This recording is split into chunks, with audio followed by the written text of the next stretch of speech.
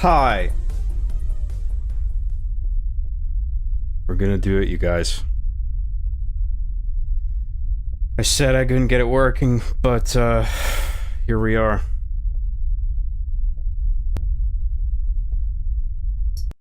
We're doing it. Okay? I got it working through Game Pass cloud streaming, which I actually have never tried before. I was always resistant to cloud streaming.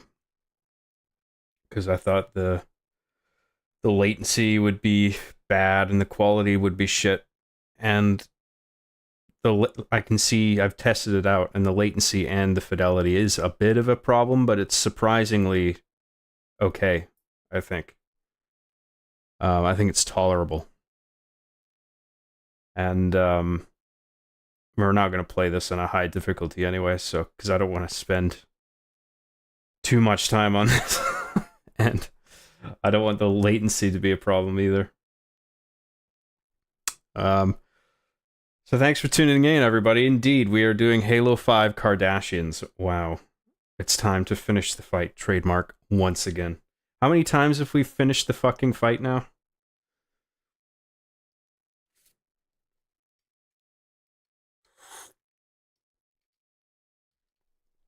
Yay, the NPC talking simulator. I'm so stoked for this. Is that what it's known for? Is there a lot of talking with NPCs in this? I don't remember that, but I guess we'll see.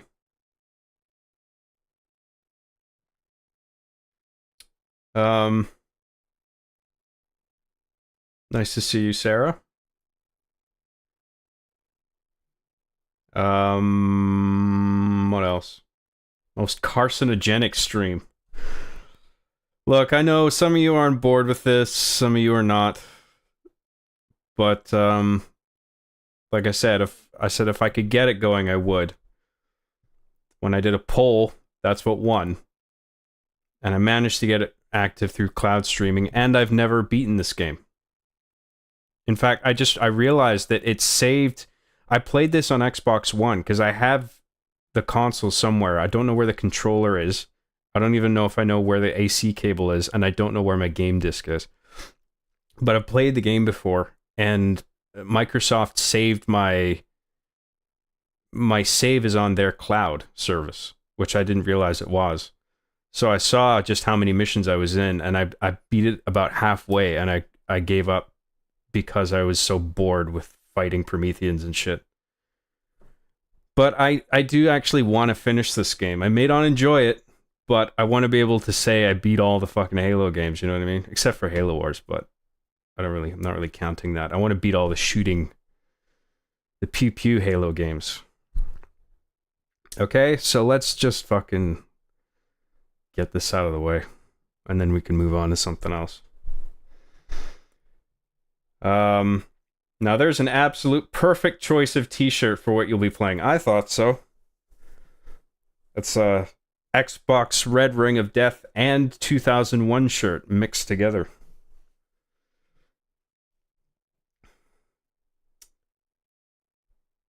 Aside from Arby and the Chief, which of your characters is your favorite? Oh, definitely Scissors. His jokes are just so sharp.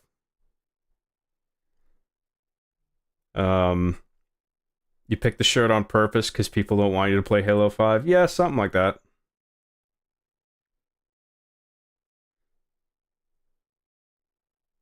NPC hitches up suspender straps. Well, I ain't seen no Spartans around these parts, but I did see a pelican fly southwest from here not an hour ago. Mighty strange. UNSC don't often come around here. Don't know what that's referring to specifically, but I guess we're going to encounter some farmer NPC or something. I'm willing to bet you could beat this on Legendary in a single stream. It only takes 4 hours. I'm not going to even try Legendary. Fuck that. I just want to blow through this, to be honest. I don't really want to savor this or play it on a higher difficulty like with the other Bungie Halos, which I'm much more fond of. Sarah XC for $10 says, "Hello, Mr. Graham. Hamster face." That's what I call it anyway. I'm not necessarily excited for this, but I can't wait to see how boring you'll find this. I guess we'll see. Well, we'll have a few laughs. It won't be that bad. I'm just here for you, Job. Aw. Yeah, there's entire chapters where your weapon is lowered and you just talk to NPCs. There's also a crap ton of exposition dump with the in-game dialogue. Is there really? I don't remember the running around talking to NPCs bit. I remember like a bunch of chatter as you're playing from NPCs, but well, I guess we'll see. Thank you very much, by the way, Sarah XE. Really appreciate that super chat right out the gate. Very nice of you. You're going to hate the breaking on heroic. Absolute worst mission in the series, Lamau. I'm going to play on normal. I just want to blow through this, like I said. Heroic and Legendary are really freaking hard on Halo 5. Do not recommend. Yeah, especially with like the latency possibly being an issue. I just don't want to bother with the higher difficulties. You have 4 companions by your side, which can be a bit of a hassle. The NPCs are usually useful when they revive you. Most of the time, they're goofing off during combat. The gameplay overall is fun. Alright, yeah, I heard about you have like a little squad that you give some commands to. I imagine it's not that complicated, but it's probably like stay, go there, do that. The towel trick used to work for Red Ring of Death, but only momentarily.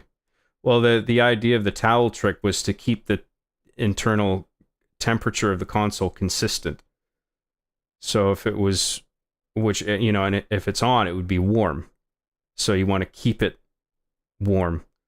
Because there's something about, specifically about the flux and temperature that would make the solder on the circuit board inside loosen or, you know, come apart, disintegrate, whatever was going on there chemically. So yeah, indeed, people used to wrap their 360s in towels. But, I mean, I wear this for playing Halo 5, but of course, Halo 5, which I realized recently. I knew this before, I just forgot. I thought that Halo 5 was on 360 because Halo 4 was on 360, and somebody corrected me. I was like, oh yeah, that was a next-gen game, wasn't it? So yeah, here we are.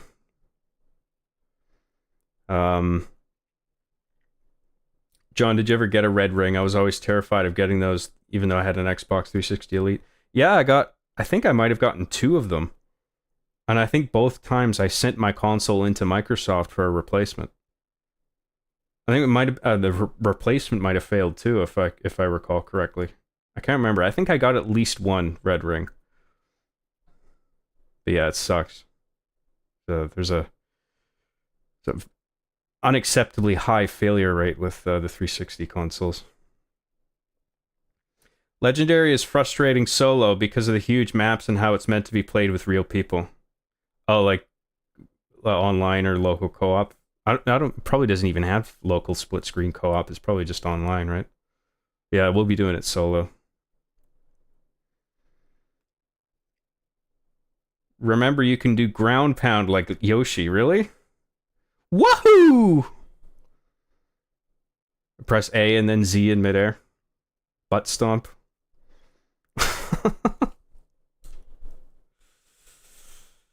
Mickey's Bickies for $2 says, we'll be Halo 5 Kardashians by the end of this. We'll be Halo 5 Kardashians by the end of this? H. Ah, the return of the epic H meme. Who could forget? Possibly the best meme ever created, and it was born right here on this show. So funny every time. Every time I see H, I'm like, ha. Hilarious. H is for hilarious. That's what it stands for. Indeed, by the end of this, we will finally become Halo 5 Kardashians, so hold on to your butts. Thank you very much, Mickey's Bickies. Very much appreciate that.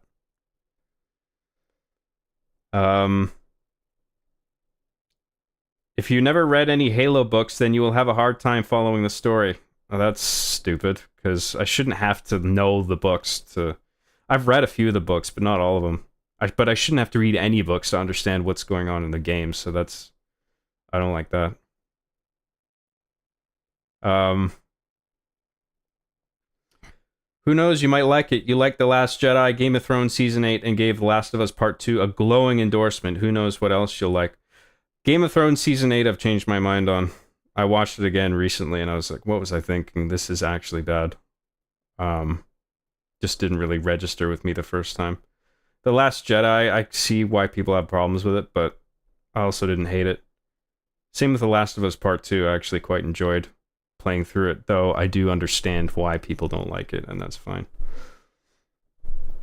And I actually agree.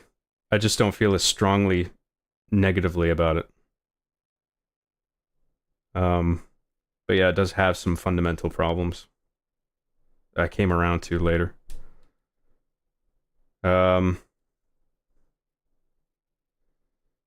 Job, you did it again. It's Friday. And guess what I'm doing? Making wings. And guess what? I'm watching your stream. Thank you. Wings. Wings. Thanks, Job. You sound like you're really enjoying those wings. I'm jealous. I want one now. Gimme it. Get ready to not connect with any of the characters in the game. Oh, well, that's disappointing.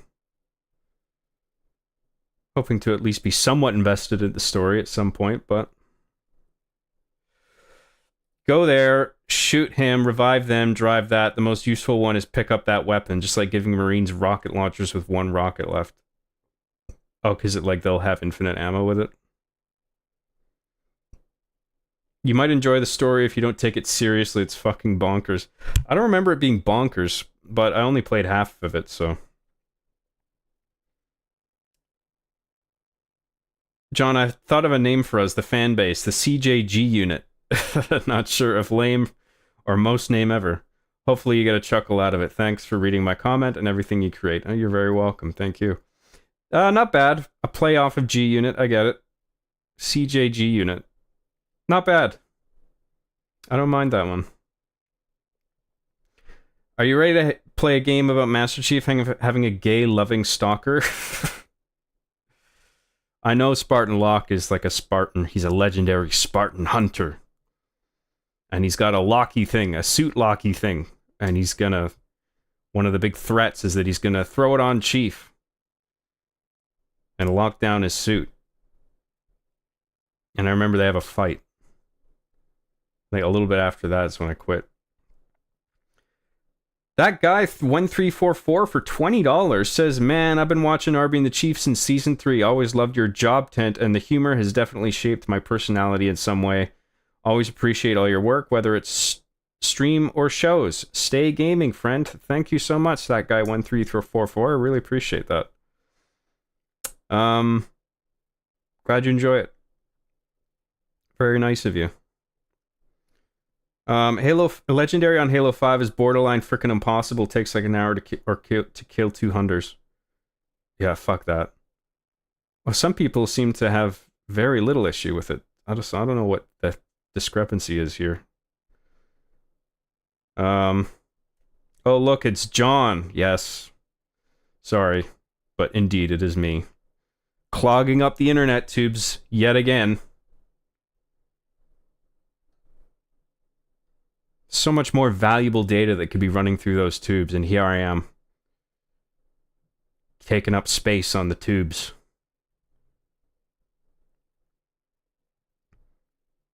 John, will you do a Media Abyss on Last of Us Part 2? Been asking for years. Media Abyss is not really a thing anymore that I want to do, because it's really just... I can just do that stuff on a stream, which I think I'd rather actually do that live after trying to record those offline. It's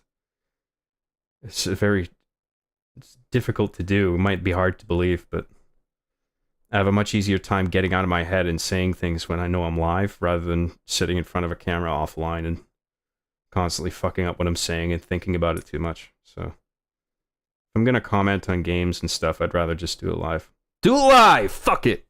Do it live! The books are completely unnecessary, kinda. All you needed was Halo 4 Spartan Ops, but you need to read one comic to explain why the MacGuffin cliffhanger from that is completely forgotten. Halo 4 Spartan Ops? fills in the blanks between Halo 4 and 5 better than the books, I guess. You need to read one comic to explain why the MacGuffin cliffhanger from that is completely forgotten. Oh, from Spartan Ops? I don't think I even played Spartan Ops. I might have played like 1 or 2 missions. I remember nothing about it, so whatever. I don't really care. Grrr, Halo 5, this makes me so angry. Grrr, look how many ers I'm adding. Grrr, this is my angry face. Wow. That's quite an angry face. Look at those eyebrows. Look at that frowny face. You're definitely upset. I'm sorry. But we'll try not to spend too much time on this. I always compared this game's story to Batman vs. Superman, just a series of interchangeable scenes with vacant characters that hardly lead into anything grand except it's edgy. Well, that's... the only thing I liked about Batman vs. Superman was the fight. And Batman smashing a sink on Superman's head. I didn't like anything else about that movie, pretty much.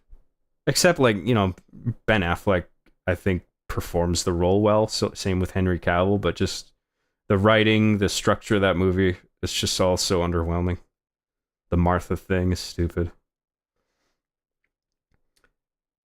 Jesus Bastidas for $20 says, Arby and the Chief have been part of my life since like 5th grade. Now I work at big corporate firm.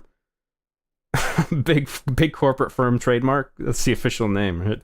And I love my yearly rewatches. Thanks for the series and continue what you're doing, man. Thank you very much, Jesus. Jesus. I don't know if I'm pronouncing that wrong, but that's very generous of you. Thank you.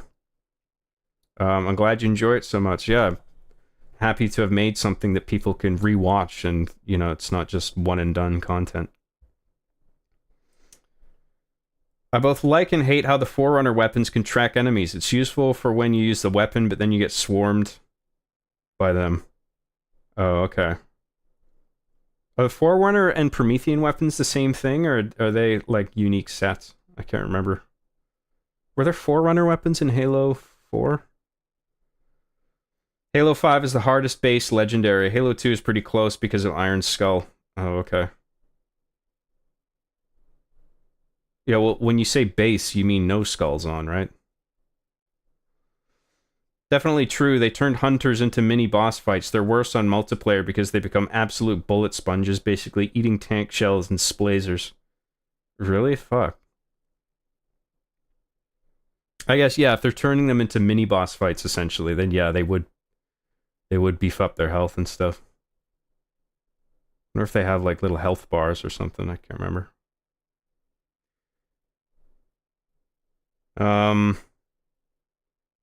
A Canadian Gamer for $13.99 says, John, do yourself a favor after beating Halo 5. Look up Hunt the Truth audio series, listen to it fully, and you'll be saying, where were these writers during the making of Halo 5? I think I might have briefly looked over that. I don't remember much about it, though, but okay. I'll try to remember. Thank you, A Canadian Gamer. Appreciate it. I'm not really that interested, to be honest, but I'll give it another look if I can remember.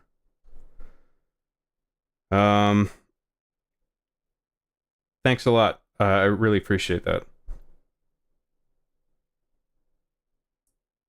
Oh boy, I can't wait to see Halsey's betrayal and the Janus key. Hey, spoilers! The warehouse fight in BVS is incredible. Oh yeah, that was a good fight scene as well. I forgot about that, where Batman beats the shit out of everybody. All this, the criminals. Oh dear God, he's really gonna play it. Yes, we are.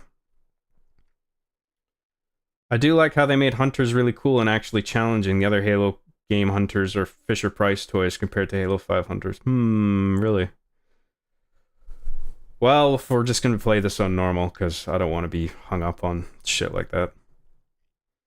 Mickey's Bickies for $5 says, I look forward to weekend streams, Mr. Jobs. Spartan Ops had Halsey lose her arm. She could make enhanced super soldiers, but not an arm, lol. Big brain. Yeah, I don't know anything about the Spartan Ops stuff. I'm glad you look forward to the streams, man. Mickey's Bickies, thank you very much for that. All right, we're caught up on chat. What do you say we dive into this?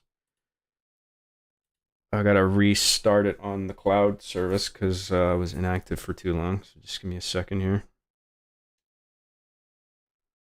And then we'll close that tab.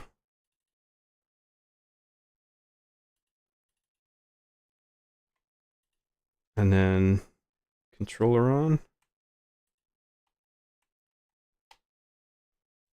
What the fuck is going on with this thing?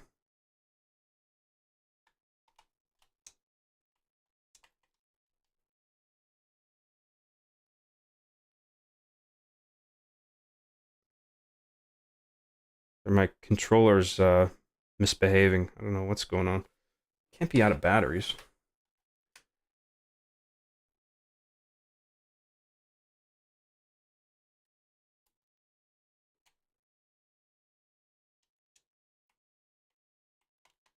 Okay, now it's working, I think. I don't know what that was about.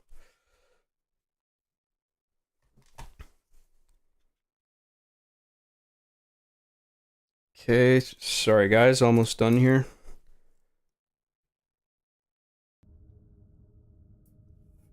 You should be able to hear ambience. Actually, hang on. I gotta full screen this somehow.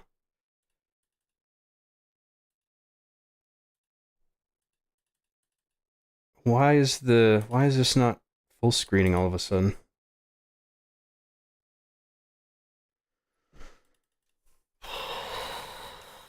Sorry guys, we're almost just give me a second. I had it in full screen, but now it's not doing it. F11 maybe?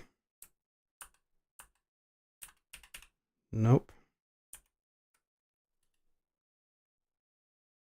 Hang on, I'm gonna restart the browser. It's my first time doing cloud streaming, but I had it all going with full screen and everything. I don't know what the fucking problem is now. Game Pass.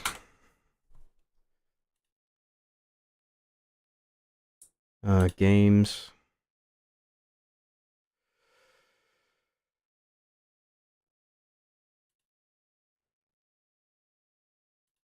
Browse all. Halo 5.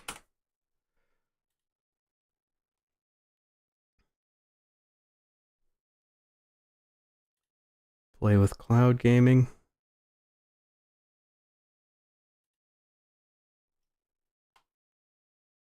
Okay, now we're good. I think.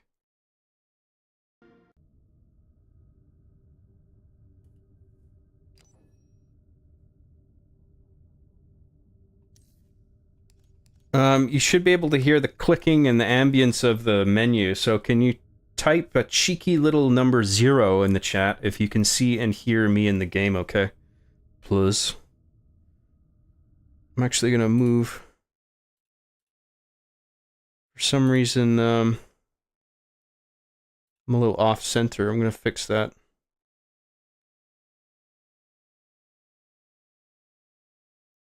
Webcam. Move myself over a little bit.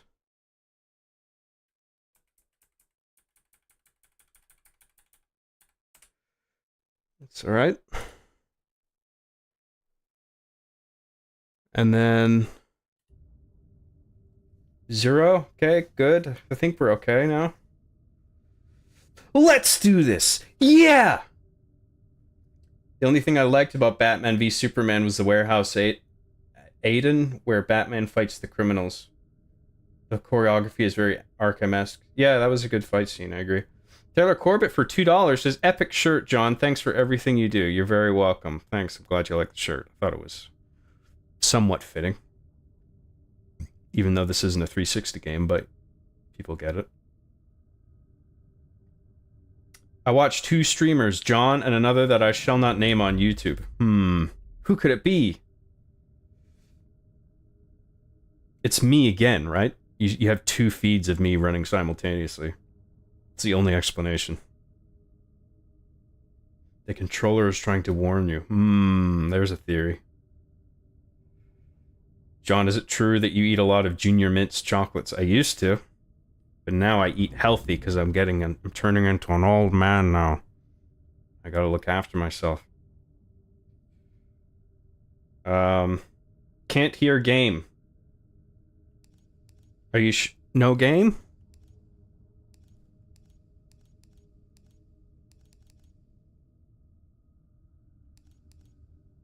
Can you not hear the game right now?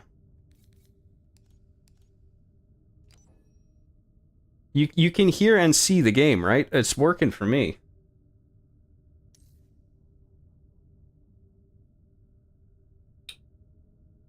Can I get a confirmation on that, please? Just... Okay. You hear the clicks, no game volume.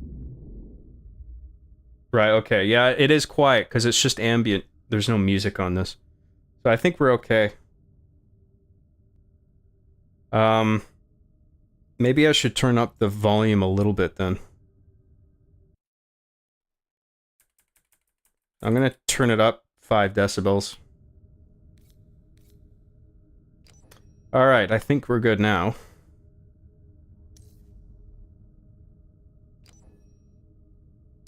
Yeah, so like, I got up to this. And then all these I didn't get to, so I guess I was halfway through where I last left off, but we're gonna start from the very beginning. So I guess we'll start with Osiris. Normal. Any skulls? Rare combat dialogue? Oh no, I don't even have them unlocked, so whatever, fuck it. This ain't Master Chief Collection anymore. And, I guess we're good to go.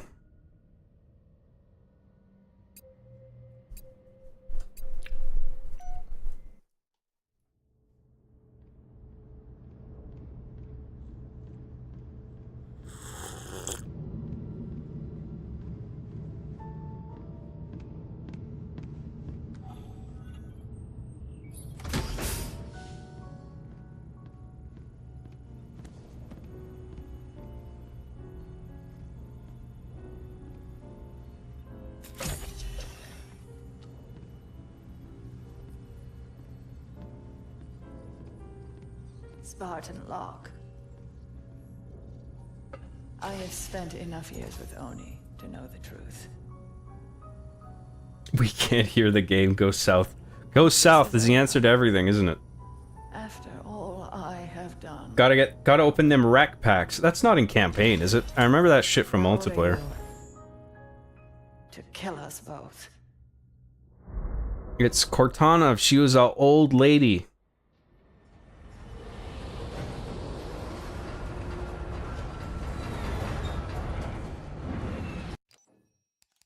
Turn on subtitles.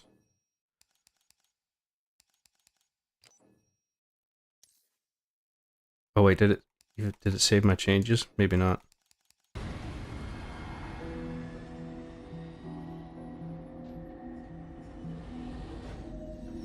Hello, Jonathan Blowass Gramonauts. Blowass? It's good to see you. Thanks for tuning in. Sarah XC for $5 says, turn it up just a few smidges. Also, you're not old, you look 30 at most. Oh, thank you very much. Well, you think it's still too quiet? Because I did turn it up. I want you to be able to hear me over the game. Halsey has managed to contact us. She claims to have information on these attacks. Halsey is currently in Covenant custody on the surface of thank you very much, Sarah. The mission is to insert behind enemy lines, retrieve Halsey, and bring her back to Infinity. Be advised, Dr. Halsey is accompanied by Covenant Supreme Leader Jul 'Mdama. You have the opportunity. Understood, Commander. Good luck, Spartan Locke. Infinity out. Tracking gear online. Affirmative. Say, before we make this jump, anybody want to say a few words? I figure if God can hear how scared I am, so can everyone else. I like the idea of like a trained Spartan hunter coming after Chief. You ask? To like you buy. Take down Spartans that have gone rogue. The light is green. I just don't think it's executed overall very well. Like, it's not interesting enough.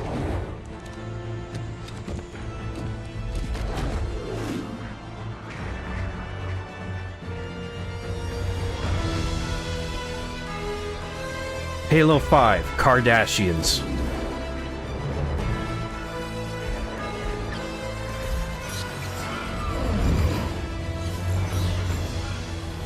Oh no, he's playing this one. Oh yes. Oh yeah! Oh yeah! We're playing Halo 5, baby! Oh yeah! That's Macho Man Randy Savage if he was playing Halo 5.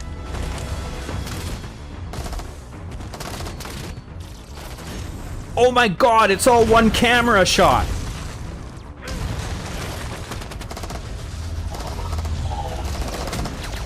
Look at all this badassery.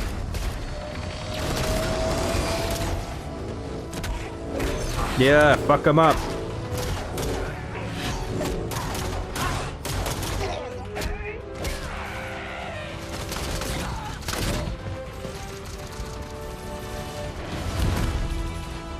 Put on subtitles. Yeah, I did. Turn it off, John. Save yourself. No, we're doing this. We must finish the fight trademark. Again. After this, I think I've had my fill of Halo and we'll move on to something else.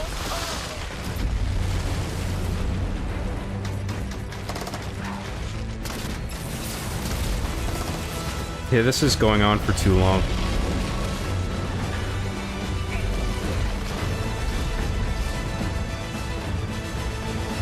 Yeah, superhero shot. All four of them in midair at once.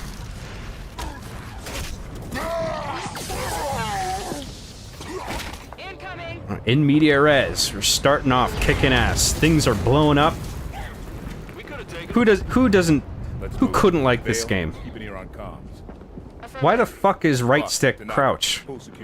What fucking controller scheme is this? Hang on. I don't want crouch to be fucking right stick. That's stupid.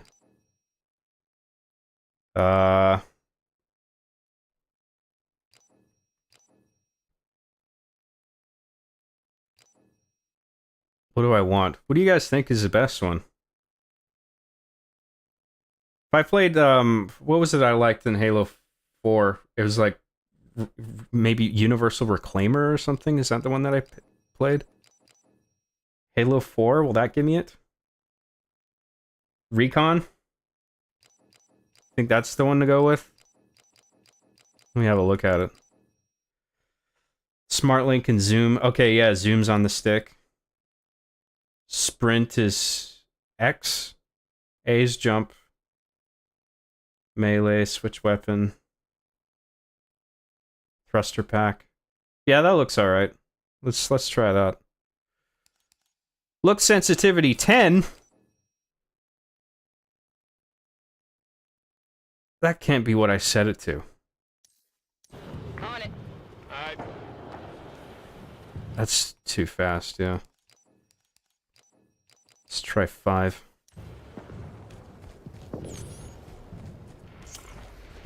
That's still too fast. Sorry guys, we'll get started in a second here. I just gotta do all this bullshit. Let's try 3.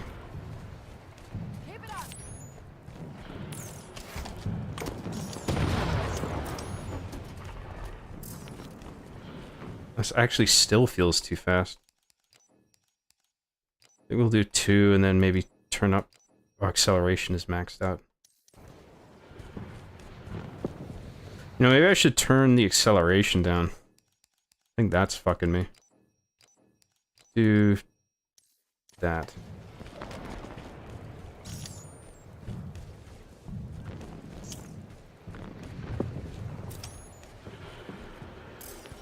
This is fucking annoying me. I can't find one that's like... You can't even adjust... You can't even individually adjust the scoped in sensitivity. Let's try 3 and then 2. I think that's better. We'll try this for a bit. Recon is for real. Well, we're on Recon, so thanks for the advice. Appreciate it. Halo 5 buttons are very different from MCC, unfortunately. Yeah, I noticed. Also, the thumbsticks are their own option directly beneath. What do you mean? Oh, I see. Thumbsticks can be mapped. Well, I think we'll do, yeah, we'll do default layout for that. Oh, wait, is toggle crouch on? Yeah, it is. Clench protection? Don't think we need that. Disable assassinations? Why the fuck would you want to do that?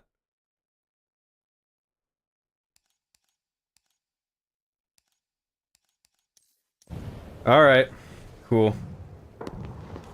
He's actually doing Halo 5, question mark? Yes! You're not hallucinating, I promise.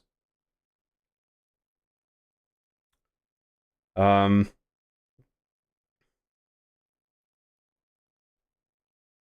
to the bathroom? You go to the bathroom. I don't need to go to the bathroom. Kapu Joe for $1.99 says, Job, have you heard of... Yeah, it's great. I love it. Thank you, Kapu Joe. Really appreciate that. Nice to see you. John, it's 1:13 a.m. in Ireland right now. Bro's been out drinking, and I just want to say thank you for the content. You've gotten me through some tough times, and I just want to say thank you. You're absolutely goated. Thank you so much, dude. I appreciate it. Thanks for tuning in. And so late, too.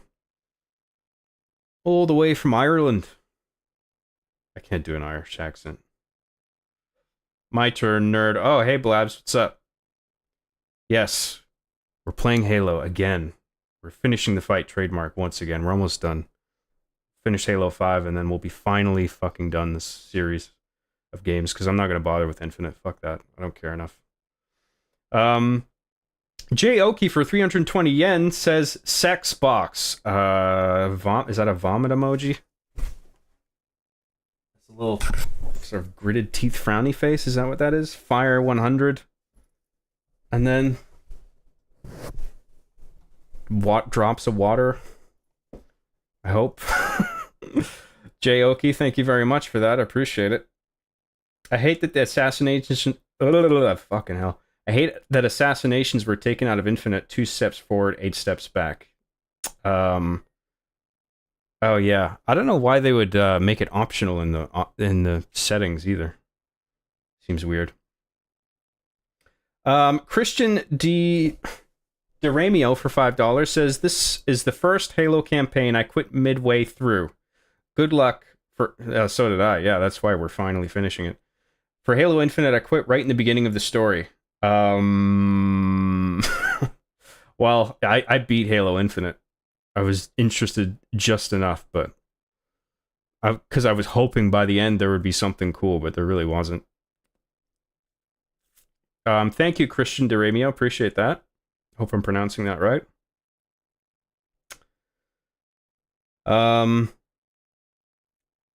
Alright, let's fucking do this, okay?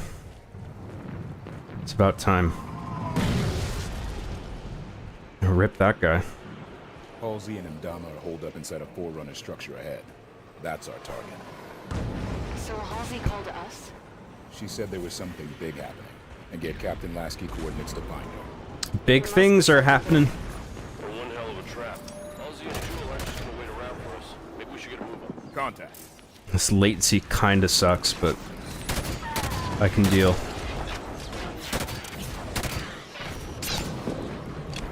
What's reload again? Right bumper. Okay. Ah, fucking... the sensitivity's not cooperating with me. Maybe I'll turn look acceleration to 1.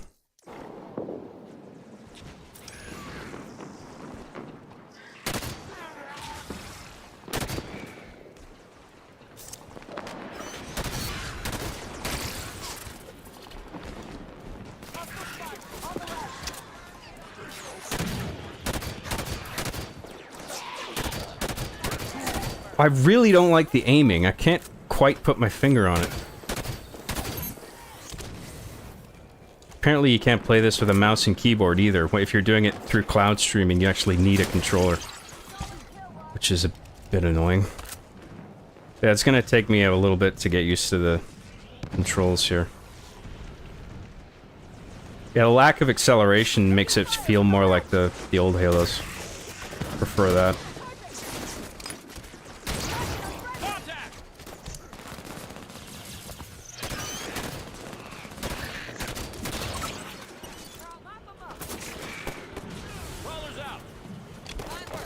Keep hitting B to reload.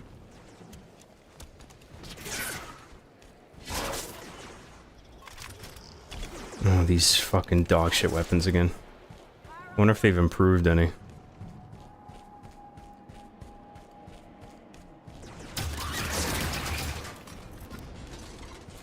All clear. Move on toward Halsey's position. I'm about to gouge my eyes out. Come on, it's not that bad. We'll suffer through it together. Come on now. Forerunner soldiers, up the cliffs. Get after them.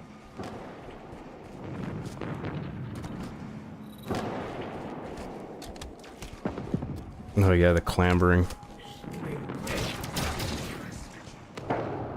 Soldiers just teleported through that ice wall.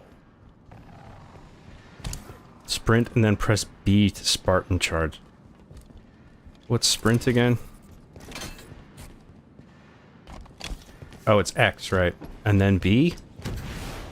Oh, okay, I see.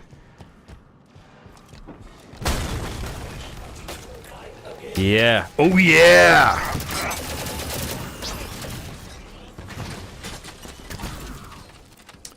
Light rifle. Oh, I got a RB to pick up weapons, okay. Storm rifle, nah, fuck off. Actually, you know what, maybe we'll try it. Maybe it's better than last time.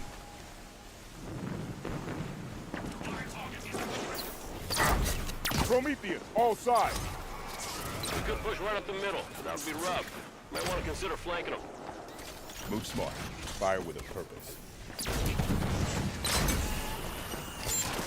Playing this feels really off, and I don't know if it's the latency or if it's something else.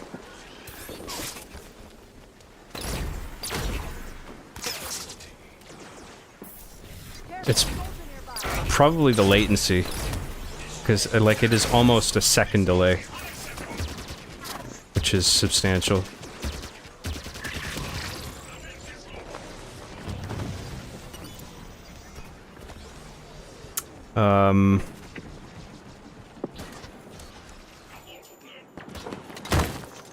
Oh, whoops, wrong button again. It's a weird pistol. Bolt shot's a bit different. Wacky sci-fi guns!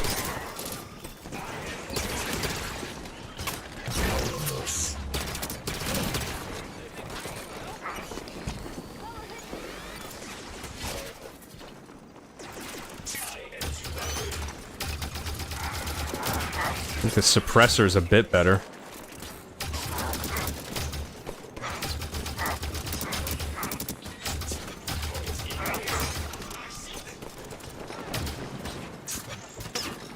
I think the shots sort of home in now. That's an improvement. Storm rifle feels a little bit better as well.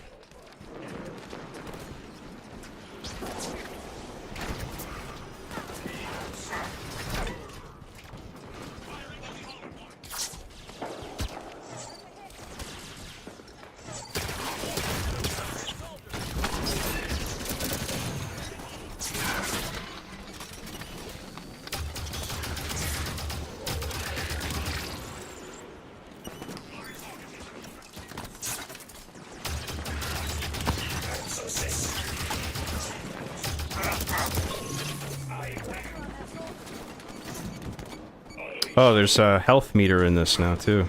They brought that back. Shields take a while to recharge.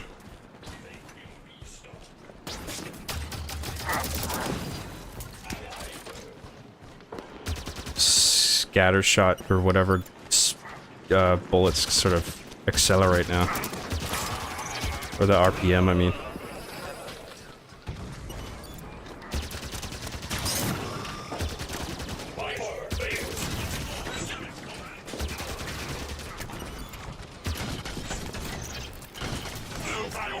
Ah, fucking Christ. Damage the soldier. What's sprint again? I keep forgetting. Oh, it's X, right.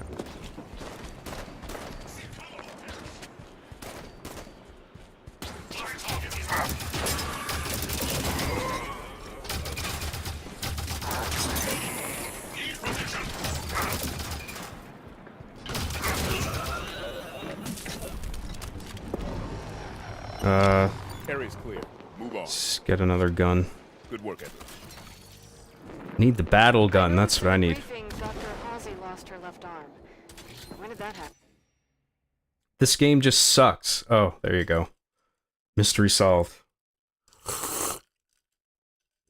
Lower dead zones, maybe? I don't know if it's that. Can you adjust the dead zones? Oh, yeah, you can. Inner dead zone. Let me try it again. Jewel did it. No idea when or why. Reckon it wasn't an argument, or he'd have cut off her No, I hands don't think it's that. Door sealed tight. I'm just gonna leave those. Forerunner security station. I don't know what Must the be fuck it unlocked. is, man. Any way to lift it? The Artemis can analyze Forerunner systems. Might be a way to override this door. This Artemis thing, one of your old Oni toys? Similar. I think maybe I'll turn the acceleration up one notch. I convinced Commander Palmer to outfit us with prototypes. No, fuck it, I don't like that. Something's really weird about the aiming, but it might just be the latency, like I was saying. Who up adjusting they dead zones? Yeah, I don't think I need to do that. Mythic FLW for £1.99 says Halo 5 uses bullet magnetism rather than aim assist. What, for all of the bullets? I thought it was just certain ammunition. That seems dumb to do it with all of the weapons. Thank you, Mythic FLW. Appreciate that. Let me just check that I didn't miss any chats.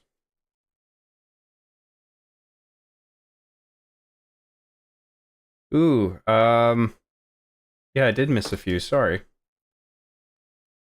Sarah XC for $5 says, mess with your dead zones, maybe? I don't know. Yeah, I don't know if that's gonna... Because I tested the boundaries of the dead zones, and I don't think that's what's bothering me. But thank you, Sarah XC, for the advice. Appreciate that. And the super chat. Christian Deramio for $2 says, you pronounced it correctly. Most people don't. Oh, cool. Deramio, gotcha. Thank you very much, man.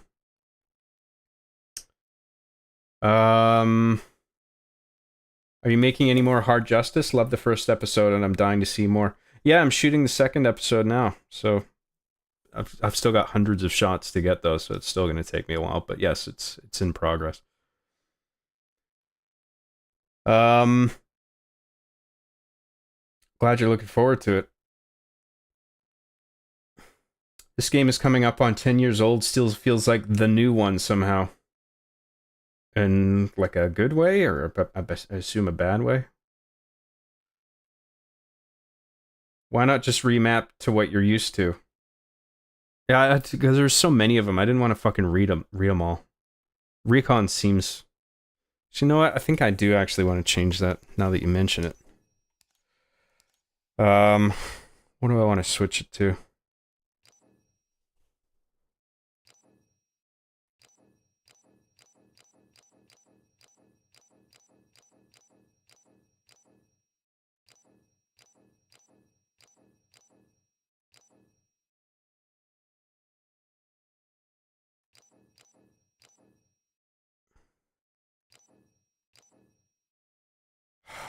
I don't know, man.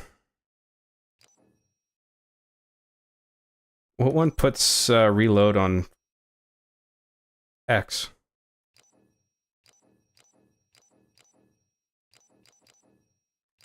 That one. Fish stick. Halo 4. Throw grenade right bumper? Yeah, no. Let's try Halo 4. That seems like it might be okay.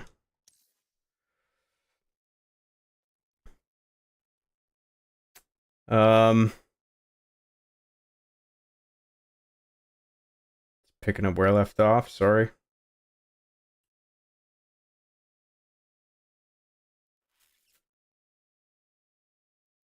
It's the dead zone / acceleration that you're disliking, John. I know because I felt the same thing about 3 years ago. So you think I should turn the dead zones up a little bit? Or make them wider? I'll try increasing the size of the inner dead zone a little bit. Oh, wait, hang on. Inner dead zone. Input required to exit the dead zone prevents drift. Right, yeah. Required to reach maximum look speed prevents slow turn. The higher the setting, the less input needed based on proximity to the edge. I don't want to fuck around with this. It's gonna take me ages.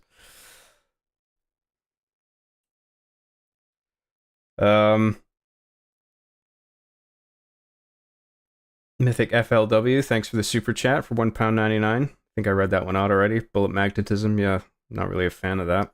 If it applies to all the weapons. I never played Halo 5, but I like to pretend I did so that I can complain about it to people who don't care about my opinion. I am very intelligent. Big brain. Big brain move.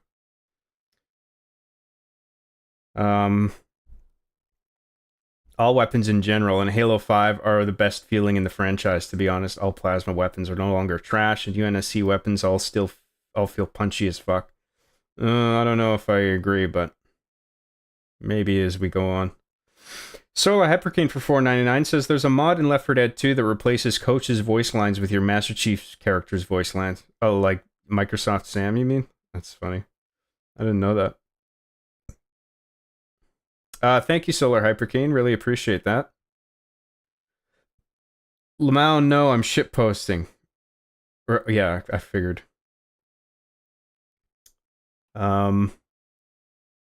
Wait, did we bully Job into playing Spartan Ops? Or no, it's just Halo 5.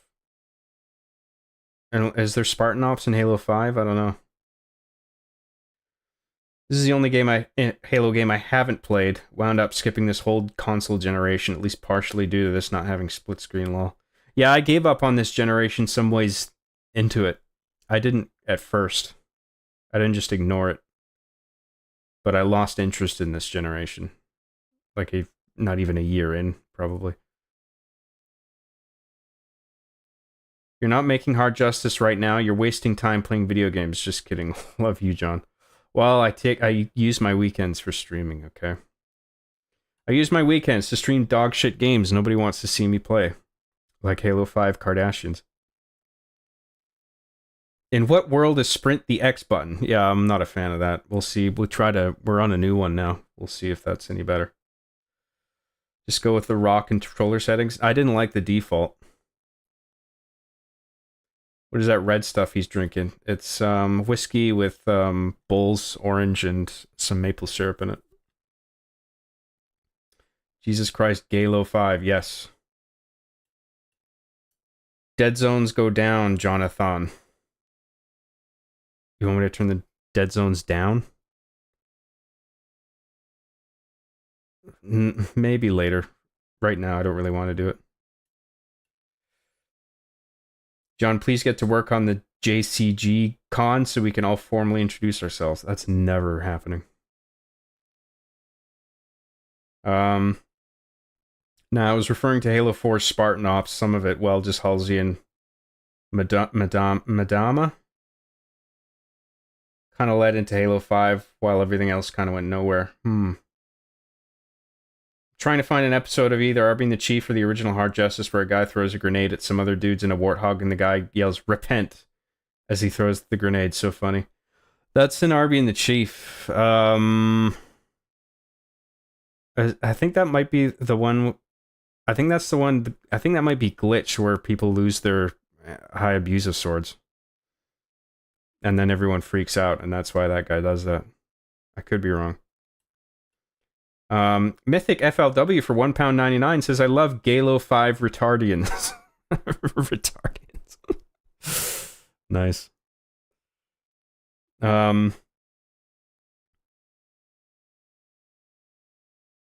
Thorn, the only decent Spartan character in Halo 4 Spartan Ops, was supposed to be in Halo 5, but they replaced him with Buck for fan service. Should have replaced one of the other three, to be honest. I don't know the characters well enough to care one way or another. Thank you, Mythic FLW, by the way, for your super chat. Really appreciate that. Thank you, John. Thank you. You're welcome. I hope I got the episode right. I think I did. All right, let's keep going.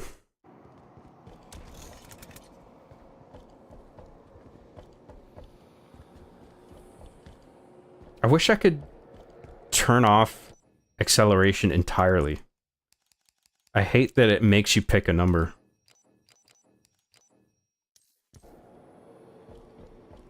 Where the fuck are we going? Is this a door? Am I fucking blind, or... Are we supposed to go up? Do I have like a jetpack or something? Oh, I'm supposed to jump up on these platforms. Okay, I guess.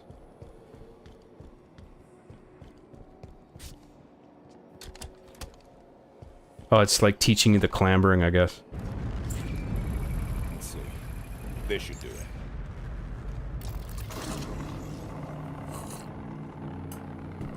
I think you have to boost. Well, we didn't have to, but you could be right. That might have made it easier. What's the... Does boost you up if you're jumping? Doors open. No, it just sort of... The Artemis did the trick. You get a little altitude, but it's mainly about going forward. They're assaulting the back of the temple. Speaking spaghetti! And then the whole crowd went spaghetti. Mom spaghetti. He's vomit on his sweater already. He's nervous, but on the surface, Locke is calm and ready to eat mom's spaghetti. Snap back to spaghetti. Shuttle adrift in deep space for 6 months. My options would be real bored or spend the time getting smart.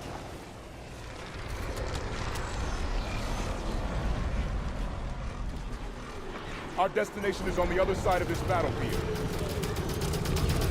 Watch out for the Kraken. The Covenant are trying to use it to break the Promethean lines. I'd rather not get stuck between them.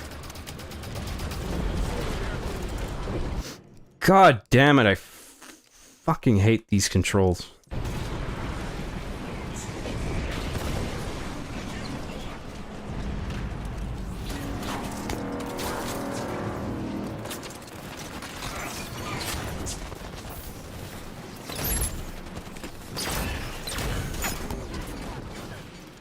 Shit. And then what's sprint again?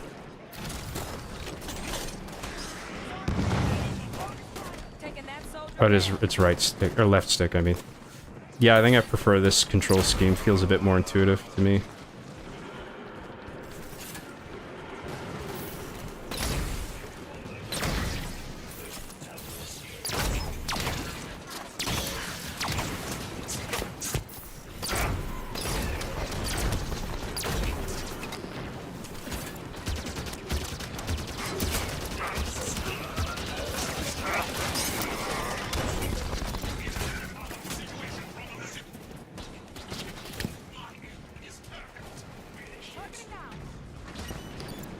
Man, Halo 4 really didn't feel like Halo right off the bat, and this turns that feeling up to 11, where it's just like, what the fuck is this now? This really doesn't feel like Halo at all.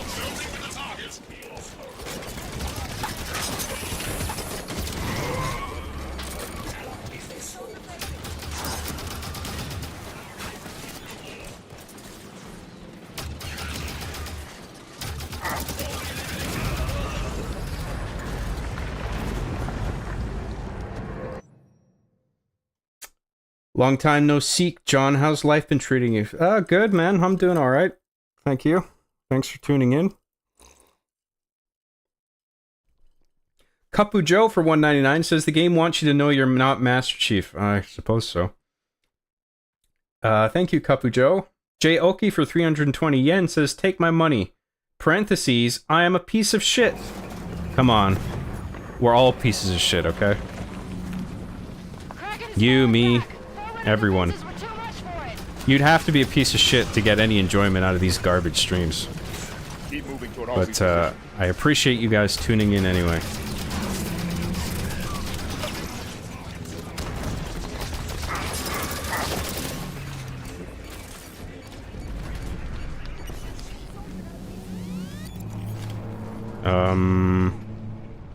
Yeah, I don't want this.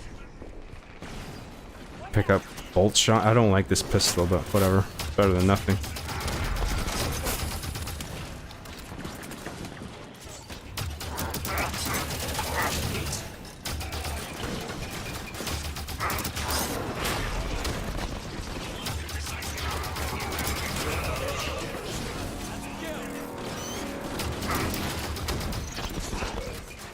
I'm already bored by this. Like, because there's like no narrative hook, it feels like. Like, I don't really understand what's happening.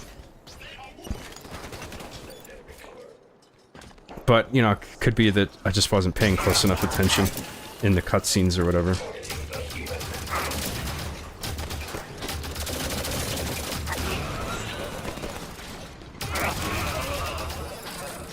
Because, like, when Halo Combat Evolved, for example, at the very start, the stakes were clear. It's just like, okay, we're setting up the characters, we're on this ship, aliens are attacking, there's Master Chief, he's waking from cryo, and it's just like, boom. Like, okay, I get it, I immediately get it. And I'm invested, you know? This, I'm just like, huh? What? Where are we going? What's in here?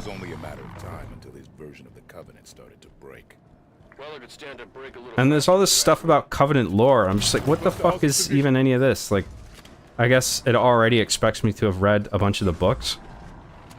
Access data pad. Hey, number go up! Hooray! The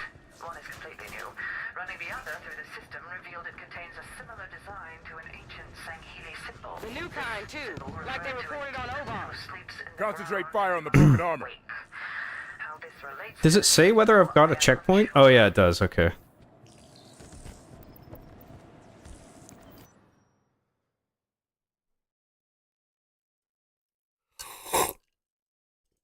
I don't know, I still would have preferred Animal Crossing. Well, you know what I want to do next is my Lies of P New Game Plus run. I feel like a Souls-like would be an interesting change of pace for this stream. Plus, it's something like I really actually want to play. I want to jump right back into that. I feel like that would be a fun one.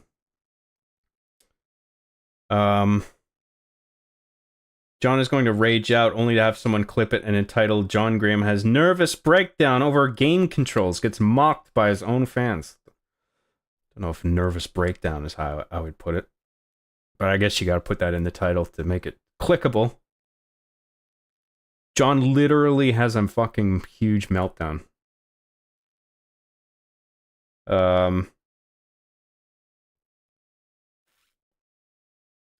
Definitely liminal vibes. Yeah, but that's only because it was nostalgic at one point for me. Missed what that was about. You've always seemed like a politically informed person. What do you think of what's happening in the US right now? It's interesting, Lamau. I don't want to get into it. And Mythic FLW for £1.99 says, I would quit my John for job. Who wouldn't? That's the correct decision. No way. Is the job 5 Guardians? Are you the Guardian? I am Halo 5 Kardashians. Or at least I will be at the end.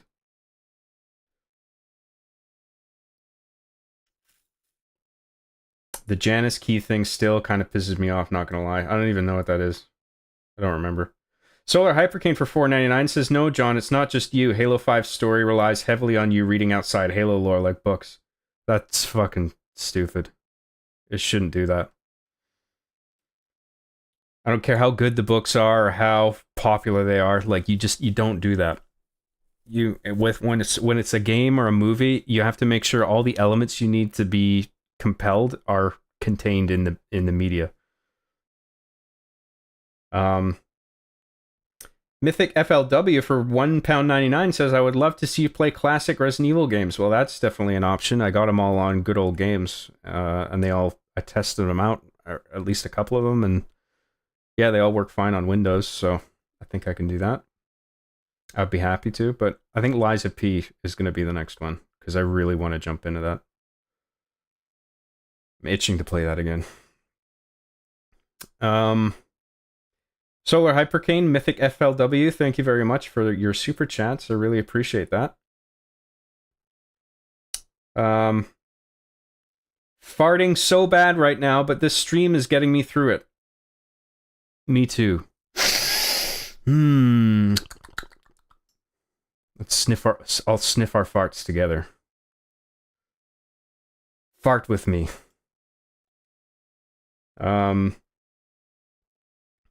Story-wise, other than Cortana, but they fuck it with being the scene story, including infinite sorry drunk job, lol. Clearly. Fucking hell, that was barely a sentence. Halo CE did the sounds and the atmosphere so well. Halo 2 and onwards, most of the mystique is gone. Every marine and gunshot sounds miles away. Takes you out of it. I don't know. The sound design I thought was okay in the sequels. I'm about to sneeze. Am I going to? I'm right on the edge of a sneeze. I can feel it, but it's not coming. Maybe I'm alright. God, I was terrible at Mario 64 when I was a kid. Jolly Roger Bay was usually the furthest I got before getting scared. I kept trying to play it because I was impressed by the jump from World to 64. I don't know if I was ever scared of. The only thing that mildly creeped me out in Super Mario 64 when I first played it was the infinite staircase when you're at the last Bowser thing and you don't have enough stars. I thought that was a bit creepy. Other than that, the haunted house actually and the bird cage outside, that was pretty spooky actually. I remember that. The monkey that does your job better for $4.99 says Halo Michael Bay edition. Also, the Promethean and Covenant weapons sound like poopy.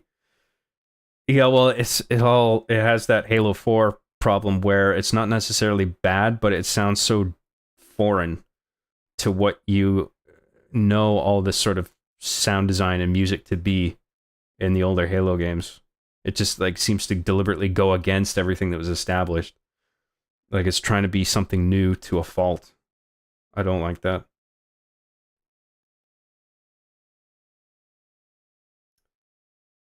John, how do you feel about the Actman's videos on Halo? The Actman's fine. I've had I think a couple conversations with him on EFAP, and yeah, he seems like a nice dude. I don't really watch Halo news videos. I don't watch YouTubers reporting on Halo news. It's just not I just don't care enough. So I don't really know what his takes are. I kept thinking there was a shark in Jolly Roger Bay. I kept screaming for my aunt to play instead. No, there was that dinosaur in that one level. Hazy Maze Cave or something. Hi, Job. I love you, buddy. Thank you very much. Thanks for tuning in. All right, let's keep going.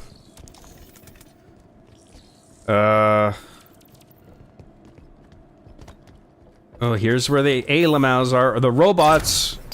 We're shooting the freaky sci-fi robots. We need her alive. What the fuck is going on here? Am I even doing damage to that dude? Oh, shit. I'm all discombobulated.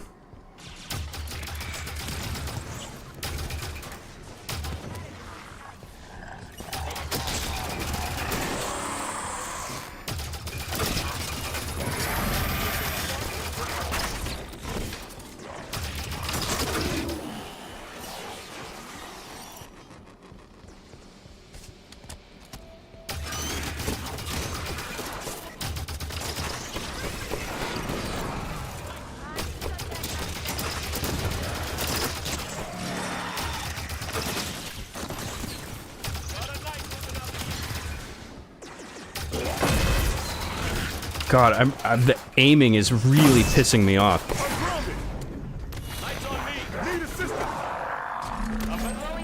Oh, this has that.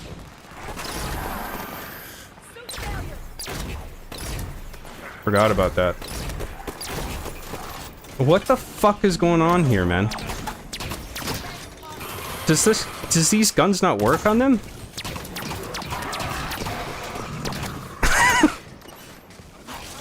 It feels like I wasn't doing anything. I don't like that. Almost clear. Fuck, at least we got him. Like, you should see some kind of feedback from the bullet hits. Because if just nothing happens like that, I'm just like, am I dealing damage? Does this even work?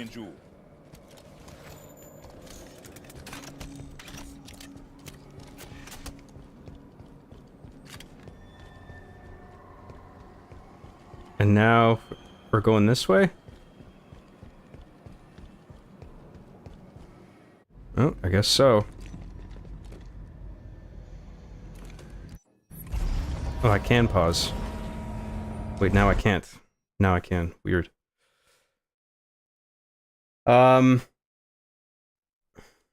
Pretty sure Hazy Maze Cave has Dory in it, the big blue pliosaur.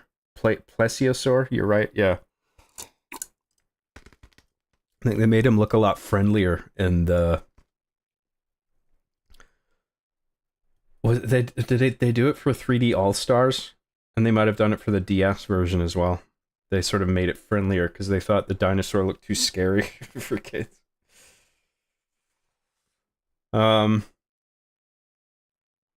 Mickey's Bickies for $2 says, after farting together, may we goon together, Papa. No, just farting. No gooning. No gooning zone. Otherwise, it's outside the ship with you. You're banished. If you're not good. That's what happens. You don't watch Halo News videos, but didn't you create Stupid Obvious Information magazine? Ah, yes. The very popular magazine, I forgot.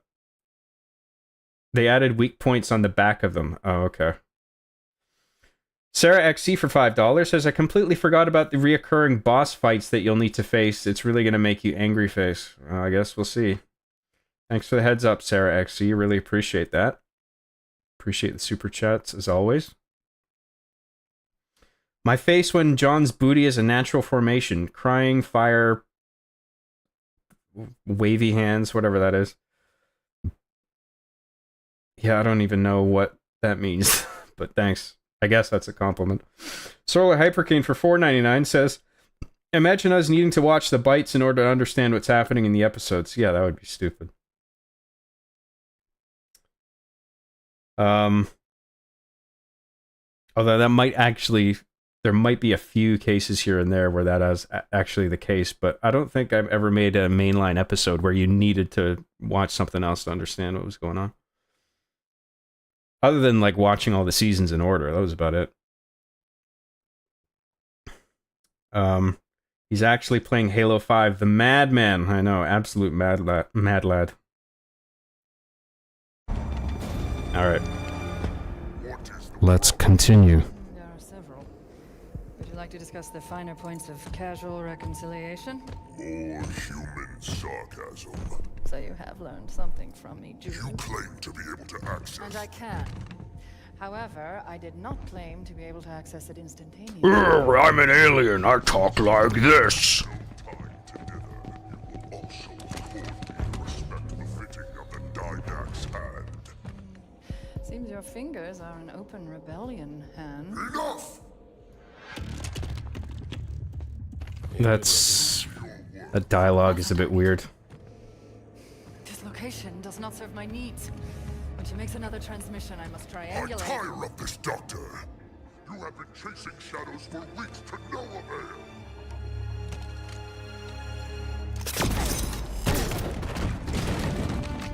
Smoke them.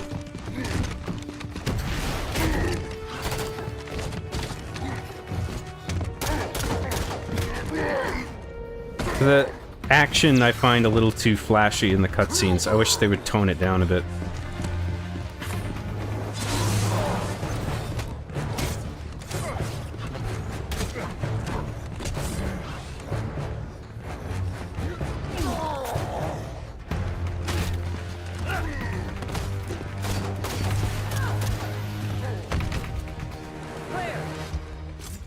A lot of jumping around.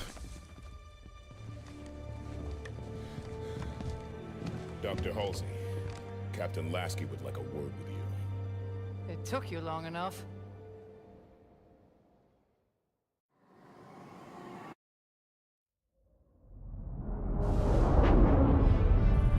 Does the game feel like shit because of the streaming? I'm not sure. It could be at least partly due to latency, but I also just think the way the thumbsticks, the aiming behaves in terms of looking and acceleration just feels off.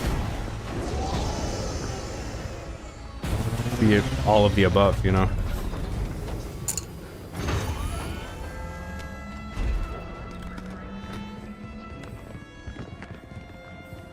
Captain Lasky, I sent you my position 3. John, do the rest of the stream as Mr. Plinkett. Private, Doctor. Hey guys, it's me, Mr. Plinkett. How far has it already gone? We're playing Halo 5 today. Don't forget to take your brain medicine.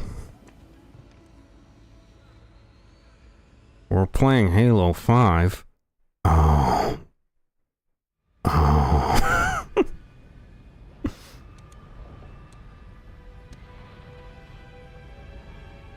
Hey, there he is. And Cortana's not there. Sad. Big sad face. Very big sad. I haven't seen Chief press himself like this since we were in boot camp. He's fine, Fred. This many missions. This one time at band camp,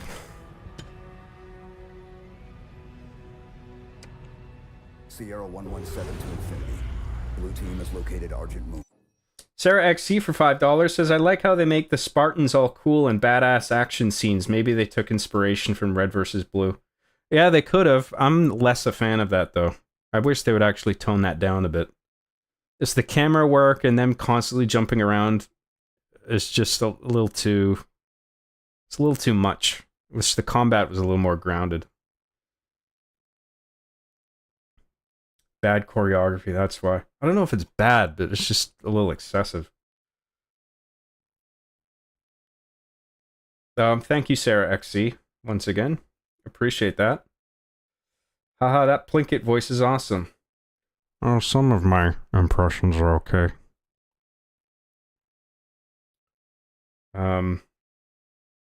Jay Oki for 320 yen says, if you drink enough Dr. Halsey, look kind of thick. She's an old lady. Gross. Thank you, Jay Oki.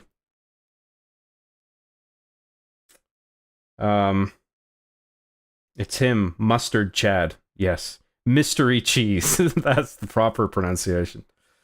Solar Hypercane for $4.99 says, this stream is probably going to shit because it has to stream Halo 5. You could be right, yeah. The game is so bad, it's actually tainting the equipment and the fidelity of the connection. Job, can you still do the death garble? That should always hit in the old school machinimas lol. Oh, like when a character dies and they go blah, blah, blah, blah, blah, blah, blah. John dislikes the only good part of 5, devastating. This is the only good part of Halo 5 is the excessive hand-to-hand combat? Great. Thanks, Solar Hypergame. Master Grunt 15 for $2 says, hire the A-Team. I was going to recite them, the monologue from the title sequence, but I can't remember it. Like, if you need help, maybe you should hire the A-Team, whatever that was. Can't remember.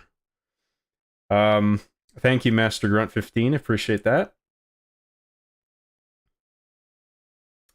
It's kind of like Pacific Rim 1 versus 2. It doesn't need to be so Power Ranger-y with the action.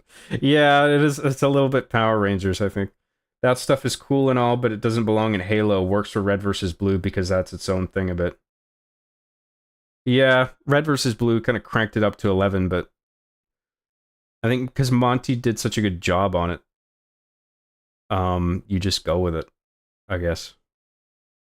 Although it is the combat is quite excessive in that too, but it's easier to accept than Red versus Blue because it's like a fan project thing.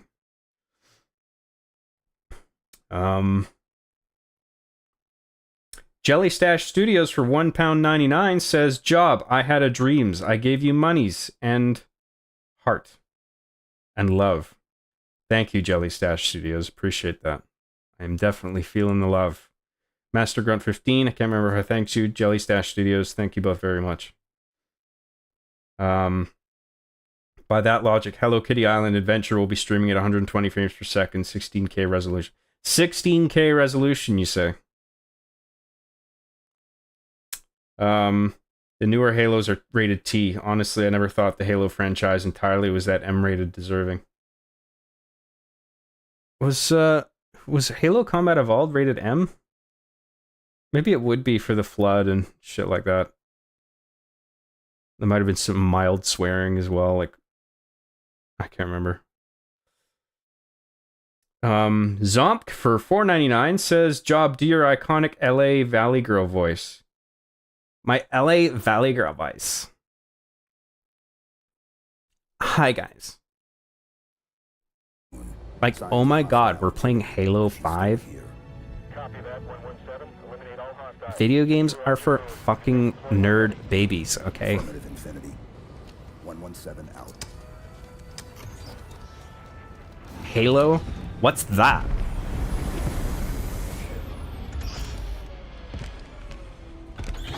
Thank you, Zomp. Appreciate it. Thanks, Kelly. Everyone ready? Affirmative. Yeah, you better feel the love, John. We're gonna love all over your face. TMI. Too much TMI there. CE was M, right. And the new ones are T. The Flood was pretty M. It does make sense. It's T after they did away with them. Even then, I guess Halo Wars got away with T Flood. T Flood. Yeah, the Flood is sort of a gross thing enough to, I think, get it an M. Red vs. Blue is also a comedy with slapstick elements where the characters are shot and killed. Made to ragdoll pretty regularly. Oh, the over-the-top action kind of lends itself to those vibes. Yeah. Yeah, if you have shit like ragdolling that you can't get around because it's machinima. Yeah.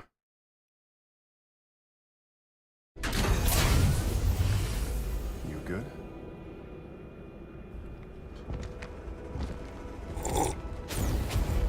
His armor looks a bit better than it did in Halo 4.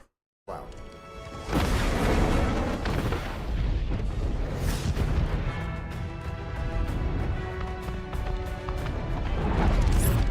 And the 4-player co-op is like integrated into everything. So like every cutscene, it's just like the gang's all there. The Ungoy are resisting. Throw the Ungoy out the airlock.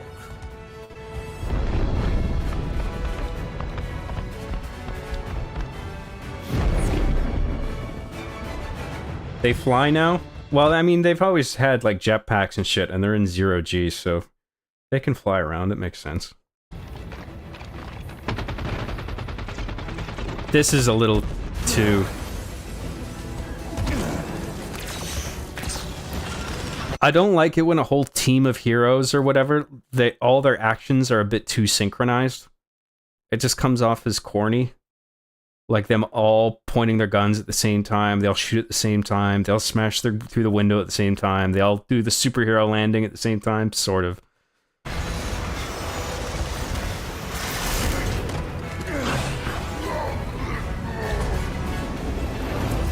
Whoa!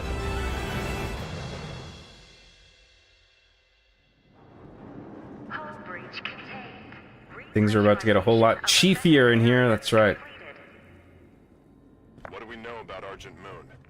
Jelly Stash Studios for £4.99 says, I think this scene works really well. Chief and his team have a much more calculated approach when jumping into action in comparison to Team Osiris. Yeah, I mean, it's cool that I have no problem so far with like the characters and the fact that they're a team, but it's just the fact that you always see all four of them in every shot together with all their actions synchronized so much is just a bit too much.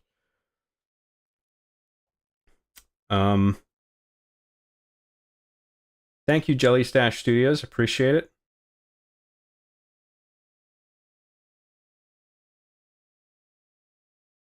Glass, is this a human ship?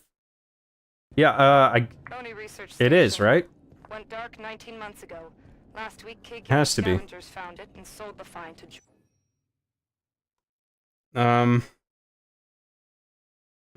That whole scene was some Avengers type shit, lol.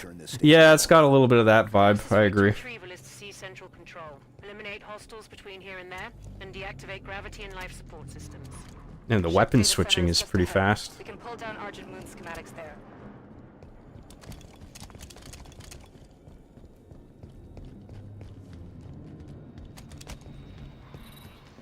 Looks like they were designing a new stealth class vessel. They lost years of expensive R&D with this station. Wow, look at the space chip.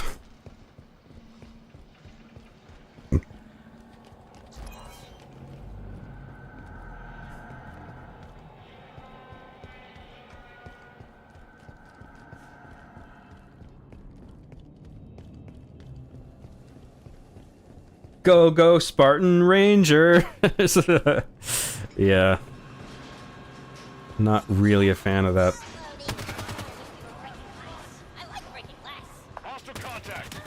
Well, they made the grunts kind of silly again. That's good. I like their voices are improved from Halo 4. That's something.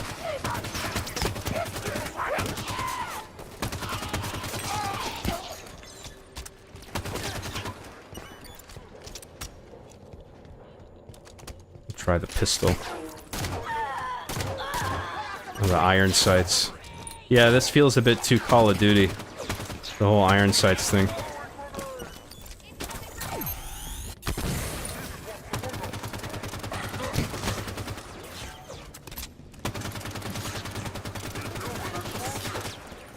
Oh, God.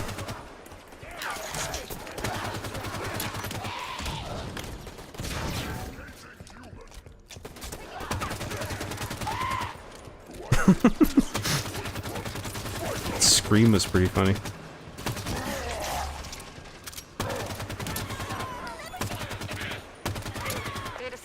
What's more funny than the screams of your enemies?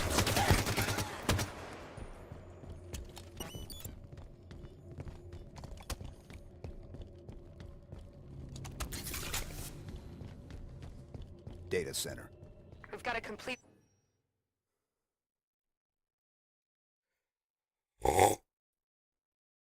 Whoa, John is playing Halo 3 Reach 5. Halo 3 Reach 5 Kardashians, get it right. Joe Staten returned to voice some of the grunts in 5, which is pretty cool. That's cool. Didn't know that. This is when Halo is trying to be COD and vice versa, Lamau. Yeah, well, you still have that cannibalization going on. Games trying to beat each other. The whole, Fortnite and Call of Duty and the whole crossover meme thing that they're both copying each other. Dead by Daylight doing that as well. We should be able to pull down Argent Moon schematics and find a path to central control. And then you end up with all of these franchises losing their identity because they're trying all so hard to be the popular thing. That's frustrating to watch that. Where the fuck am I going? Oh, right, okay. Gotta press the button.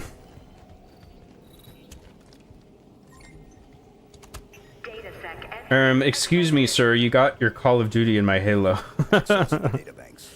Grab the data and current population. You got your Halo in my Call of Duty. Shot to central control through the assembly bay ahead. There's still prowlers in the hangar bays. Kapu Joe for $1.99 says, John, after Halo 5, you could play the COD Black Ops. I don't want to do that. Maybe one day, but I'm not I'm not itching to play that. Thank you, Kapu Joe. Appreciate it. Now where do we go? Oh, that door's open now.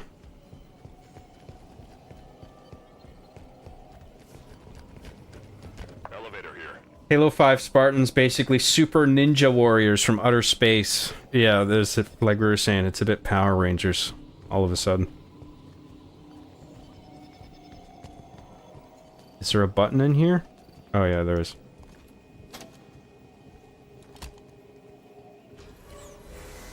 It's the same with movies, man. Shaking my head. They're all cannibalizing each other. Must be stripping that experimental ship for I guess there's some examples of that. I can't really think of any off the top of my head. The Covenant's war against the Arbiter must not be going well. Jul-M Dama is a lot of things, but he's no prophet. I'm itching, but for an entirely different reason, sad face. That must be the crabs I gave you. Sorry about that.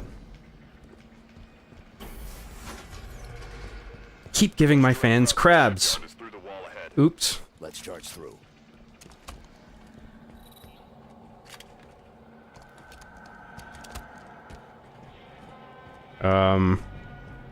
This thing? Let's go, blue team. Oh, do I have to sprint first? Because it's not RB, is it? Oh, it is. I just have to be sprinting at full speed. I got it. Contact. When in doubt, punch things.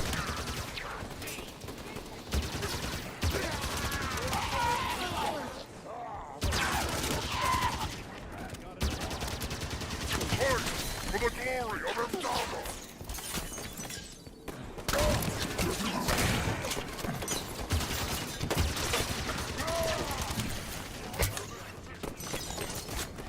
I'm slowly getting used to the aiming. It's not, doesn't feel so annoying anymore. Still a little annoying, but it's getting more tolerable. Latency isn't too bad.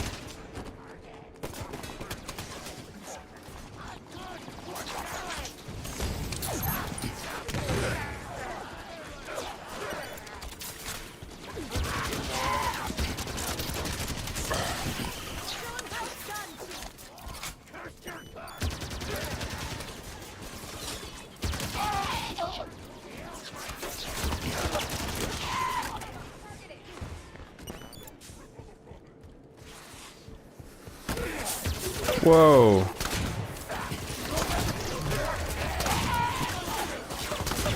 Fucking hell, man. That was pathetic. I don't think I landed a single hit. Take it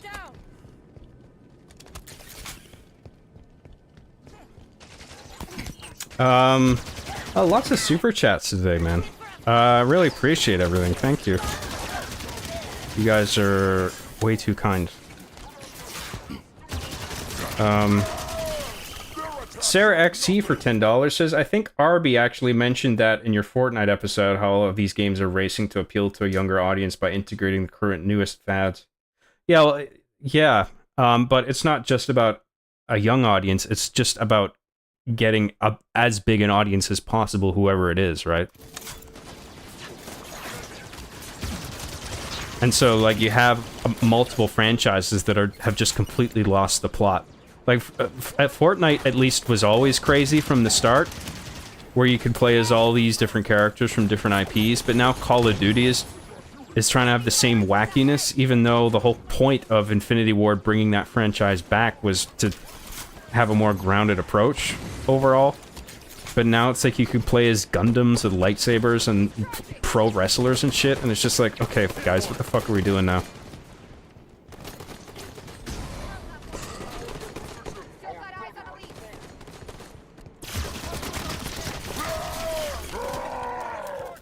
I made this joke earlier, but it's like, it actually makes more sense now to report on who's not going to show up in Call of Duty or Fortnite than it is to announce who is. Because, like, you expect everybody at this point. Like, there's no boundaries, there's no lines they won't cross now. Like, they want to cross as many lines as possible just to deliberately make it so fucking wacky that you have to buy it. Because it's just so crazy.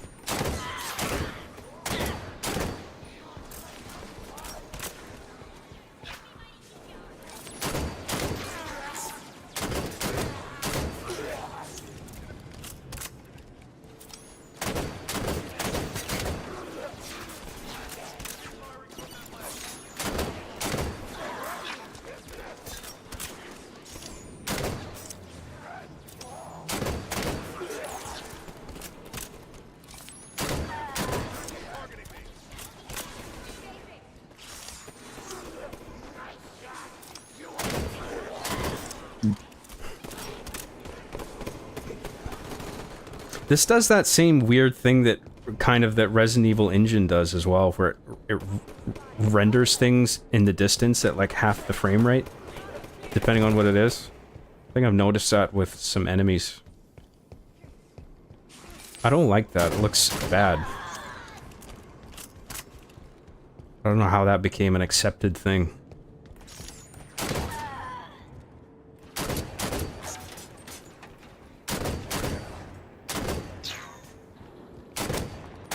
See how there's a choppiness to, like, the distant enemies? The way they move?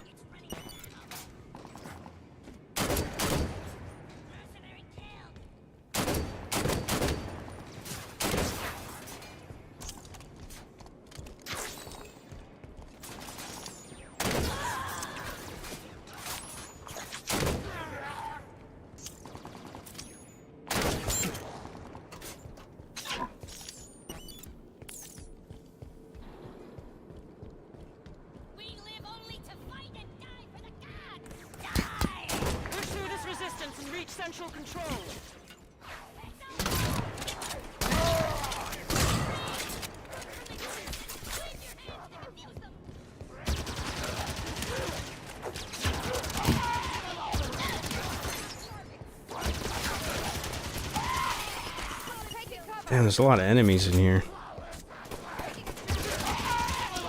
These guys are pretty extra with their voice acting as well. Let's move on to central control.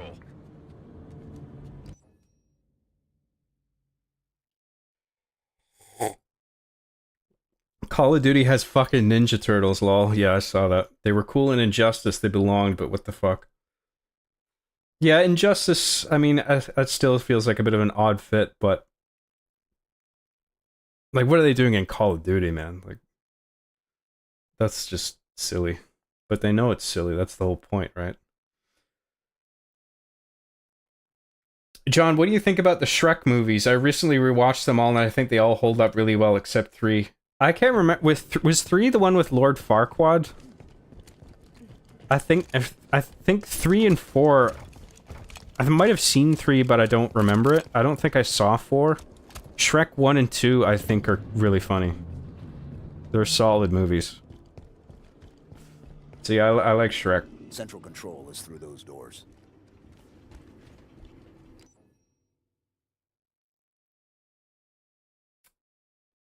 It does it to get a locked 60 frames per second. Oh, is that why? I guess I can see the appeal of it. But I find that choppy frame rate thing distracting. Yeah, I noticed that frame shit when I play it, and to think they sacrificed split screen to maintain that FPS.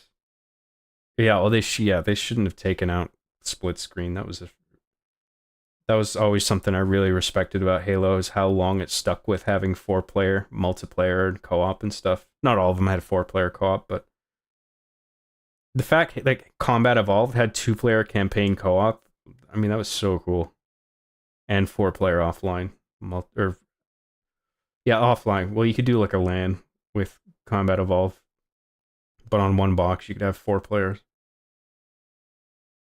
Like, I don't care what you have to do to make that happen. Like, do it. If it means the graphics are a little worse, I don't give a shit, dude. But it's like we were talking about before, how all these companies... Like, it's all about graphics to them. It's all about pushing the hardware as much graphically as possible. And I just don't like that obsession. Sierra 117 to Blue Team. Report. Time and time again, gamers have shown, based on like Steam sales of certain indie games and shit, that most gamers do not give a fuck about graphics. Sierra 117. Does anyone copy? I mean, instead of Battlefield, you have people on Steam playing shit like BattleBit and Ravenfield because like it actually plays better and has better hit registration and shit. Like it's actually more compelling to play, despite the fact that it looks all blocky as fuck and about as, you know, it's like sort of Minecraft level graphics, but nobody cares.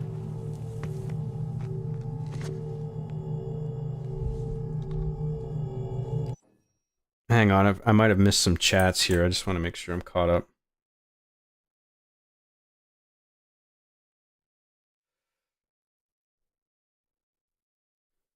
They cut the animations on the enemies for a distance to maintain a 60 frames per second performance. Kind of stupid and just makes it look more janky than fluid. Yeah, I'd prefer if the frame rate overall was a bit lower and it didn't have that. That would be less distracting. Kapu Joe for $1.99 says, John, what's your take on Cold Winter for the PS2? I don't think I played that. Cold Winter? You sure that's what it's called? Thank you, Kapu Joe. Appreciate that. I'm not sure the game you're referring to. Sarah XC for $5 says, like, what business does Cardi B have doing in COD Warzone or Norman Reedus' Daryl Dixon? Yeah. I mean, there's even sillier examples than that. I mean, the fact Cardi B is pretty silly, but Ninja Turtles is probably the wackiest I've seen so far. The wrestlers, the whole wrestling thing. I guess it's pretty dumb that Cardi B's in there. Thank you very much, Sarah. Appreciate that. And thank you, Kapu Joe.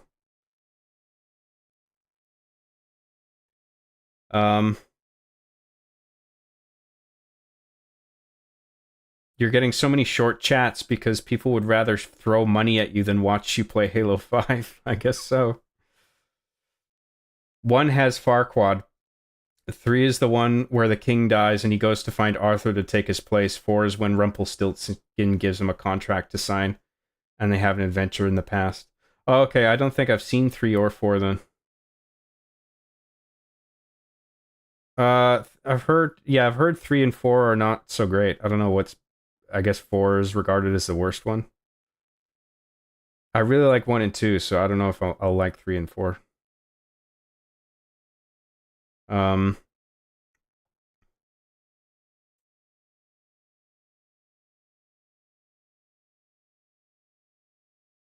That's why I love New Blood. They make excellent games without sacrifice gameplay for fidelity of graphics. I think I've heard of that developer, but I don't know what they made. Goddamn, John doesn't give a F about the cutscenes. Well, even if I was paying attention, I would still probably be confused. I should be paying a bit more attention, though.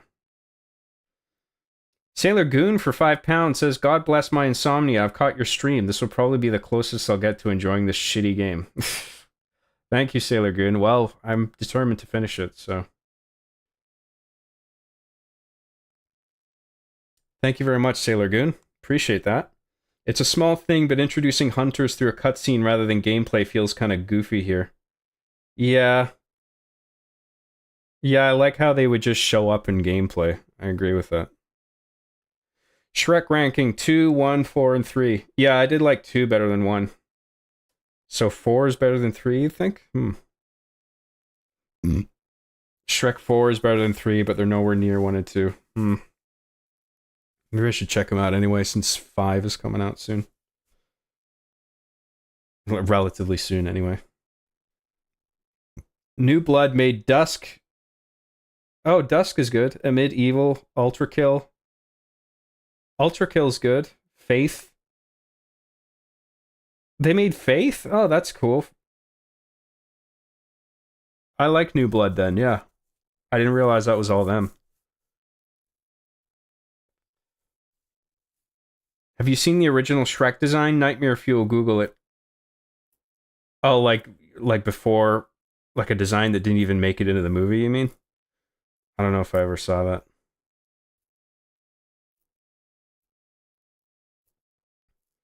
Am I the only one here who enjoyed this game's legendary campaign? I did it in co-op.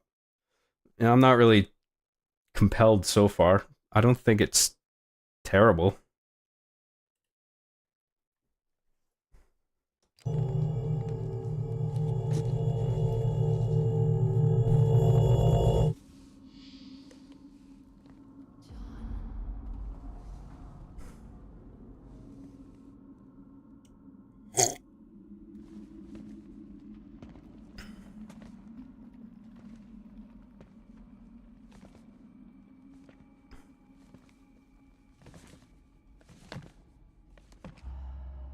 The character animation is done really well.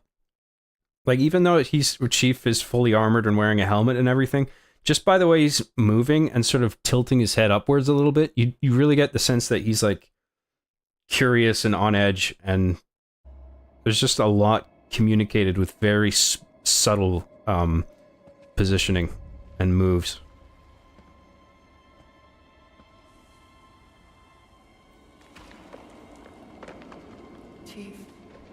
If only the Halo TV show understood that.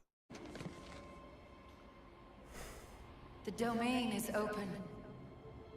This imagery is a little too fucking Dracula or something.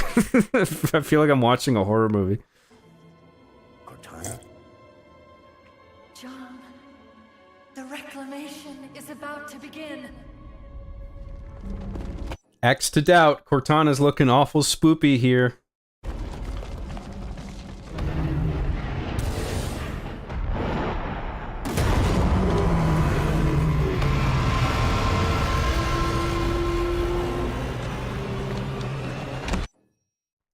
Chris Farley was originally going to be in Shrek before he passed. There's footage of an animatic with him voicing Shrek's lines. He would have been in so many great movies if he was still here, Chris. I didn't know that. Wow, that's interesting. Chris Farley might have done a good job with that.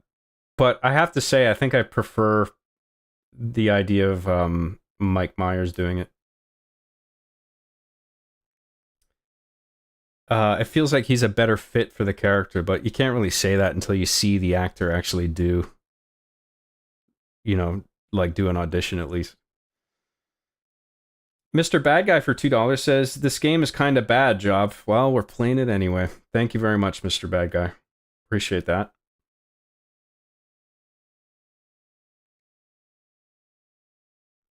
It's good mocap work. I kind of almost preferred when they keyframed the animations. It almost had personality, I guess. I prefer mocap, but there is keyframing done in the older games where it actually looks quite good. It looks animated, but they did a good job with it still.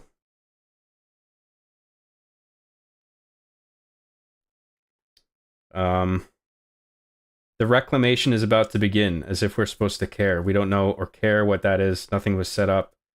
Whereas in the OG trilogy, we care about the ring because we are fighting it. Yeah, well, things in the older games were set up and it was all self-contained in the games. In this, it's just like there's too many elements where it's just like, huh? What's that? It's hard to like get invested. I shouldn't have to read any fucking books to get a handle on what's happening in a movie or a game. Dr. Knapp for $2 says, I was going to use this to pay off my DoorDash loan. And too bad you gave it to me, yoink. So now it's mine to piss away on alcohol and Steam games. Thanks, sucker. What's up, Dr. Knapp? Good to see you, man. Thank you. Appreciate that. Hope you're doing well. The performance might have been better, but the accent would have been shite. Not like Mike's was technically good, but Farley's regular voice didn't fit the OG or final design well. Yeah, it's hard to imagine Chris Farley doing Shrek. But, you know, actors can surprise you. You know, if you just let them audition, if you give them a shot, sometimes they have a certain approach to it where it's like, oh, I didn't know he was going to do it like that. That actually fits. And so maybe he might have been good. Just everything I've seen Chris Farley in, he's always playing the same character who's like screaming most of his dialogue. Like, I've just never seen him in like a chill role. He's always sort of that guy. Whether it's movies or Saturday Night Live or whatever.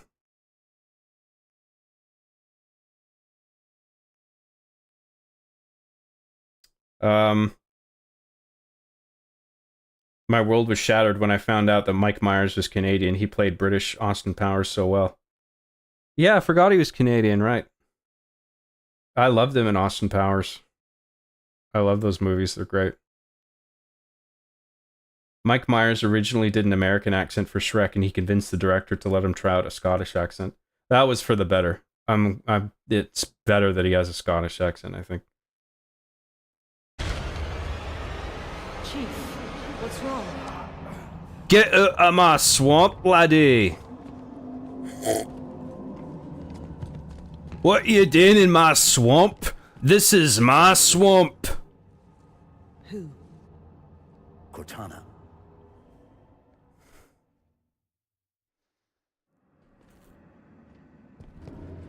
That's not possible. Yeah, it's definitely Cortana, guys. Not a spoopy, fucked up version, even though we had this fucking freakiest imagery of her in front of a full moon. Silhouetted. Nothing freaky or suspicious about that. It's just, oh, there's Cortana. We gotta go get her, you guys. You said she was gone. I watched her die.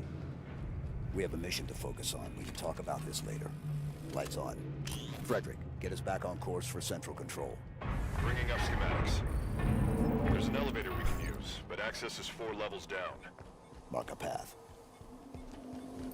I mean, if the idea is for whatever this version of Cortana is, to put Chief at ease, why would you show up silhouetted in front of a full moon like the fucking Wolfman? And like be all spooky and fucking cryptic and shit.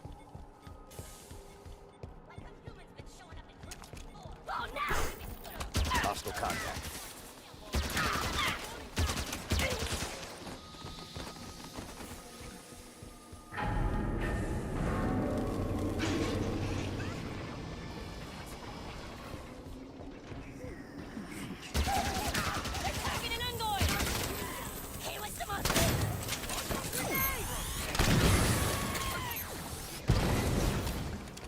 Maybe Mike Myers should have done Master Chief in his Shrek voice.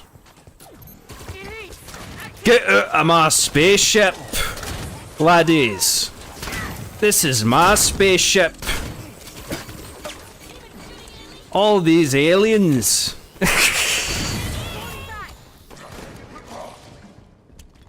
These aliens are driving me crazy. Chief, what did Cortana say to you? Not enough. We've got to get Cortana. Meridian's a backwater. If she's active, what's she doing so far out on the frontier? She's around here somewhere.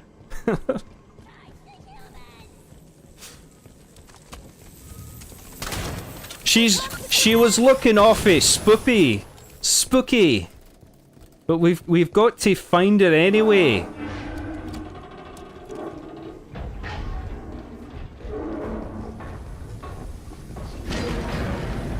I saw her die, but she's alive now. Hunters. They're keeping kids. Okay. She's alive, alright.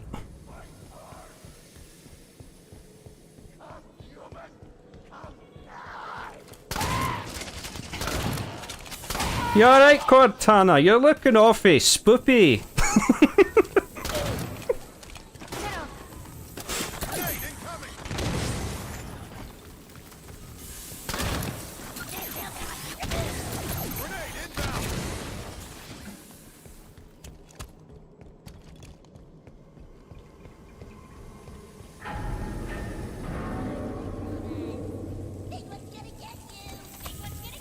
I need another gun. I need a weapon. So I do. We should keep moving down.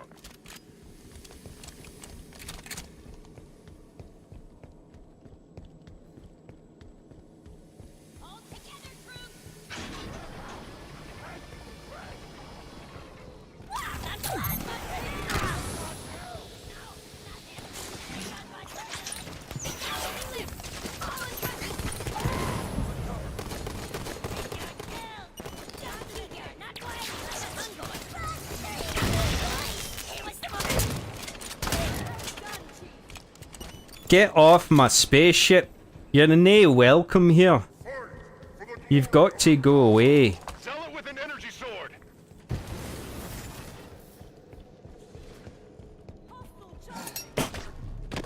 Oh, he was cloaked. Like, what the fuck was that about? Oh, right, I'm not dead. I can request help. Yay! That's a little less... makes things a little less frustrating, but I think it nerfs the whole experience a bit too much to have that. But, in the case of Halo 5, I'm not gonna complain about that. I'd rather just blow through this. Covenant ships exiting slip space. Got a checkpoint. Let me catch up on chat a bit.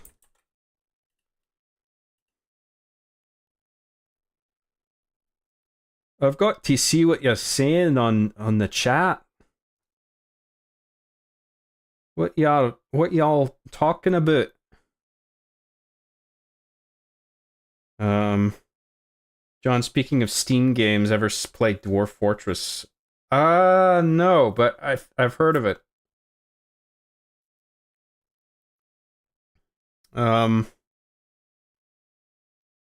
Sarah XT for $2 says, "Can you pay off my car insurance?" Well, you've probably given me enough to pay it off. Sorry, Sarah, it's my money now, so I have to spend it on Steam games. Your car insurance can wait, surely. Thank you, Sarah. Scotland mentioned freedom. Freedom!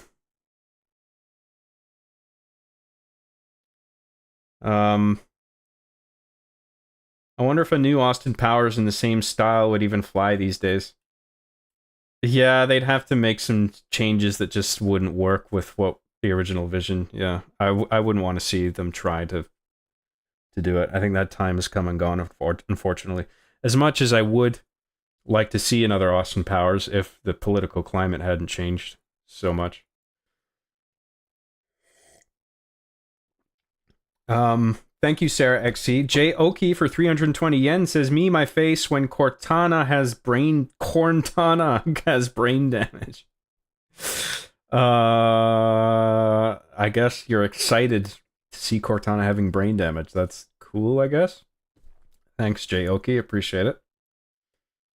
Very nice of you.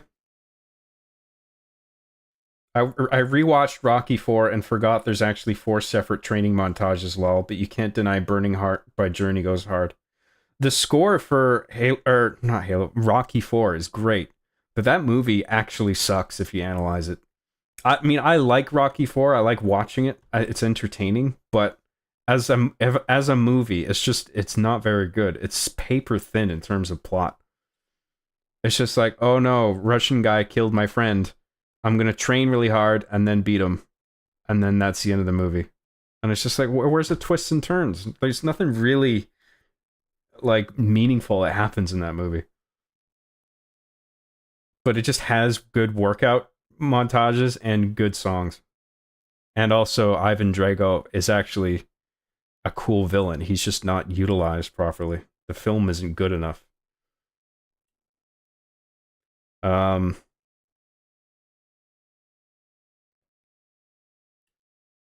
Okay, I hope you love Halo 5 because despite all the hate, it's got some of the deepest memories for me and has some of the most fluid and fun gameplay and gunplay.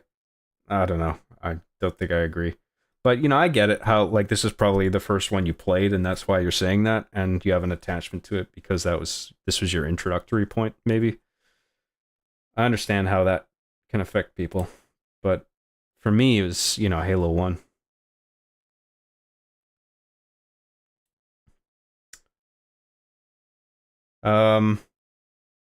The idea of Cortana doing something that could cause mass destruction in rampancy has potential, given all her knowledge on human covenant and Forerunner weaponry as well as the Flood. I agree. I actually like that about it.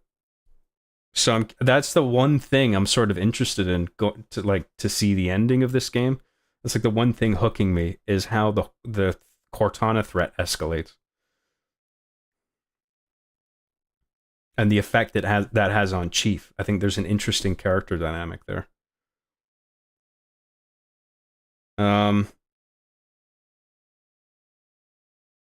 I really do like the helmet HUD design. Feels like you're more in his point of view. Oh, because it's sort of like fish eyes or whatever. Like the whole interface sort of. A few thousand to one. Yeah, it's a little bit fuzzier, and it, I think, bends around a little bit more to make it seem like it's on a visor. Looks alright. I found a re-upload of R being the Chief, the movie, recently. I forgot about the chase scene where he's just constantly firing the pistol. Tickled me more than I'm proud about. Yeah, well, that was... I remember, like, crying, laughing, editing that together. That was fun. Wasn't so much fun filming it. Having to throw myself into walls and shit. It actually kind of hurt.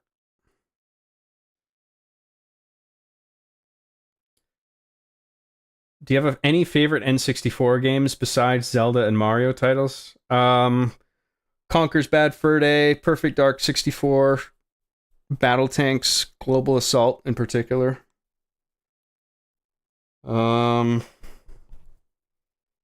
Shadows of the Empire I always liked. That Star Wars game. There's a bunch of others. It didn't have a huge library, but it had a lot of good stuff in that library. Like, it wasn't nearly the size of PlayStation's library, but... Oh, GoldenEye, yeah, of course. Why didn't I... Should have mentioned that. GoldenEye's just a given. You're going to play Fire Emblem next, right? I was always curious about Fire Emblem, but I'm not really interested in streaming it. I want to do Lies of P next. That's next on my list. I don't really want to leave it up to a poll either. I'm pretty determined to fire that up next because I actually really want to play it.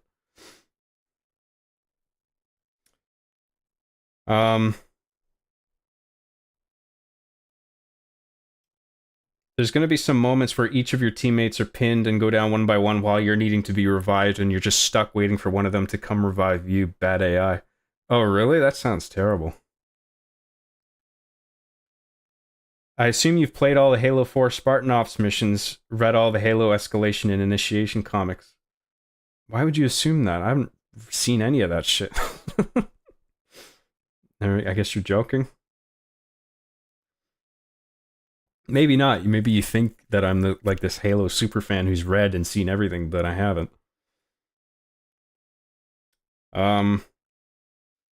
I'm playing Minish Cap while listening to the stream, so I have no idea what's happening in chat, but yes, Jay Oki is being a silly goober having a good old time. Fair enough.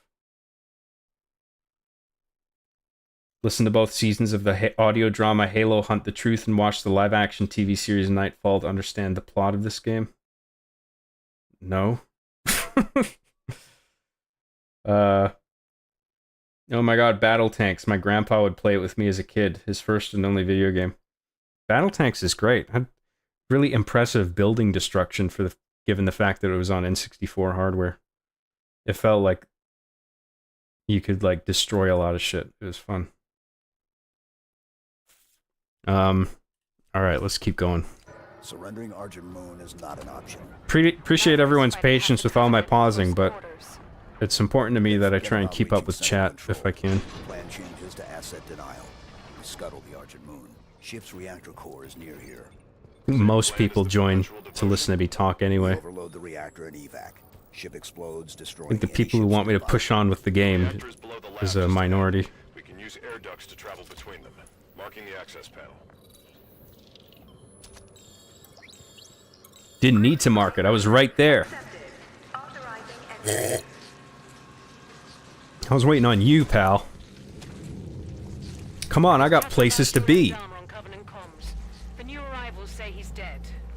Somebody cut the head off the Covenant. Bravo. Hunters. They're strong and slow.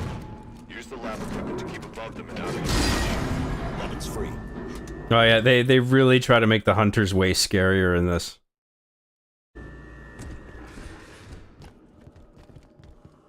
I don't dislike that, to be honest. I actually think that's kind of cool. But I guess we'll see what it's like to fight them.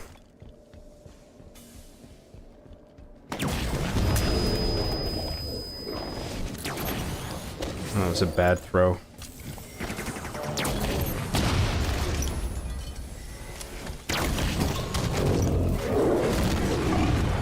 Jesus, they're fast now.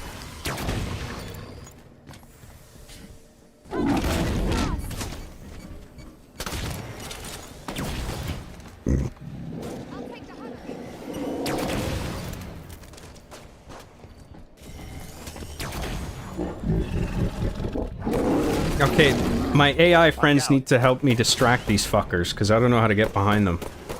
It seems like they're tracking when you bait them into doing their little punch move. It feels like they track you too tightly for you to get around them.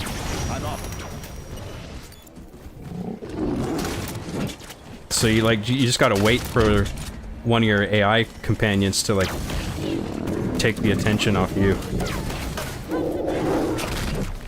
System lock. I need a hand. The AI hasn't been too bad so far when it comes to reviving. Back in it. They move so fast. Their punch move is so aggressive.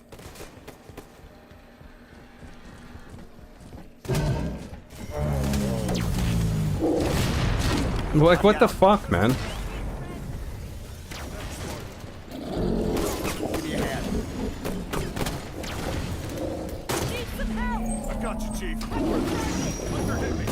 Like, they were better designed before, where you could bait them into the attack and you run around them. That's always been the way to take care of these guys, right? Let's go. Thanks, I'm back. I don't really know what you're supposed to do now with hunters. Like, what the best takedown approach is. Other than just bombarding them with explosives, but they're not always around. You don't always have grenades on you.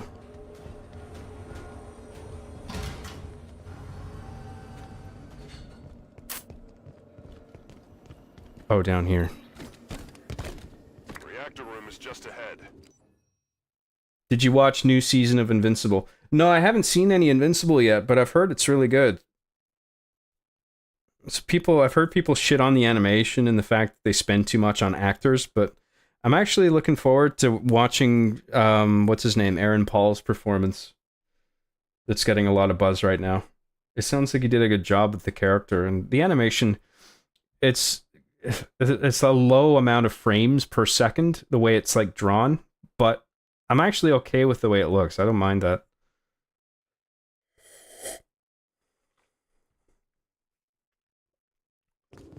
This fuse and bolt. No salvage for the cover. Jelly Stash Studios for £1.99 says, Job, try D-pad for squad commands against hunters. Oh, okay. I forgot about that. Move up. You got it. Take this position. Okay. D-pad up is go there. What's left and right? I have no idea. Down is... Move. The only button I can get working right now is the go over there button. If there's other commands, maybe it's only when we're in combat or something. Maybe we can look at that. Issue orders. Oh, so issue orders is mapped entirely to D-pad up? So is it different if I hold it down?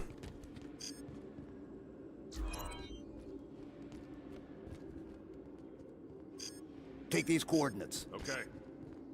I don't know. What the fuck? Right now, it seems like I can only, just tell them where to go. What's the... Oh, it's a right bumper. Sorry, guys.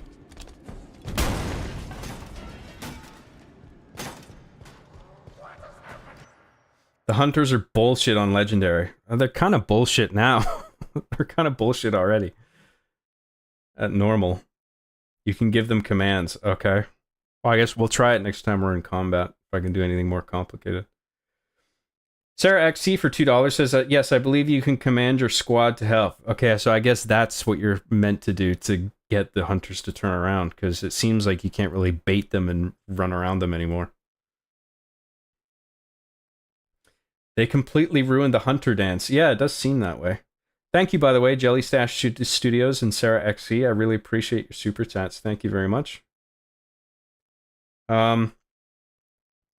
Wait, you haven't played all the ops missions, read all the comics and novels? There's 3. Listened to the audio drama, nor watched the live-action film? However, will you enjoy this game's story? Funnily enough, the one thing I have watched is the Halo TV show seasons 1 and 2, which has absolutely fucking nothing to do with anything. So, I might as well have not watched them. I watched it because it was a TV show, and I was making videos on them and having conversations about them on EFAP and stuff, so I wanted to be informed. Use thruster to get around them. Oh, right, the thrusters. Yeah, okay. Yeah, I forgot about that, to be fair. Yeah, now you need actually heavy weapons like rockets to kill them. Yeah, well, I didn't see anything at the time. Invincible is sliding PNGs the show. Is it that bad?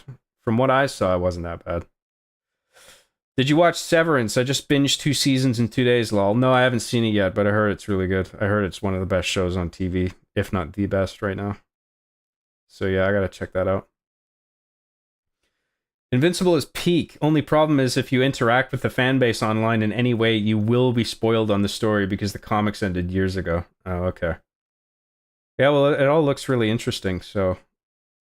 that's on Paramount Plus, right? I think. I might have to reactivate my account on there to check that out, but yeah, I'd like to. They should have committed fully to the squad-based gameplay and made it like Star Wars Republic Commando, where you tell them exactly what to do. I don't know if it's a good thing to do too deep. Excuse me. To dive too deep into that and flesh that out too much, because you don't want to distract from the fact that it's a basic sort of first-person shooter. But maybe a little bit more complexity might have helped. Hunters are now mini-bosses instead of heavy infantry units because of their implementation in the new Warzone game mode, turning them into high-level bosses that need multiple players to take down. Oh, so like their incorporation into other modes sort of influenced their fundamental design, even when it came to like campaign. That's interesting. They are too fast even for thruster. Yeah, that was my impression. Like that punch move that they do can be quite hard to dodge now. Even with the thruster, because you have to react quick enough to even use it to dodge it. Grasshopper for $1.99 says, Job Vincible. Yes. It's on Prime, by the way. Oh, Amazon Prime, right. Not Paramount Plus. Okay, got it. Right, yeah. I think I have Amazon Prime. So, I think I have access to their video library, so I can probably just go and watch it. That's cool. Thanks for the heads up. Thank you, Grasshopper. Mickey's Bickies for $2 says, I believe Invincible is on Prime Video. Right, yeah, Amazon Prime. Yeah, I think I have that. Thanks, guys. Thank you, Mickey's Bickies. I appreciate the super chat. Promethean Knights kind of took the Hunter's place as the tanky enemies with weak spots on their backs. Well, that is still basically how the Hunters function, right? They got the weak spot on their back that you shoot. It's just hard to get to than it was before. I'm not really sure what the game expects you to do to like properly get around them. I mean, unless it is using your squad, which I have been underutilizing, so that could be it. Job, you're telling me you haven't completed the Halo 5 coloring book and branded sensitivity training? How will you understand this story? Oh yes, the Halo 5 coloring book explains everything. Invincible uses the same strategy that anime uses. All the budget and frames go into the action scenes, leaving the simple talking scenes to be basically still images. Story and voice acting carries. Yeah, I don't really have a problem with that. I'm okay with that. Dirt Pants for $1.99 says, Job streaming Masterqueef. Cool. Yes, indeed. Thank you, Dirt Pants. Appreciate that.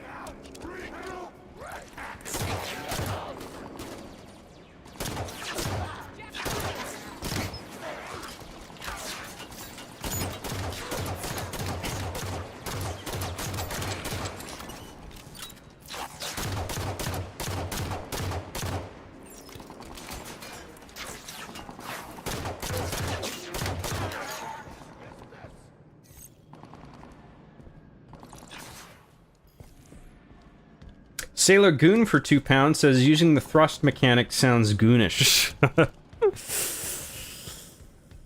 Use thrust. In and out. In and out. Controls are on the far side of the room. Eliminate the Covenant forces. Thrust in, thrust out.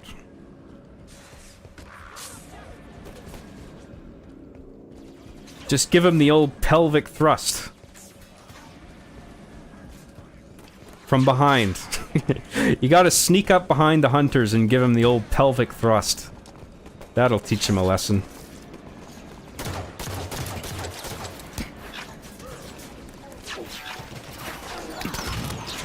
God damn it, no grenades. Fucking one pistol bullet left. Only have a shotgun. I need some other shit. Something. For a different weapon, though. Thanks, Sailor Goon. If I didn't thank you, I can't remember. But very short memory.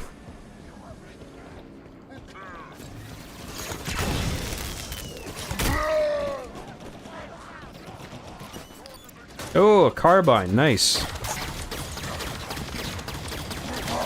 Ooh, this weapon feels a bit different, but it's not too bad.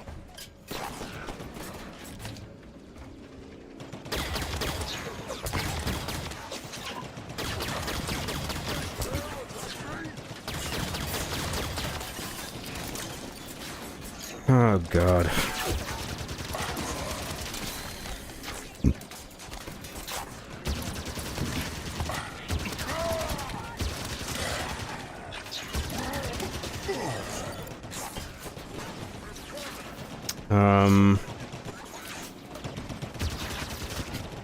Let's grab that shotgun again.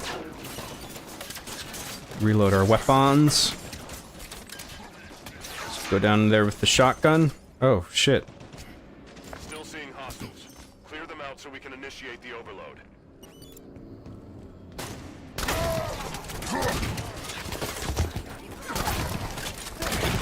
God, that should be a kill if I'm right up in their face. One hit kill, I mean. Fuck, the animation does that choppy thing, and they don't even have to be that far away for it to happen. I don't like that, man. It looks like shit.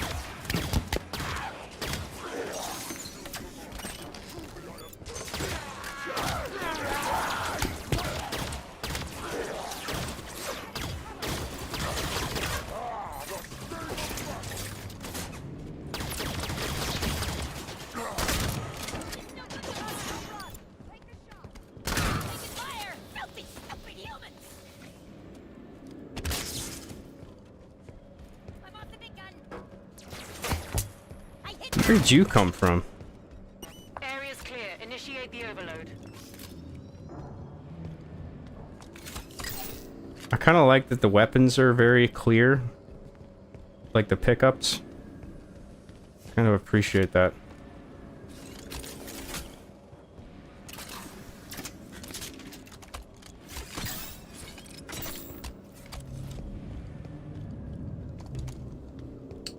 And then... Get moving. Consider it done. Oh, there's the button over there. Controls for the reactor will be nearby. Keep looking. I think the problem with Halo 5's campaign is they tried making it this tactical squad-based thing, but the enhanced mobility and massive open areas went against that idea. It tried being two things at once. It's a good point. Yeah, you could be right about that.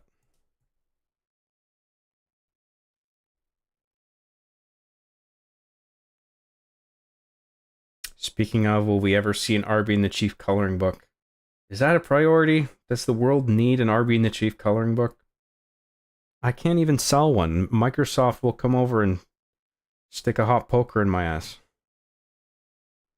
Thought you could sell Microsoft trademarked products and get away with it? Psst. No, Microsoft, no! My ass,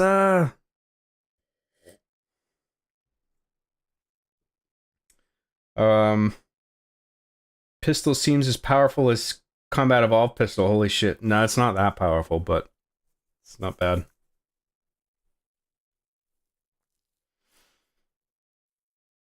I just imagine Chief doing the Super Mario 54 ground pound, Lamau. You're 10 you're 10 numbers off there. Wah! Wahoo! Wah!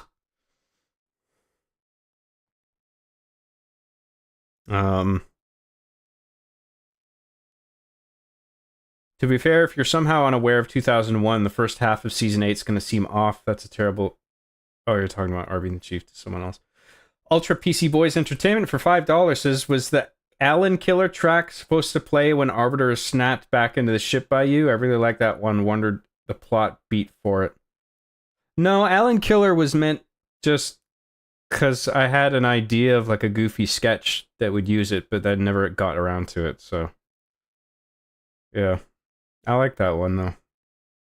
Thank you, Ultra PC Boys Entertainment. Appreciate that. The sketch was supposed to be like a parody of like an old like 80s TV show. Where it'd be like, or like 70s even. Master Chief is the Allen Killer. And then it would play that theme, and I would have like a fake sort of title sequence. Be like starring Master Chief as Allen Killer.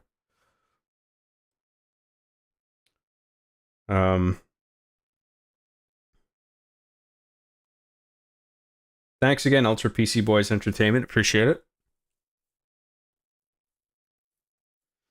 I still think it would have been cool to remove thruster packs, ground pound, clamber, and Spartan charge for blue team, but buffing their base speed and jump and giving them the ability to dual wield. Yeah, maybe.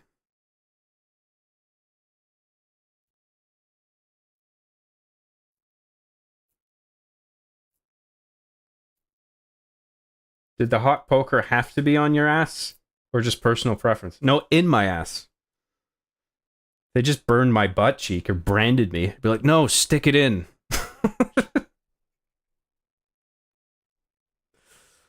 I want the branding inside my colon for maximum pain.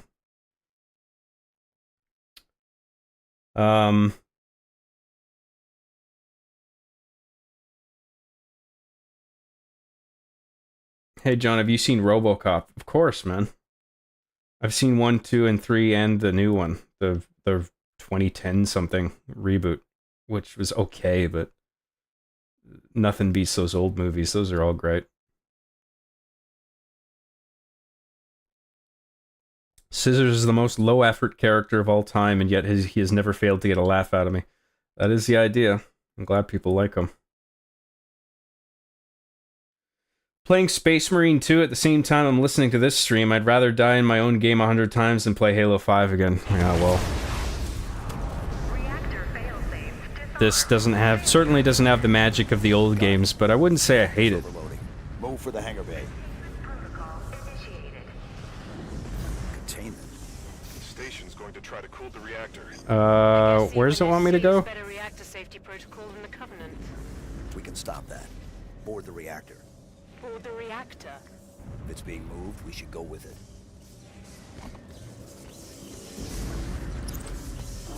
That away. Scissors is a fan favorite, indeed. He is. I'm glad Scissors made the cut. Indeed. His jokes are sharp. Maybe a little too sharp. This whole plan fails if that coolant gets a chance to work. Shame to lose the Argent Moon, but I'd love to see the look. He's a cut above, that's right. Halo 5 was such a unique style of anticipation and disappointment. Yeah, well, I guess at that point, people, still had faith in 343, where it's just like, okay, well, they fucked up with 4, but maybe they'll fix their mistakes. But then they just made more of the same mistakes and more. It's a shame. It really is.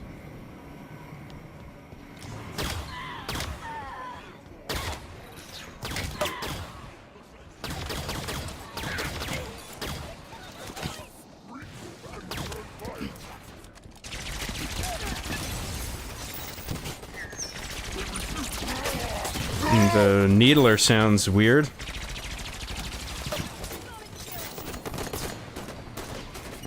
It's not bad, but it's definitely different. It's very pew-pewy all of a sudden.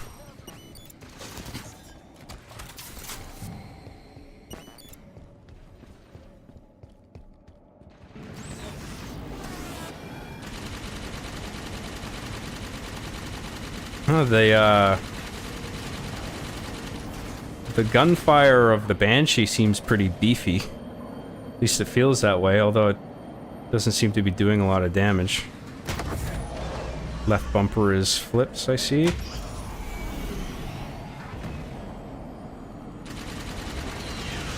Do we have an alternate fire? Yes, we do. That's good.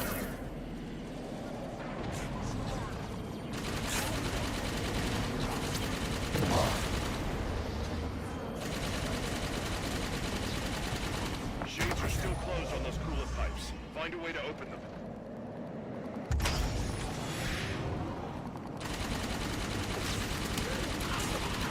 I felt like the evasive maneuvers with the Banshee in earlier games was much better. Like, it felt you were actually evading shots better and covering more distance every time you did a movement. Now it's like, as the games go on, it's just the movements become more and more tight. Where it feels like it's not doing enough. It's not getting you far enough away.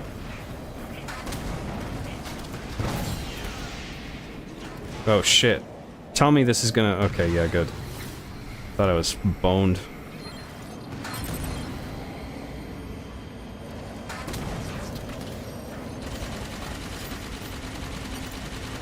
Should I even bother shooting these things?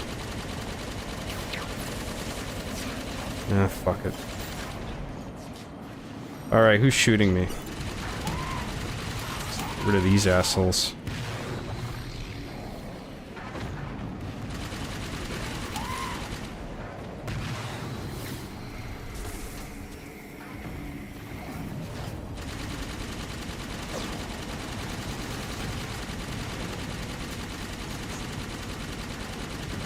I can feel a more nuanced rumble in the controller. Maybe it's because Halo 5 takes particular advantage of it. I've never felt like the individual triggers rumbling when I use this controller with other games.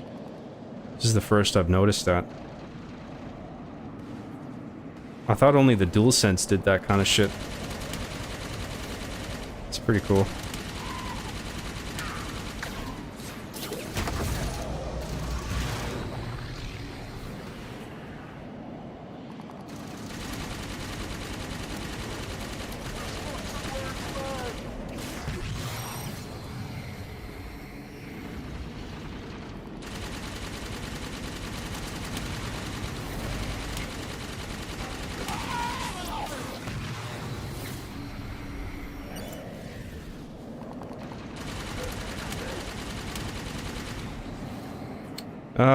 Where am I going?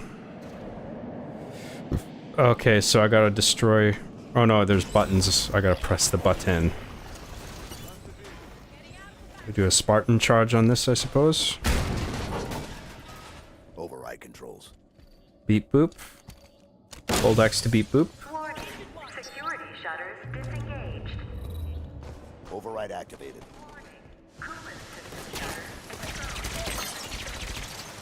Perfect. Coolant system inner workings are exposed. He's always straight to the point. Indeed, I like that about Scissors. We can target the pipes more easily from the air. Straight to the point, sharp jokes, cut above the rest. They're sending phantoms.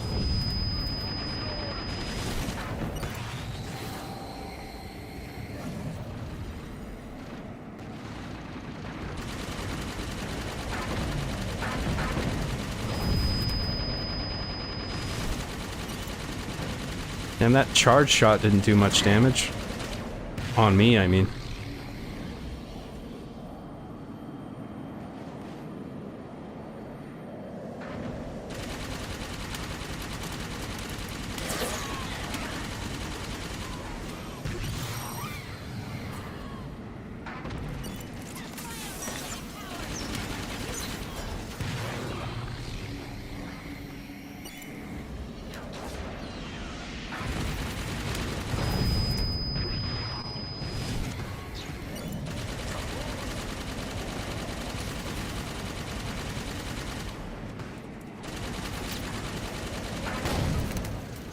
Oh shit, no, no, no, no.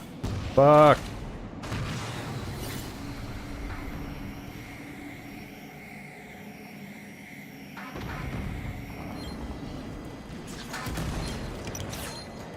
Oh, these shots are homing, I think, now. Yeah, that's good. That helps. Oh, those are friendlies. That guy is not a friend.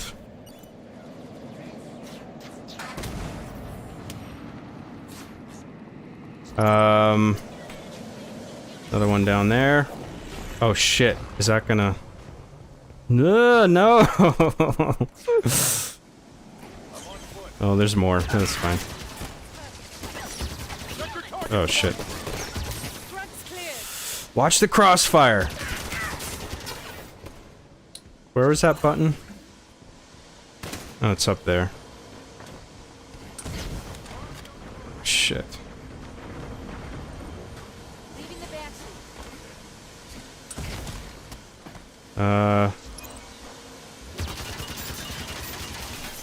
Oh, I could have just, like, blown this up. I guess it wants me to shoot it with the charge shot. Please don't cut scissors. I wouldn't dream of it. Do a barrel roll! That's what I forgot.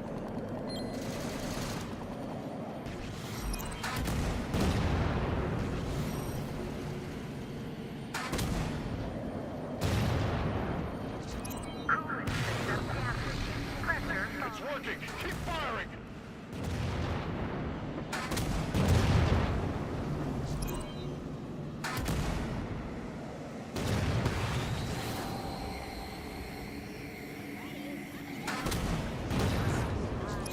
And then that one down there. And then there's one over there. There it is. Did we get them all? Yeah. Yes. Yes.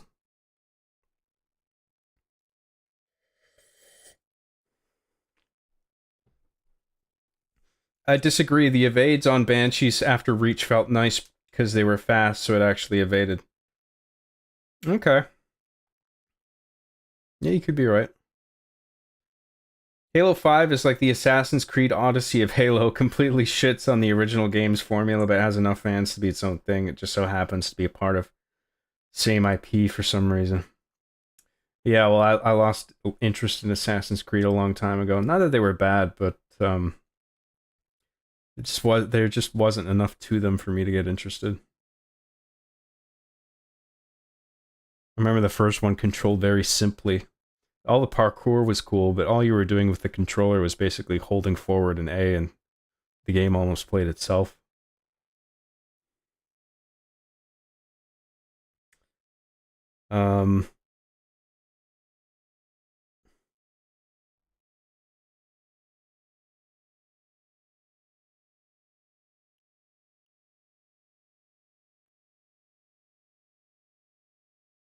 Temperature rising. Immediate evacuation advised. Blue team, evac now. Banshees aren't fast enough to get clear of the reactor explosion. Calling in the Pelican. No signal on autopilot retrieval. Armada must have taken it out. Frederick, find the nearest hangar bay. We're taking a prowler.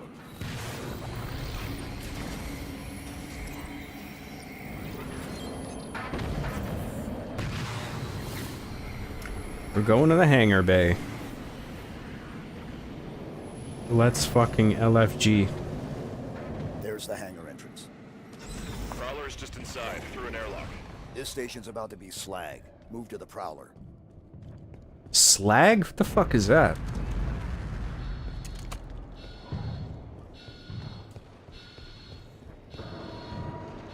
That's a weird choice of words. Has exceeded 1,373 Kelvin. Failure imminent. Immediate evacuation advised. There's the prowler. But the hangar's full of Covenant. Clear them out. Prep for launch. Do it quick. I'd rather not be here when the station melts around us.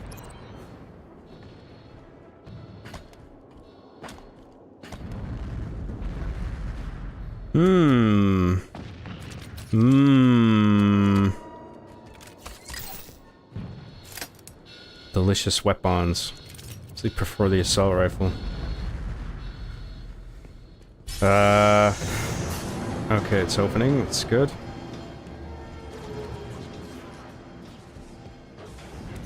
Ooh, the railgun. Well, we'll use it since it's there.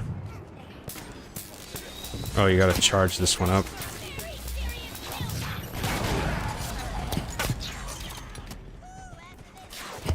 I should use this on bigger enemies.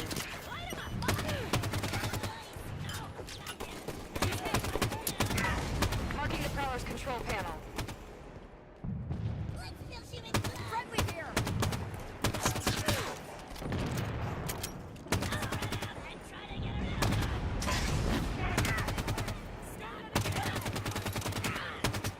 Good kill, Chief.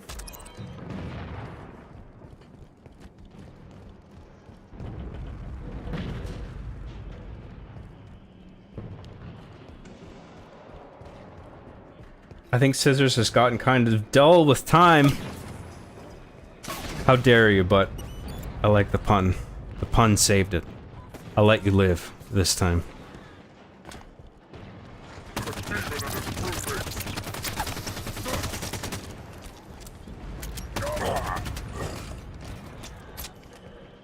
Probably shouldn't have lived through that, but yet I'm still here. Where are we going? Up there. Okie dokie. Reactor containment failure. Evacuation advised.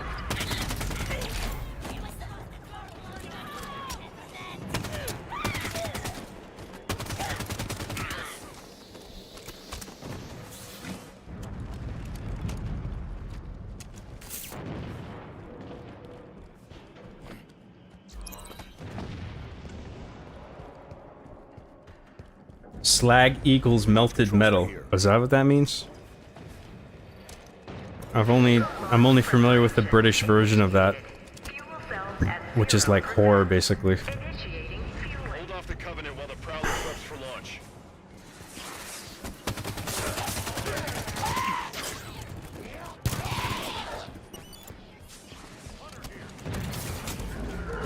No, there's hunters. I gotta get that fuel rod cannon that we dropped. Prowler fuel cells at 25%. Damn, the saw is dope. I like this gun.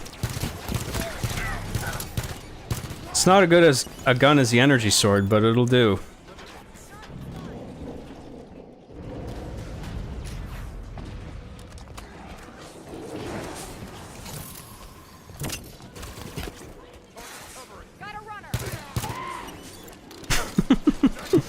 Some of the jackal screams are pretty funny.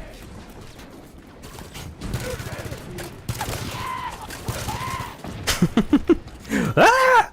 I'm still down.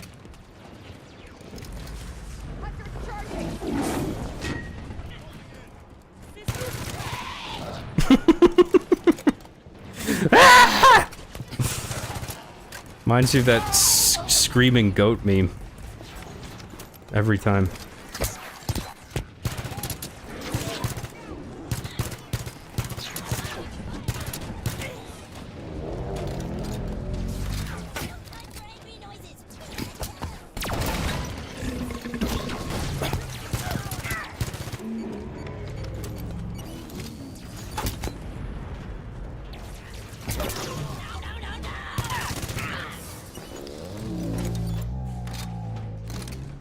Wow, look at those balls. Those are great looking alien balls. It's okay, they're not touching, so this isn't gay. If they were touching, they'd be gay.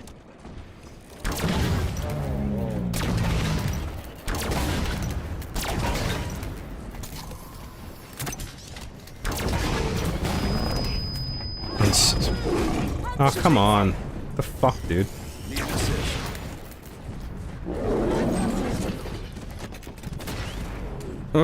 What the fuck even happened there?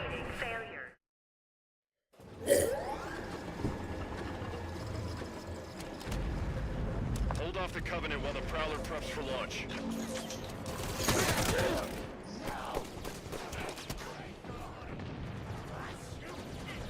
More hunters!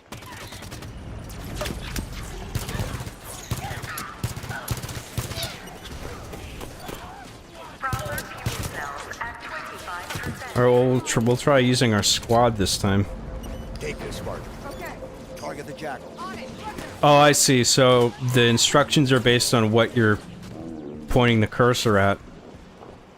Like, I didn't realize it went beyond waypoints. Like, so if you're highlighting an enemy, it's like, go attack that enemy. I get it now.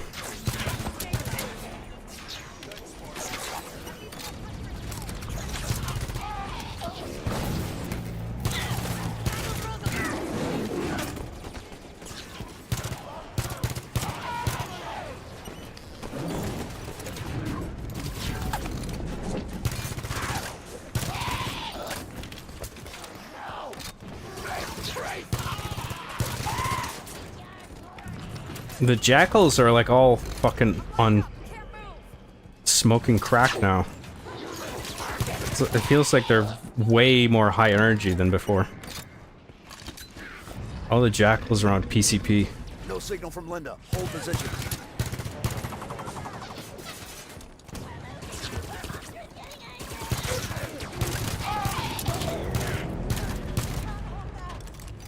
Breaks over, Telly.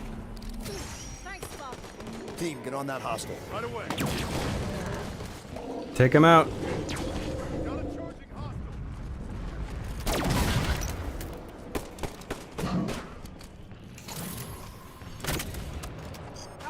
Yeah, this must be the proper way to do it then. Oh shit, I didn't mean to fall down.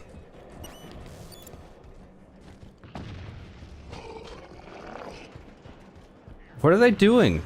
Fucking attack them. On my target. Gotta get back up there. Cascading failures. Fires on all essential systems offline. Immediate evacuation advised. Take that target.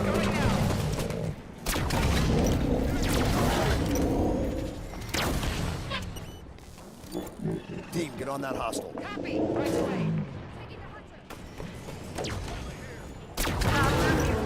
It's one down, I think. Reinforcements inbound. Alright, good. Prowler fuel cells at Good stuff. 5%. We got an elite.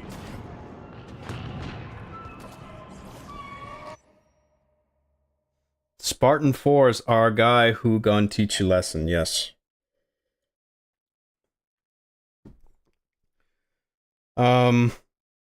I wish there were more of the weapon variants in the campaign. I think there's only one variant of the sniper, if I remember correctly. Like different skins?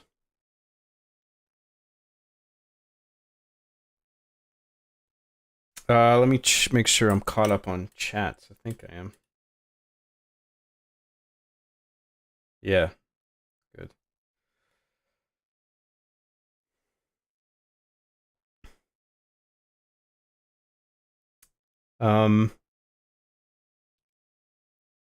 Remember when Master Chief was the last Spartan? That was pretty cool. Now everyone is alive again, and everyone else is a Spartan too. Yeah, there's something to the fact that Chief is like the only one of his kind. It's a little... not lame, but it's a bit of a step down, I think.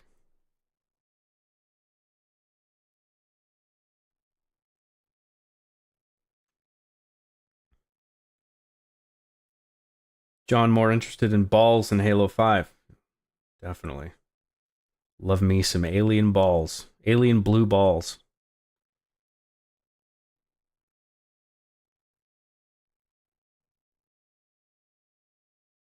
See, Master Chief looks dumb as hell, just crippled on the ground yelling for help. This revive mechanic makes him look really lame.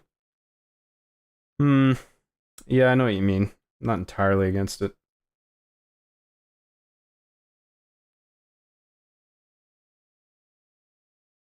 Honestly, think it would have been cool to go all out with cyborg stuff with the Spartan 4s.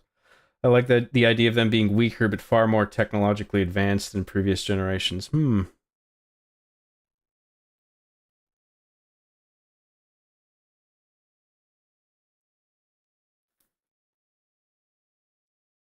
This was the first Halo game to have English-speaking jackals. If I recall correctly, it was also the first to make the jackals grunts melee. Oh, okay. I thought they spoke in the older games. Maybe, I guess they didn't say words in the last one. Difficulty? We're just playing on normal. I don't really want to play this one on a higher difficulty. I kind of want to just blow through this game. It's not exactly my favorite, but I don't hate it either. John, what is your favorite meal? I like spaghetti. Unironically, though. That is probably my favorite if I had to pick.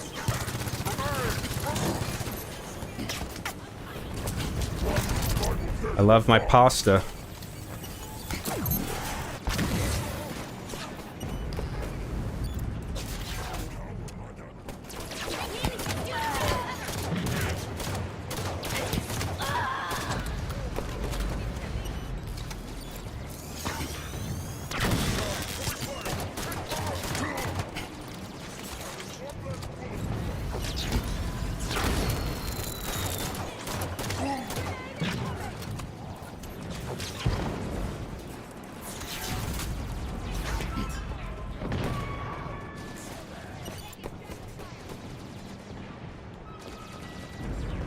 Jokes aside, it was really disappointing to be teased by the Halo 5 ads, making you expect Master Chief was going to go down a big boss kind of arc.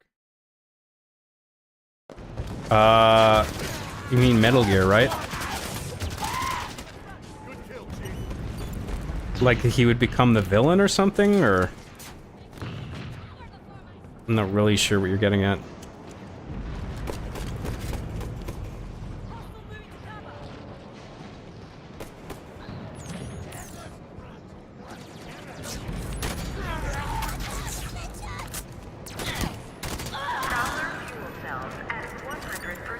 Just made myself spaghetti, piscetti, and meatballs today, Lamau. That sounds delicious. Oh, I was wondering where to go, but we got a fade to black. We did it. 89 seconds. What about lasagna? I love lasagna, man. I love pasta, just in general. Sierra 117 to Infinity. Argent Moon scuttled. I've reassigned Blue Team. Destination Meridian. Potential contact from Cortana. Negative 117. Another team is already being prepped to deal with her. What the hell? You're to return to Infinity immediately. Negative Infinity. I don't like it. Whoever they Damn. are, let's get to Meridian before they do. Kelly, no. No need to do this by yourself, Chief.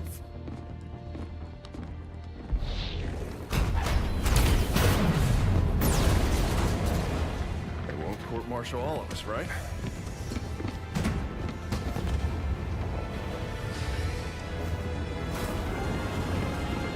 Kind of like that dialogue.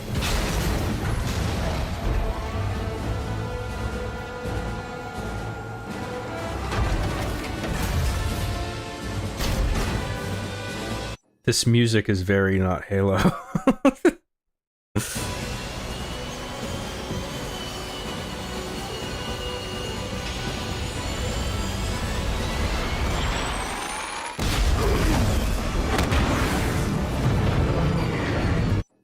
Bill, do you think Bill Burr is gay now, or do you still like him?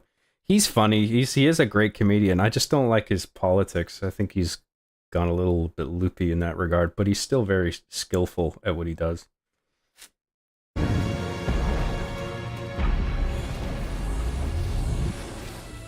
Why wouldn't they court-martial all of them?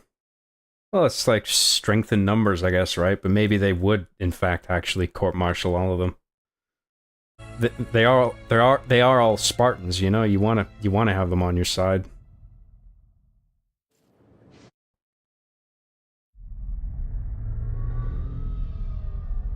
I tried to warn you this was happening.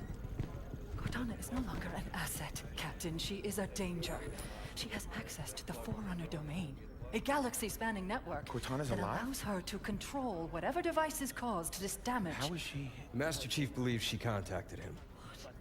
No, John must not speak to her. He's gone in search of her. You let him go? How is it Nobody lets the chief do anything. He does what he wants. Until 0631 this morning, when he was declared absent without leave. This isn't about the Master John Chief. is not equipped emotionally to deal with her as a threat. Hey! Is anyone gonna answer me? You're out of line, Roland. Yes, sir, but so is everyone else. You created Cortana, Doc. And now you're throwing her out the airlock with these accusations. Roland. You think she tricked the Master Chief into abandoning his post? Respectfully, sir, to what end? Why is Cortana the problem? Because she refused to die when she was supposed to? Well, she was going rampant. She had no control over that.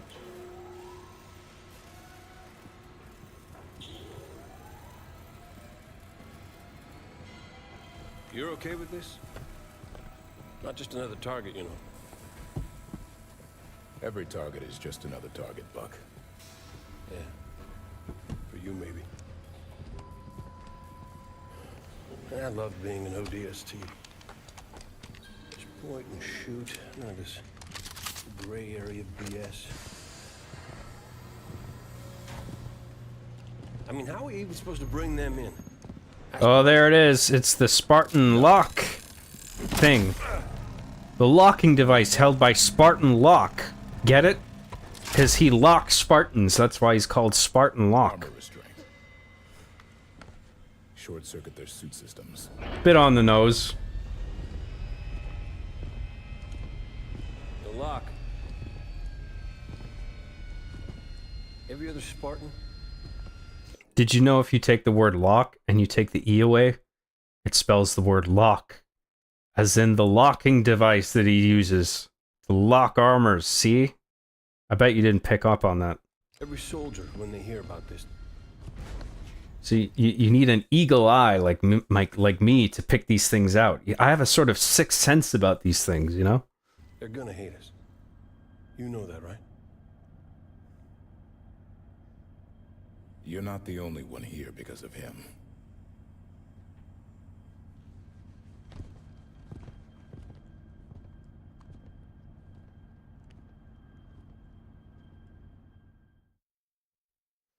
They all look like they have neck braces on. Like it's stretching their necks out uncomfortably.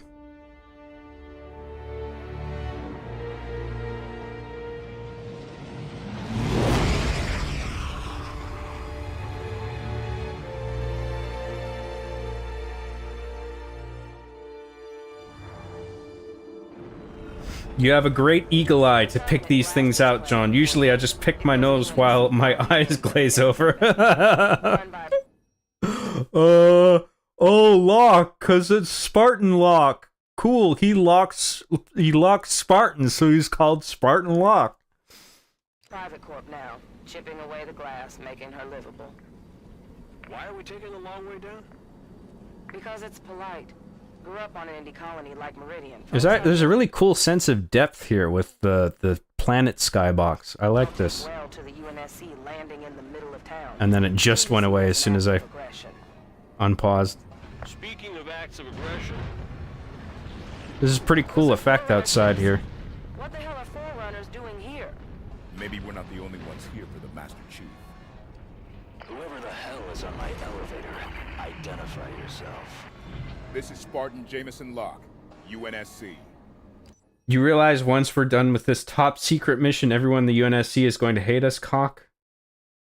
Spartan cock.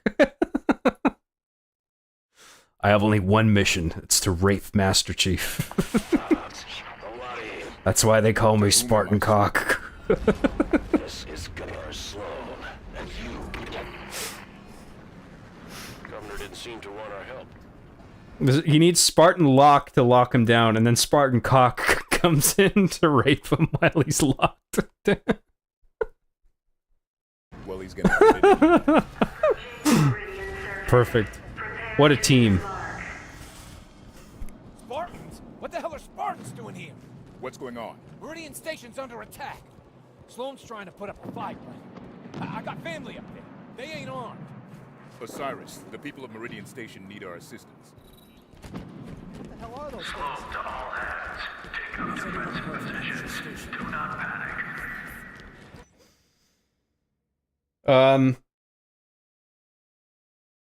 Solar Hypercane for $4.99 says, imagine Captain Keyes putting his key in Locke's lock. Captain Keyes and Spartan Locke. I love it. I didn't think of that. That's funny. See, it's like pottery. It rims. Meridian Control, we need you to open the doors to the space elevator. But it's overrun! Open the... This is the part of the game where I just started to lose interest. From here, it feels like a slog to play through. I got a bit farther than this, but yeah, it's not very compelling. Hey, my family walking over here. Indeed, so we yeah. can help. Damn it, Kyle! Do it! Fine, go!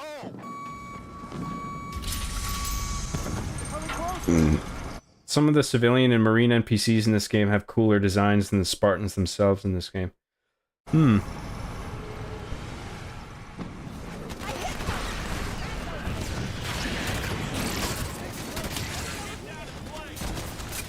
is on lockdown. No way out.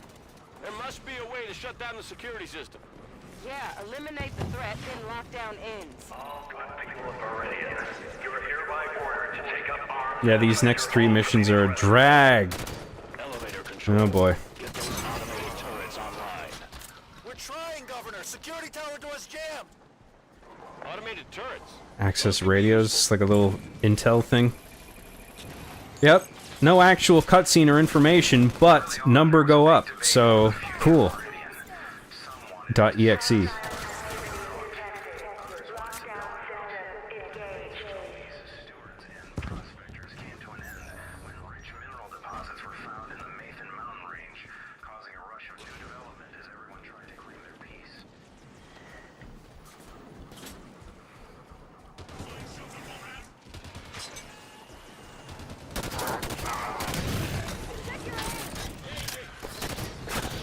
The fuck out of here.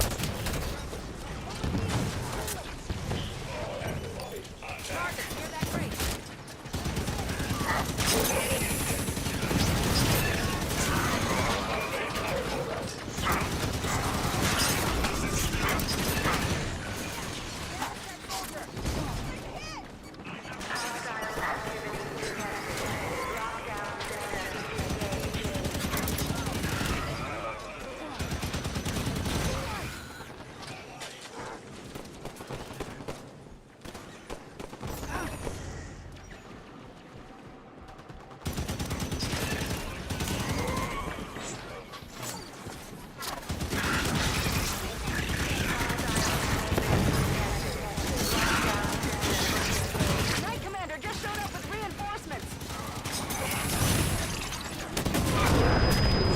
Oh, Jesus, that was a bad spot to be in. Got too cocky. I got too penisy, Star Fox. Need help!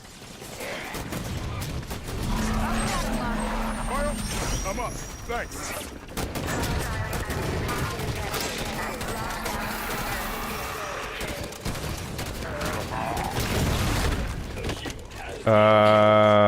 Okay. So I guess the Prometheans, their attacks are like... They can be at least instant kill. And now we're all the way back here. Shit.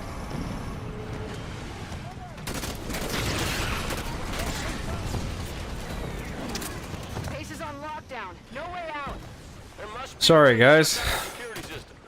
Yeah, eliminate the threat, then lockdown ends. All good people of Meridian, you are hereby ordered to take up arms and defend your home from these aggressors. Elevator control. Get those automated turrets online. We're trying, Governor! Security tower doors jammed! Automated turrets? Those could be useful. No shit. You don't say. There's a clear shot. Oh, hey. Look at this. What do we have here? I did not survive a movie and just died.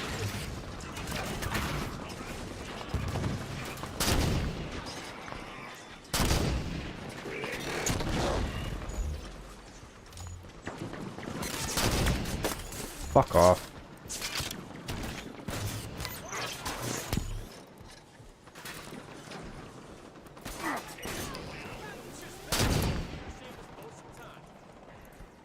God damn it.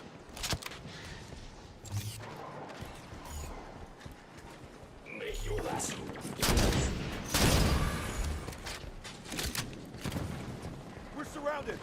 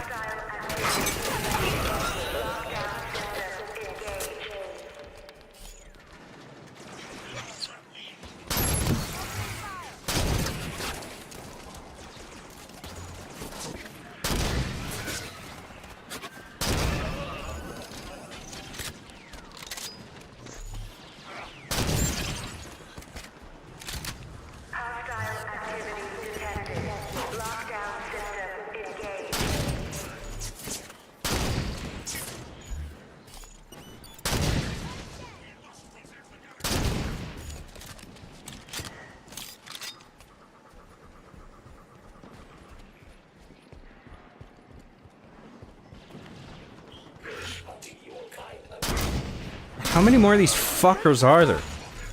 I guess we got the number down to 1 bajillion at least. 1 million bajillion. Gazillion.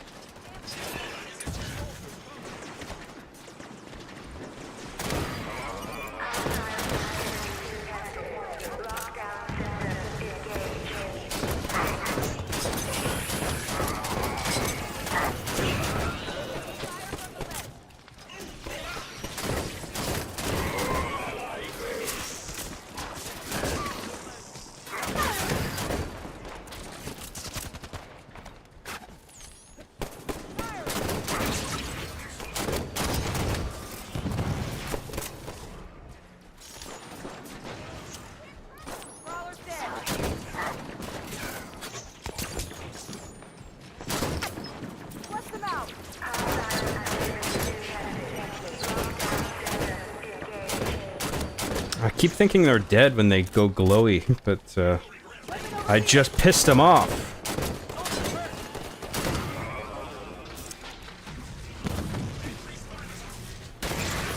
Night Commander just showed up with a fresh pack of Prometheans.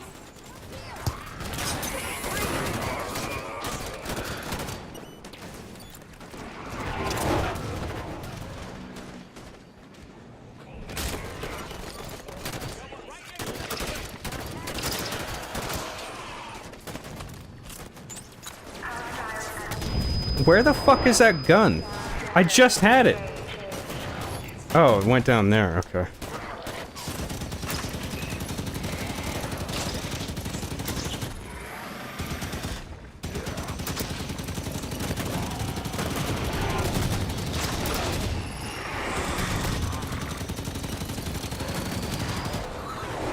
Yay! We did it. Yes! We gotta get that gate open.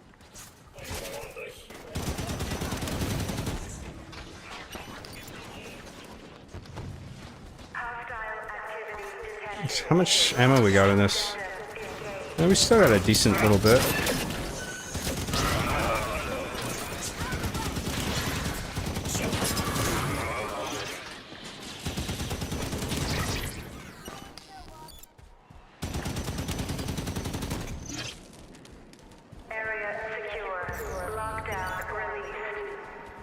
Looks like we're all clear.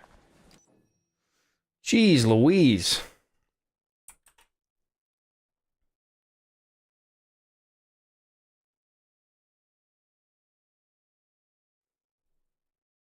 These pretzels are making me thirsty.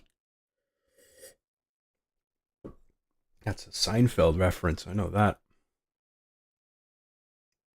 I guess you can say he was locked in. Throws on shades. Yeah! Like the CSI Miami intro. That should have been in the game, in the script, definitely. I recently showed my mate Arby the Chief. He loves it. That's cool, man. Good to hear. Jim Carrey should have been Spartan Locke instead of Luke Cage. Oh, right, Luke Cage. That's the actor that's playing him. I knew that guy was familiar.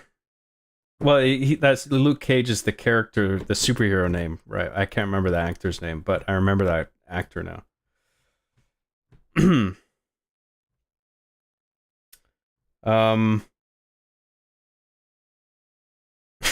Jim Carrey would have been interesting in that role for sure. Why do Prometheans still exist when the Didact is dead? What a shit enemy type. I don't know. Some bullshit trademark, I'm guessing. Is the reason? Is the raisin?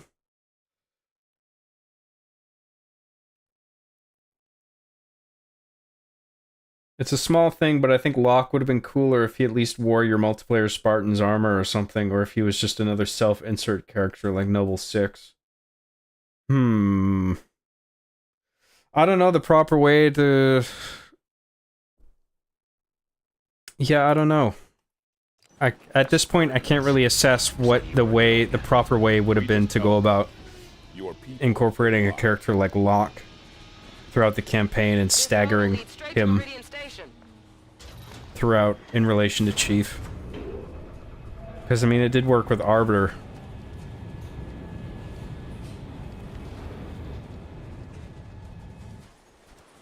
I want to fire the gun. Someone else drive.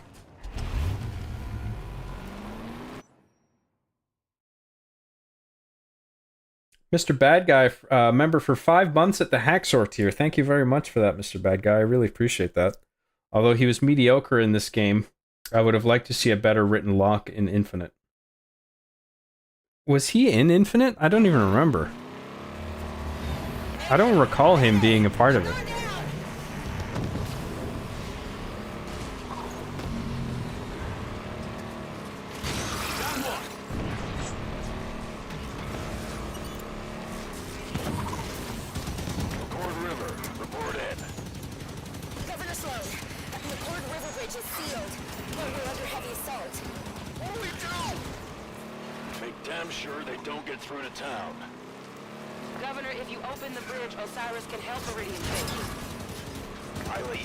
I don't know if it's by accident, but the driver's doing a pretty good job evading all the projectiles, which I appreciate.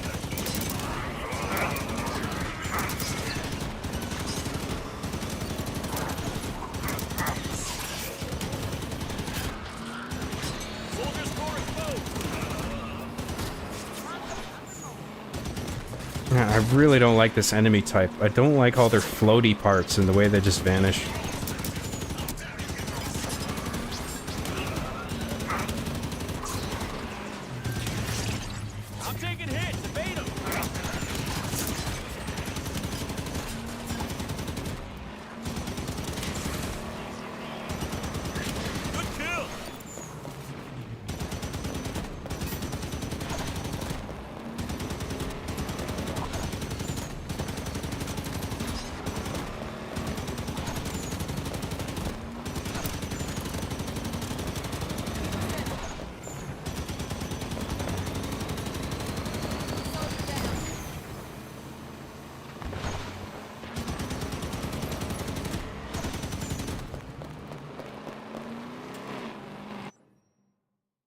Nabrock joined, became a member at the Gosu tier. Thank you very much for that, Nabrock. Appreciate it. Appreciate all your music tips in the past, too, by the way. I gotta get back into that, man. Got a new track I've been meaning to make. It's in my head. The bridge closer to town. There's others that could use your help. We can do that, sir. All right, opening up. Is this guy gonna move, or are we just supposed to get out? I'm out of the Warthog. Probably on foot from here, if the AI is not moving.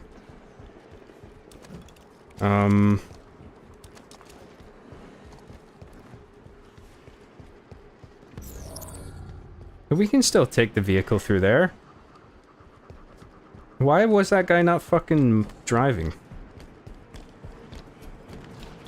Also, John, if you press A, you can swap seats. One of the few features I actually praise in Halo 5. Really? Oh, that's cool. Jumping out of the Warthog. Hopping off the mongoose. Oh, so it cycles between driver and Go crazy. turret. Unless if someone's in the driver seat, then I assume you switch between turret and passenger. Or maybe it's just turret and driver, but either way, that's cool. Lots of places, but there's always been a forerunner element. Yeah, so.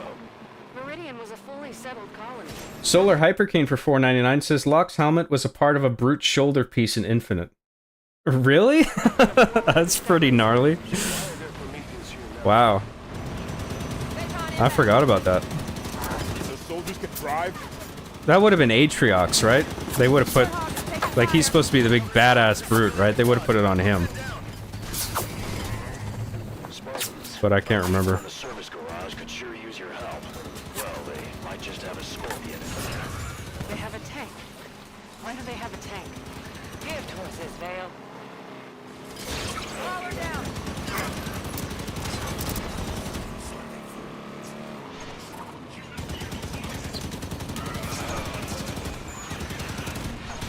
That knight's got a scatter shot.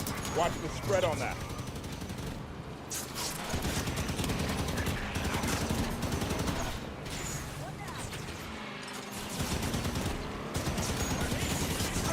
Passenger seat taking damage.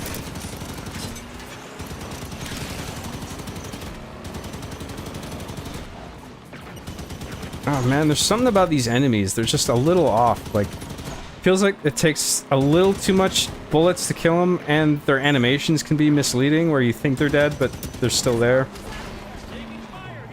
Movement ahead. Soldier captain.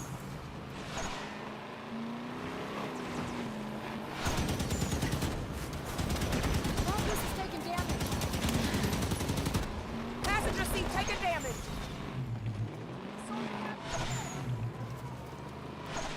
Area secure. Move up. Okay, what is this guy doing? Go over there, fuckhead. Get in and get out.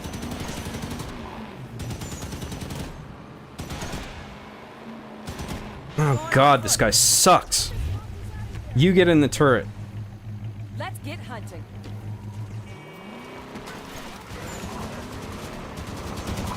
Oh, it's a whammon. Oops. I didn't notice. Is she hot? That's the important thing. Does she have big booba? Billy, we're gonna need to borrow your toy. What? They'll get more use out of it than you will. Damn, the turning in this is very loose. You can sort of swing around like effortlessly. It feels like you have good control over the vehicle, which I actually like. Move out, weapons forward. Never know. This point, Area's clear. Meridian Station's just up the hill. Ooh, is that for me? out of the vehicle. Wouldn't mind, to be quite TBQH. Yes please. This is UNSC gear. Corporate security. Private security for a frontier colony.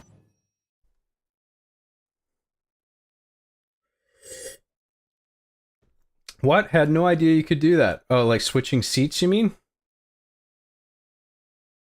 Finally able to join the sub. Well, I do appreciate it, Nabruk. Thank you very much. Anytime. I recently moved to Seattle with my sister. Her friends are all DJs. SK. My dreams are gonna come true. I'm so happy. Thank you all. Thank you for all the support. Oh, thank you for the advice and the membership and stuff. I really do appreciate it. That's cool, man. I hope you're enjoying your new place. He appreciates all your tips. Just a tip. Just a tip. Be gentle. Be gentle with all your tips. It's okay, I can handle all your tips. Give them to me. I need all your tips.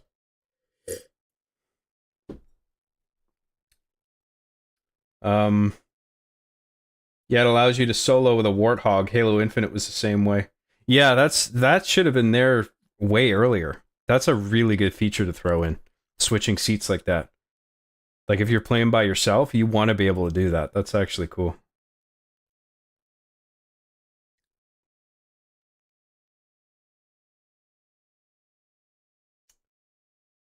Job, you should retake turret shooting elementary basics. Oh, come on, I'm not that bad. Haha, the whole this guy sucks at driving takes me right back to that part from Master Chief Sucks at Halo. I think that was a multiplayer session, wasn't it? Like this is AI, but yeah, I know what you mean. This hog is a loose swinger job.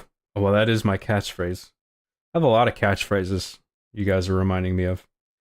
Mickey's Bickies for $2 says, place a marker to make the NPC drive if stalled. Oh, so that applies to vehicles as well. That's cool. Surprising to see something. Interesting. I'll keep that in mind. Thank you. I like the way the Scorpion looks. I think that's actually, it's a cool model. I like the yellow. It's just a cool looking mesh.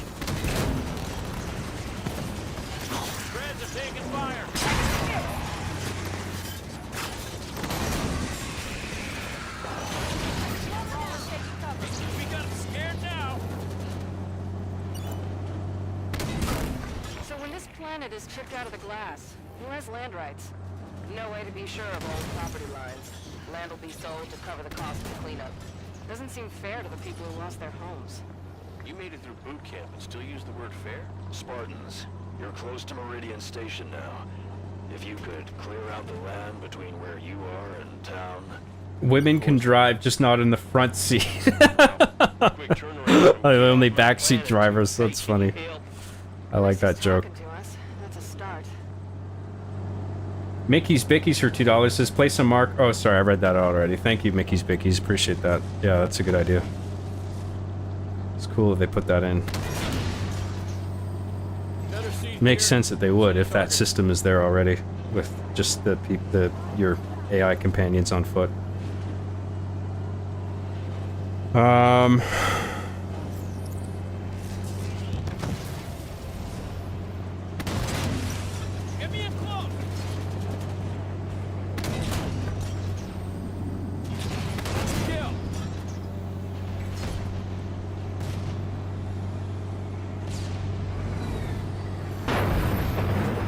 Okay, I want my money back now, and my tip. Too bad, it's mine now. Ha ha ha ha.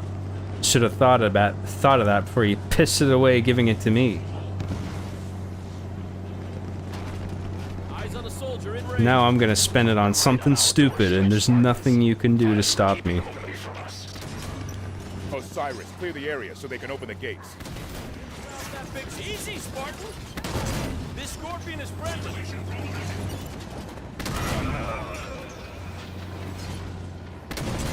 Is that good? Are we all clear?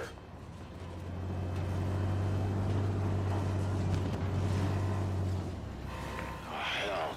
Here they come. Who's coming? Oh, we got waves of enemies, I guess.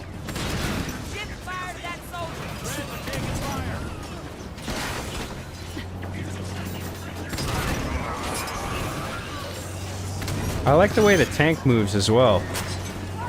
I mean, it's as slow as you would expect it to be, but you also have a decent amount of control over the way it turns and everything. Like, it all feels intuitive.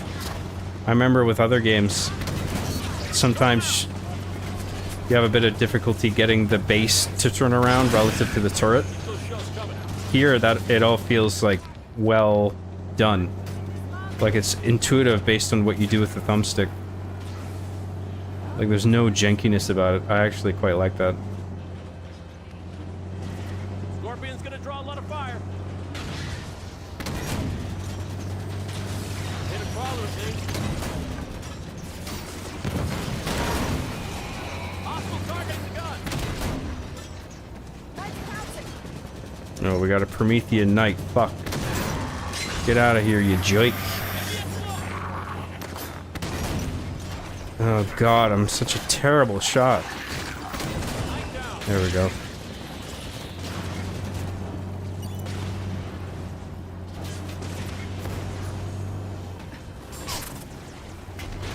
Friends are taking fire.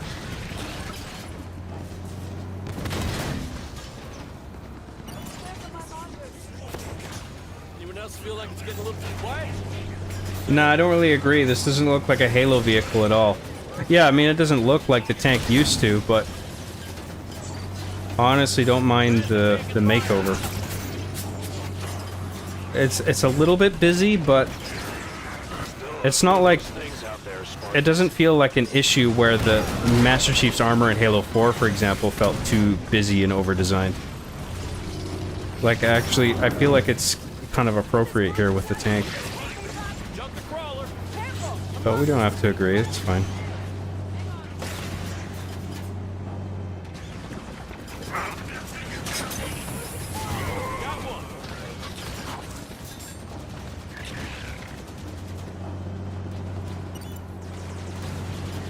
I like making it yellow, too.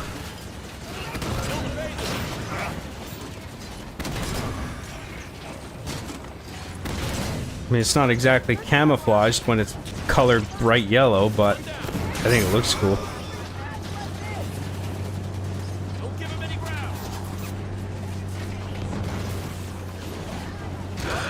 Ah!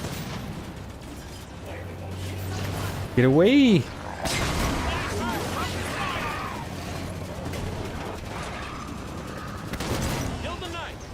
Yay!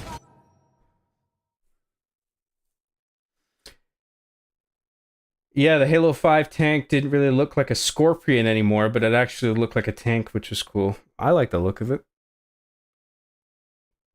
John, can you please fist slam your desk in rage? It is a requirement for being a true gaming streamer. Ah!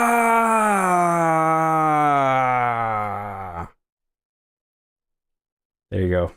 It was me violently smashing my desk. Hope I didn't scare you guys. Sarah XC for $10 says, John, I was messing around with a handpan my brother just got on. Can you restart the stream? A handpan? What is that for? Alright, we got a restart for Sarah, everybody. Back to mission 1. Thanks, Sarah. Appreciate the super chat. But I can't do that. Sorry. Not actually. It's just a joke, you see. Can I still have my tip back? Nope. It's mine now. Just the tip. Just the tip. It's mine now.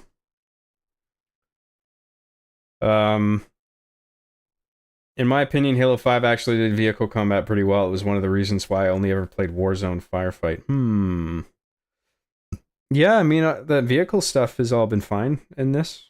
And the sounds are different, sometimes not in a good way, but the way it all controls and everything, and the damage dealt, and the feel of all the weapons, I don't really see a problem.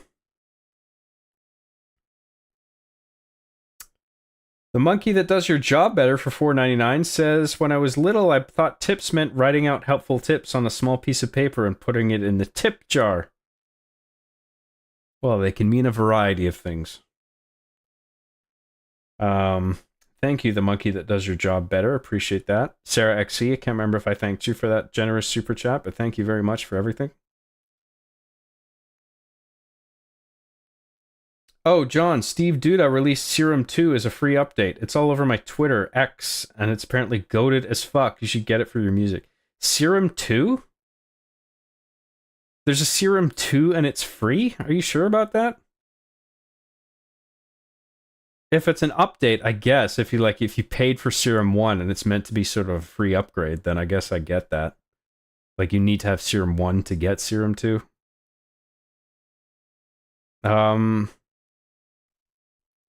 Sure, I'll write that down.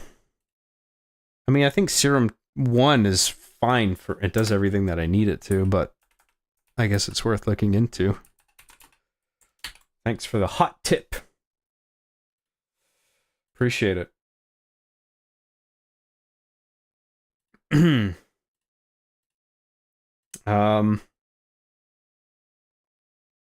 With the introduction of electric weapons, 343 made vehicle combat both useless and pointless. Is that because they act as EMPs that disable the vehicles? Is that why? It's just not obvious to me why that is. Yeah, the paint job is nice, but the model itself isn't my favorite. I don't mind it.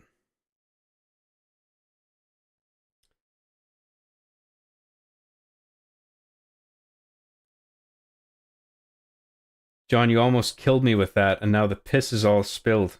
What was it? I made you laugh, you mean? I don't even remember the joke that I made, if that's what you're talking about. John, to improve your memory, just download more memory. It's simple. I have to download more RAM into my brain.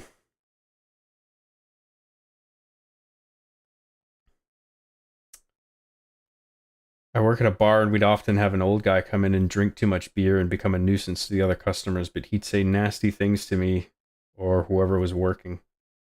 That's not good. All right, let's keep going, guys. Thanks for everything, everybody. I really do appreciate it. Are we done here? We just got a checkpoint. Looks like you've done it. I gotta wait for a door to open or something, I guess. See for a damn thing, but I do thank you, Spartans. Come on inside. Come inside. Where are we going? Oh, fade to black. We did it. Governor Sloan, I was hoping we might have a word. Come into town and we'll talk. I trust you won't cause any trouble. We'll be with you shortly. Tanaka, what kind of welcome can we expect this far out? Frontier colony like this? Not much. Best suggestion is to keep weapons down and hands off. Keep your hands on your dicks, everybody. Dicks out. Dicks out, boys. For Harambe.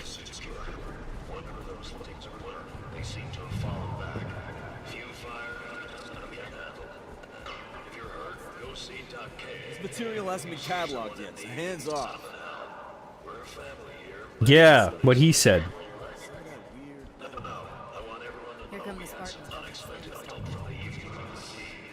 They're here in Meridian Station with my permission, and they see that Governor Sloan? they'll be leaving as soon as they came. But till they're gone, It looks like that dude from Watchmen. Mr. Manhattan. Where's your slong? Where's your balls? Not too excited about kissing the behind. Where's your dicking balls? He's an AI. What's wrong with him? He looks broken. Rampancy onset. Late stage from the looks.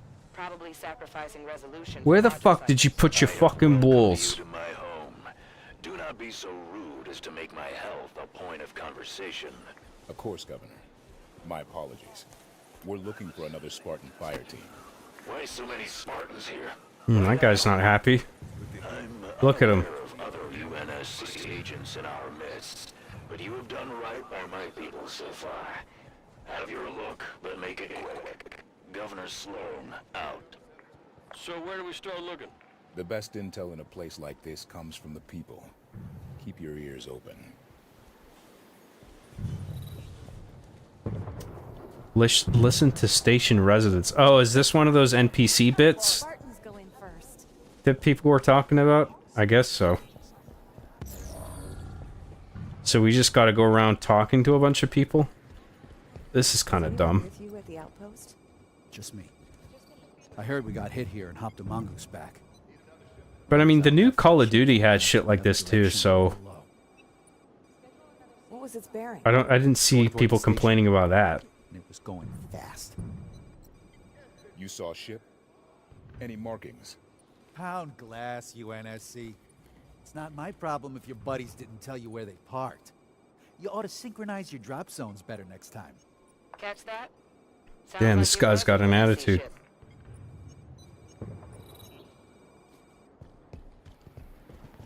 Okay, who's NPC number 2? Over there, I guess. Hello. You mind giving me some space here? God, why even have that? Pointless. What happened over at the comms tower, Ed? These are not the droids you're looking for.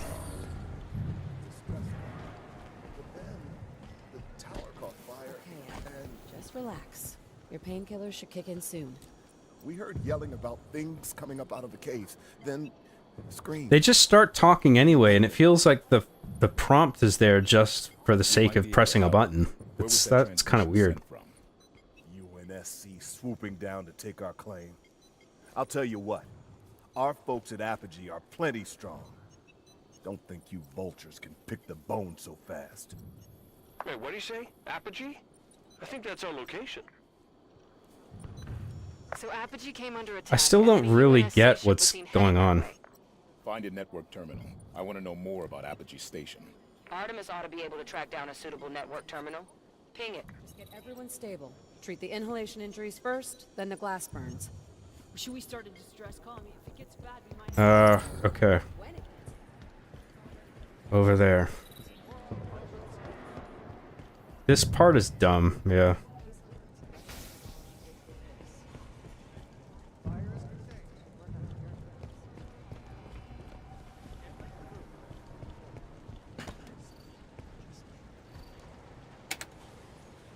Machine's buttons seem to be in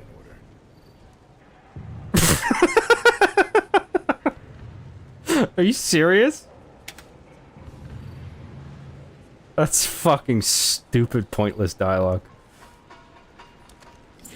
Vending machine seems to be working. Oh, well, thank God for that. Look, as long as I can get some potato chips.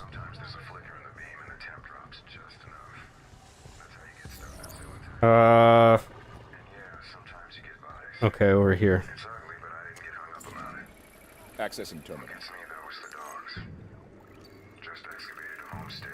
Did I give you permission to poke about? Your people saw UNSC ship out near Apogee Station. UNSC at Apogee? Why are you people all over my planet? With your permission, we'd like to go ask them ourselves. There's a cargo Pelican on the Meridian Station landing pad. It'll get you out to Apogee the quickest. We appreciate it, Governor. I'm sure you do. I don't care about the story. It's all just like go from A to B. And I'm just not invested. What the hell happened? Tower got hit in the attack. Like, should I be caring about shit right now? Did I miss something? So I feel like this has no narrative pull to it. Other than Chief is trying to find Cortana. That's the only interesting thing about this whole thing. But then it's just like, anytime you're playing as Spartan Locke, you're obviously not advancing any of that shit at all. So it's just frustrating whenever the game makes you play as Locke, because it's just like, when can I go back to Chief to make progress on the one fucking interesting thing about this? Boarding the Pelican. We're done here, right? I think. Yeah.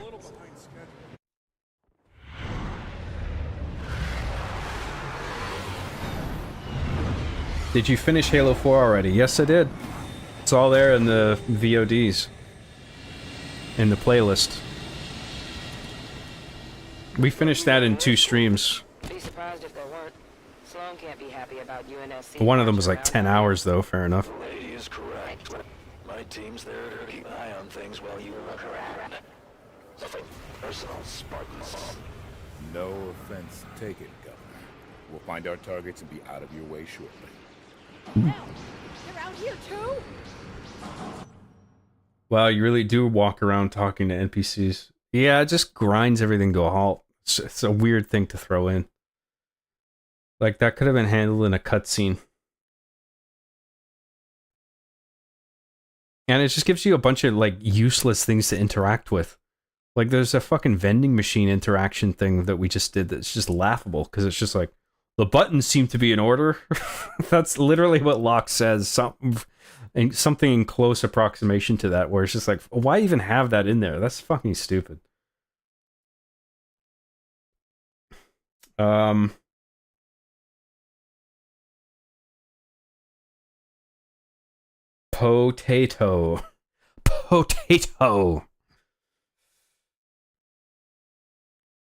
I honestly feel bad for all the 3D artists and animators who worked on this set piece. Like, you can tell there was a lot of work put into the environment, but it serves no purpose other than filler.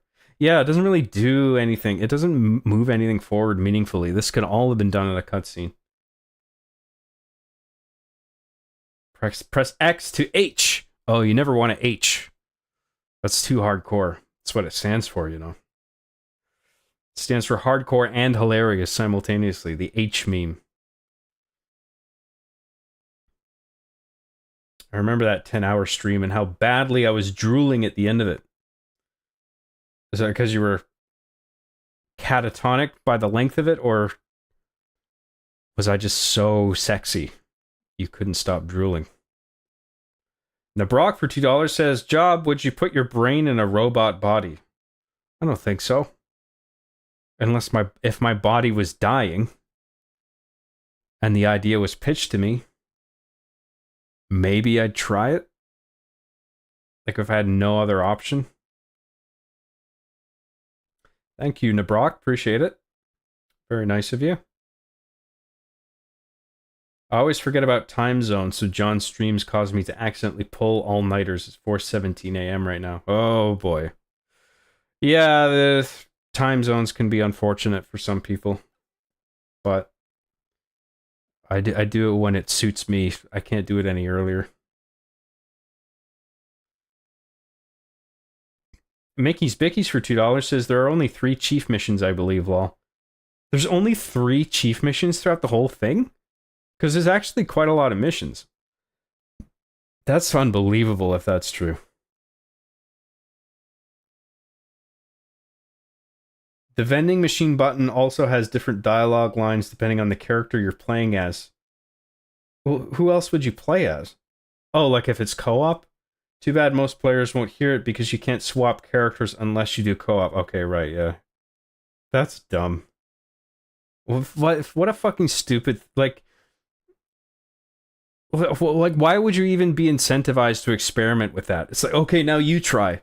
What's going to be the super cool dialogue that does nothing and moves nothing forward? Like, that's silly. Why even pour in any effort into that? That's time better spent. Hey, Job. Hello. Both, John, but I was mostly tired and trying not to fall asleep at my desk. Makes sense. I am sexy. It's true.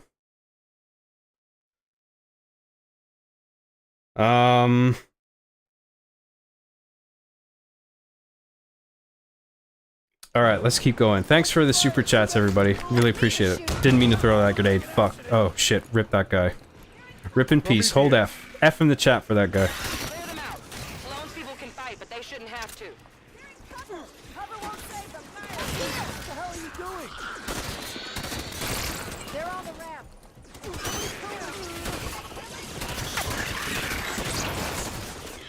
How'd you learn to shoot like that?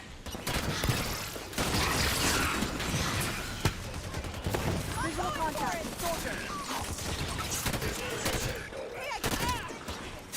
Get the fuck out of my way.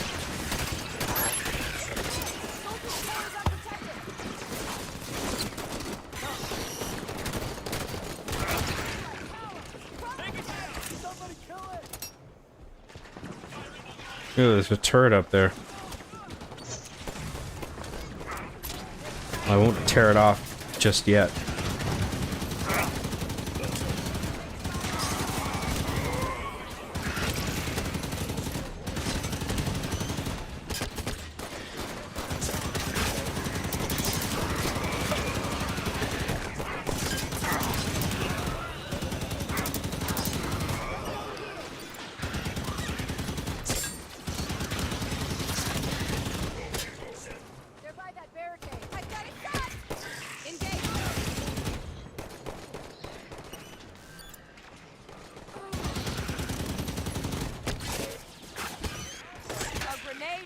them out?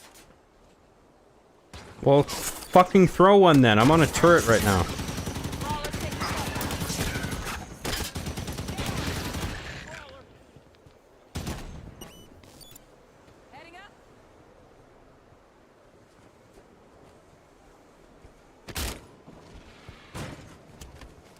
Like you tear it off and it doesn't stay in your hand by default. Like you tear it off, then I think you forcefully drop it, and then it makes you pick it up again. That's stupid. In previous games it was seamless.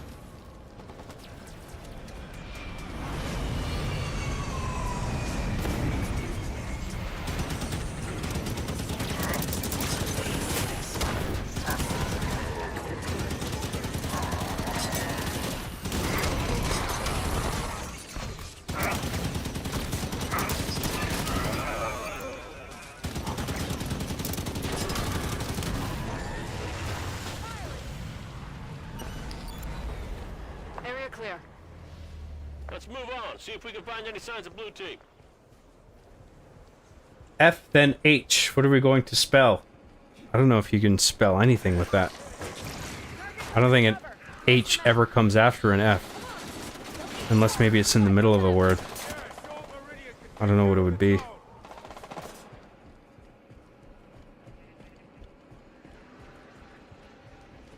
Look who decided to show up. I've been here the whole time.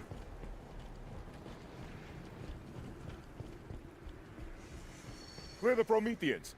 I want to look at that prowler. Nice spot to watch her.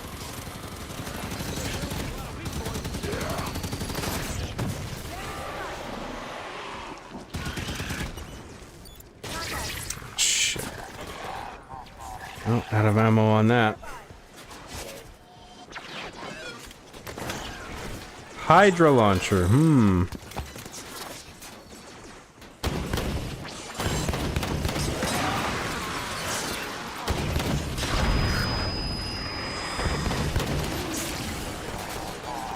not bad.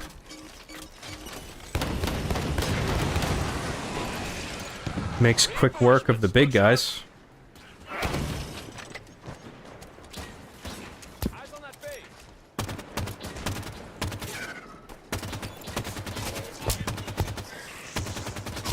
I fucking hate the aiming in this game.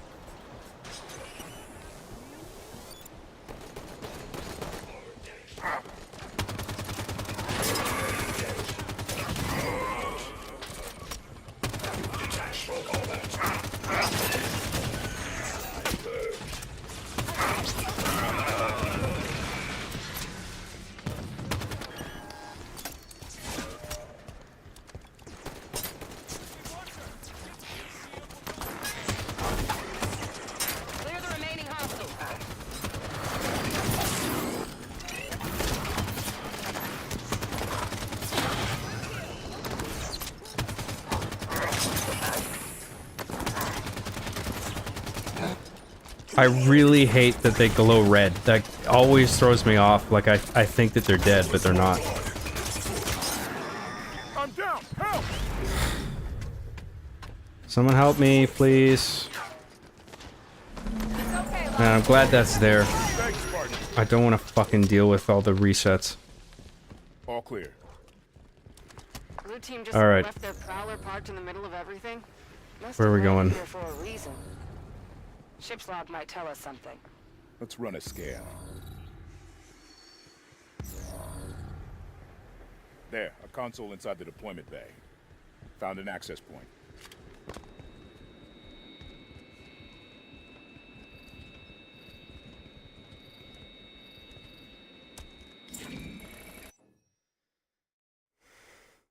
Hello, John. I'm here to see your boisterous, beautiful BBL. What's a BBL? Something sexual, no doubt. I'm not a piece of meat for you guys to ogle. I'm a human being. I'm a real human being and a real hero.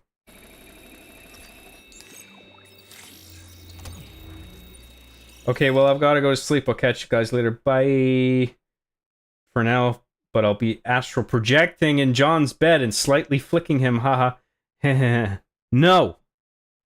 No. No astral projecting. Bad. You're ejected out of the airlock. That's what happened. That's why you're out there now.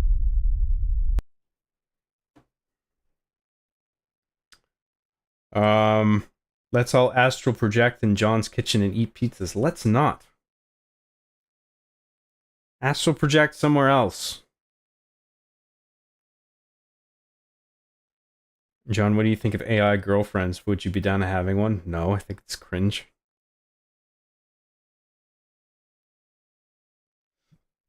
I swear I've never had as deep a hatred in my heart as I had for Watchers the moment I first encountered them in Halo 4. Are those the big Promethean? I thought they were Promethean Knights. Are the Watchers the sort of the big enemies that we just fought?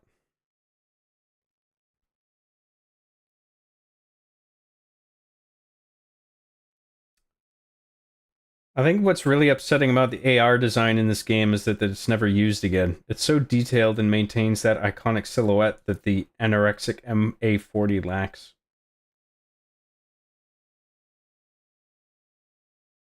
Well, you mean like it's never used again in another game? Hmm. And I liked when it looked simpler. Like the shell of the AR. I assume you're talking about the assault rifle. Big, beautiful length. Oh, is that what it is? Brazilian butt lift. Oh, that's what BBL is. Big, beautiful lips.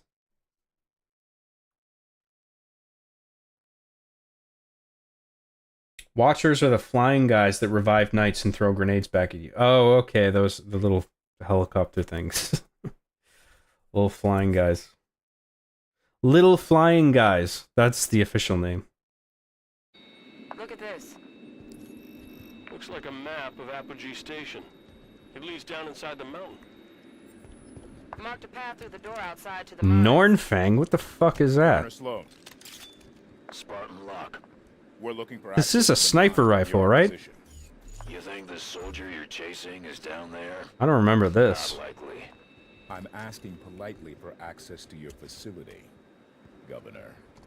Opening the door for you now. Watch yourselves down there. So abundance of precision weapons to choose from. I'm happy with what I have, though. Where are we going? Over there. Let's do it. That's an explosive sniper. Ooh, an explosive shell sniper rifle. That's interesting. Sure, why not? Stand back, snipers perched ahead. Yeah, not for long. Fuck that.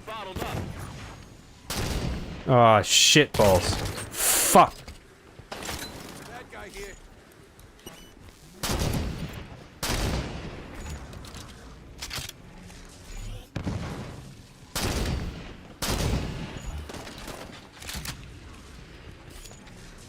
Fire from the ledge. Visual on sniper.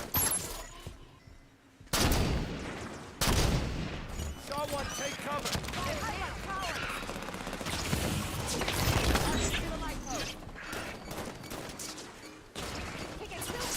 Teach him not to mess with us. Shit. Gotcha. God, I didn't even hit that guy the first time. Oh, John, the leprechaun. Went to school with no pants on. Going for cover. Calm it down, Spartan.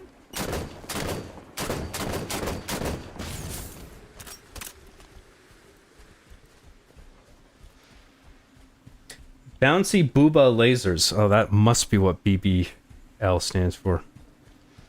Makes sense.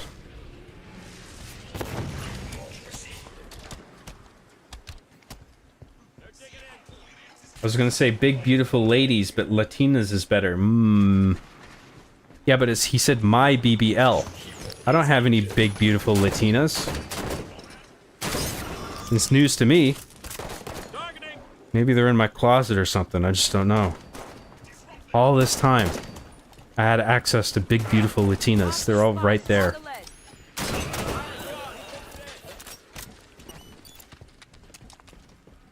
This area is secured. Governor Sloan, there's a door blocking our way at this location. Opening now, Spartan. You should use it on that NPC, you murderer. Well, I will be a murderer if I use it. I'm not yet. My money's on the Prometheans never engaging them. That doesn't make any sense. Making sense and being a fact aren't always the same thing. Honestly, Buck shouldn't even be in this game at all. He does absolutely nothing. Well, you want your characters to do things. That's true.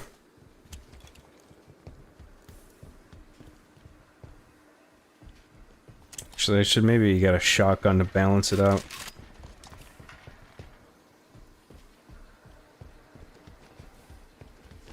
Sarah XC for $20 says, will we ever get the music making streams I requested? Ah, shit, yeah. Sorry. I got a lot of... I'm juggling a lot of shit, man. It's not that I'm against it or anything. I just got other shit that I'd rather prioritize right now. Even if you aren't much of a musician, I'd like to know what your thought process was when making different soundtracks for different scenes. Do you use FL Studios? I use FL Studio, yeah, that's true. I don't know when, but I'll try to remember to do it. Sorry about that, Sarah. Appreciate your patience with me with that.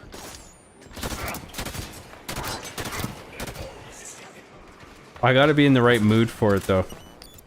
To, like, be able to sit down and do something like that online. Like, I don't often feel like doing something like that live. Usually when I make music, it's a private affair, you know, where I can just sit and be on my own and feel out a track without any sort of external pressure. So, I apologize if you were expecting it sooner, but it's not something that I can easily fall into the right mindset to do, unfortunately. But thank you very much, Sarah XC. That's a very large super chat. Thank you for that. Auto turrets. Appreciate everything that you sent. Work of the Prometheans.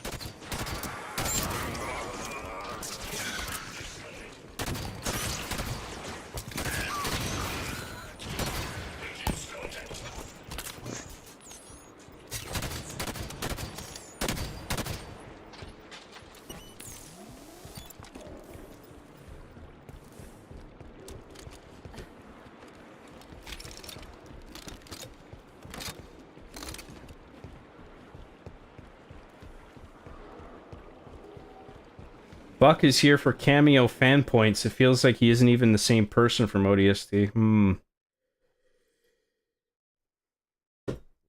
Yeah, if he's just wedged in for member berries, that sucks. Like, everybody should have a purpose in the story. Even if it's just something as simple as comedic relief, that's something. But if Buck is there just to be like, oh, look, it's Buck. Remember? That kind of sucks. We just gotta keep going that way.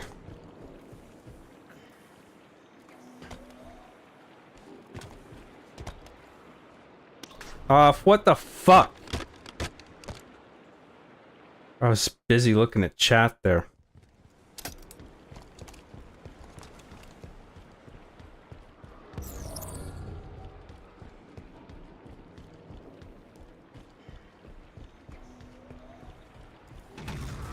Spawn gates, bringing more Prometheans.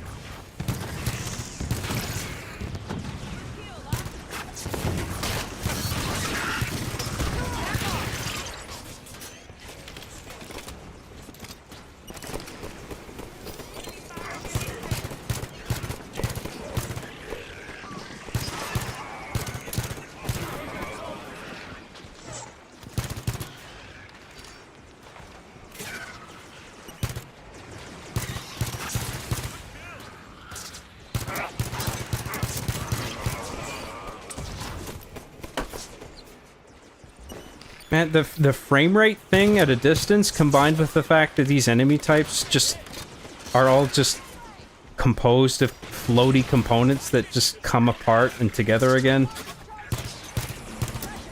I don't know, it makes the whole thing feel kind of cheap. It's not a good feeling.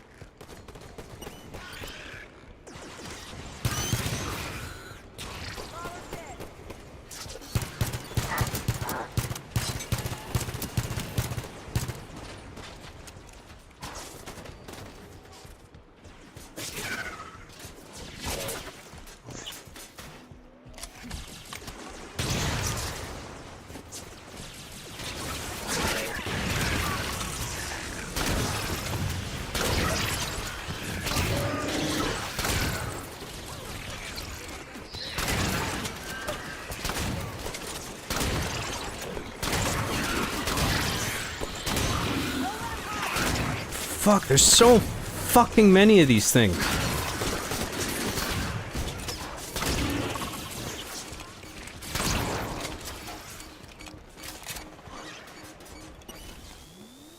How many did we just kill there?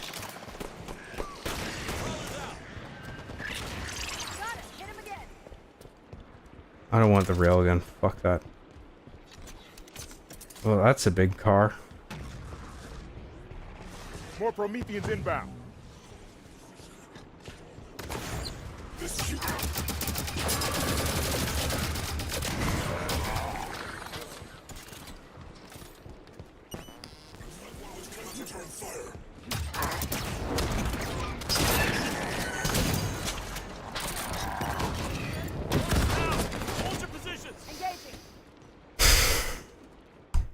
Rip. Oh God. Suck my dick. We gotta do all that again. Fuck.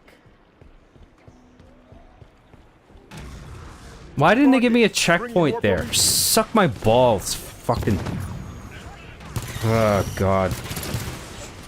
Actually fucking annoying.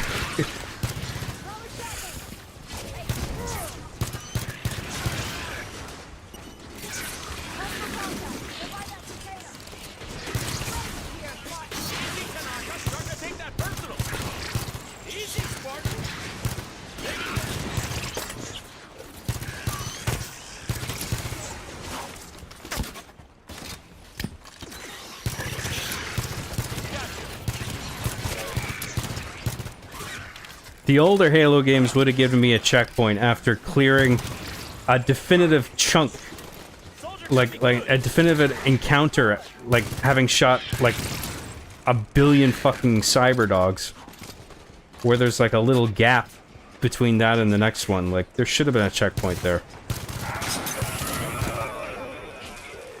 but no, and one hit kill weapon Lamau from the enemy up ahead.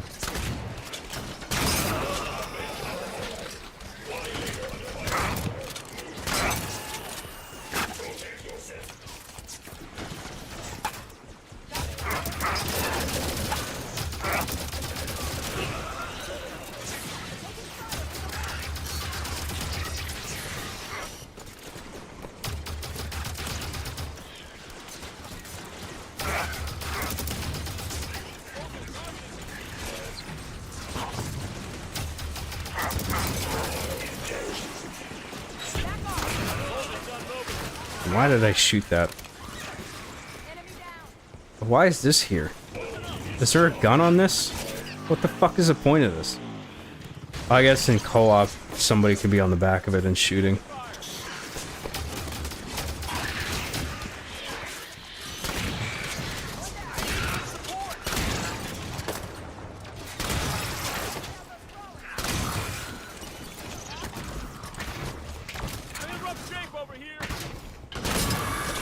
That'll be fine, bud. I'm back, thanks.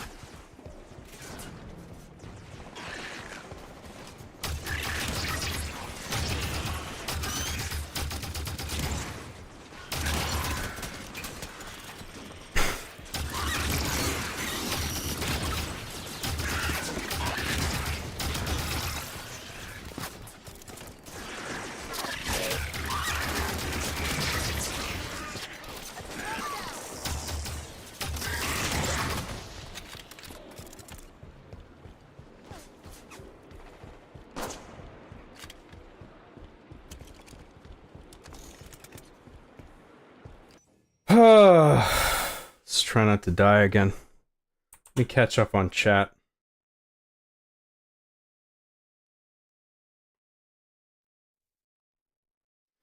Are the big beautiful Latinas in the room with us now? They're always with me. Right here.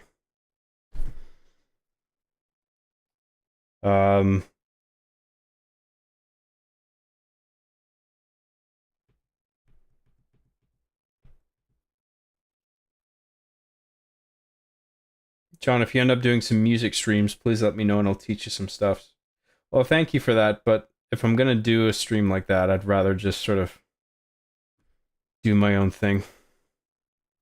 Like, if I'm gonna do that, I'd rather have like a track like prefabricated, and then the stream would just be about recreating it, because trying to get into a headspace of creating something unique while I'm also live streaming is just, that is extremely difficult, and I don't even know if I'm going to be ever going to be in a headspace to do that properly. So I guess if I were to do that, I would ask people, like, what track do you want me to recreate that I've already done? And then I can do a stream where we just sort of rebuild something that I made already that people like.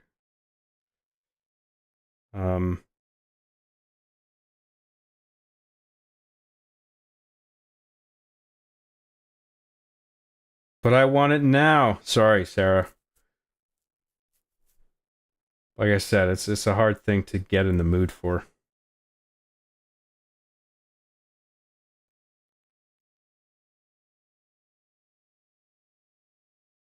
It sucks that Master Chief and the Arbiter never bro out when they see each other in this game after all these years.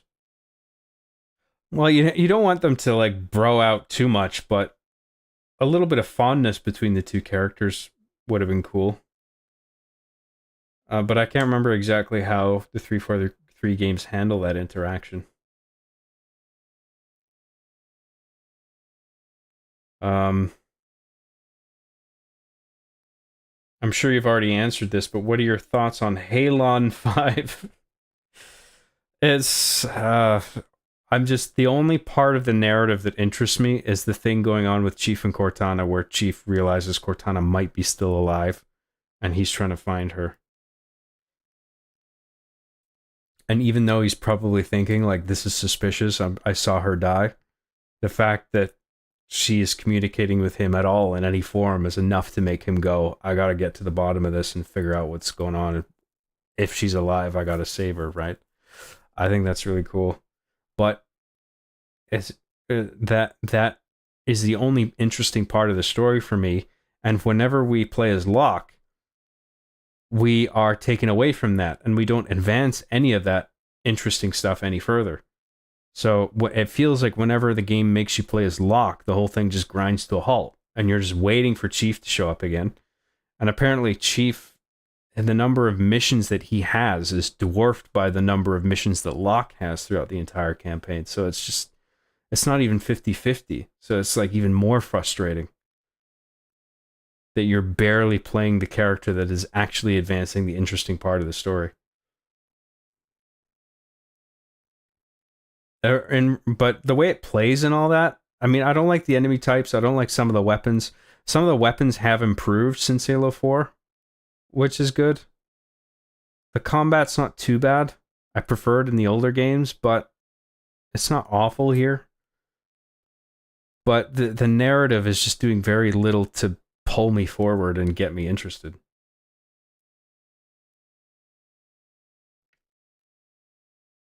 After Halo 4 featured a grand total of 2 returning characters, 5 damn well needed the member berries of Arbiter, Buck, and Halsey. Yes, this is Halo. Yeah, but if you're going to bring back characters, you don't want them to just be member berries or set decoration if you can avoid it. You want them to actually do things, you know, to actually influence the story in a meaningful way. You don't just want them as set dressing. Remember this character? Remember from the older games? Remember? And then they fuck off. I don't know how they're handled, but I assume that's how they're handled. Something like that.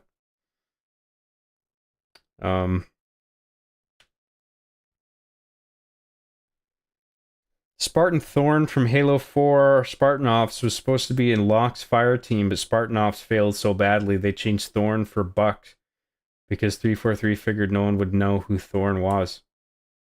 Well, they might as well have, because I mean, even with Buck here, I'm still fucking confused as to what's happening, all things considered. Sarah XC for $5, calling me a noob via emoji. Sarah, that's not nice. I'm doing my best, okay? Don't make fun of me. Don't call me a noob. Thank you, Sarah XC. Appreciate that.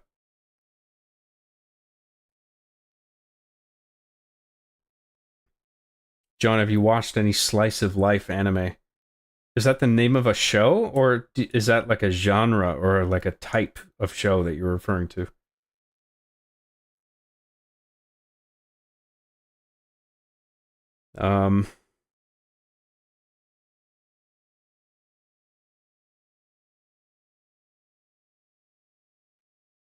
John, you're thinking like a normal person who cares about what they make. You need to think more like a soulless corporate automaton to really get it. Oh, that's what I'm missing. Of course. Why can't I just think like a soulless corporate automaton? That would solve all my problems. Stop with all the passion that's holding you back. Become the content creator you were born to be. Yes, because real content creators don't actually create content. They just chase fucking ratings and likes. And sponsorships. Because it's all just about number go up, right? It's not actually about content. It's just looking at analytics, and you want all numbers to go up. Number go up equals success. That's the secret. Genre. Slice of life genre. Okay. Slice of life is like an anime genre. Well, is it just an anime genre? Because, like, I know slice of life movies that I really like. Like, for example, Dazed and Confused, I would call a slice of life movie. And that's one of my favorite movies. And I think I would refer to that as a slice of life movie particularly because it all takes place in one day. And then another one is like Friday with Ice Cube and Chris Tucker, where it's all in one day. Where you feel immersed in their day, hour to hour. Like, I don't know how else you would characterize a slice of life sort of piece of media. I mean, if I were to watch it in anime, I would probably like it, I guess, if the characters were interesting.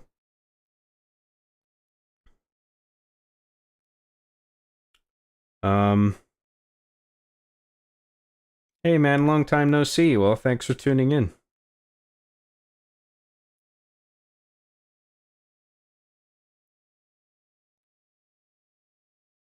Job, could you see the humor in someone wearing a Master Chief costume kick down your door and began to penetrate your behind? Yeah, I'd be laughing all the way through. Oh, you. Raping me in the ass. As usual. How many times has that been today? Well, fuck, get it over with quickly. Hopefully it's longer than 5 minutes before you kick my door down again and do the same thing. You gotta give me some breathing room in between.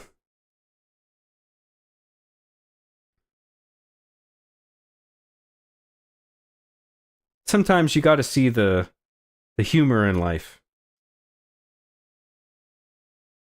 You know? It's what makes it worth living. I do love being raped in the ass.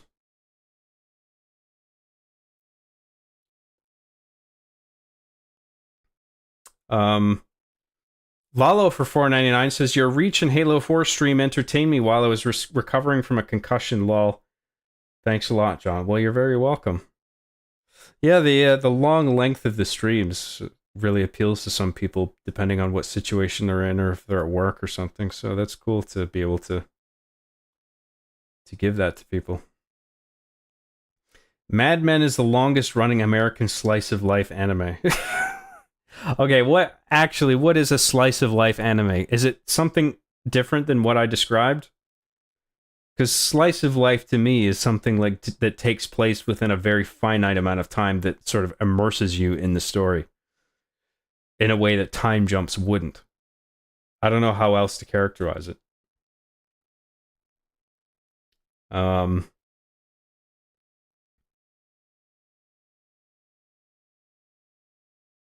I wish I could analyze film and media the same way. It's hard if you don't know how writing works and what makes a cohesive story.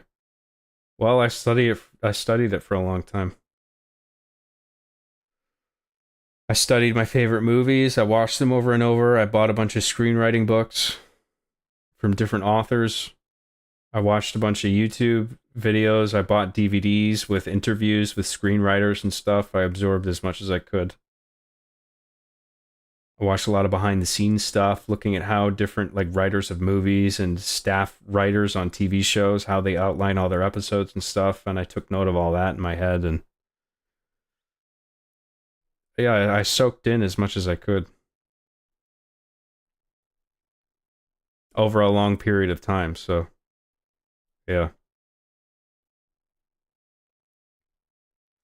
All right, let's keep going here. Appreciate all the super chats and contributions and talking points. Oh yeah, let's try not to die here again.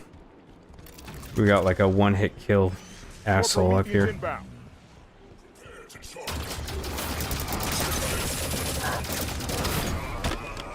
Oh, seriously? Okay, well, I don't know how he dropped me so fast, but at least it wasn't a fucking one-hit kill move.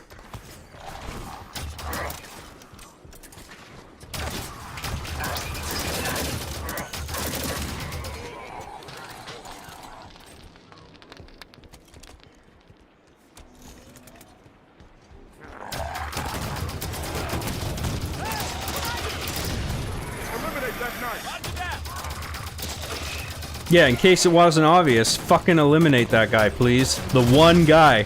The one big-ass guy who's antagonizing all of us. Oh, that guy? Oh, okay. Really? Well, whatever you say.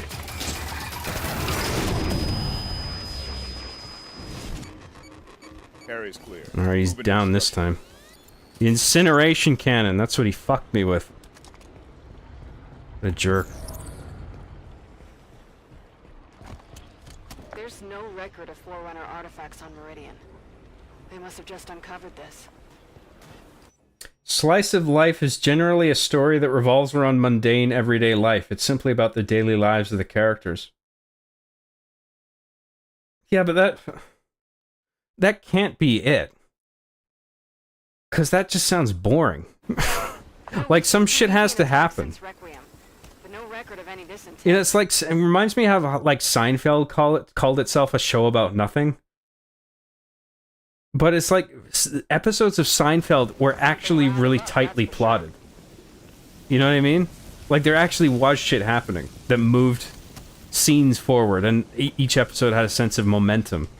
Like, you don't just want to have characters living their day-to-day lives and picking up their laundry and shit. Like, what is interesting about that? I'm sorry. You gotta have exciting shit happening, dude. Are you sure that's the slice of life genre? Where nothing important is happening? I feel like there's something not right there.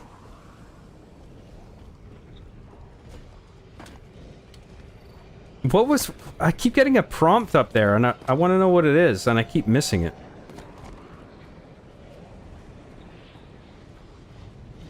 What the fuck is going on here? I'm, like, actually stuck behind this now.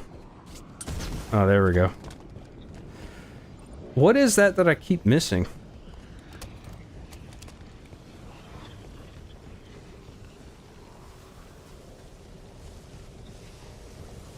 Slice of life anime is for people running from their own lives. Well, I guess some people can be so bored with their own lives that they find some kind of immersion in the mundanity of a show that isn't doing anything exciting. But I mean, that's not something I don't think I'm interested in that. Move up. Took location. On my mark. We're going down here, I guess. Okay. Something here. Similar design to a monitor. Non-communicative. And they don't seem interested in us. Move forward. Usually romance and high school nostalgic vibes are the beauty in slice of life anime. Keep an eye on them. Well, romance is different.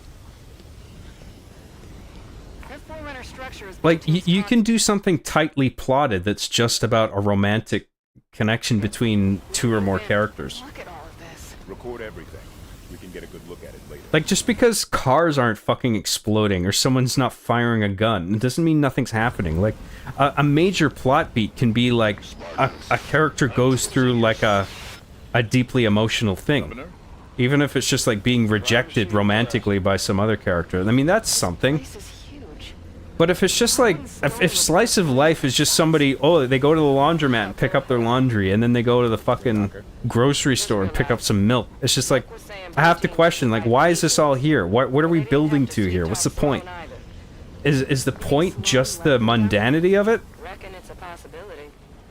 And if that's the case, like, I can't personally say that I'm interested. We'll draw it out of them after we investigate this structure.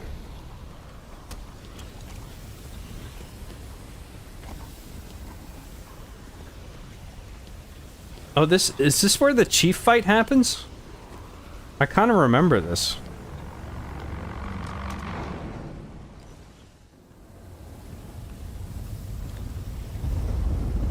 Sarah XE for $5 says, I quite enjoy John's writing, not just Arnold and the Chef, but his hit movie Rubber that he directed in 2010.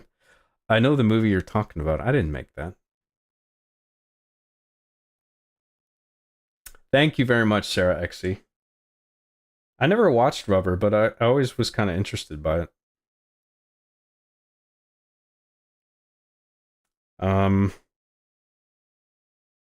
Family Guy is a slice of life. I mean, there's a lot of terrible Family Guy episodes, but even Family Guy has plot points that carry you from scene to scene and keep you interested. I wouldn't call that a slice of life show.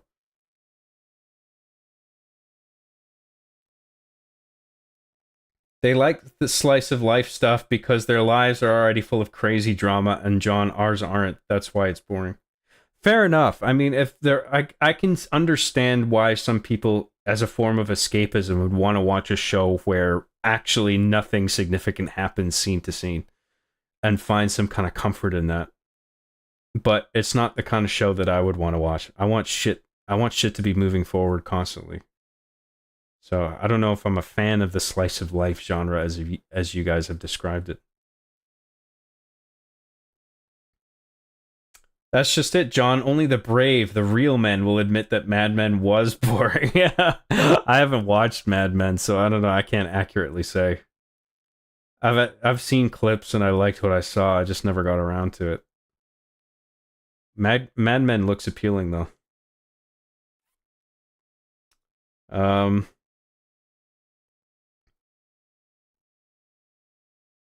Hi from Sydney, John. Love your work. Hope you're well. Thank you very much. Andy the Chipper. All the way from Australia. Oh, yeah. Good day, mate.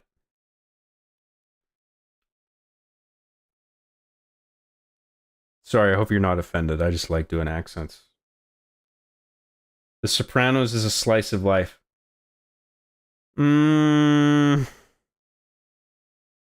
I don't know. I don't think so. I think it can sort of feel like that sometimes, The Sopranos, but underneath there is actually like plot points moving things forward steadily. As sort of the brilliance of The Sopranos is it all feels so organic that you don't even really notice that you're being propelled structurally. You know what I mean? Where there's like significant things happening every scene. I guess because it finds moments like just through character and family drama where nothing is really advanced forward in terms of plot. Well, I mean, character moments can influence the plot, of course, but like Sopranos manages to achieve like a sort of magical quality where you forget you're even watching a written show. It does kind of just feel like watching real life sometimes.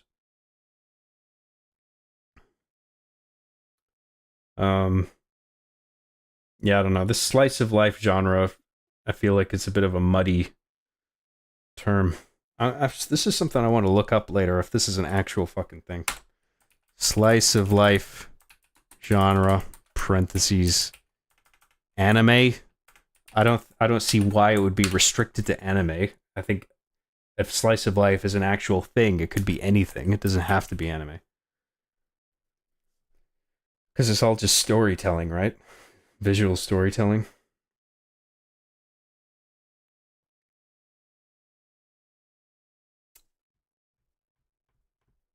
John, what is your opinion on all of the new Spartan 4 characters? Palmer, Vale, Tanaka, Locke. Also, I thought slice of life is when someone gets sliced in half like Metal Gear Rising. That's the logical conclusion. I don't give a shit about any of the characters in here other than Master Chief trying to find Cortana. That's the only thing about this story I care about. All the other characters, I barely remember their names, let alone am invested in any of them. Or their arcs, if they even have any. Like, I'm just utterly uncompelled by very little about this whole thing. Arby and the Chief is slice of life. No, it isn't! I write Arby and the Chief where every scene there's something happening that moves things forward, okay? Every scene either moves things forward or it's there to be funny. If not, it doesn't get included. There may have been a lack of discipline in the early seasons where there's some scenes that don't fall into that rule, but as I went on, by the time I was writing like season 4, season 5, I was pretty careful about that. Making sure scenes either did one or the other.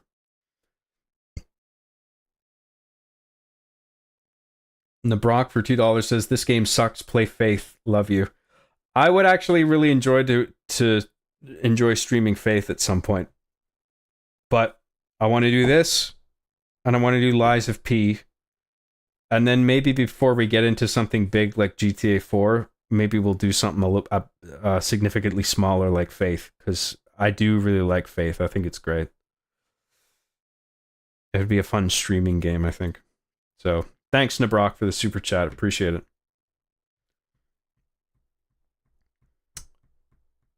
I'm going to get another drink, and I'm going to go pee, and I'm going to be back, and I'm going to be a few minutes, okay? So, please be patient with me, and just hang on. I'll be right back, okay? I'll just be a few minutes. Cheers, guys.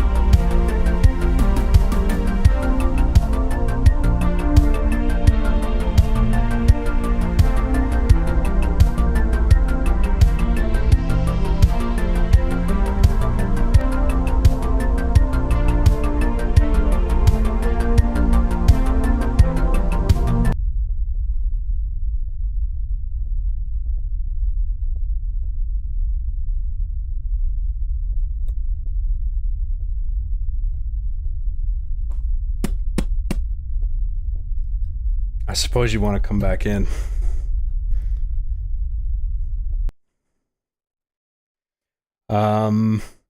Where were we?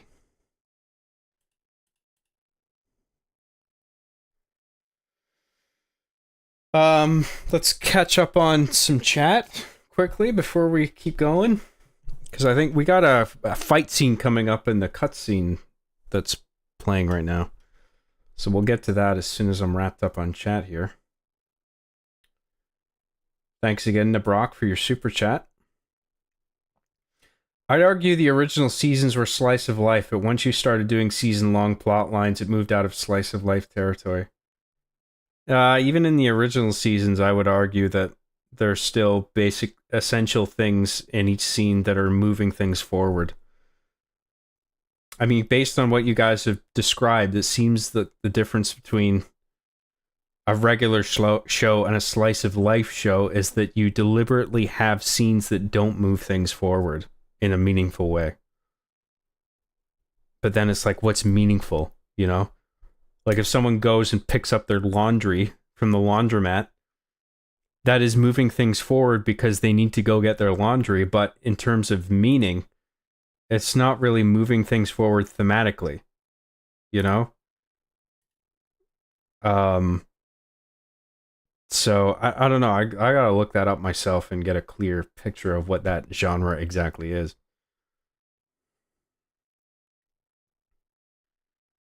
Sarah XC for $10 says, speaking of film/TV, have you seen The Fourth Kind yet? It's not cheesy where you can expect jump scares / intense scenes, etc., but it was genuinely eerie. No, I haven't seen it yet, but I remember you mentioning it, and I did write it down. And every day I make a point of checking everything that I wrote down in my Scratch document, and I look it up, whatever it is. And The Fourth Kind was one of them, and I looked up the trailer.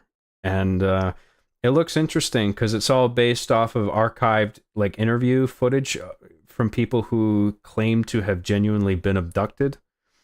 And it's sort of a dramatic recreation of those interviews, plus some probably, I imagine, dramatized, fabricated in-between stuff to sort of make it interesting. But yeah, I haven't seen the movie yet, but it does actually look cool, so I don't know how to go about seeing it, though. Maybe if it's on Netflix, I can just load it up on there, but I'm not sure it is, so if you let me know if you know for sure that it's on some public streaming service or whatever, then I'll go and look it up.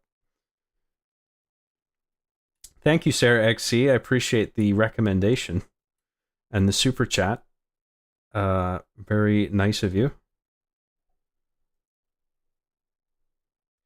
I love how I managed to steer the stream into talking about Slice of Life for a solid 5 minutes. Thank you, Job, for the awesome fan interaction. Oh, no problem. I'm happy to do it. But I feel bad when I can't do that. You know, this typically happens in the first couple hours of the stream where it's just fucking shit and unfunny. And I gotta loosen up before I can actually start thinking some funny, creative shit up to entertain you guys. But yeah, this slice of life thing, there's just something about it that interested me where it's like, I'm genuinely intrigued by it because I feel like I don't understand it. I'm trying to. And, yeah. So, I like things that make me curious. I gravitate towards them.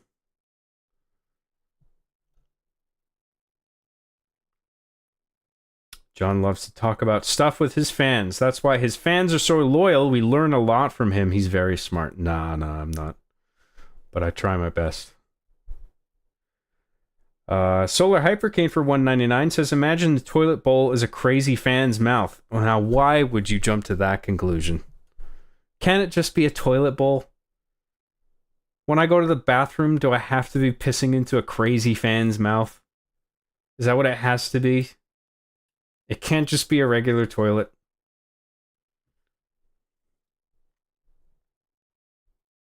Nice beard, brother. Thanks. I just trim it a little bit. Keep the shape of it. Stop it from getting mangy. Where can I get your shirt? I can't remember where I got this shirt. It might have been just a department store or something. Not even a... Or, you know, it might have been like a, not Hot Topic, but something like that. You know what I mean? Where they have a lot of like funny shirts and shit. I think it's called Spencer's in Canada. I think this is where I might have gotten that. Spencer's is kind of like Hot Topic, but not as. Oh, maybe it's just about the same aesthetic actually as Hot Topic. But I think Hot Topic is like a US thing. I don't know if we have that in Canada. Maybe.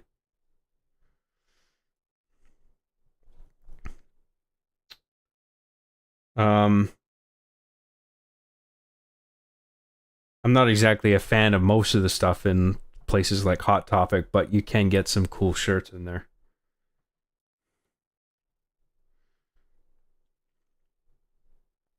Jay Oki for 800 yen says, Sarah XE for the entire combined wealth of the United Nations says, job, make more music. Please, thanks, lol.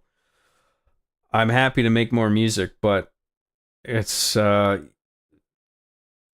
most of the time I gotta be on my own if I'm gonna get into that mindset. It's a very hard thing to like do that live streaming and to come up with something brand new. It's like if you asked me to write a script while I was live streaming, you know what I mean? I'd be thinking way too hard about every individual word, and then whatever I churned out would just be dog shit. Like I have to have that sense of privacy to be able to write down whatever I want on the page, even if I think it sucks.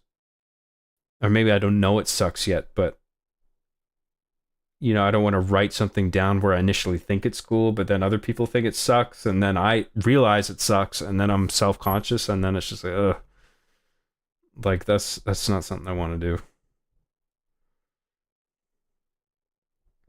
I should do a stream, though, where I just recreate a track that people are fond of.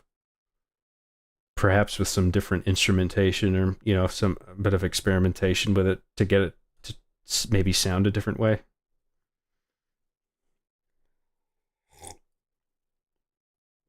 What's your favorite Alien movie? Mine are Mars Attacks, District 9, and Alien, duh. Yeah, Alien's a good one. Mars Attacks is funny. District 9 is good. My favorite Alien movie? Fire in the Sky has the most fucked up alien abduction scene I've ever seen in a film. If you like horror movies, and you like alien movies, and you like scary fucked up shit, check out Fire in the Sky. Other than that, my favorite Alien movie? I really like Alien, but I think I prefer Aliens as a film over Alien. As in James Cameron's Aliens.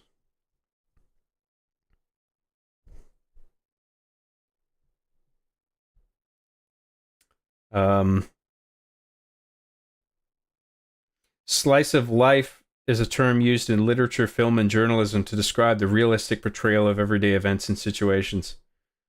Well, so like cinema verite, is that the idea you're getting at? Because I'm familiar with that term.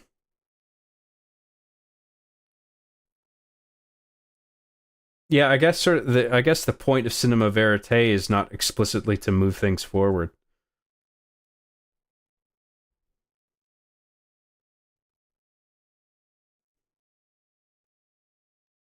We have a Spencer's here in the US, John.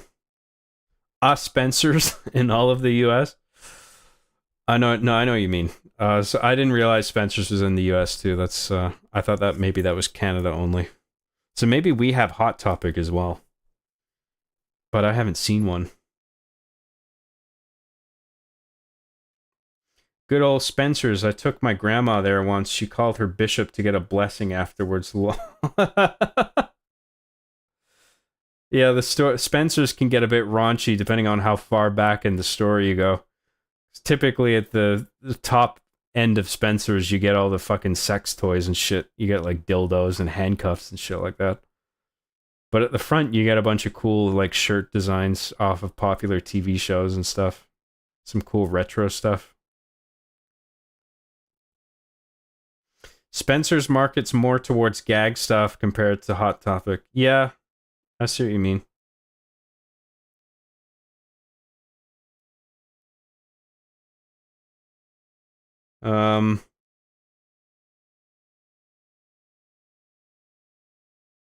John, please stop fidgeting with your mic because I heard that bolt you're fiddling with squeak and it made my spine tingle. Oh, sorry about that. I'll try not to touch it.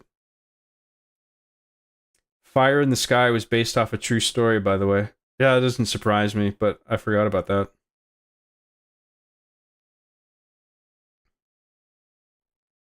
Aliens has some tremendous writing. I enjoy that. One of the biggest themes in that movie is motherhood. Ripley is a mom. Newt lost her mom. Ripley takes care of Newt while fighting the alien mother. It's a brilliant film, really, yeah.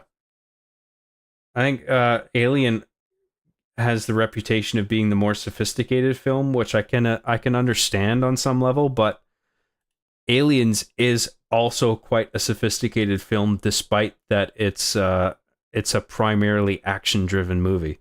Like, just because it's a primarily action movie, it doesn't mean it's a dumb movie. You know what I mean? It's really smartly written as well, and has really interesting character arcs.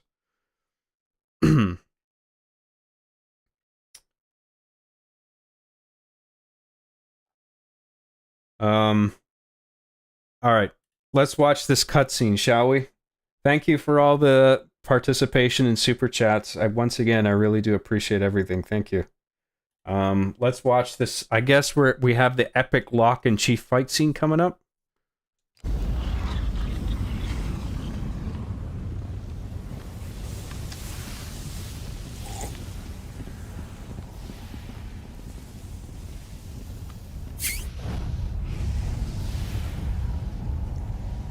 She calls the Guardians to serve her. What was that? Well, let's go find out. We're sitting ducks here. Agreed. Move!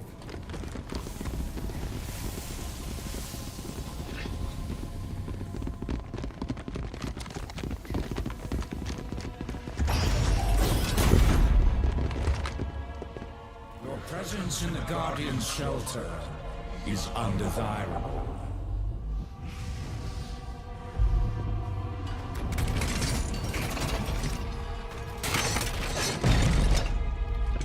Oh god, I hate it. I hate the design. I hate the whole floaty little pieces thing.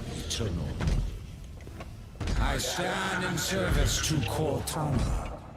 Cortana? The other humans are approved for passage. What I do like, though, is that an AI like Cortana has sort of wormed her way into actually controlling all of this shit. I think that's actually a really interesting idea. Flee. You are not. That sounds like a threat. Vacate his shelter now.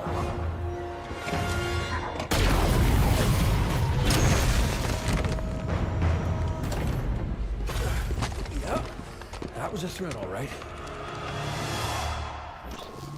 Oh shit. I thought we had a chief cutscene, but this is actually prelude to a boss fight.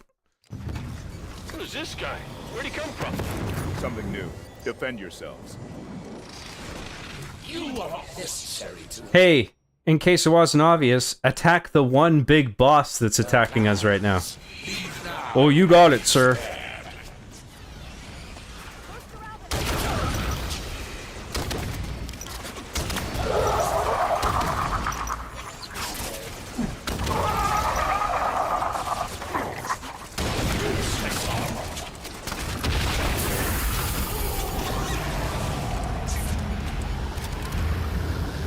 What the fuck is going on? What the hell was that thing?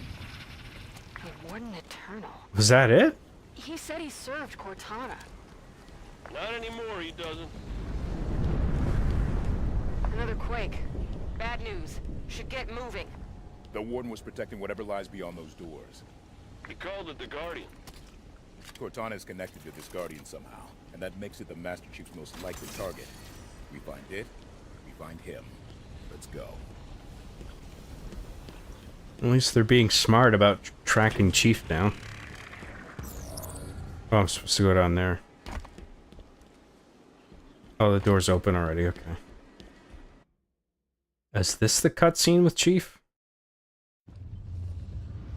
The Warden said Cortana was calling them to her. She's not here.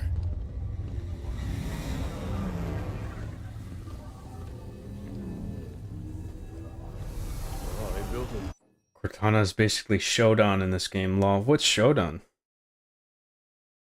I hate how Buck became a Spartan, wish he stayed with the old crew. Yeah, well, they wanted to stuff him in for member berries, and I guess they had to make him a Spartan to make it make sense. I don't know.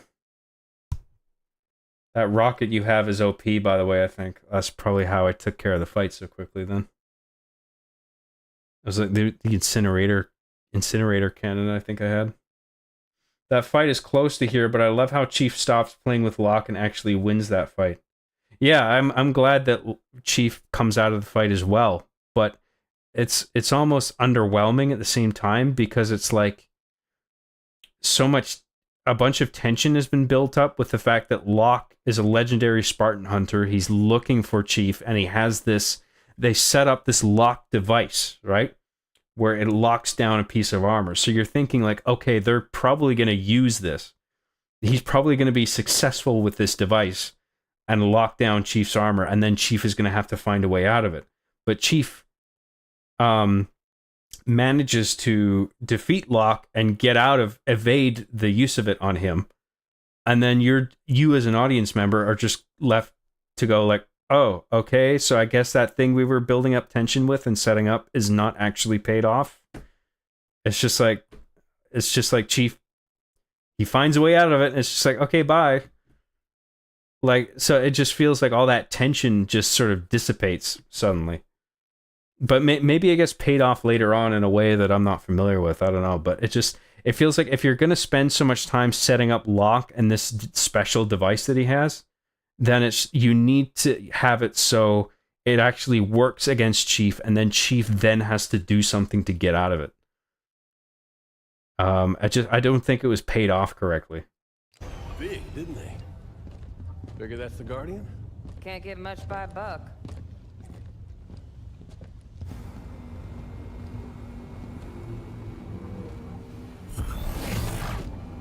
Up here!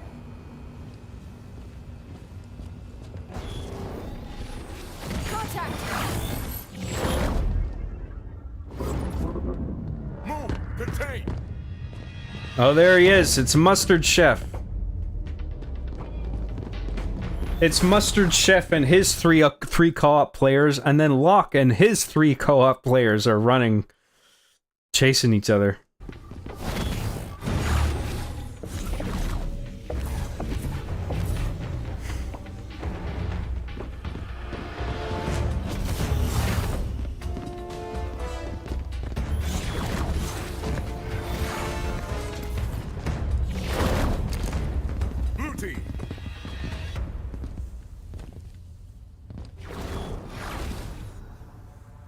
Stay where you are.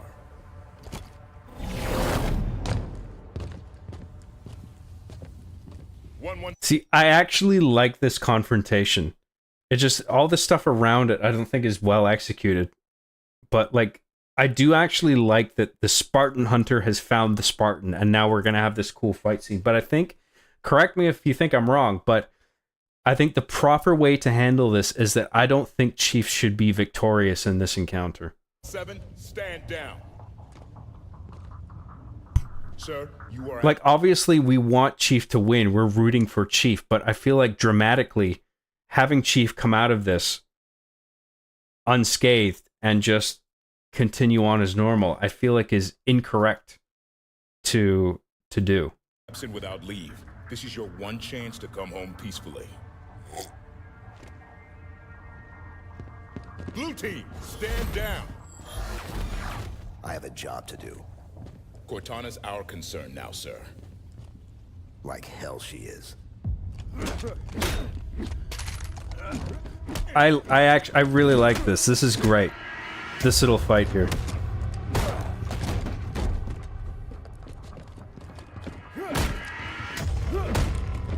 It's not overly choreographed. Like, it's actually a pretty believable fight between 2 people who specialize in close quarters combat.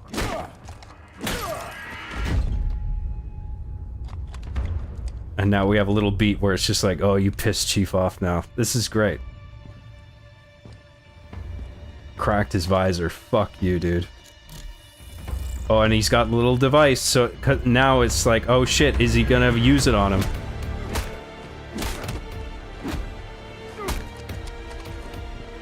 Music is, I feel like, is a little bit too much here, but it's still cool.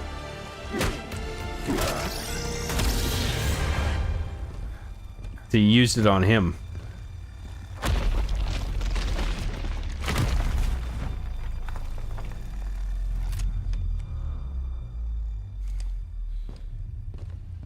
Yeah, I just feel like the dramatically correct thing to do after having set up Locke and his little device is to actually have Locke use it effectively on Chief. And then Chief then has to figure something out. Or something else has to happen that intervenes with the Chief-Locke dynamic where Chief unexpectedly gets free or something. Don't like the looks of this. Maybe we can get out how they got in. Go! Run!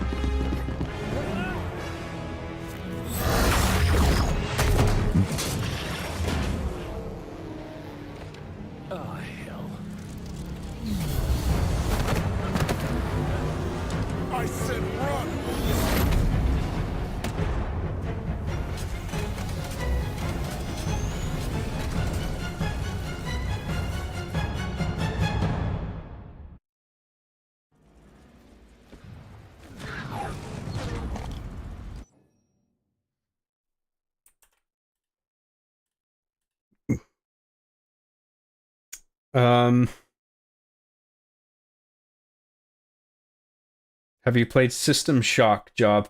I played a bit of the remake of the first one. I was enjoying that, but just didn't stick with it. I understand the remake of System Shock 2 is coming out soon, or like a remaster, I guess. I don't know what you want to call it, but that looks cool too. Chief would have destroyed Locke. This is fanfic. Chief wouldn't have a scratch on his visor. I mean, did you see how quick he was to get a gun on Arbiter's jaw in Halo 3? Maybe, but I don't mind the idea of Chief meeting a character that, like, where he meets his match. You know what I mean? Like, if Locke is reputed as this legendary Spartan hunter, then it's like, okay, yeah, he should be a challenge for Chief to take down. You don't want Chief to just be like Steven Seagal, where he just beats the shit out of anybody that comes at him. Because then there's just no tension. Have you ever watched a Steven Seagal movie where he just beats the fuck out of everybody that comes at him? And it's just like, you get almost... I mean, if it'd be boring if it wasn't so funny. But if the humor wasn't there, if that meta humor wasn't there to keep them entertaining, you'd just get bored with that and be like, oh god, this... There's no tension here because I know that Steven Seagal is going to get out of any situation that he's in. Isn't there a parody video of this fight? I don't know, is there? Entertaining this slop, are we, Job? Yeah. I mean, there's things I don't like about it, but there are a few things that I like about it so far. I thought the fight was okay. But I think Chief should have lost. As odd as that might sound to some people.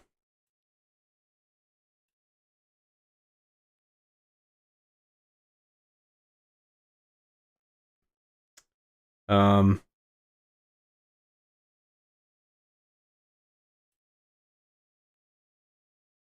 choreography of this fight is so bad, Lamau.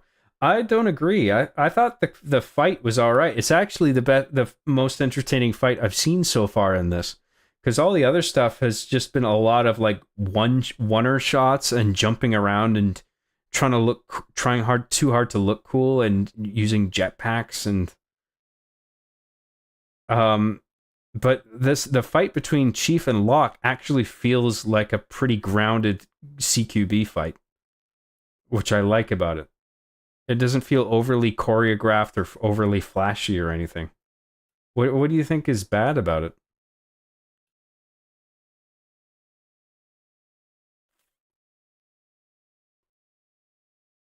I mean, maybe if you analyze the fight beat by beat, you could say like, oh, Locke should have thrown a right hook here or something.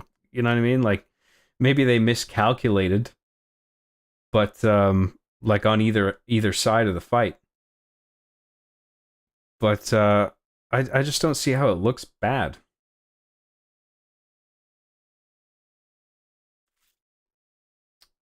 I mean, what are they supposed to do to make it look cool? Do a bunch of backflips and shit?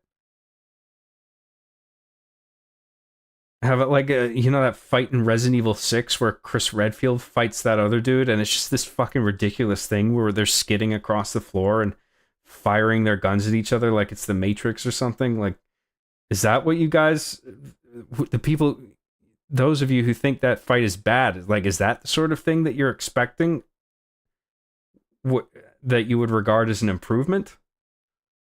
I like what is the, how do you fix that if you think it's bad?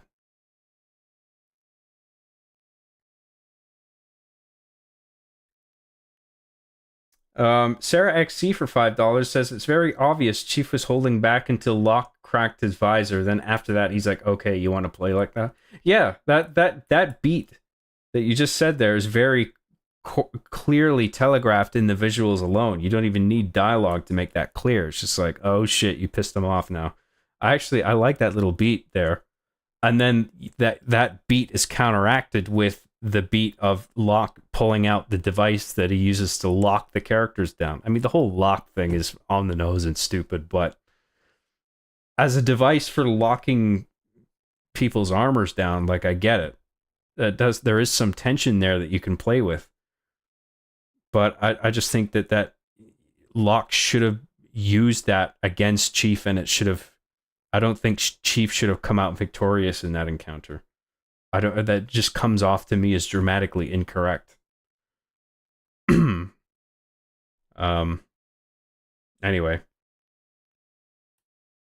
I mean, I suppose you could argue that it's unpredictable. And it's just like, oh, we're going in this direction. Are we? Okay, Chief is victorious and he just keeps plodding along. Sure. You can argue that, I guess, if you weren't expecting that to happen, that would be of some value to you. But to me, it doesn't feel like the right way to go. Very unpopular opinion here. Halo 5 is better than Halo 4. I don't know how I feel about that. I don't know if what one I prefer over the other yet. I need to play the rest of Halo 5 to answer that.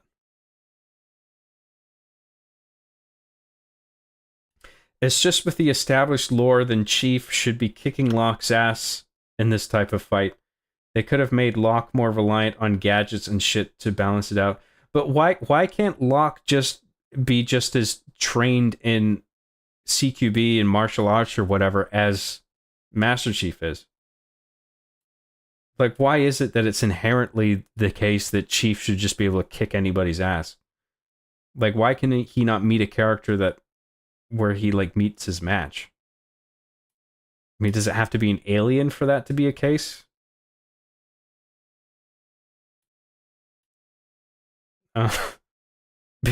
Because Locke is gay and Chief isn't. Well, that fucking wraps things up, doesn't it? Sorry I even argued. Of course. Why didn't I think of that? Too clumsy looking. I don't really... Well, maybe there's something to that, but I actually appreciate a little bit of clumsiness. Because fights aren't always precise, you know? Like, if you ever watch people actually fucking fighting, it's just this messy fucking farce, you know? And even if you have two people who specialize in fighting each other, there's going to be some weird kind of fucking, you know, tactics and mistakes that occur when two people are genuinely trying to disarm or subdue the other person. You know, it's not always going to be this like perfectly choreographed thing, or it never is.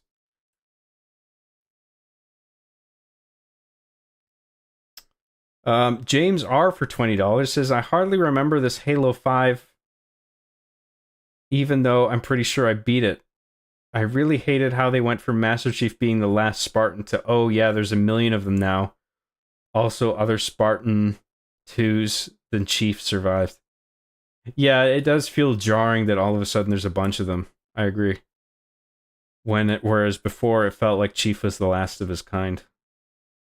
I think a bit of a transition baked into one of the games could have helped with that, where it's just like you as a player experience the fact that Chief finds more of them, and you're just like, oh, there's more of you out there, instead of them just suddenly showing up in a new game. And it's just like, oh, okay. Thank you, James R. I really appreciate that super chat, man. It's very generous. Thank you. $20, man. That's awesome. Think about it this way, John. Does it look like a fight between two people who could flip a tank? Well, maybe their hits could have been harder on one another, I suppose. The tank flipping comes off to me as more of a gameplay utility thing, more than like you're meant to incorporate that into their actual strength. But I mean, maybe it is the case that, like, in the lore, if you were to look up like the amount of weight that they are able to lift, that it's like, okay, that's why they can flip the tank over in the game. But to me, it's just like, if a vehicle gets flipped over, to me, it's more of like a gameplay thing, where it's just like, you got to be able to get the vehicle up on its four wheels so you can use it again. So I'm not really thinking of shit like that in a lore sense. You know what I mean? I don't know, man. The fight really didn't bother me. John, if you bought that Halo graphic novel, there's one where an augmented Spartan tested out the Mark 6 armor for Chief and beat the ever-loving shit out of ODSTs, killing them.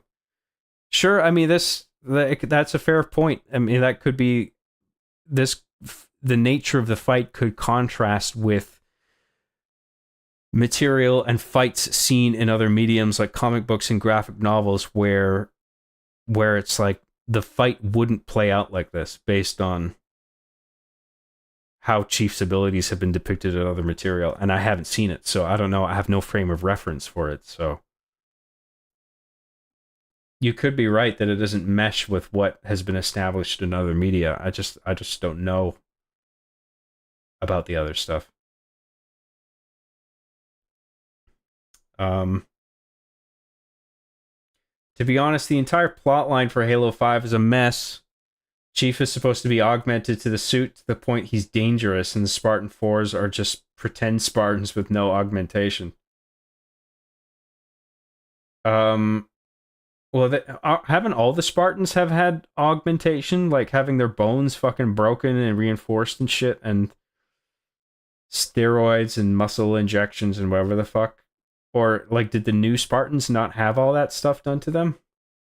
Is it all just in the suit with the new guys? Like, it's all in the exosuit? I just don't know.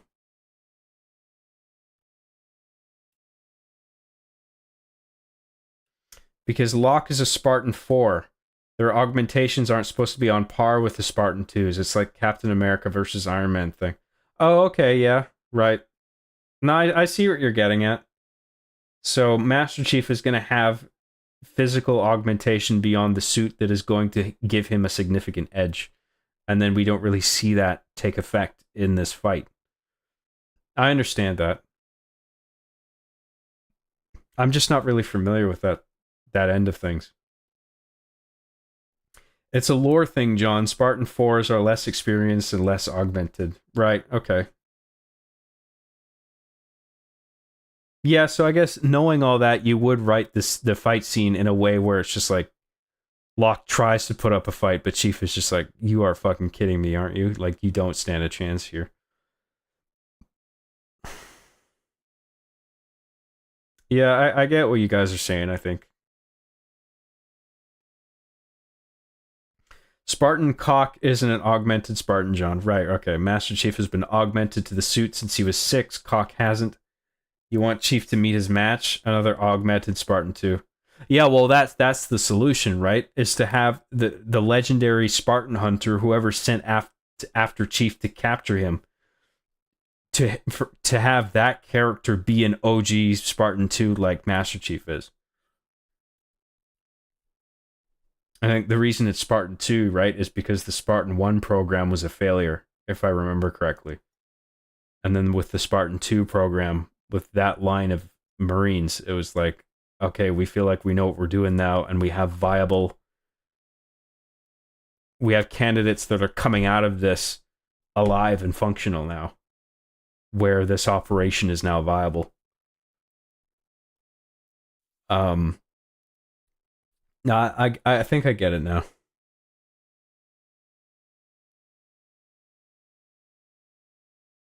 Out of all the languages John could have spoken, he chose to speak facts.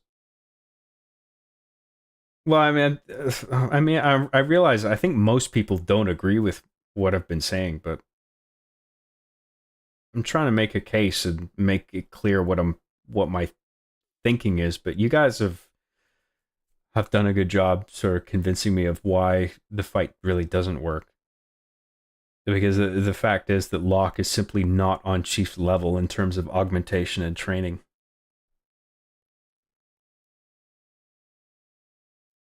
I think the entire plot was so half-assed that the real sin is that the game is not compelling, IMO. Well, I agree with that. I mean, the only stuff I'm interested in here is the Chief stuff. I wish Locke was written to be a more interesting character, but there's just nothing compelling about him. There's no conflict. It's so straightforward with things on his end. It's just like, we gotta get Chief. It's like, okay, there's like no complexity beyond that. So he just feels like an obstacle to Chief, who is the character that you're meant to be rooting for. And so it's just kind of annoying to be playing as him repeatedly. And more frequently than Chief throughout the game.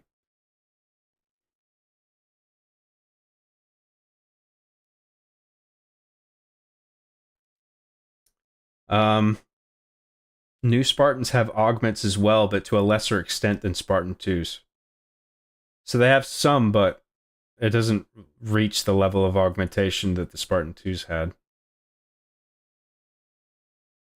Resurrected Noble 6 instead of Locke would have been more compelling since we're familiar with them and he's been established as a lone wolf. ONI glowy. Putting a sort of voiceless player vessel character in that role might have been kind of interesting, but I don't know if that is the way to go, to be honest. Halo 5 is an absolute abomination, and I will die on that hill. That was enough for me to not even buy Infinite. Well, I don't feel that negatively about it, but I see what you're saying. I'm not exactly a fan of it. Solar Hypercane for $4.99 says, Pancreas No Work makes good Halo lore videos if you want to watch any. That's not really my thing, but I'll write it down in case I'm curious. Pancreas No Work. Alright, thank you Solar Hypercane for the recommendation. I appreciate it, and I appreciate your super chat. Thank you very much. I do agree with your idea, John. Locke's device should have worked. I think so. I'm not saying Chief shouldn't ultimately come out victorious, but I just mean in that little beat. If you're going to set up an armor-locking device like that, I feel like it should work initially, and then Chief has to figure something out. I agree with your point being to make Chief having a moment of being put in his place, but I would argue that Chief is better than this, and that this is all bullshit to sell Locke, and even that was crap. Yeah, I understand. I understand the argument. Lore aside, I feel like the character development of Chief in this game was not at all who Chief is, and him fighting Locke instead of reasoning with him is what I don't like about it. I don't mind Chief fighting him because Locke is not going to back down. He is there to capture Chief. And so Chief is just like, okay, I guess we got to do this, right?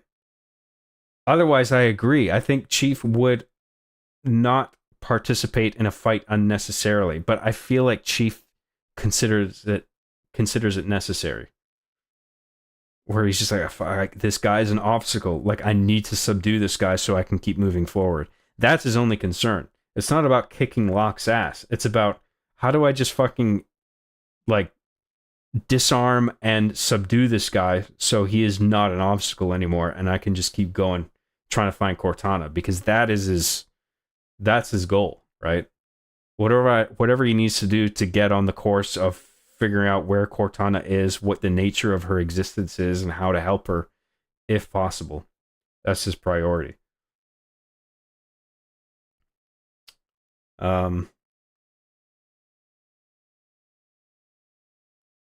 Chief acts out of character in both this game and Halo 4, and everyone just defends it.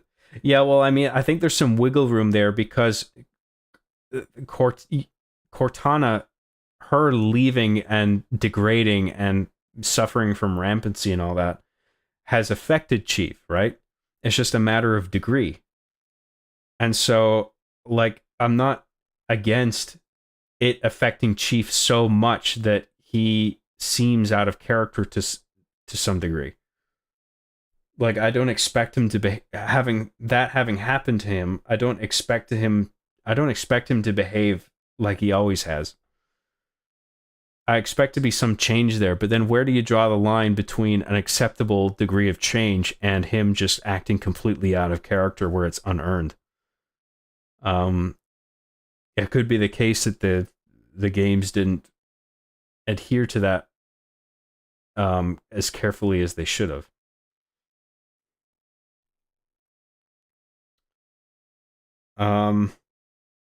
Plus, Noble 6 was a Spartan 3. She is still weaker, smaller, but is the only other Spartan besides Chief to have the hyper-lethal rating, which was Bungie's way of saying 6 was close to Chief's level. Okay. Wasn't aware of that.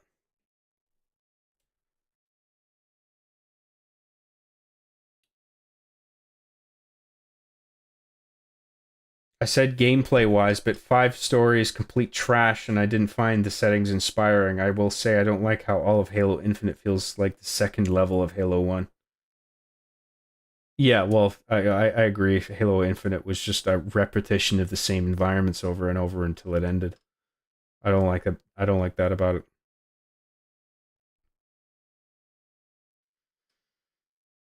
Sarah XC for $5 says, I remember feeling hyped for this because of the E3 trailers, and they made it seem Locke would be a match for Chief, but then we got this. Yeah, I mean, like I said, I didn't mind the fight, but there have been good points raised here about how Locke just shouldn't be a match for Chief. And yeah, the plot devices I don't think were executed well, and Locke isn't interesting enough of a character for me to feel any real... I don't feel strongly about the fight, other than, like, I don't mind the choreography. Like, I don't feel any sense of emotional dilemma because I'm also rooting for Locke to some degree. I just feel like I just interpret Locke as an obstacle, and Chief is supposed to be the character I'm rooting for, and it's just like, oh, good guy needs to beat up sort of bad guy. That's like all I feel about it. And I feel it needs to be more morally complex than that for me to like care more. You know?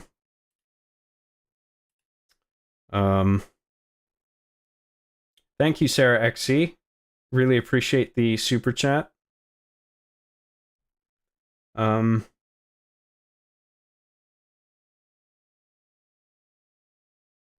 Chief himself is the worst part of 343 stories that me, blatant character assassination. Well, they could have, I think they could have handled him better. Remember, the writers of Halo 5 had no idea Master Chief was the main character. Let that sink in for a moment. Is that true? Why would they think that? Or why would they not think that Chief was the main character?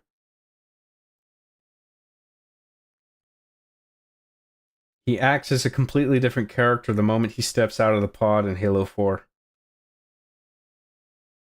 I don't know if it's like completely different. I think there are some differences, but I need to analyze that more to be able to pick out what they even are. I wouldn't say completely different immediately.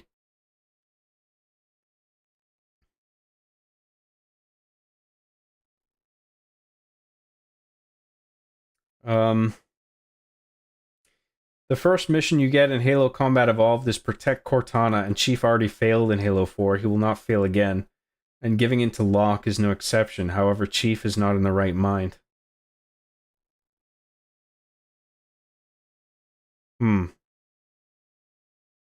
Okay.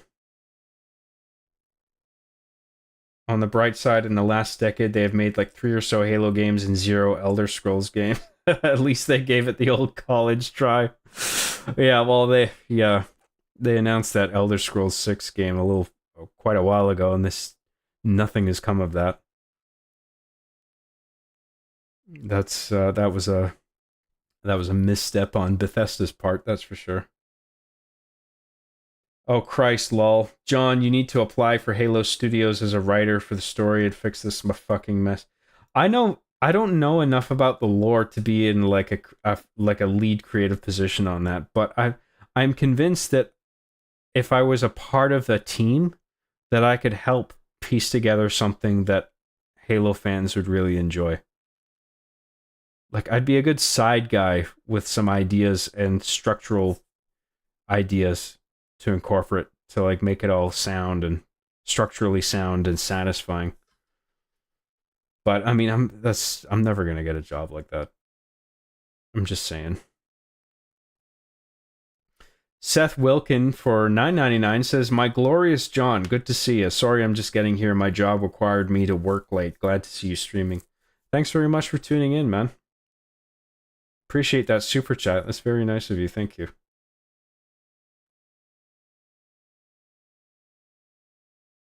Master Grunt 15 for $2 says, have you hired the A-Team? No, not yet. I haven't gotten around to it. Sorry, Master Grunt 15. I forgot to hire the A-Team. Shit. Thanks a lot, man.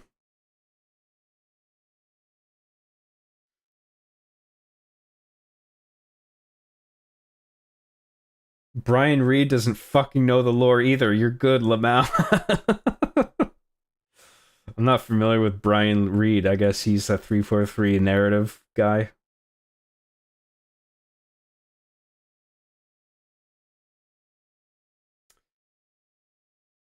You would make Scissors an official character if you were a writer. That's true.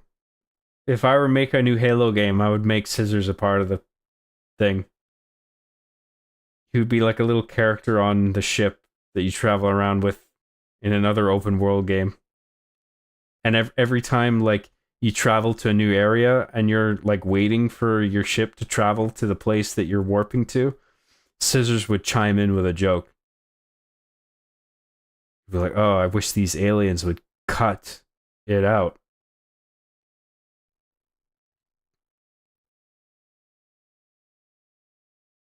And then Chief would respond, he'd be like, "That's really funny, Scissors. I love it. I love your jokes. I'm so glad you're here.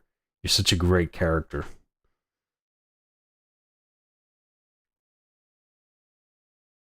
That's copyright do not steal. That's proprietary screenwriting material.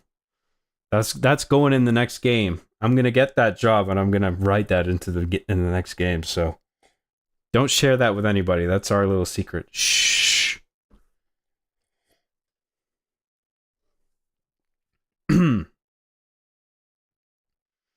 Anonymous for $5 says, "Halo Studios, more like ha lol Studios. They're a joke."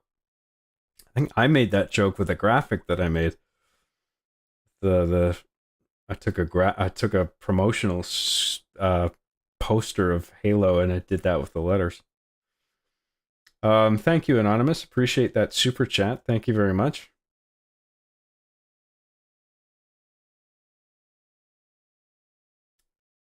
Chief really cut the Covenant down to size. There you go.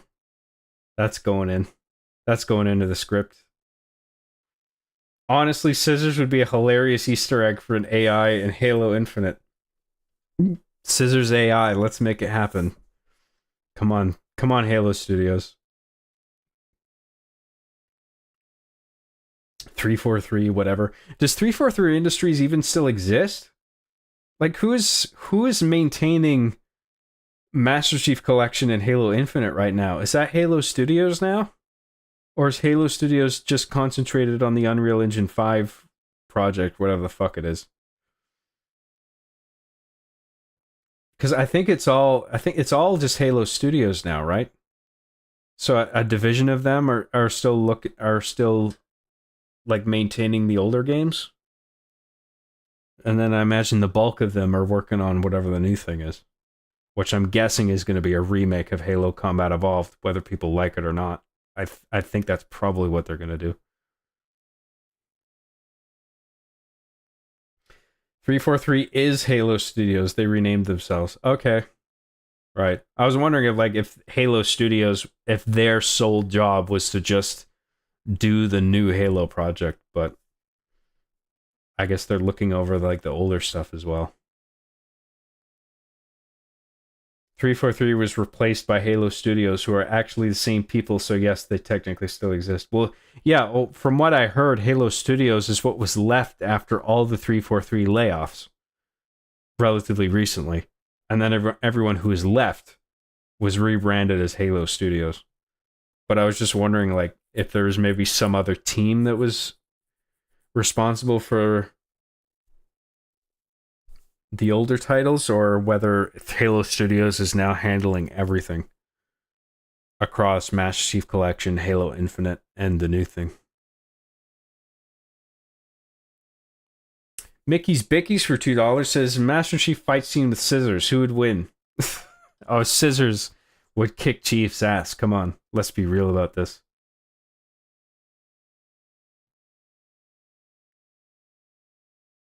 Thank you, Mickey's Bickies. Appreciate that. Master Chief may be hyper lethal, but Scissors is hyper sharp. There you go. Chief doesn't stand a chance. Scissors CQB is incredibly sharp.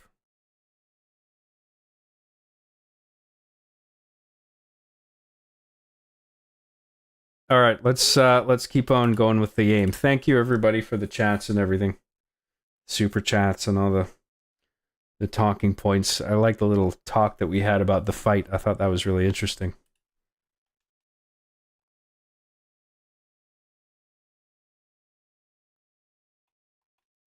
And now this controller is acting up again. Like it won't stay on. I don't know what the fuck is going on. If I plug it in first, I think it's got something to do with the fact that the controller is interfacing with the cloud gaming through the browser. There's something that's making the controller like not stay active unless I initially plug it in. Now I think it's fine. Okay, I think we're good. So let us continue. Thanks again, everybody. Oh, my audio's off. Hang on.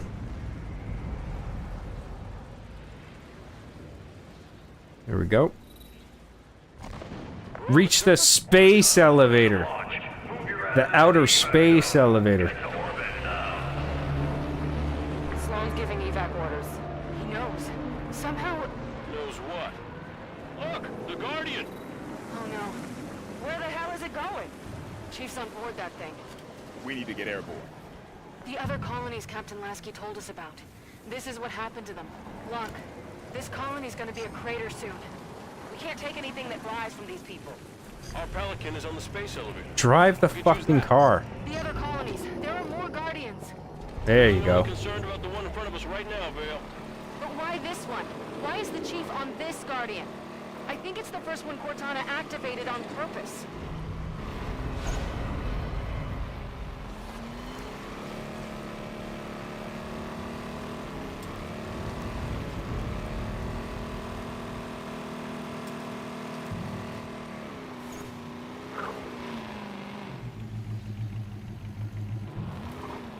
What the fuck are you doing? Oh my god. Punch it. Try it again, but not fucking stupid this time.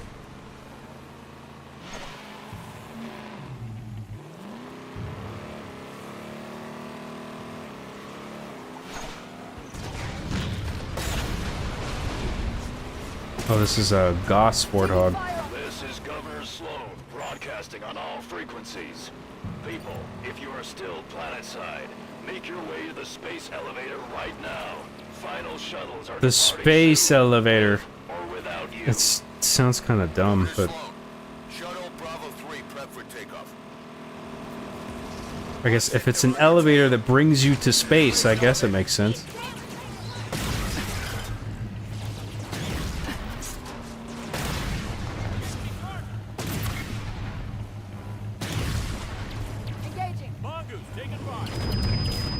Get out of here, you dumb bitch!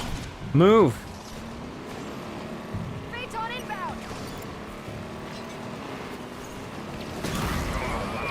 off, Spartan.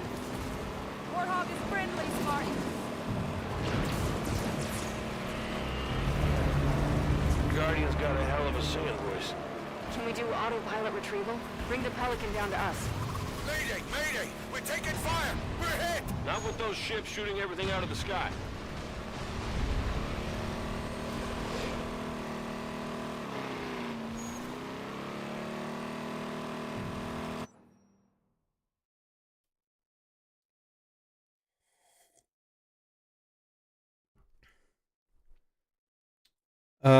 It would be horrifying to know that this kind of shit exists out in the universe and is an absolute threat to humanity. Chief is the reason we are finding out how deep the rabbit hole goes.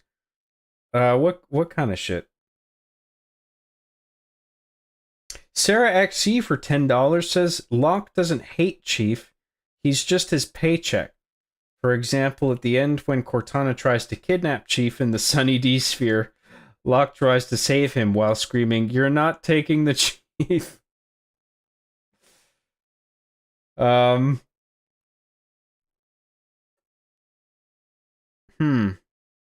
At the end when Cortana tries to kidnap Chief in the Sunny D sphere. Okay, right.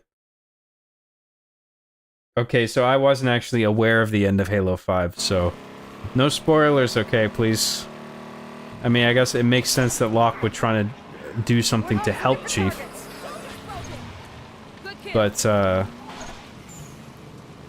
yeah, one of the reasons I'm playing through this is to find out what actually happens at the end. But thank you very much, Sarah XC. Appreciate it. Okay, I guess we're on foot from here.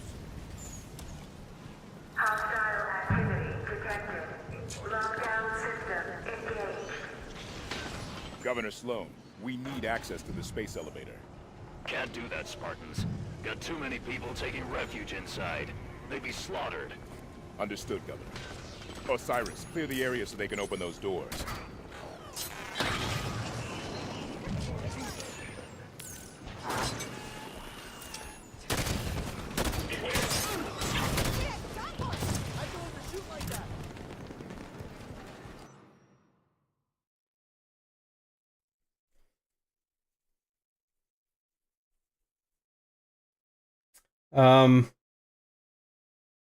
John, just drive. The AI is going to screw you over. Oh, whatever. We're out of the car now. Gunk 1773 for $1.99 says, to fix Halo, we need cool graphics. Graphics, job. Graphics, of course. Well, Halo 5 has a lot of graphics. A lot of them. So many. So you know what? Maybe it actually is quite good after all. I mean, if it has so many graphics.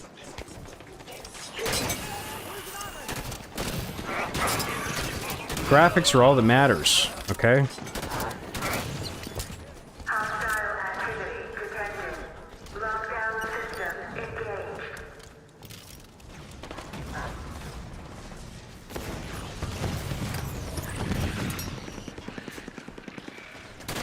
There it is, the space elevator.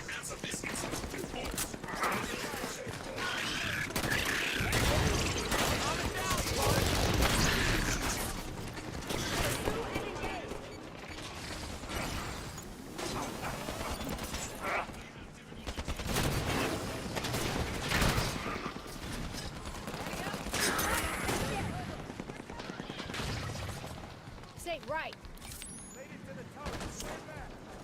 Control, I have no idea if this bird's space-worthy. She's not gonna fly. Need another way to get these people off-world.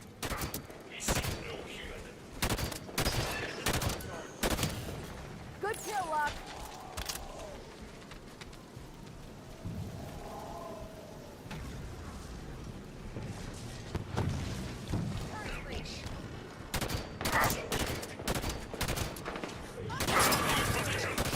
What's taking so long, Spartans?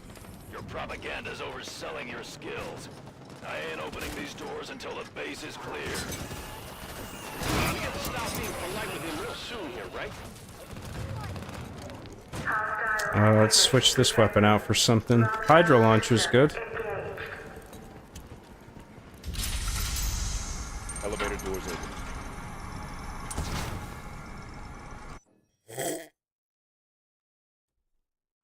The product placement Sunny D Sphere actually accounted for 35% of the game's profit.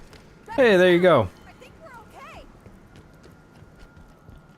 See, product placement isn't always all bad. Your tenacity outstrips even my own. When did Cortana tell you about the Guardian? Oh god, I'm so sorry to everyone. Don't worry about it, Sarah. It's not a big deal. She gave me fair warning. I guess it makes sense that the story would go in that direction. A change is gonna come. For all of us, human and created alike. She's bringing a new dawn. I intend to be part of it. Damn, there's a lot of fucking... I have a lot of help here. This is quite a lot of NPC assistance, isn't it? Like, I've rarely seen this volume of, like, people helping, you know what I mean? Especially in Halo.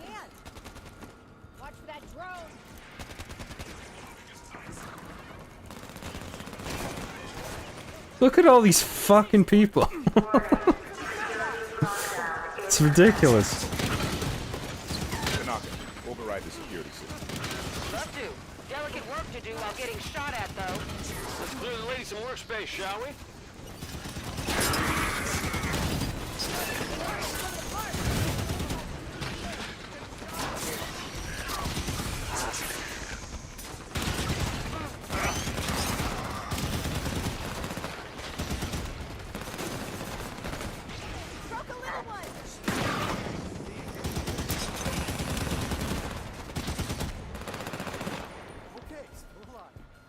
Area's clear. Tanaka, how do we get the elevator moving? Find the control panel. It must be here somewhere. The waypoint will tell us.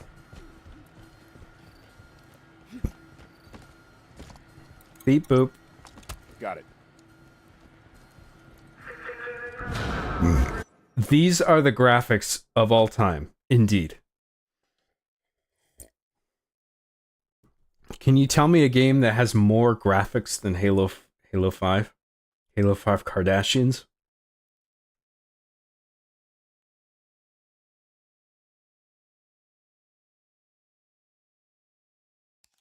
Well, at least Halo Infinite's campaign was good, but Halo 5 was meh. I don't think Halo Infinite had a good campaign, to be honest. Sloan said a change is coming. We know Cortana contacted. Halo 5 made mistakes, but I actually find it more interesting than Halo Infinite. We'll find out once we're at the Pelican. Even, like, considering all its missteps and everything. At least there's some zigs and zags and changes in environments and stuff and different characters. Halo Infinite just feels like a straight line that doesn't do anything interesting or answer any of the questions that it poses. So, like, I just can't get on board with the idea of Halo Infinite having a superior campaign. I just don't see it. Incoming Prometheans.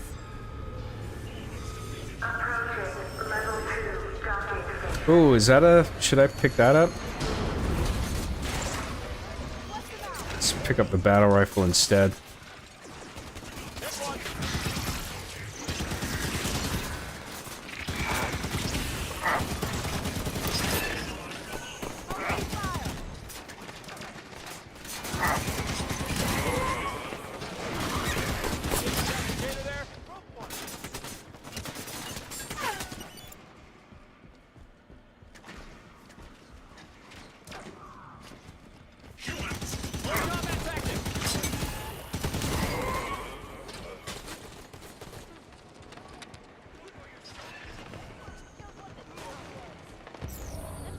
No waypoint, so I guess we're just supposed to kill all the enemas.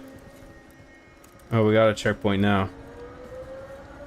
New Alexandria all over again. We claw our way out here, scratch a life out of the dirt. This game's story was so bad they pulled a Rise of Skywalker and Infinite. What does it mean to pull a Rise of Skywalker? I mean, I assume you didn't like the movie, and neither did I. I think Rise of Skywalker is a piece of shit, but I just wonder what Rise of Skywalker as a sort of verb. For what? So we can run? Like, what does that encompass exactly? There's a difference between running and living. Other than being shit in some broad sense. Humanity's at our best when we're making something out of nothing. We're tenacious. We'll rebuild as many times as we have to. Master Grunt 15 for $2 says that's the power of the A-Team. Oh, right. These are all these people are the A-Team, of course. Thank you, Master Grunt 15. Really appreciate that. Halo 3 has more graphics. I don't know. X to doubt. I think Halo 5 Kardashians has more graphics. Gunk 1773 for $1.99 says graphics, world, and experiences for a New Dawn trademark. Worlds, experiences. Wow, say no more. Worlds and experiences. That's all you gotta say. Instant buy. I've already pre-ordered.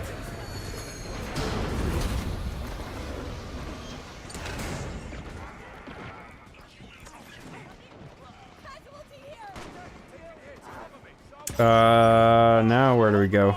I guess we're just still killing whatever enemas are around. Gunk 7073, can't remember if I just thanked you, but thank you very much.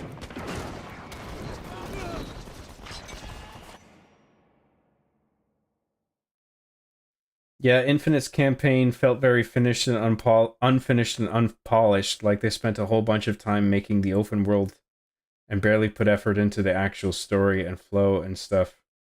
Yeah, well, it hinged too heavily on the open world thing, and then they just tried to thread a very flimsy story throughout it that just wasn't interesting.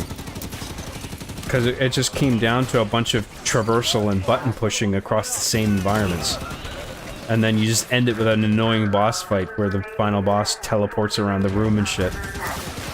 Like, there's no twists and turns to it.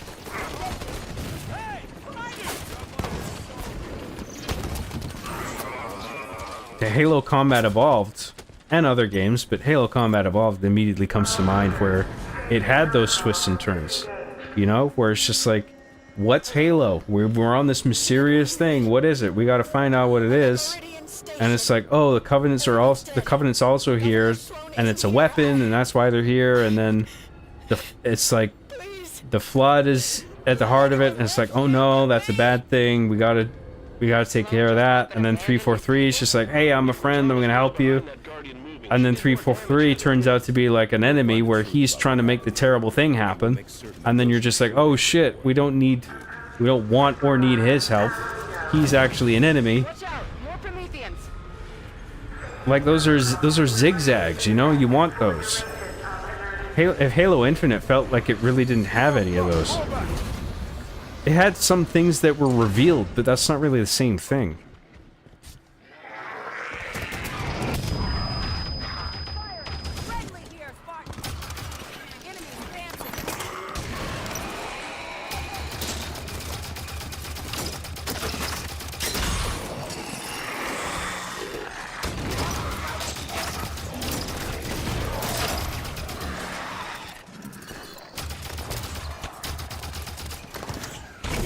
God, fuck off, man.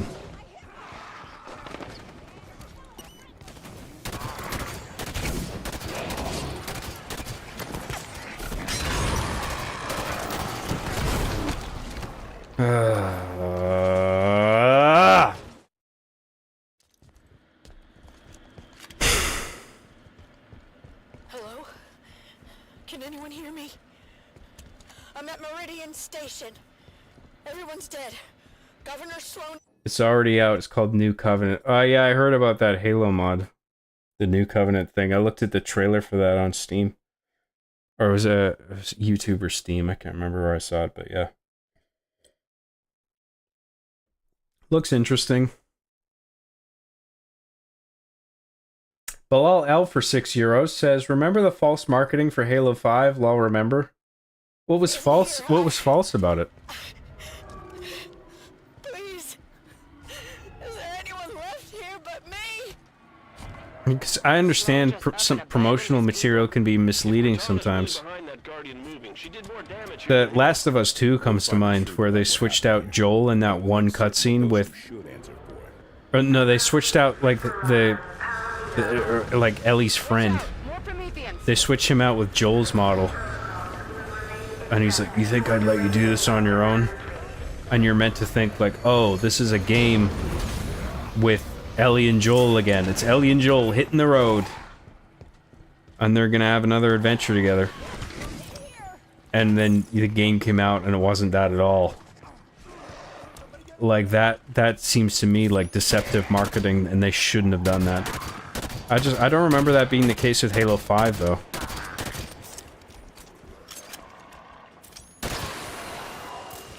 He went down faster than I thought he would.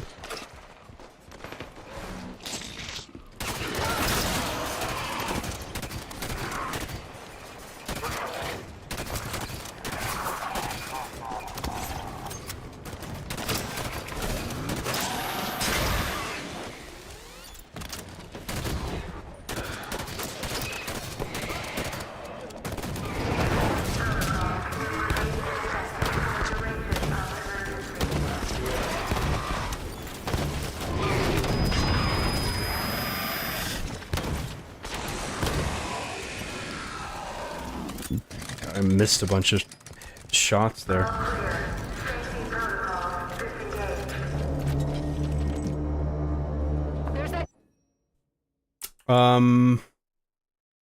Bilal L, thank you very much for that super chat. I appreciate it. Hey, you know what has way more graphics than anything? Los Angeles! Oh yeah, Los Angeles, baby! We got all the graphics over here in Los Angeles, baby. I don't even know what that means, but it's funny.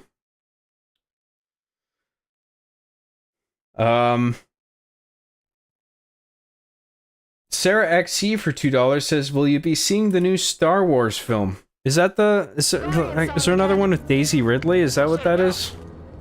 Maybe a signal of some kind. Probably not. I wasn't even that much of a Star Wars fan to begin with, and now I just, like, completely don't give a shit.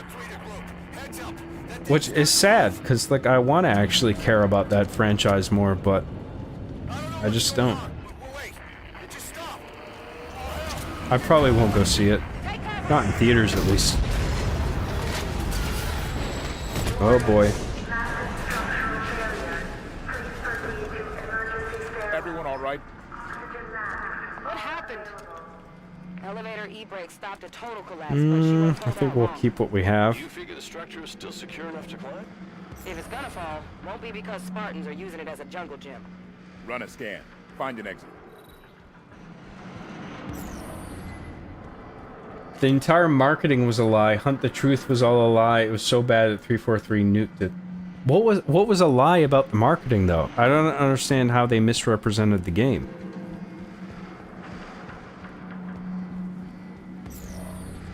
Am I supposed to go up there?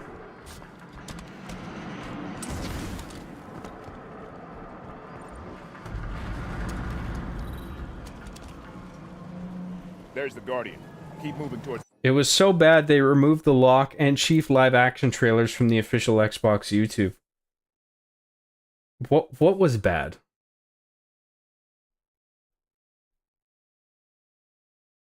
Like, what was that? Is this before the game out? Before the game came out, you're talking about? What, like, something was so bad about the marketing? Like, I don't understand. We should binge watch some 2000s Adult Swim shows instead, John.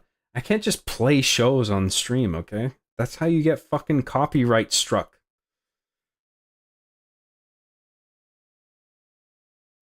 Anyway, maybe I should just put on the Dark Knight like XQC. Hey chat, hello chat. You want to watch some big budget movies, chat? Let's do it, chat. Come on, chat. Pelican's a few more super wrongs up from here. How far is that?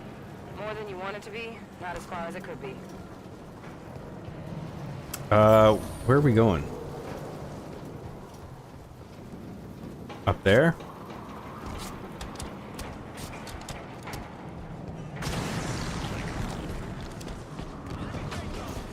Phaetons targeting our position. Stay mobile.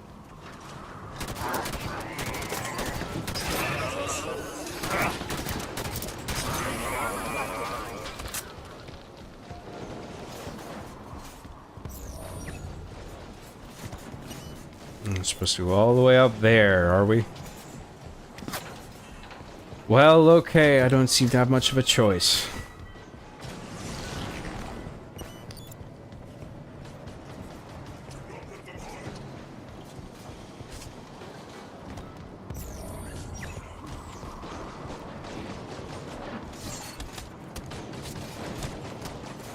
Because that shit never happened in the game. Oh, like the trailers they put out? Where... What happened in the trailers? Do they just... Is it just Chief and Locke fighting? I didn't even remember what they were.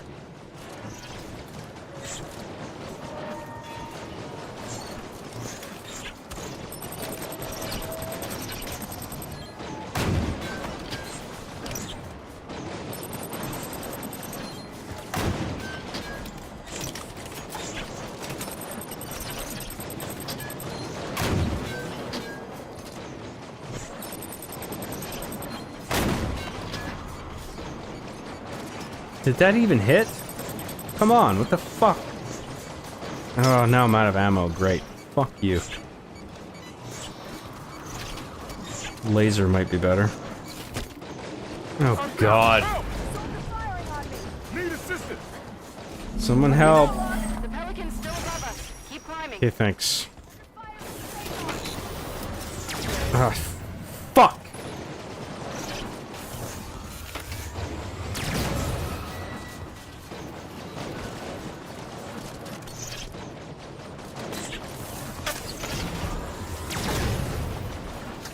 Okay, one down.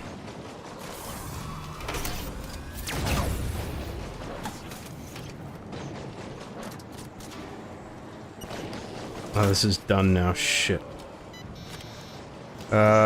What's this? Is that the same gun?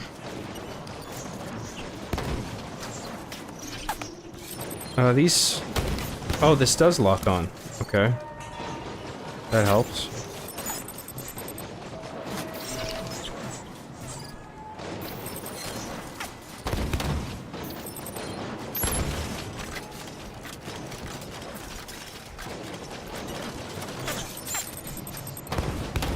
Oh my...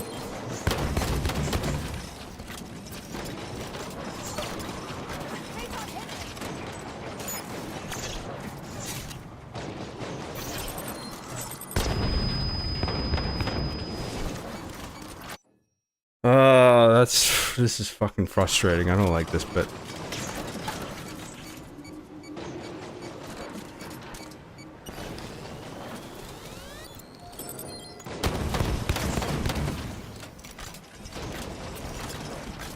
Okay, that's done.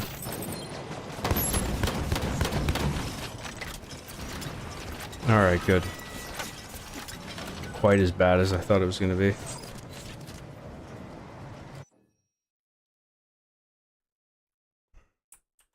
Just catch up on chat for a second.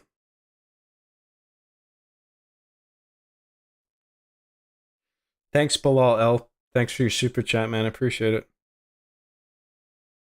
Halo 5 is false advertising. I don't remember any of the marketing for Halo 5, so... Yeah, I just don't get it. It seemed to tease multiple endings from what I remember. Oh, okay. The marketing of Halo 5 misinterpreted just what Chief and Locke were doing and Locke's role as an antagonist. Yeah, well, he's not really by the end, right? Which is kind of what I expected to happen.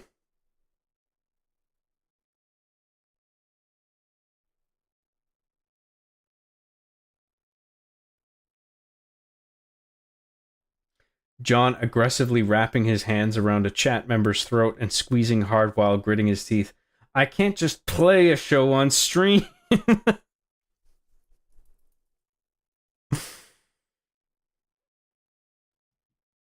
You think I want to do this?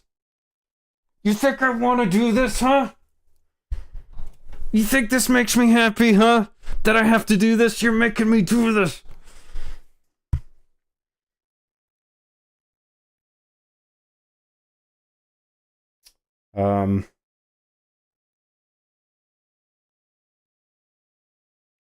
They show Locke aiming a gun at a dying Chief and vice versa for Chief doing it to Locke. Is that what they did? Really? I don't remember that. Yeah, that's a bit... That's dodgy. You don't do that. You don't misrepresent.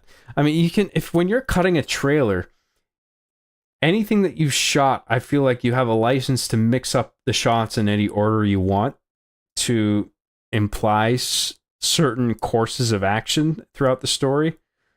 But but as long as you limit the shots that you use to stuff that actually made it into the final film. Because you don't want to outright mislead people and misrepresent your product. But you also don't want to show everything you've shot in a linear fashion that gives away the story of the product that you're trying to sell. There's a bit of a gray area, I think, there. But as long as it's all material that's actually in the final product, I think you can arrange that in a trailer in whatever order that you want. I don't think there's any rules there. I mean, I'm okay with that. In fact, I kind of actually like that. If a trailer gives me one sense of something and then I go to see the movie and I'm just like, "Oh, I remember the stuff from the trailer, but now it's in a context that's like different totally from what I thought it was going to be. And I like the direction that this is going." Like there's a good and a bad way to handle that. But I think I'm basically okay with that. As long as you don't like shoot stuff just for the trailer to deliberately mislead people or like swap certain characters out to make people think that the product is going to go in a completely different direction. Yeah, it's a bit hard to draw the lines around that precisely, I think.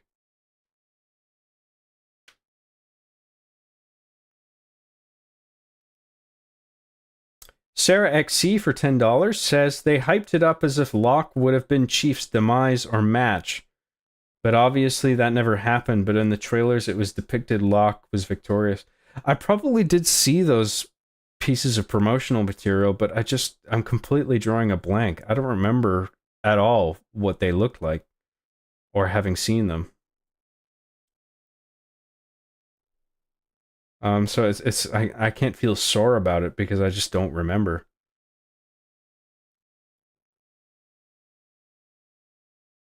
It was depicted as Locke was victorious. Yeah, that's a problem. Thank you very much, Sarah XC.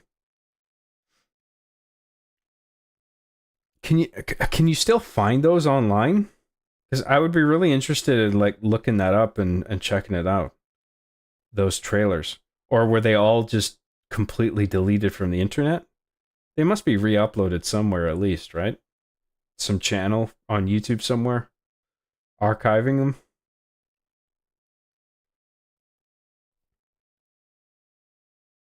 them. Thanks again, Sarah. There were way more implications than Chief and Locke fighting. Okay, like one being victorious over the other. Basically, Chief was supposed to go AWOL, implying that ONI was after him, and Spartan Cock was going to kill him for whatever bad thing Chief did. Oh, you know what? That does sound kind of familiar. But I just can't really picture the material. I can't remember seeing it.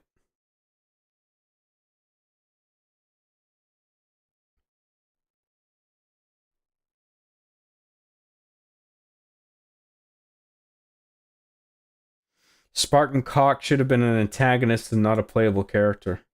Well, that is an idea, yeah. If like you can have a character like Locke, but as long as like he remains a non-playable character and he's always in the background, sort of in pursuit of you, and eventually he catches up with you, but you're always playing as Chief, that might have worked better, at least. There were two different versions where Chief was winning and Locke was winning. Okay, so they were trying to like play it on both ends, right? Yeah, that seems like it's getting into pretty dicey territory where it's like, what is the product that you're advertising here exactly? Gunk 1773 for $1.99 says, I'm going to destroy Quebec and XQC in Minecraft. Hey, I got nothing against XQC, okay? It's just, I think he talks funny. And it's easy to make fun of, but I don't actually... I mean, he's done some things that are really off-putting, but I don't really have anything against the dude.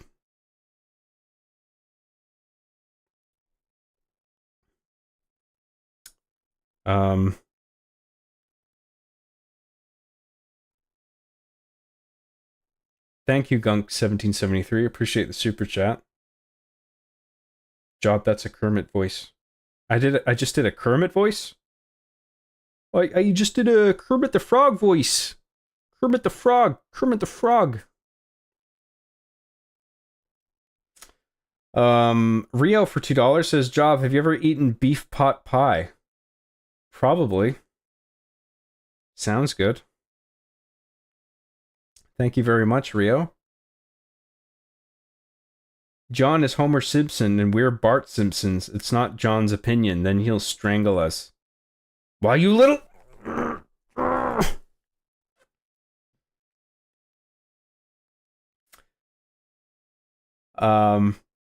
Bilal L for €2 says, also you play as Chief 20% in this game. Yeah, it's kind of shocking that it's not even half and half. Like, the degree to which you actually play as Chief is so little. Thank you, Bilal. I'll appreciate that.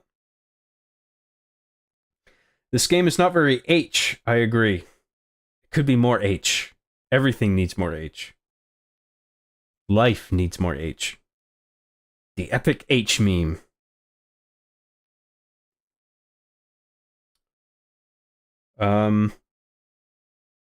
You can, but they're not on the official Xbox account like it was back then.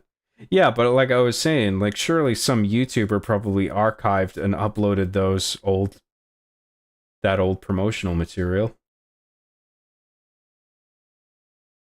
Okay, I tweeted one of them at you. I'll check that out later. Thank you. Realistically, Chief should have shitbagged Locke, but they made it into some bullshit cutscene. I was just embarrassed. I'm not sure what cutscene you're talking about. Everyone remember the lazy choreographed fight scene between Chief and Locke? I didn't think that was lazy. I actually thought the fight was alright. The one that's in the game, I assume you're talking about? I didn't really see an issue with it. Arby was nerfed in this game so hard. Look how they massacred my Arby's. Look how they massacred my Arby's. 343 doesn't have the meats. What? Hey John, I want to visit Vancouver. Where do you recommend visiting for my first time in Canada? I don't know, dude. This place isn't that special. Science World is a landmark, I suppose, but I don't know, it's not that mind-blowing. It's just a little science exhibit.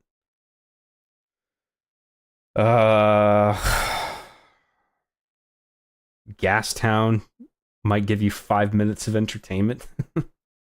Once you find the steam clock, be like, oh yeah, look at that. It's that thing. Wow. Anyway. There's a bunch of restaurants, I guess, but every place has restaurants, so that's hardly something that stands out. I don't know, dude. I don't know what to recommend. I think Vancouver's overrated and boring, to be honest, so. Is there Tim Hortons? Well, yeah, but Tim Hortons is this chain of donut coffee shops that are fucking everywhere. Like, there's nothing special about it. You wouldn't come to Canada just to go to Tim Hortons. That'd be like me going to the States just to go to Dunkin' Donuts.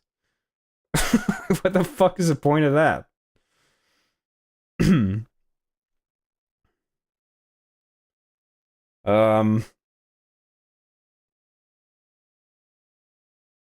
Still amazed that 343 got an Avengers tier intro for Fireteam Osiris, but they can't get how two people in Mjolnir armor would fight. That weight, the force.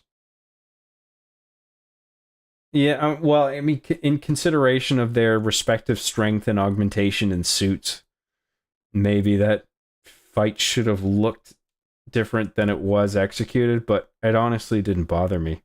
I thought it was actually the probably the best fight in the game that was depicted, because all the other ones seemed really flashy and overly choreographed to me, like too much jumping around and trying to look cool.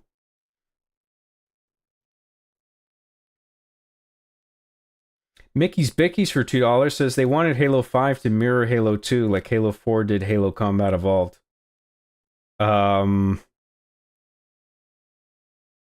Mirror Halo 2? Oh, right, like with the dual narrative sort of thing, where in Halo 2 you had Arbiter and Chief, and then in Halo 5 you have Chief and Locke. Yeah, I see what you're saying. Yeah, but I mean, in Halo 2 is infinitely better because Arbiter was actually a really relatable and interestingly written character. And he was sort of a catalyst into exploring the political workings of the Covenant, which was never seen before. And it was actually an interesting thing to explore as well.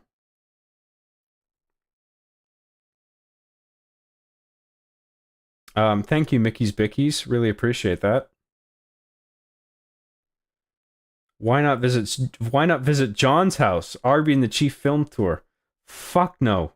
Why not visit John's house? What the fuck do you think this is? This isn't an open house, okay? You can't just come over, alright? It's not how it works. What if I have a girlfriend in Vancouver? Then I have a reason to go. Oh, if you have a girlfriend, sure. If you're coming to see somebody, yeah. Partner, whoever it is. Mikhail Manfredo for $1.99 says, "Hey John, what's your address, social security number, CC info, blood type?" Yeah, I'm not really comfortable sharing that, okay, Mikhail? Sorry. But thank you for your super chat. I appreciate it, but I'm sorry. That's private. It's private info. You're not getting it.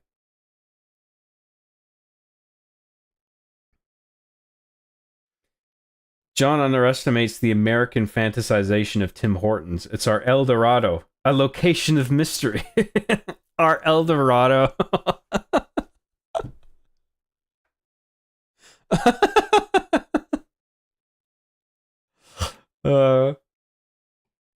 Like it's that, like the end of some fucking Indiana Jones movie where you find this sacred place where like there's some relic that you gotta find. Oh, the mystical Tim Hortons. We're finally here. You're not gonna find the Holy Grail at Tim Hortons, okay? Sorry to disappoint. You're gonna find fucking coffee and donuts, just like you would at Dunkin' fucking Donuts. It's the same shit, okay?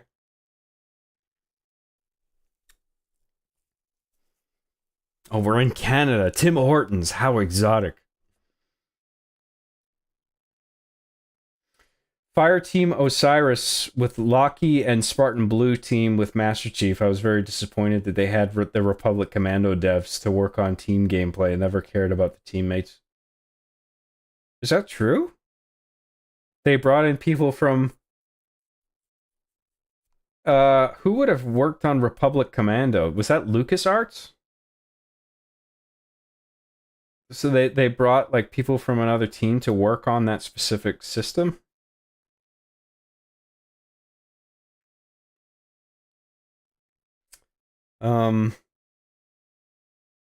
Especially if you played on Legendary against that asshole Warden Eterno. Well, we're just playing on normal because I'm a stupid noob. Plus, I don't really want to spend too much time on this game.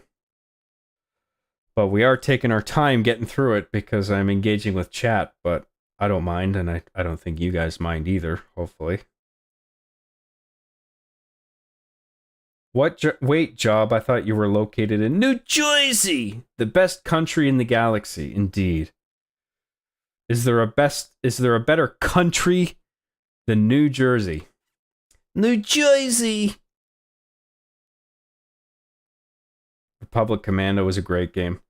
I don't know, I can't remember if I played it. I don't even remember what system it was for. Alright.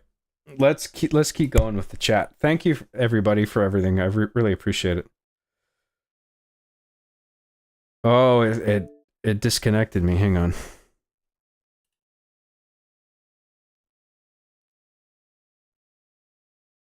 It better have saved my state. Or at the very least, saved my checkpoint. Oh wow, it's actually starting me from the menu. Well, hopefully it saved my checkpoint.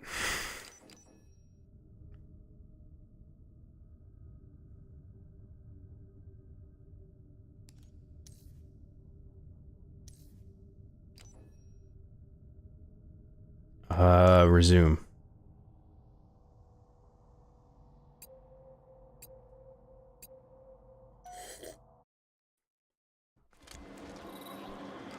It was on PC, Xbox, and maybe PS2. Yeah, I don't think I ever played that. Republic Commando was for the Sega Saturn. Was it really, or are you trolling? I don't think it was that early. Your game stream shit out. No, yeah, it quit out from inactivity. I think we're okay now.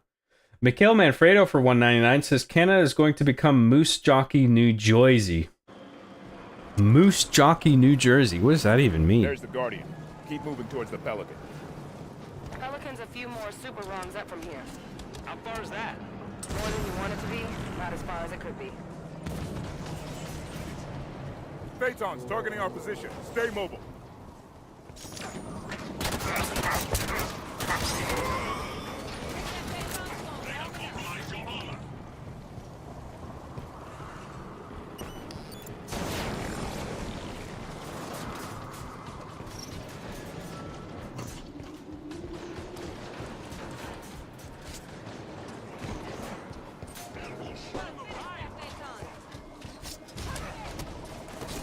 Is this cloud gaming? Yes, it is. So yeah, the whole time I've been dealing with a bit of latency, which has not been great, but it's tolerable.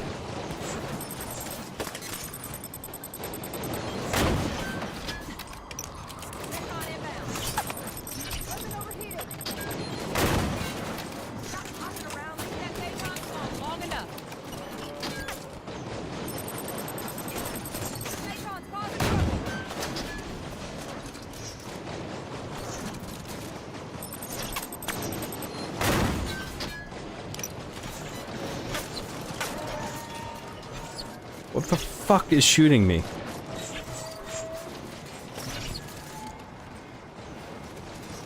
What is shooting me? Seriously.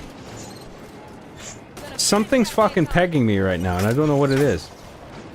Is it just from... Oh, it's just over... It's just these fucking assholes. Okay.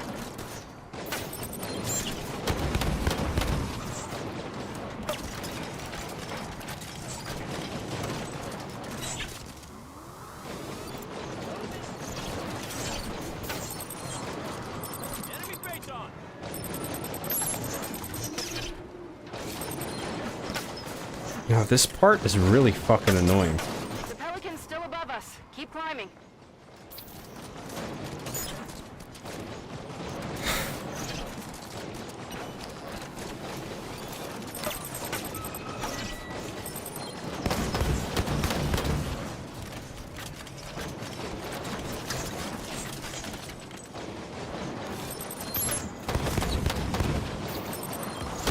Can you stay locked on, please? What the fuck? Oh my god, dude. This is...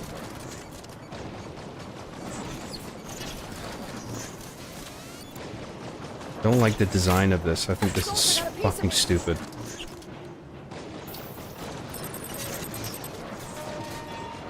I can't fucking stay in cover. Like, it's either I'm behind cover or I can fucking lock onto one of these pricks. It's one or the other.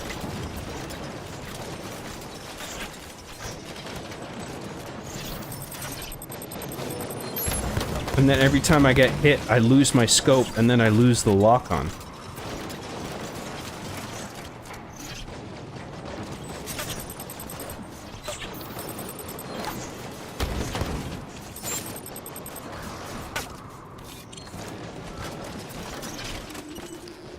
The Spartan laser? Yeah, okay.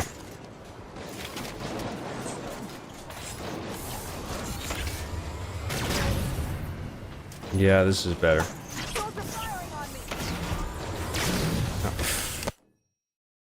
I'm down! Help! Taking Bates on fire! System down! I'm up. Thanks.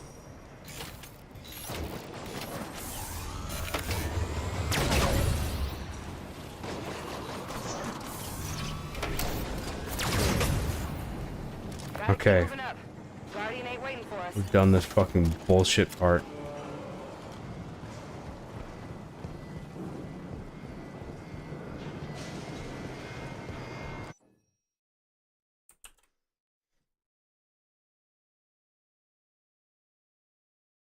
Mikhail Manfredo for $1.99 says, how would you compare this game to Snowboard Kids 2? What is this obsession with Snowboard Kids 2? I mean, I like Snowboard Kids. I don't know if I played the second one. But I see this game come up a lot. I don't know, man. I don't even know if I played the second one. But I know I like the first one. But I like a lot of snowboarding games. I like 1080 snowboarding. I like SSX Tricky.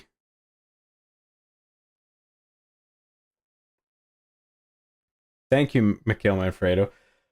I need to take a piss, okay?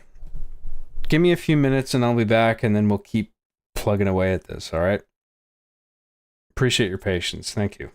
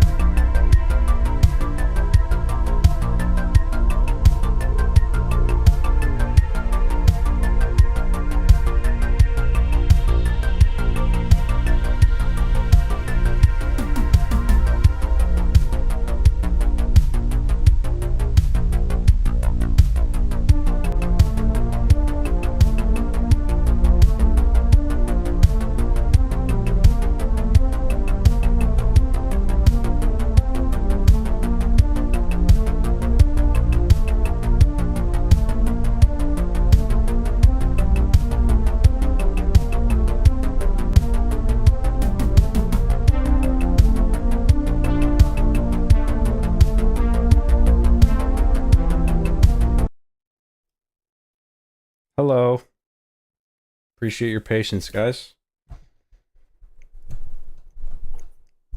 I was just urinating from my penis. Thank you, Mikhail Manfredo. I appreciate the super chat, man. Maybe you have to move spots. I guess so. I don't think there's a lot of cover around here. I don't think I'm meant to just keep going upstairs. Keep homing to retain aiming effect. Well, yeah, I know you gotta lock on, but like every time they hit you, it throws off the lock. That's the problem. You can't really expose yourself without getting hit.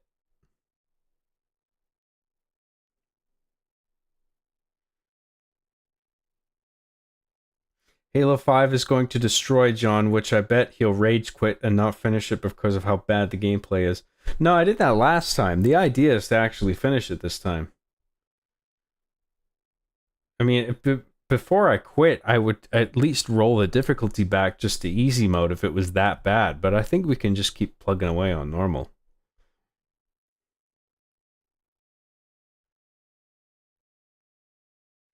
John, you were such a happy boy before this. I have to admit, I'm a little frustrated by this game now, but I do also want to finish it.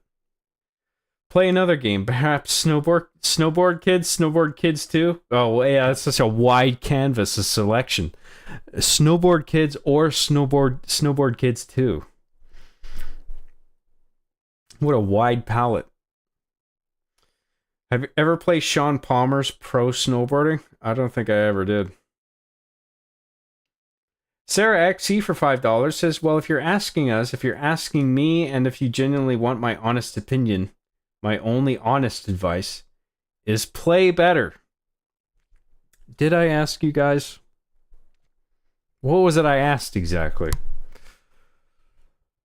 Play better. Good idea, Sarah. Why didn't I think of that? Sorry. Thank you very much. John, Rain is the best music you created. Well, I'm glad you like it. Thank you. I do like that track myself.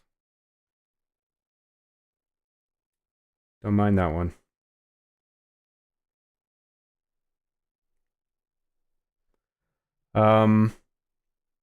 Should John record himself pissing? Like if you agree. That's piss cam content. That's Patreon only. Sorry.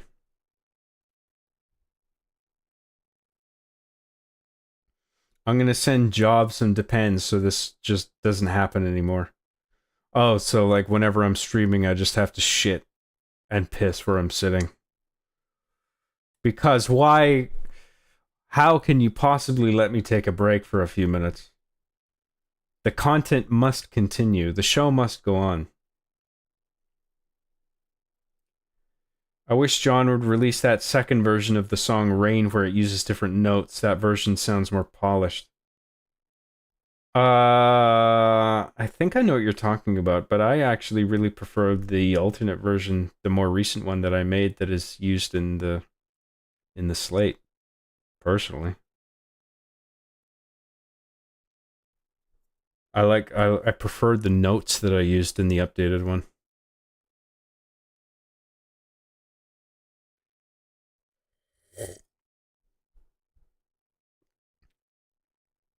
I hope your trip to the bathroom was enlightening, John. How did it feel? Describe it. I'd rather not, Seth. Bilal L for €2 says, Job, have you watched Halo Legends? No, but I know what it is. I think there's one of them. It's sort of an anthology thing, right? Where it's like self-contained little stories, and I think one of them refers to my show. Because there's a Spartan with 1337, I think, on his chest plate. I can't confirm that that's referencing my thing, but I heard something somewhere that I think that might be the case.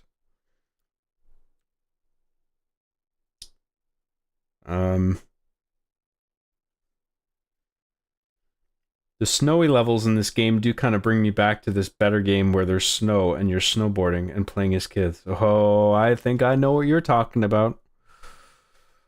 1080 snowboarding, definitely. That's the one.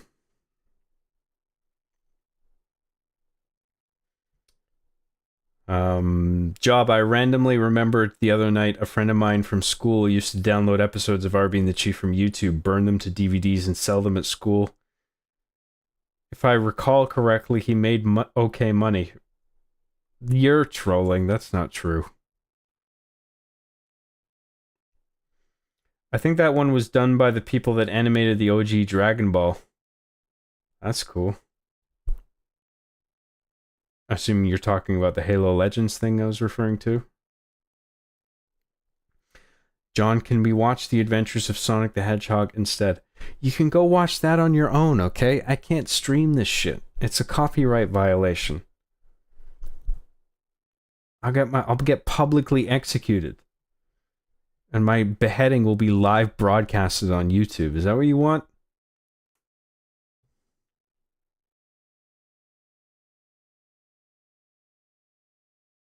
The only best snowboarding level I know is Ice Cap Zone in Sonic 3.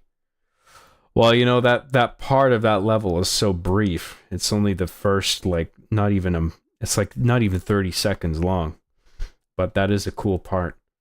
I would say the more substantial snowboarding part in a Sonic game would be from Sonic Adventure. At the end of Ice Cap Zone. I think it's called Ice Cap Zone.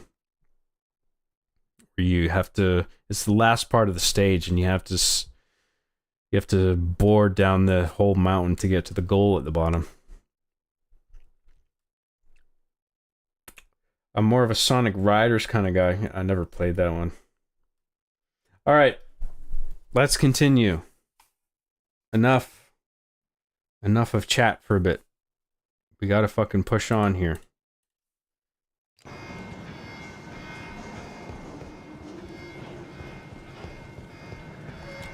Oh, I might have to call it soon, because I'm getting a bit tired and fucking annoyed with this game, to be honest.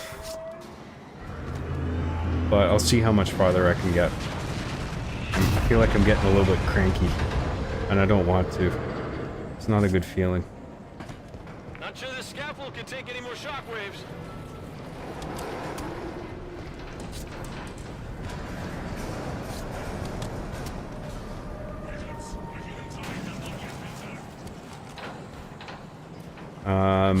Up this way.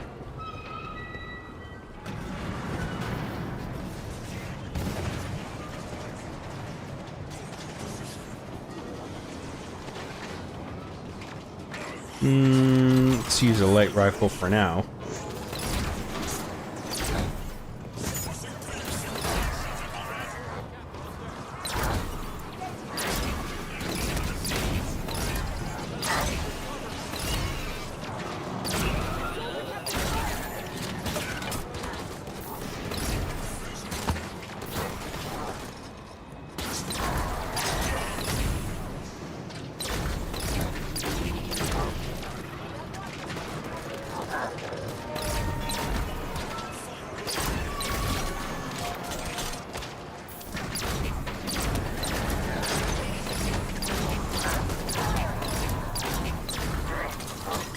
You know, one of the things I don't like about, like, you know, because I complain about these enemies and I don't like they have all these floaty components that just detach and float around, is it makes it unclear where the hitboxes are. Like, have the hitboxes changed? Because they sort of, all the pieces of the mesh, like, split apart like that? Or can you just keep shooting at the same places and then reliably, like, you know, the hits are gonna land? Like, that's one of the things about it that annoys me.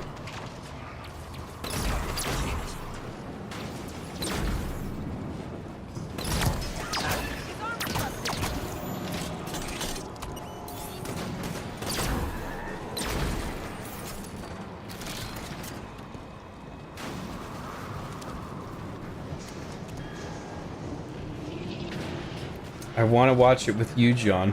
Yeah, well, it cannot be. Okay? Because there is a thing called copyright law. I can't just fucking throw on anything. Hey guys, we're watching all the Quentin Tarantino movies in order. I think this thing might fall after all. To help, I'm calling in our Pelican now. We'll risk autopilot.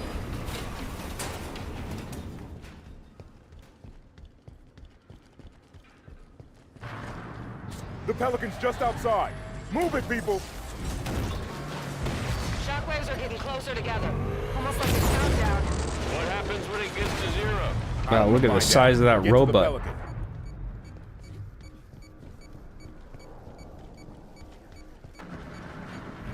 Everyone, on board, now! I have to say, I like the idea that Cortana has gotten so out of control that she is in control of this massive, like, fucked up robot thing. What, did I die there? What the fuck was The that? Pelican's just outside. Move it, people! Is it the idea that Cortana is making all this crazy fucking shit happen with this thing? It's just like, holy shit, Find dude. out. Get to the Pelican. I like the massive scale of the threat and the fact that somebody like Cortana is actually behind it.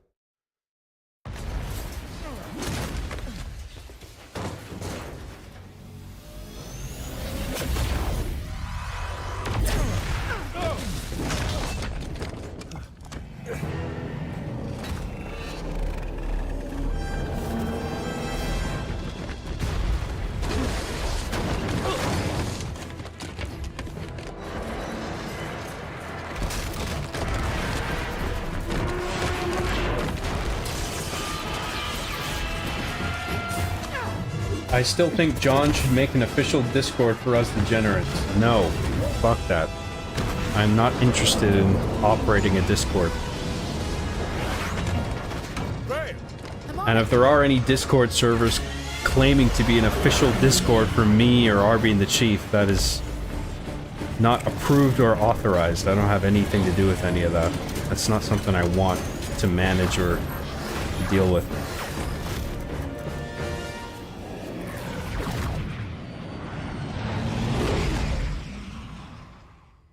Oh boy, a narrow escape. There have been 5 more events following Meridian. It's 11 colonies. Gonna have to get up early in the morning. It was great tuning in, John. I hope you have great dreams of hitting gnarly tricks on your snowboard. I will, Seth. Thank you very much. Thanks for tuning in. I appreciate it.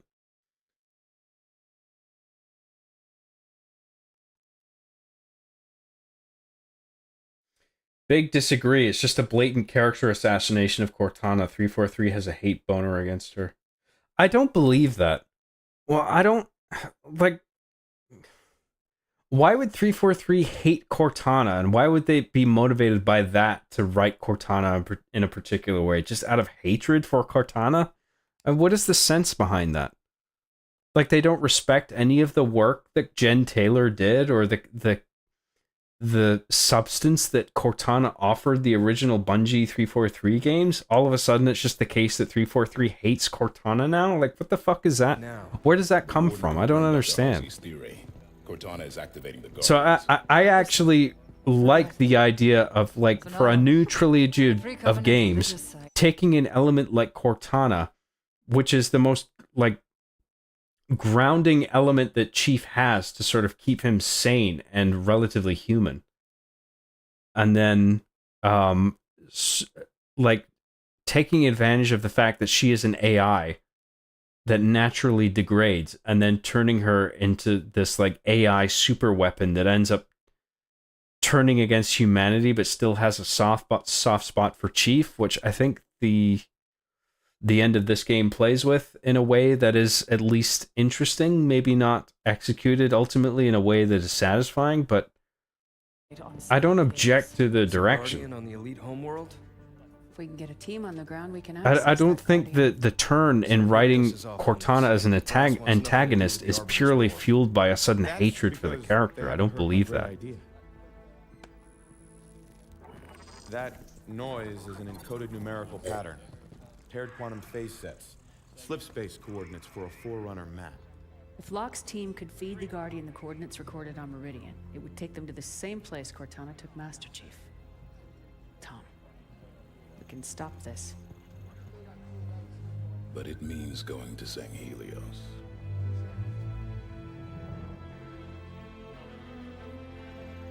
I'll make arrangements.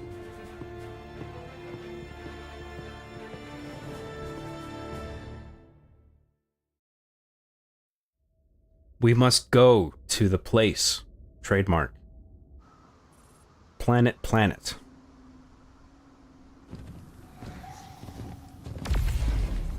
There's another one.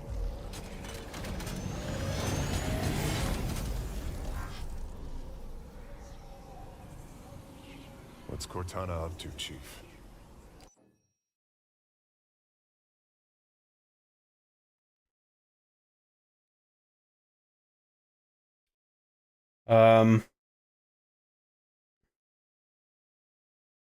I think 343 is just way too obsessed with Chief and Cortana because they're the main characters, even though the universe of Halo is much bigger than the two of them.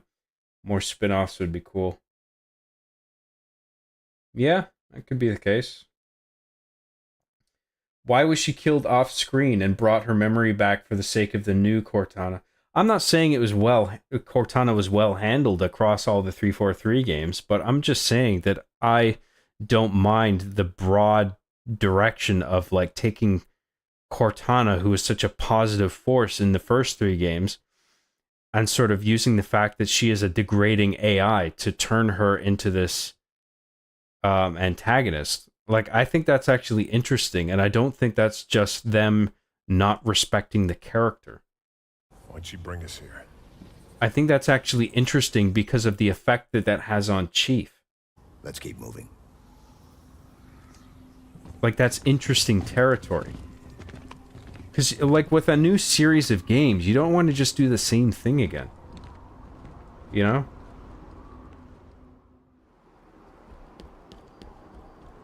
Where are we? No comm traffic on any band. No long-range uplinks at all. Long way from nowhere, then.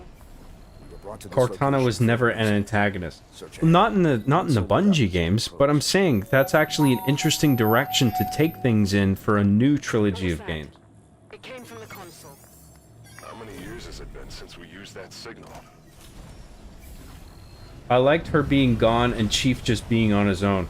I mean, that is another potential interesting direction where Chief has to either adapt to being on his own for a change, or adapting to a new AI, which is what they did in Infinite, right? Where it's just like Cortana, but it's sort of a reset version of Cortana.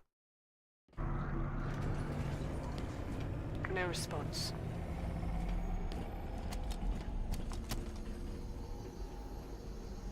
What is this place? Forerunner planet. Beyond that, who knows? Wherever we are, Cortana brought us here. She's out there somewhere. Chief, back on Meridian, there was a lot of destruction. There were civilians. I know. She may not have known what would happen. And if she did? We'll learn what's going on once we find her. This place is incredible. Yeah, it just seems like a really classic storytelling thing. To take a character that was so close to you for so long, and then to turn them into the thing that ends up being your greatest enemy in a way. But not really, because I think even at the end of this, Cortana, she's like turned against humanity, but she still has some respect for you where she's willing to protect you. So there's a really interesting dynamic there.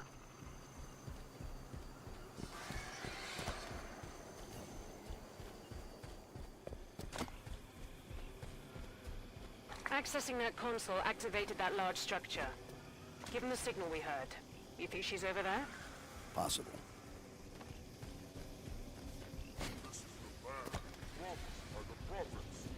Sounds like an elite. What the hell are the Covenant doing here? Ready up, Lieutenant. Oh fuck, I fell off the cliff, I didn't mean to.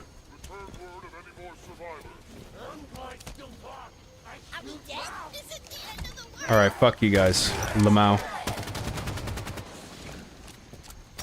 No, that's some pretty well-placed grenades.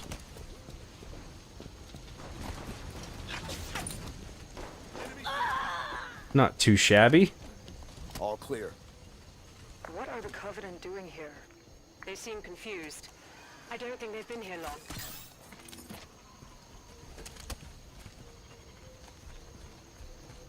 Finally able to tune in. Woo! Welcome. Thanks for tuning in. Feeling a bit tired and cranky, but I'm going to try and keep my energy up. I'm going to do my best. Ready up.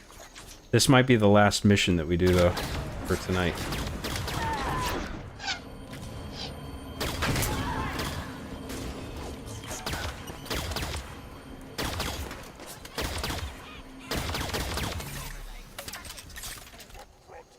Back to fighting the Alamaus.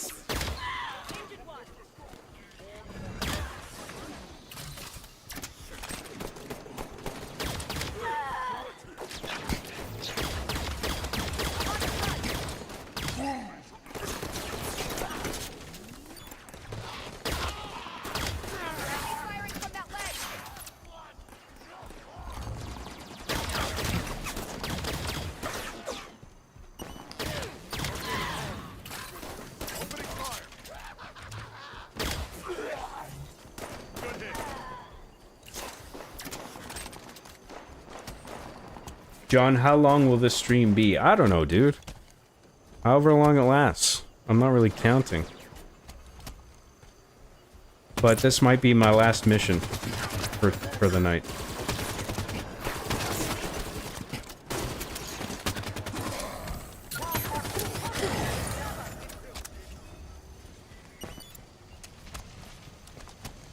Sarah XE for $2 says Jen Taylor also voiced Zoe in Left 4 Dead. Is that true? That's cool. I didn't know that. Right on.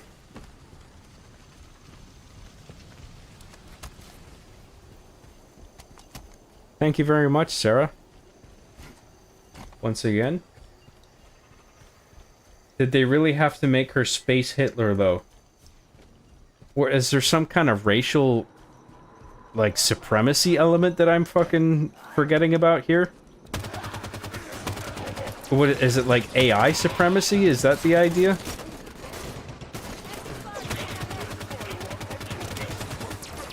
Like the life is the problem and we have to just reduce everything to fucking programs because,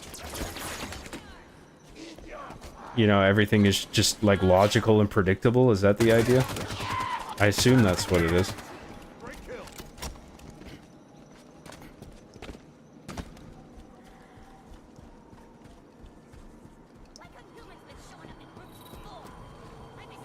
This is just a fucking dead end for no reason. The fuck is that about?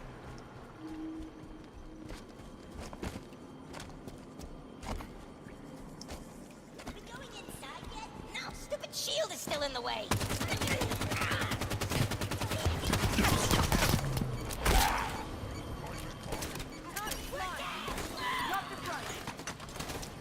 Mission 7 already. Is that a good thing?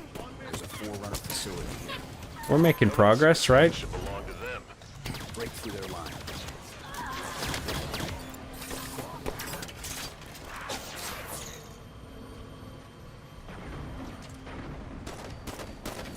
Enemy firing from that ledge.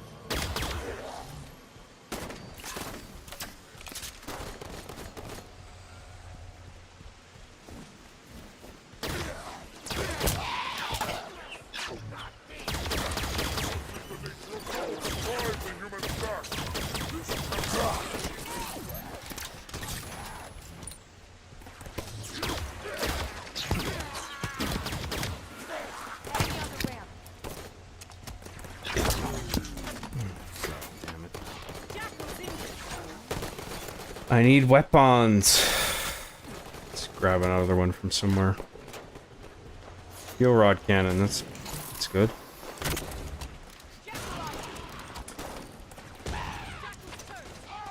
Just remember, Jason Jones laughed at the idea of Cortana being a bad guy in the Combat Evolved developer commentary. Well, as early as Combat Evolved, I agree that that was too soon to turn Cortana into an enemy.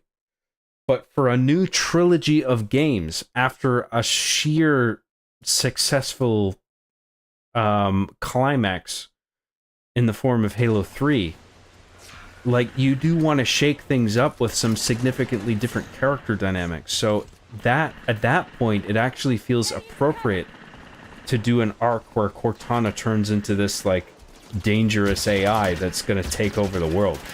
Or the universe or whatever.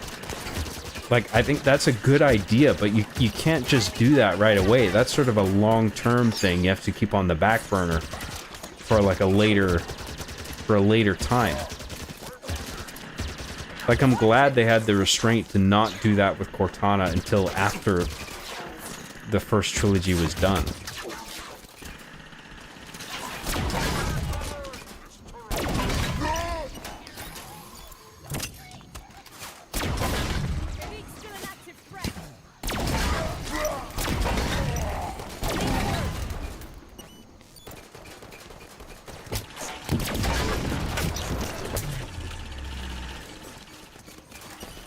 Out of ammo again, cool.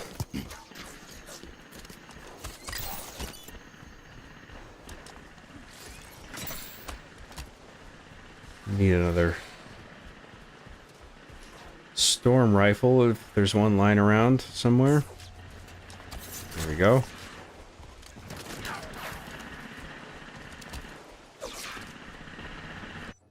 I honestly really like Halo 5's art style. It's not perfect, but it looks super cool. I don't dislike it.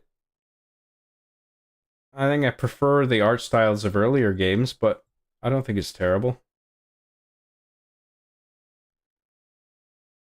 I also love the Promethean aesthetic just because it looks cool, even if it's hard to fight against. That, not so much of a fan of.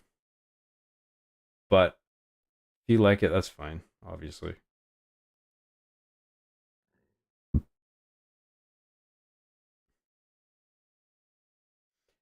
She should have just become uncontrollably rampant because she was developing into actual intelligence. Like her rampancy is a symptom of her escalating intelligence, is that what you mean? And not just a symptom of existing for too long? I guess, maybe. Yeah, I think since she survived Halo 4's ending, she believes the AI should be the ones to take the mantle of responsibility or whatever the MacGuffin was in these games. Right, I guess that I figure that's roughly what's going on here. John, you gotta shoot the Jackal's hands to make them drop their shield. Yeah, you shoot in the gap. I know that from the earlier games. I assume that's what you're talking about. The way that the shields have the gap on the left and right side.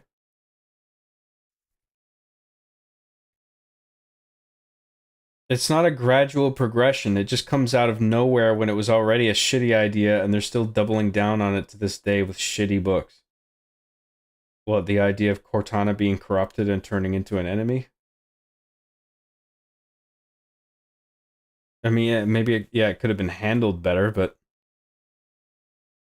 I don't know, like following the idea of rampancy and then Cortana finding some method of sort of preserving her life at the cost of her being the same old person she always was. Like, I sort of buy it. Like, it's... I wouldn't call it a shitty idea. John, so far, what do you think about how the weapons feel? I don't mean they don't feel like classic Halo, but objectively, in terms of effectiveness and handling and such. It's an improvement over Halo 4. Like, the Storm Rifle feels better. There's certain Promethean weapons that really pissed me off in Halo 4, but here, like, they actually feel more useful and powerful. I mean, in Halo 4, there was a bunch of weapons where it's just like, oh god, I don't want to have this right now. I feel like this is all I can use right now, and I don't want this because it feels so ineffective. But I feel like it still has that broad problem of everything looking and sounding too different compared to what was established for so long in the original trilogy of Halo games, but I think they improved a bunch of stuff in Halo 5 from Halo 4, which at least is something. I might actually prefer Halo 5 to Halo 4, actually, all things considered.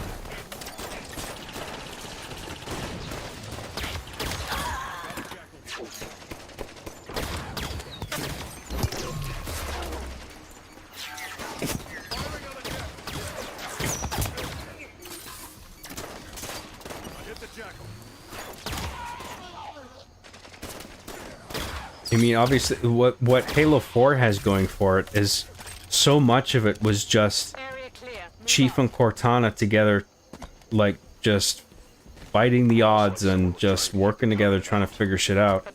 And then Halo 5, the big drawback is, like, you're constantly shifting over to this other character who's just not interesting. And you can't even really sympathize with because you're only meant... The way the story is structured and the way the dialogue is written, you can't really think of Locke as anything other than just an obstacle in Chief's way. So whenever you're shifted over to Locke to play as him, it just feels like, ugh, can we get back to Chief, please? And then it's not even like it's 50-50. It's like, you're playing as Chief throughout the game for a relatively short amount of time compared to the time you spent playing as Locke. So, I mean, there's pros and cons on both sides. I mean, I like that you're just playing as Chief the whole time in Halo 4, and it's just you and Cortana. But there's certain things that Halo 5 does in terms of gameplay that I think is an improvement. But then it's just like, there's the whole Locke thing that's bogging it down. I'm not even sure what I still am not even sure what I prefer, like, in terms between Halo 4 and 5, like I don't know what I prefer over the other. I wonder, have the Covenant been coming through with them? Stands to reason. Any ships caught in the slipstream? I don't mind the idea of the Guardians either, like these giant fucking weird robots. Light bridge activated on approach. I get they're Prometheans, and I don't like Prometheans, but there's just something about the large-scale angelic quality of these crazy fucking machines that is kind of cool.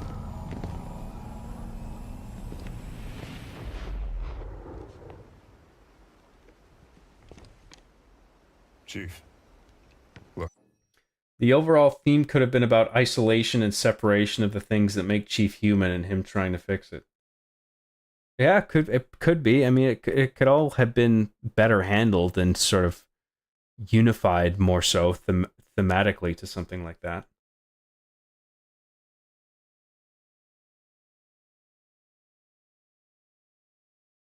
Something that bothered me when playing Halo 4 is that it really felt like there were bright, bloomy lights everywhere, and it seems the same in 5.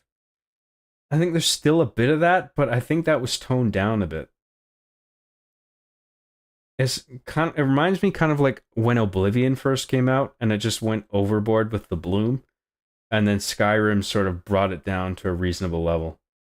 That's kind of what this reminds me of that a little bit. Just in terms of those kinds of lighting effects and aesthetics.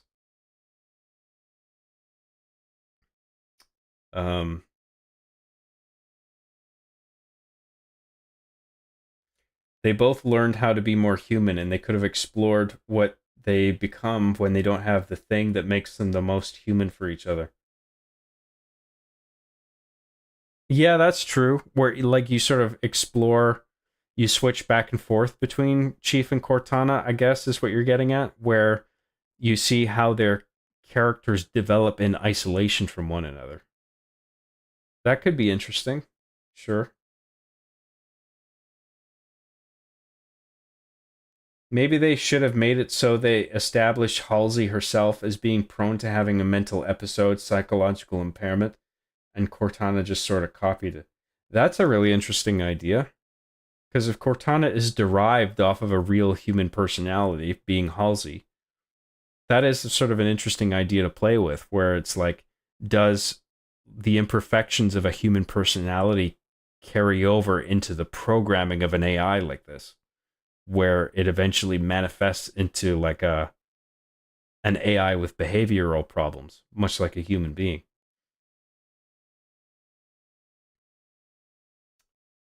I agree, Halo 4's bloom is way overdone. Blinded you half the time, like the energy sword, you couldn't see half your screen in a dark area, lol. Yeah, Halo 4, it felt, a little, there's a bit too much of that sort of thing.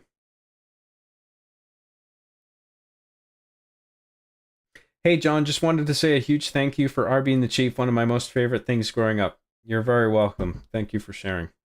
Thanks for tuning in. Hope you've been enjoying the stream.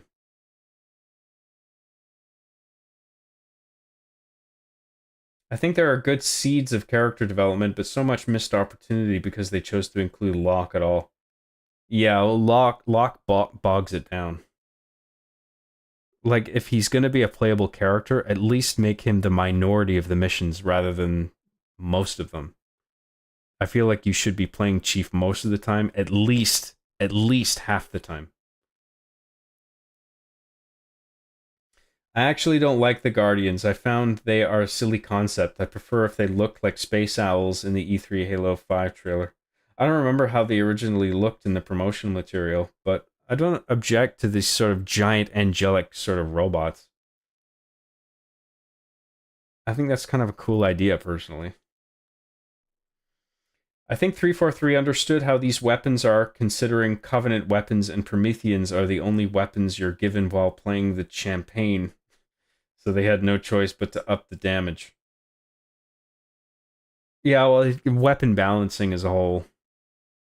There's an art to it. You got to be careful with that stuff. Because you want every gun to feel useful in some situation, right? So you got to be really careful how you balance all the numbers of all that.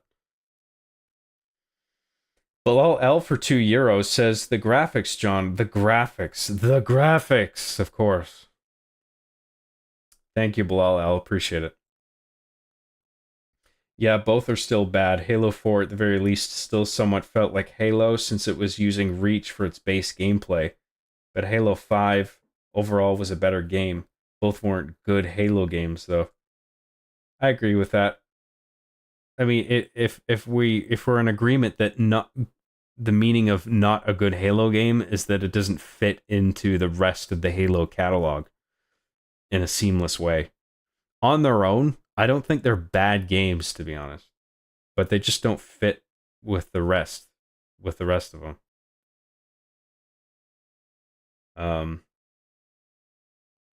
Hey John, can you get a low taper fade? It's a massive hairstyle now. You should get it. I need to have a new hairstyle, do I? You just leave my hair to me, okay?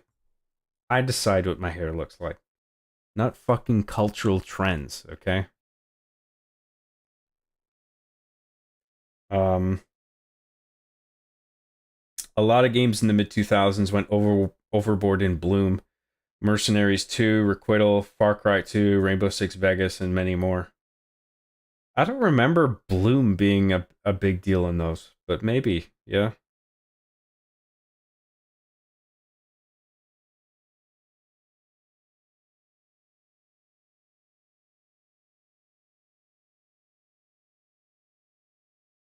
Go bald.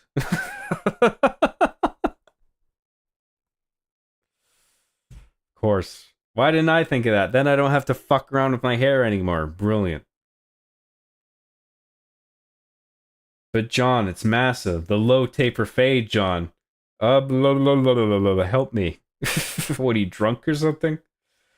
I don't need a low taper fade, okay? I'm perfectly fine without some trendy new fucking haircut, okay? It is interesting how old hairstyles come back.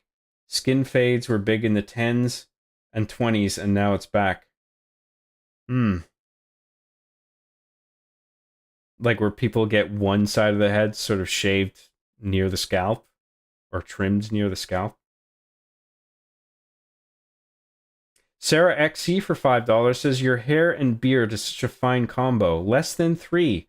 Although you could definitely rock a pedo stash. What's a pedo stash? Where I just shave everything else? But the stash? So is that just having a mustache? Or are you talking about like a sort of wispy mustache? Because, I mean, you have to... Some people they can't grow like full, thick facial hair. They get that sort of wispy facial hair going on. That's not something that I can just do. Not that I want a pedo stash. I could rock a pedo stash? What does that even mean? You know what? I think I'm fine with the facial hair that I have, to be honest. Okay? I don't need to go for a pedo aesthetic, okay? But thanks, Sarah, for the recommendation. I appreciate the hot tips. Man, seeing you sip on alcohol makes me want something really fruity and strong. Frick, dude. Well, I am quite enjoying my beverage. Thank you, by the way, Sarah XC. I appreciate the super chat, man. Thank you. I'm guessing a pedo stash is just a mustache in general. Yeah, that's what I was saying, right? John, you need to become one of those mustache twirling villains with the mustache that twirls. Well, you gotta like grow that out on the ends, right? And then you can do this thing. Yeah, I don't really want that. Halo 5's weapons are actually mostly pretty cool and interesting. The variety is insane, especially with all the variants in multiplayer, but why they decided to make every weapon have ADS kills me. Is that the iron sights? Well, they were trying to be like Call of Duty, right? Assuming that's what you're referring to. Shave your eyebrows off. It's the hot new trend. I don't give a fuck what the hot new trends are. Okay? Let's just nip that in the bud, alright? Oh, what's the hot new trend? I need to know. I can't have a personal identity. I need to do what cool shit other people are doing.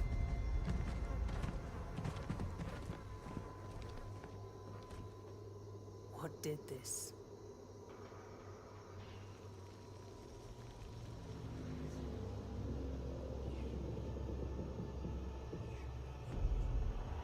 Cortana? Is this Cortana being a bad girl and killing all these poor A-Lamals?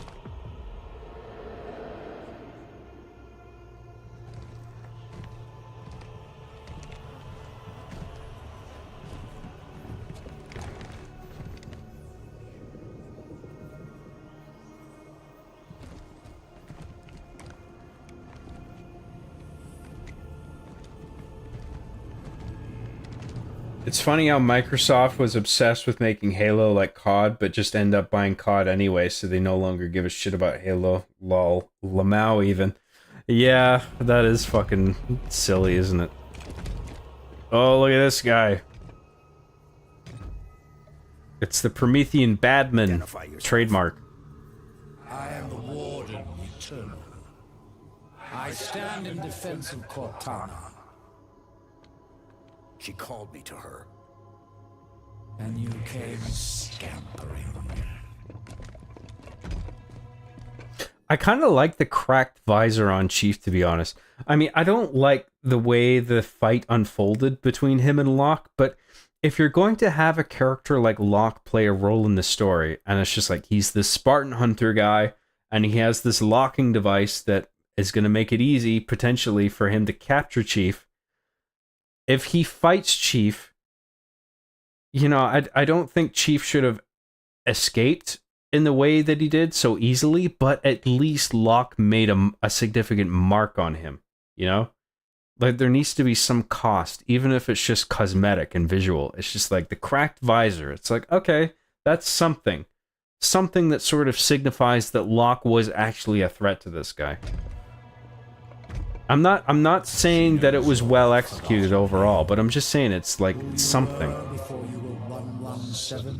Because you don't want Chief to come out of a conflict with somebody like Locke completely unscathed. That would just be stupid, where it's just like, why even have Locke as a character in the first place?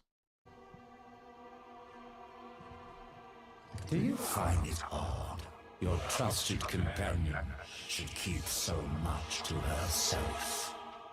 Take me to Cortana. Not just yet. Come. Let us talk some more. I also like the idea that, I don't know if this is the case, but I assume that the Warden Eternal is being controlled by Cortana to some degree. So, like, the persona that the Warden Eternal is manifesting is some psychological component of Cortana that is defending herself against Chief, even though she has a bond with Chief and seeks to protect him. There's also simultaneously a bit of her that realizes that that Chief doesn't want Cortana to be doing what she's doing. You know? I don't know if I've got that right, but I mean, if I've got that wrong, that would mean that the Warden Eternal is just a completely, like, a persona that is completely independent of Cortana, uninfluenced, where he's just his own guy and he's just worshipping Cortana for some reason all of a sudden, which I don't really buy that. Why would somebody like the Warden Eternal, if he was a completely independent persona, just submit to Cortana? Something like Cortana. What do you intend when you reach her? Shall I begin? Like, there is some interesting psychological material here that I quite respect. I've come to bring her home. But it's just all in this flawed framework, unfortunately. You would not speak of such juvenile concepts as home.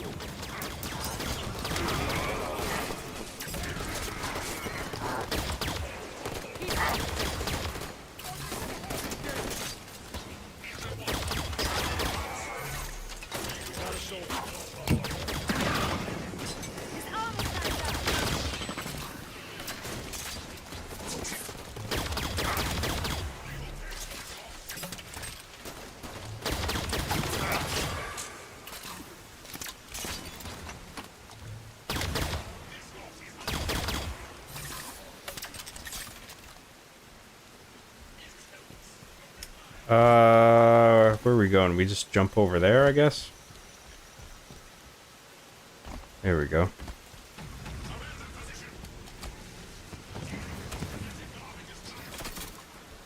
Actually, no, there's not enough ammo in that to warrant it. Stop chewing your ice, John. God, please, just for my ease. I was gonna take another ice thing and chew it, but I got none left, so you're in luck. Look at this dude. Look at this dude! What did I do?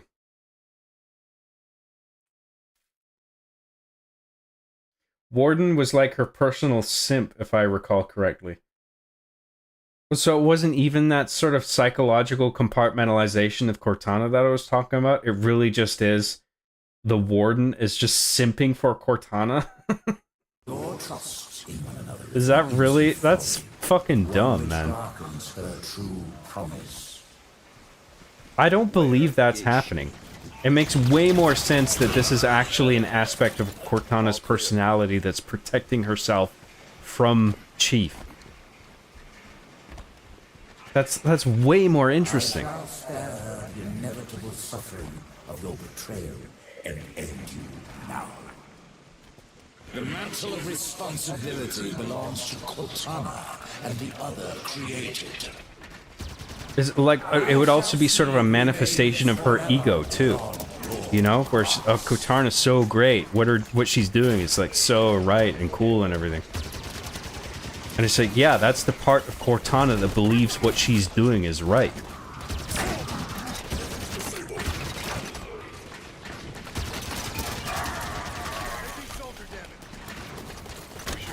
To reduce that to just, oh, the Warden is just this separate entity entirely that's just simping for Cortana. It's just like, come on, that's like, it seems too fucking stupid for them to actually do that. Alternatively.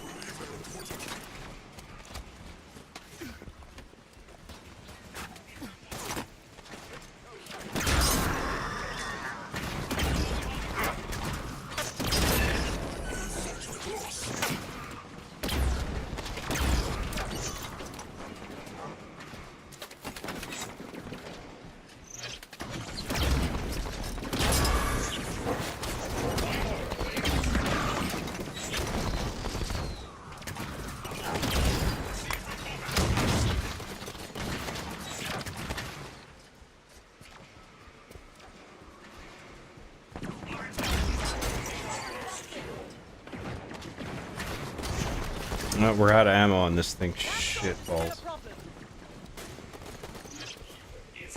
Warden is jealous because Chief is his wife's boyfriend. Jesus Christ. Setting the brain rot aside for a moment. You guys do get what I'm saying, right? Do you agree that my idea is interesting if they're not already doing that?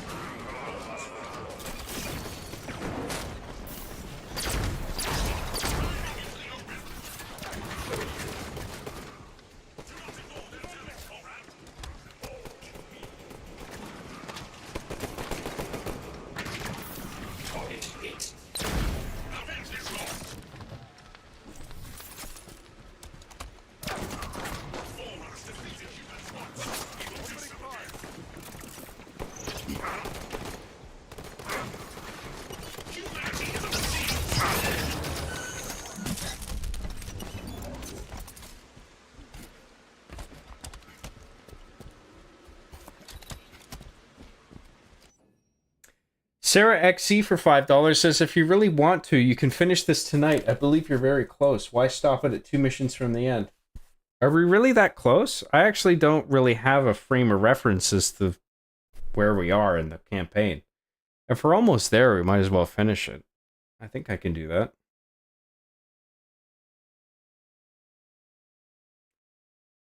Thank you, Sarah XC. Maybe we'll just push through and see if we can finish this.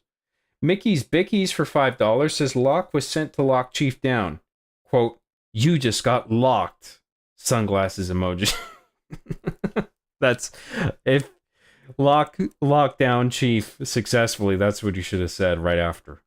You just got locked. And then he puts a pair of sunglasses over his helmet. Doesn't even need them, but they're there.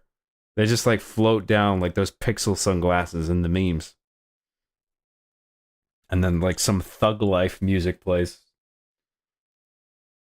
Great. Thank you, Mickey's Bickies, Sarah XE. Thank you very much for your super chats. I really appreciate it.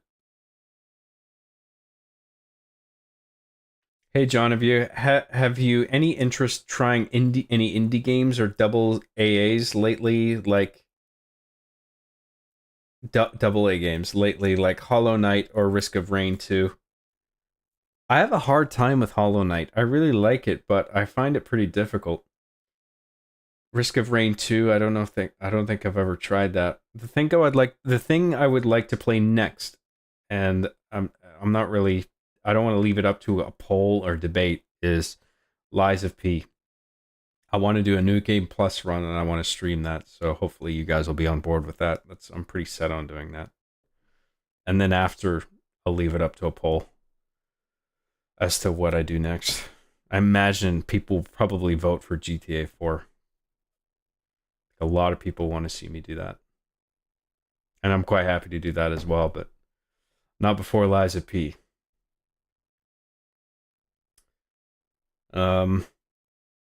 I couldn't even get through the first level or two of this game. Just boring. Oh, well, we might just finish it tonight. We'll see.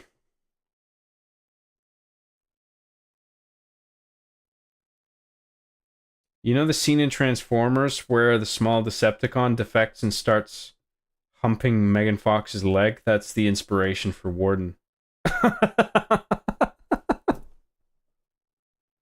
I'm sure it is. I remember that scene too. That was fucking cringe, dude. Those Transformers movies are so shit. Bumblebee was the only good one. I've heard Transformers 1 is good, but I haven't seen it yet.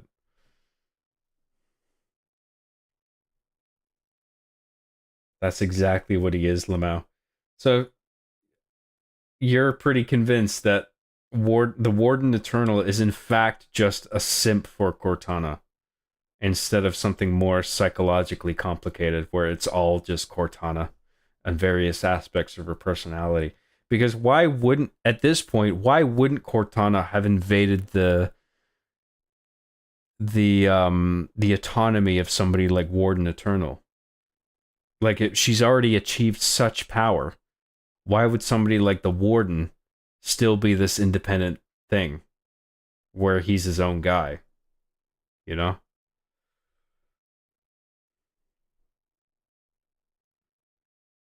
Halo could totally be a love story, goddamn. Well, I think it kind of is, actually. Between Chief and Cortana, there is something there resembling a love narrative between those two characters.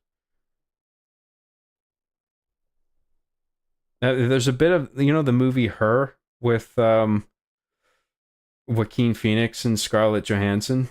I think there's a bit of that in Halo, to be honest, where a killing machine sort of has not like a traditional romance where he has sexual feelings or anything, but it's just like he has this fondness for this female artificial thing.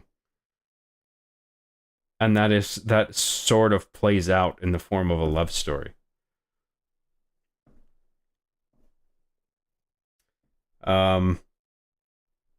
Yeah, another theory was that this version of Cortana was just a fragment of her, meaning there's others out there with different personalities and stuff, kind of like what was shown in Halo 4.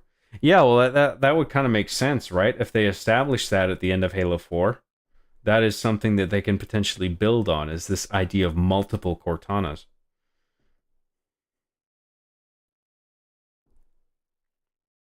I could be wrong, but I'm pretty sure Cortana in Halo 5 is just Cortana. She's not a fragment infected with the logic plague from Gravemind, etc. Like, it's just her. She's just evil now. Maybe, I don't know. Mr. Bad Guy for $4.99 says this game would have been better if not written by people who hate Halo. Watching your Bungie playthroughs just makes these 343 games look worse. I don't think they hate Halo. I just think their idea of where to take this franchise is just like so flawed. But it's not entirely bad. They got some good ideas in what it is they're doing, but it just doesn't have the near, like, the really quality execution that the original Bungie games had, because you had creative leads that really knew how to hold everything together and move things forward in a way that like preserved all the hype and made the fans happy.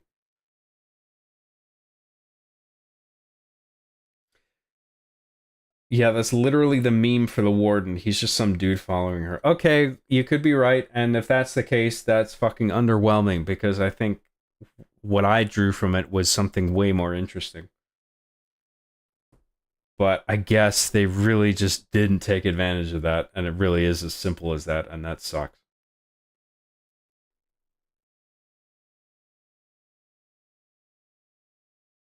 So glad we got John to play Halo 5. This is the commentary I wanted. Well, I'm glad you guys are enjoying it. There's still a lot of missions left. I don't know if you could finish the stream. Well, we'll finish this mission and then we'll see where we are in the mission count. Depending on how much is left, we might save the rest of this for another day. They intentionally hired people that hated Halo to work on Halo 5. It was something they felt the need to boast about. Oh, you know what? I actually kind of remember that now. But what was it as extreme as hiring people that quote-unquote hated Halo? Or was it just hiring people that knew nothing about Halo in order to have a fresh perspective? Because I think there is a difference between the two.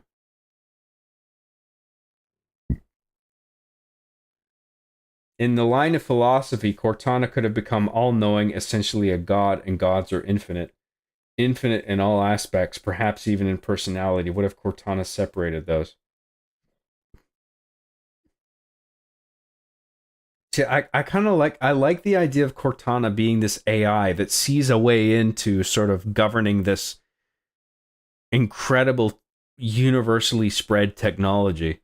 And she's just like, if I were to assume control of all this stuff, I could make the universe a perfect place. If only I could just have this power, and then I could do it. And then what she ends up doing is like not good. And it becomes this story, broad, universal story about the corrosive nature of power. I really like that.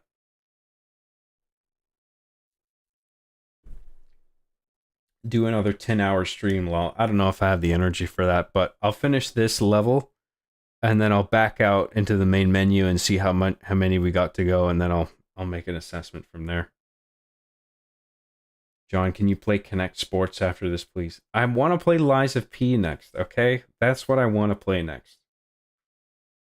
I'm sorry if that's a bummer for people, but I think some people would actually approve of that.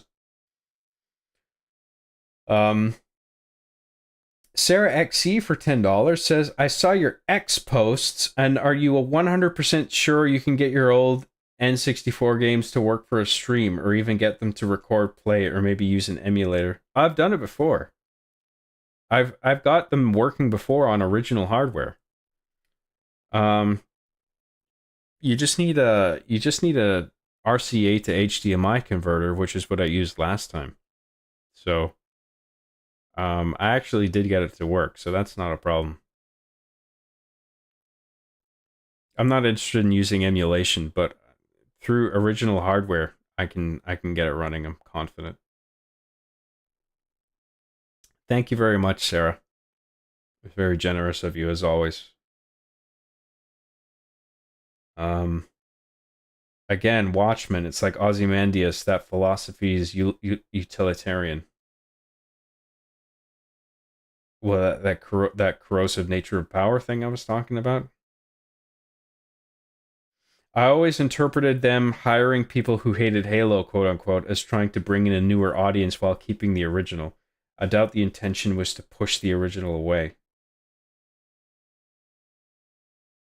They prioritize interjecting their own interests rather than sticking to the good stuff. Yeah, well, that's a problem. They do need to... I think they should have respected the original material more. The original Bungie games. Because they were like a sort of perfect formula for success. Near perfect. John, your game is about to be disconnected. Thank you for the reminder. Yeah, it's good that I reactivated that. Appreciate the reminder. Click back into Halo job. It's going to kick you. I know we did it. Thank you for the reminder. I appreciate it. All right, let's keep going. Your time has passed, warrior servant. Your battle fought and done.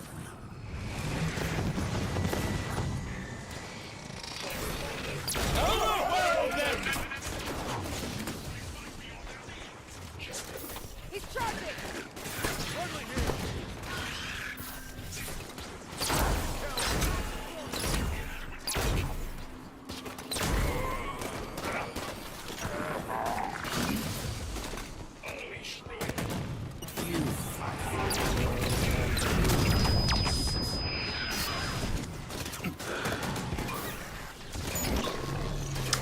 Ammo left in this fuck.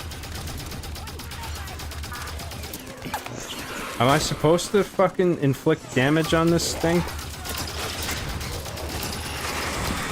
Is that the warden, or is that just some mini boss?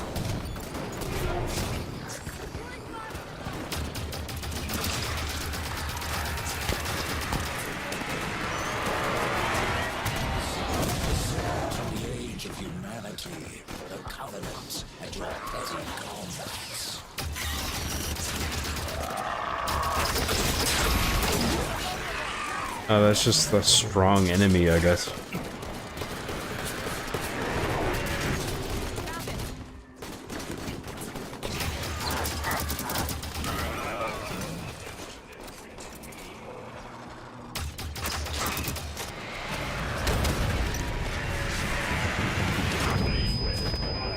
Need med support here. Is someone gonna help me? Oh, sweet.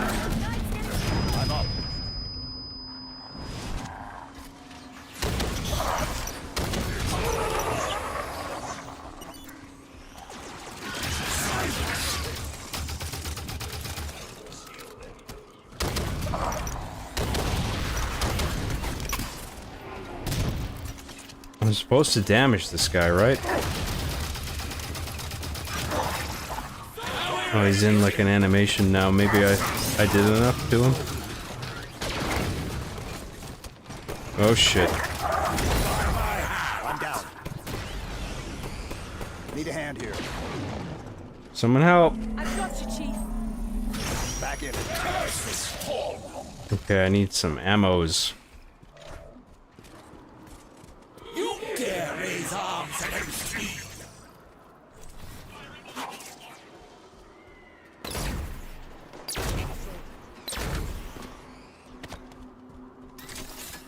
Cortana's future is assured.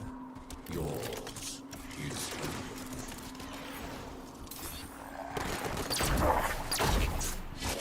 I gotta get rid of those fuckers.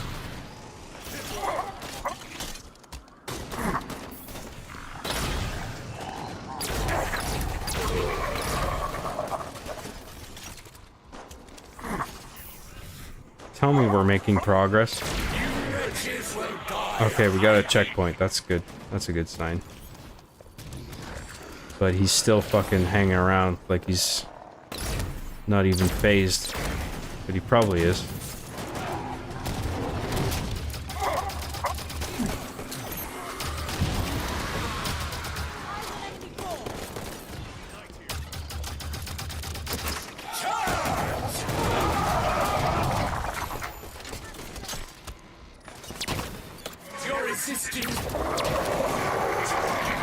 Oh, what's he doing?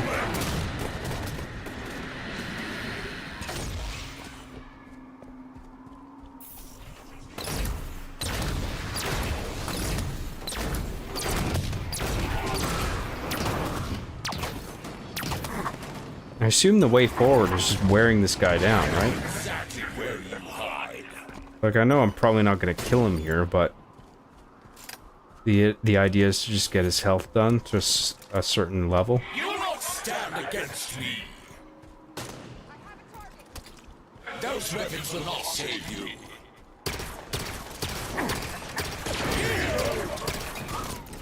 Away with you.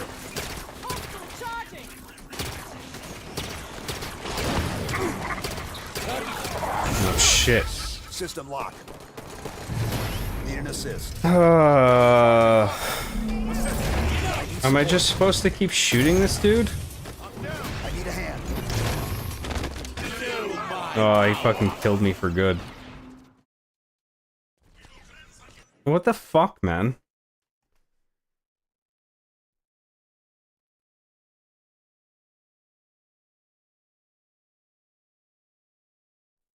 My fucking ears. What? Is there something I did? Is there something wrong with the audio?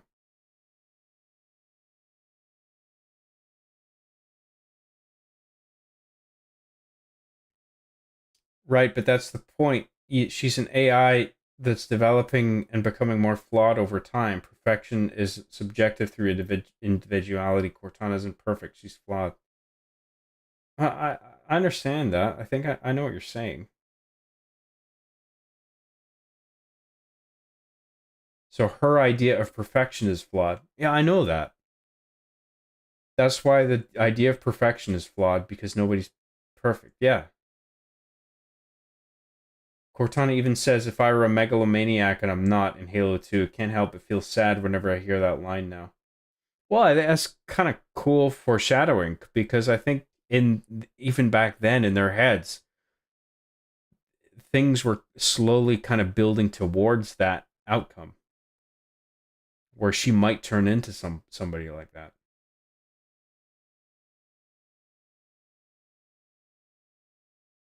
John, if you sprint up to him as fast as possible and melee him, he instantly dies. I feel like you're trolling me, and I'd rather you didn't. If that's true, I'll try it, but I feel like you're fucking with me, just to get me to do a dumb thing. I forgot almost everything in this game except the drone things being annoying. They're a bit of annoying, yeah. Audio is fine. Okay, that's good. He has a weak spot in his back. You're supposed to use your squad to distract him, but good luck with that, Lamau. Okay. That's good to know, thanks. I keep neglecting that. I'm not used to doing the whole squad shit. I believe they wanted to make her evil in Halo CE in an earlier draft. Yeah, I heard about that too. Like I was saying before, I don't object to that, but I think that's an idea that you got to pay off much later. I'm glad that the first trilogy of games didn't even bother with that. But now that we're on a new trilogy, that's actually interesting territory to explore. I like Evil Cortana, but I think it could have been done better. Something to do with the logic plague thing. Like, I don't know, the logic, is that like is the logic plague like a book thing in the comics, like alternative media? Cortana was never static computer lady. She had more sarcasm and sass and personality than any other character. A truly evil Cortana shouldn't be so diplomatic. She should chew the scenery a little. I agree, yeah. Cortana should be a colorful character, not just some static, I'm evil now, so I will do evil things. Trademark. Like, I don't want that. Like, she should be convinced that she's doing the right thing. And on top of that, have her, like, all her personality flair that she had throughout the original games in some form.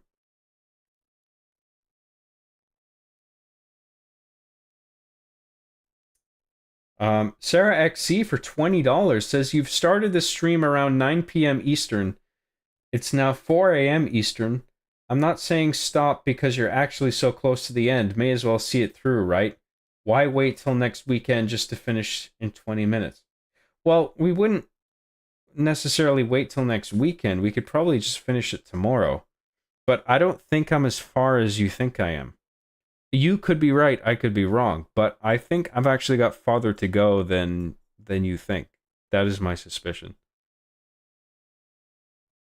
But we'll see. Well, I'll finish this level, and then I'll back out to the main menu, and then we'll see how many missions we have to go, and then I'll make a decision.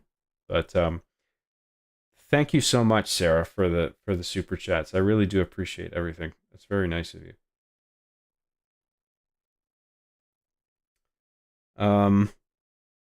He is not so close to the end, and he's only halfway done.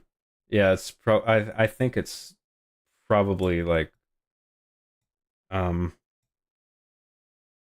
yeah, it's probably around halfway or maybe a little over.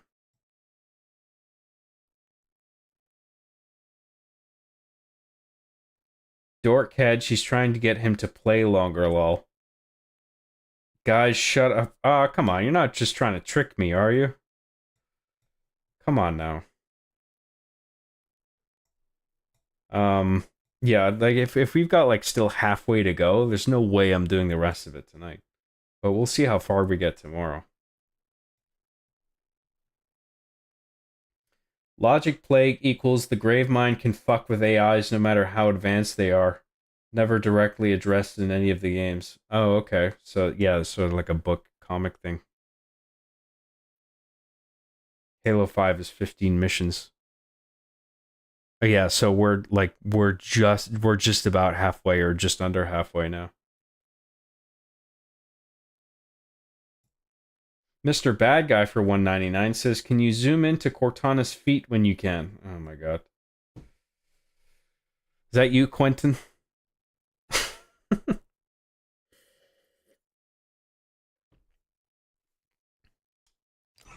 Thank you, Mr. Bad Guy. Really appreciate that, thank you. Cortana doesn't have an in-game model in this game. You can't zoom into her grippers. Her grippers. Oh my god. You guys.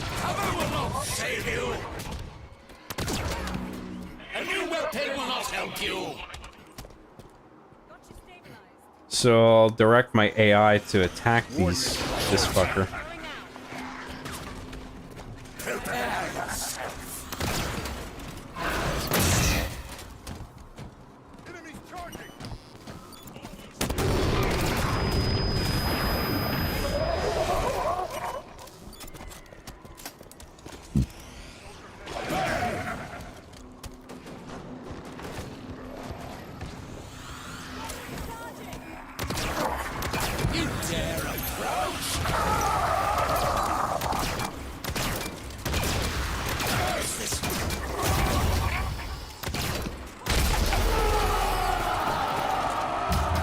Damn, I landed a bunch of hits there. I think I got really lucky there. He just like got locked facing away from me somehow.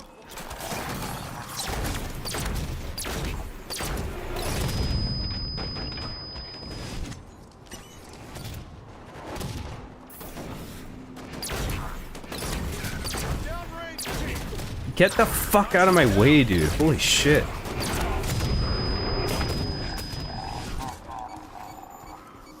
You're still active, Fred. Thanks, I'm back.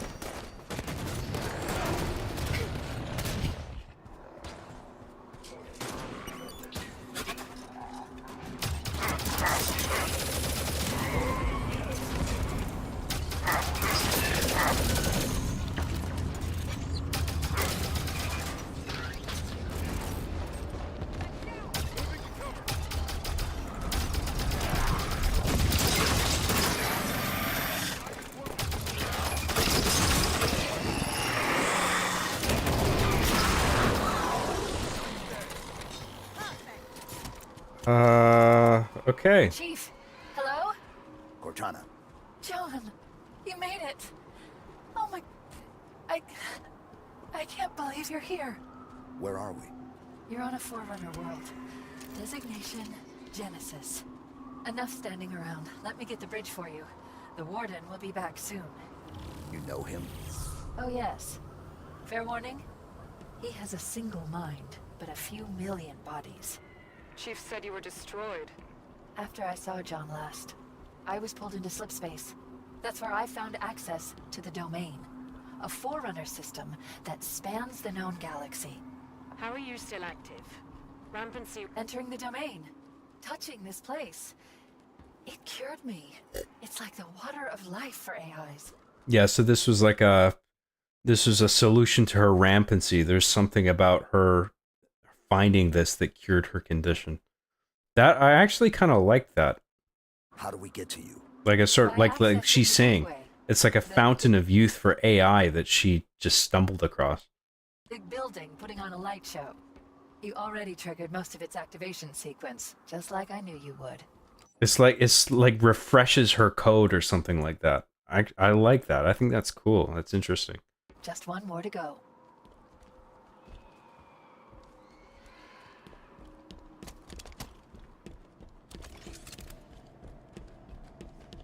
They nerfed Cortana in this game by giving her shoes. Like oversized loafers for no reason other than to just hide her feet because people can't stop fucking gooning.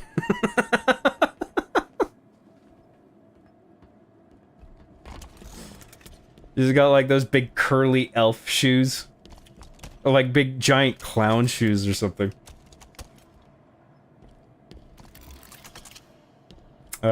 We don't need those. Okay, here it is. And the clown shoes like honk with every step. Chief, you're so close to where I am. Come on. Cortana, why does the Warden think he needs to protect you from me? There's so much to explain. It'll be easier when we're face to face. Try me. The cure for rampancy I've found means AIs can be immortal. That kind of lifespan allows for long-term planning. Just She logically, as someone who was suffering from rampancy, it makes sense that something as logical as Cortana would seek a permanent cure to rampancy. In the form of this solution where it's like I can be rendered immortal as an AI. Like I believe that Cortana would pursue that. That makes a lot of sense. Of responsibility. And once there is peace, we can focus on poverty, hunger, illness. But Warden... Yeah, now she's like completely ideologically captured in this idea of like I'm doing the right thing because I'm helping people and alleviating suffering. But then the solution is probably going to involve eliminating all organic life. Step out of line and suffer. It won't be like that, John. I'll explain it better once we're together. And then Chief is going to get trapped, and then Locke has to free Chief. I feel like that's where this is roughly going.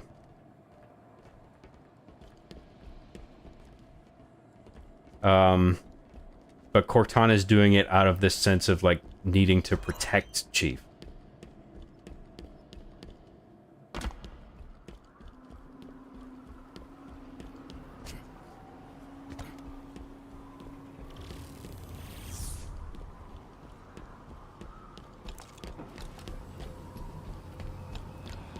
I like the light bridges just fading in as needed, because it's like Cortana's like directing you. It's just like, you gotta go over here now.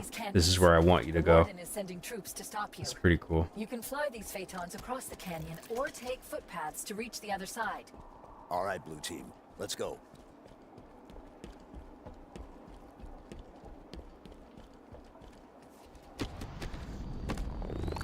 The controls for these Phaetons should be fairly intuitive. As Forerunner systems go.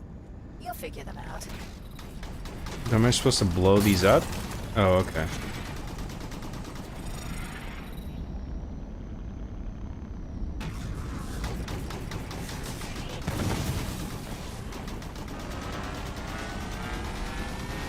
Watch the fire from those turrets.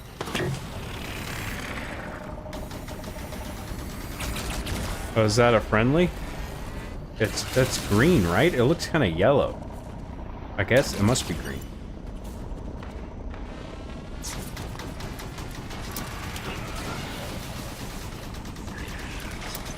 Let's take care of that bigger gun.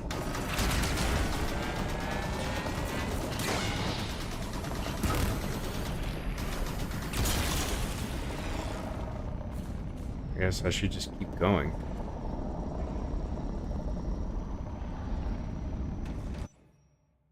Sideshow Bob's shoes. Big shoes to fill. Big shoes to fill. Big shoes to fill.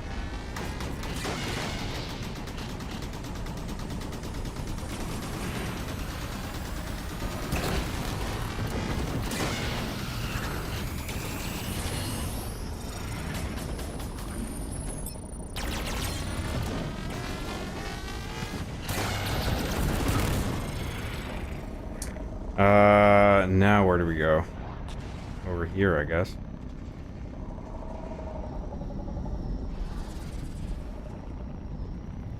Job, this is a serious game. You need to be seriously. I need to be seriously, do I?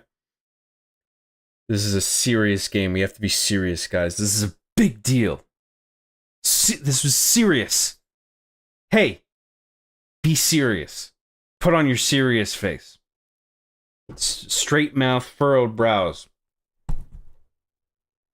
I'm very serious right now. This is me. I'm serious.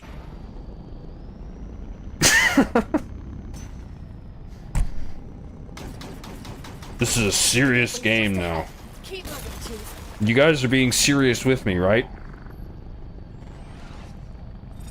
Nice flying. You're starting to get the hang of this. We've commandeered more than one enemy vehicle in our time. I don't want to be serious anymore. It hurts my face.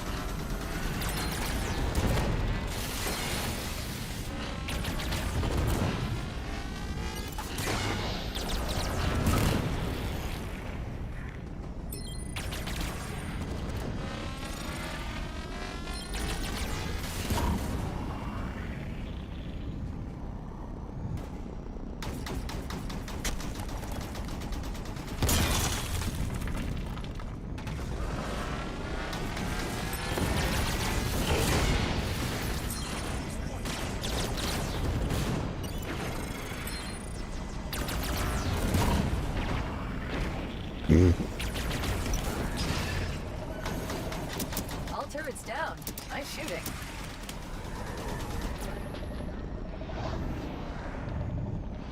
Okay, and I guess we're supposed to land on this. We're done in the caves, flying around.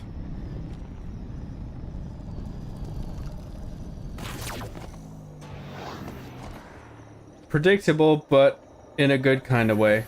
Yeah. Yeah, I mean, I'm pretty good at that. Like, I've written enough stories and I've studied storytelling enough where I can just, most of the time I can see where this kind of stuff is going. if it's like thematically competent. It's just like, oh, okay, you're going that direction. Yes, like that's, like you said, predictable, but in a good way. Like it makes sense that things would unfold in this way. This isn't a cure for rampancy, however. It just cures the eventual death. The rot can now increase exponentially without stopping. At least that's my headcanon. As far as I know, they're saying she's fully sane. Okay, interesting. Sarah XE for $5 says, I'm sorry for spoiling it for you, Mr. Graham. Sad face, you seem to know what happens now. It's okay. What you said did get me thinking, but like I was saying, like, it's like, oh, of course. Like, yeah. That is the way I would expect things to unfold, is that Cortana is luring Chief into this trap. And then Locke, who was an obstacle beforehand, is now the guy who is Chief's salvation, who ends up breaking him out of the prison that he's in. Like that is just a traditional sort of storytelling thing that I'm not sore about it. So like, don't worry about spoiling it. It's fine. I admit, after the crash here, it just makes sense that things would go this way.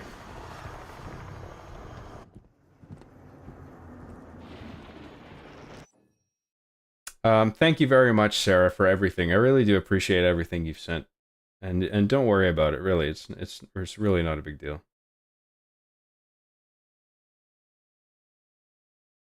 I feel like the voice for the Warden might also be the voice for one of the AI characters in Warframe. They sound very similar. Yeah, well, people who do voiceover work, they do all kinds of projects. You never know who's going to be in one thing and who's also going to be in another thing. Like, yeah, you just never know.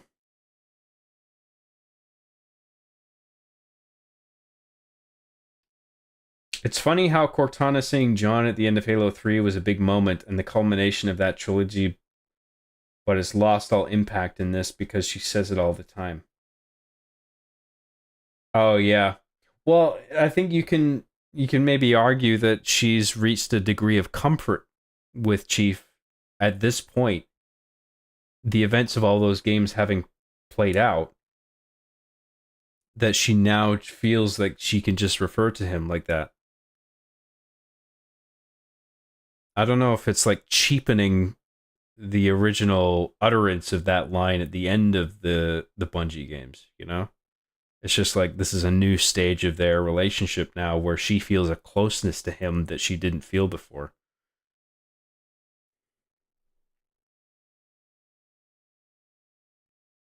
Kapu Joe for $4.99 says, on a scale of 1 to 10 chicken nuggets, 1 to 10 chicken nuggets, as in number of chicken nuggets, how is Halo 5? 1 to 10 chicken nuggets. It's got to be chicken nuggets.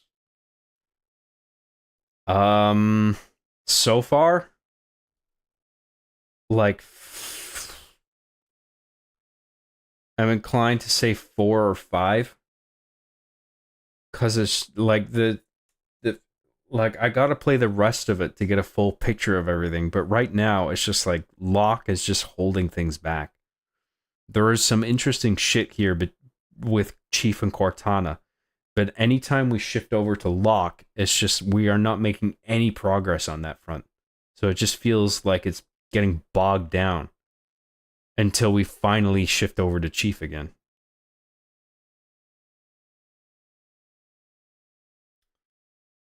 Thank you, Cup of Joe. Appreciate it. Are you enjoying this more than Halo 4?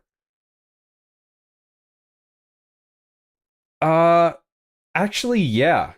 Because I don't know really... I don't understand the totality of what happens by the end of this game. So there is that narrative hook. In the case of Halo 4, I had beaten it already. So I knew roughly what everything that was going to happen. So with this, it's like, it may suck by the end, but I am quite interested in just pushing forward and discovering for myself all the intricacies of how this story unfolds. So that's a factor, that's a unique factor in this that wasn't a factor with the Halo 4 playthrough.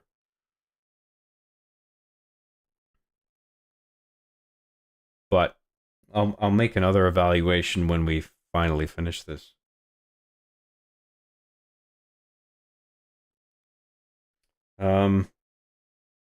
All story beats must be linked with therefore or but never end then. Heard that one from the South Park guys. Thoughts, Job? Yeah, well, they're right. They're right about that. I know what you're talking about. Because that's how you get a zigzag in the plot. Because if you just have and then, you risk your plot flatlining in terms of like the yeses and nos of a screenplay.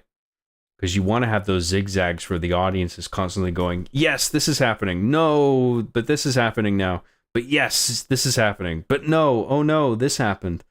Whereas if it's like and then, it's more of a straight line where it's just like, okay, this happens. Where are we going with this? Like, how is this interesting, right?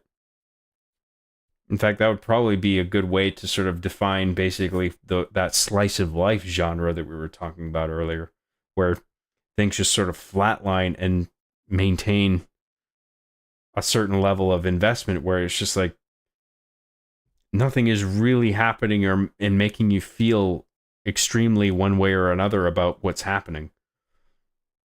You know, it's all just like you're just coasting.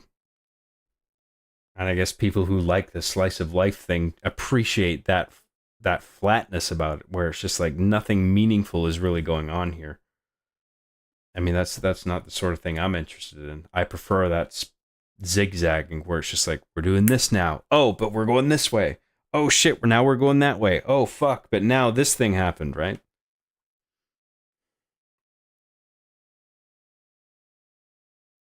John is tired and cranky from Halo 5. So anyway, here's a 7-hour stream of Halo 5. Well, my mood has improved a little bit since like an hour ago. I was feeling cranky and tired, but now I'm feeling a little bit better, to be honest. I'm going to try and finish this this level at least.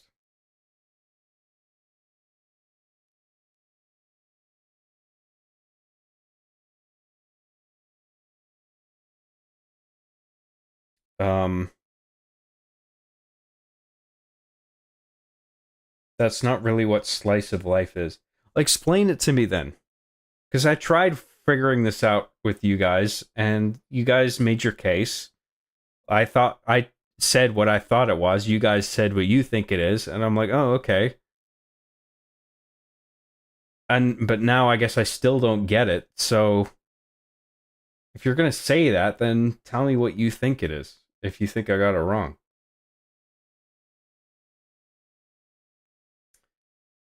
There were times you told me not to say or send anything. Those were one of those times. I'm hoping I didn't say too much. Oh, don't worry about it. Really, it's not a big deal. John, when he learns someone like slice of life, vomits in his mouth.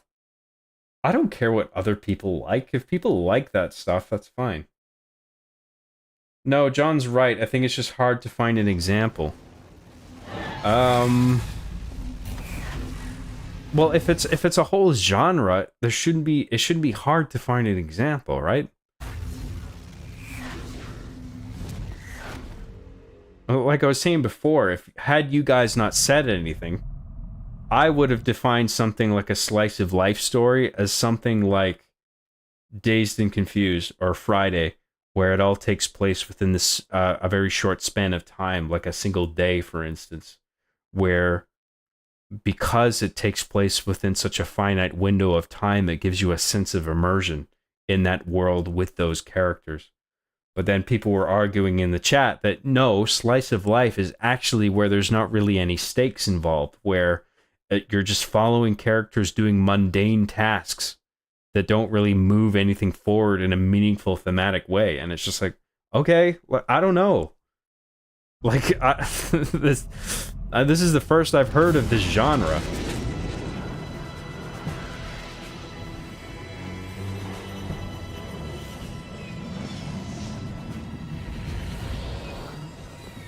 coming up, Commander? We're gonna see if Halsey can learn to speak Guardian. I'll have a briefing for you by the time we reach San Helios. See you planetside.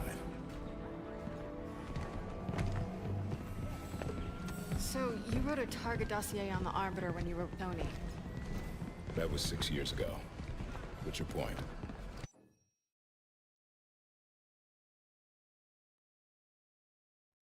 I love John, but I hate Halo 5. That's the duality of man right there. Slice of life is something that lacks exposition, but it can definitely still have twists and turns and shit. Lacks exposition?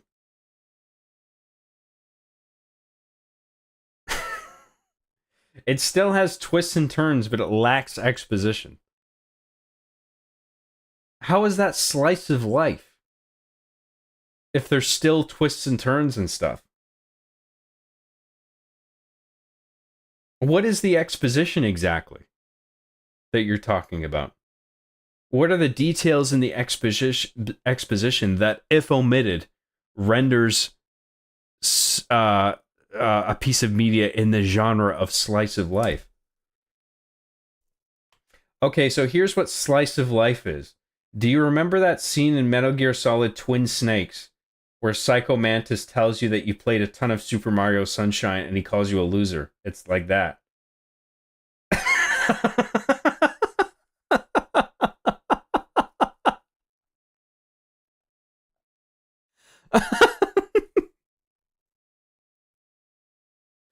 That clears it up. Thanks, Giga. Fucking hell.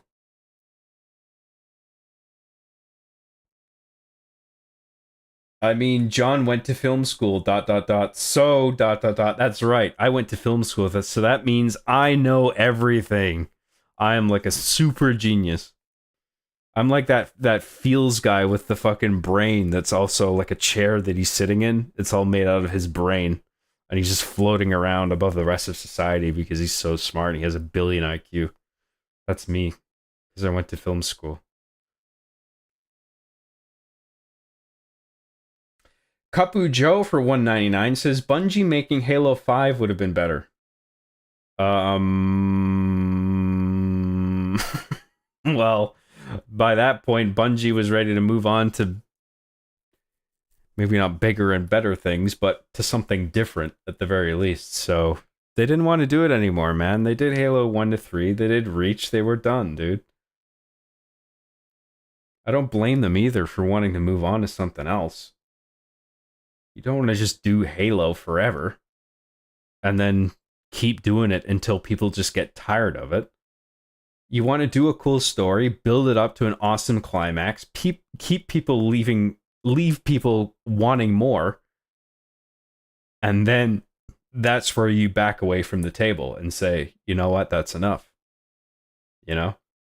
You want to leave on a high note, you know? No, what John said sounds pretty accurate to slice of life. Low stakes drama and relatively mundane events, but with a reverence for overlooked normality. There's a ton of animes like that.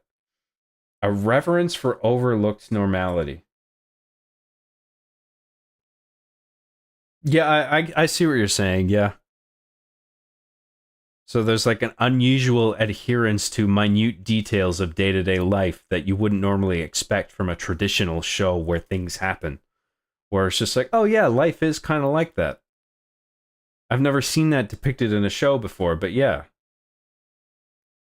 But again, that's not the type of show that I personally would seek out. But I do understand that there are audiences that would get a kick out of something like that for personal reasons. Where they want to escape a chaotic lifestyle and they want to just watch something that is deliberately mundane. I do kind of get that. Are we still on Slice of Life? Yes, we are. Is that a problem? Is that okay? Can I talk about things that interest me? I agree more with John's Slice of Life explanation. Well, I'm doing my best to understand this, so... I think what he means is that things aren't being explained to the audience, but each beat is a therefore or but moment continuously, and you learn as much as the characters in real time. Yeah, but using therefore or but results in the zigzagging. It's when you go and then is when you get the flatlining that I think aligns more with the depiction of mundanity that is more closely aligned with something that would be considered slice of life.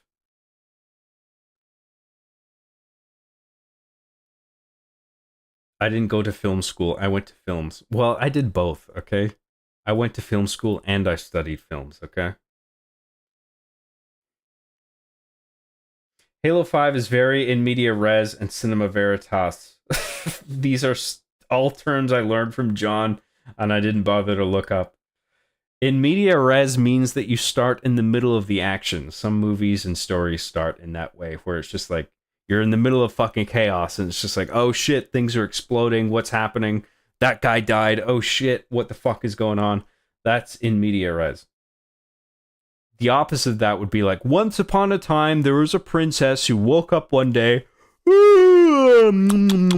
what should I do today? And then later there was a witch or something in the woods.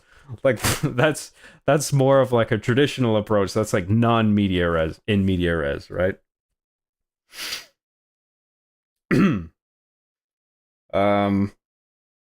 That's what they should have done, but Microsoft is greedy as fuck. I'm not quite sure what you're referring to there. In all seriousness, I'm fairly certain Feline Comrade's explanation is the most accurate. I'm not even sure which one that was.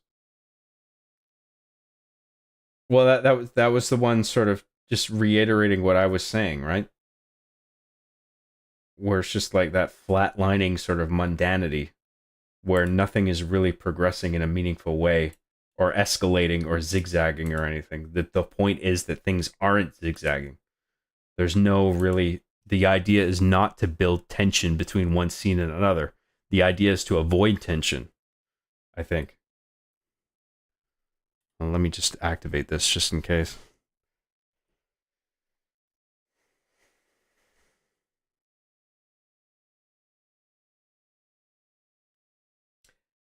Mr. Bad Guy for $4.99 says, John, what would you say is the best example of Jerkoff's gun in Armadillo and Cleanse? Cleans. Jerkoff's gun. Apparently, which was news to me, Chekhov's gun can refer to anything loosely that you just set up and pay off in a story. It doesn't even have to be a weapon.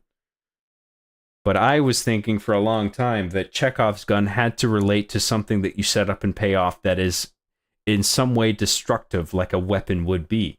Hence the term Chekhov's gun. That's why I thought that.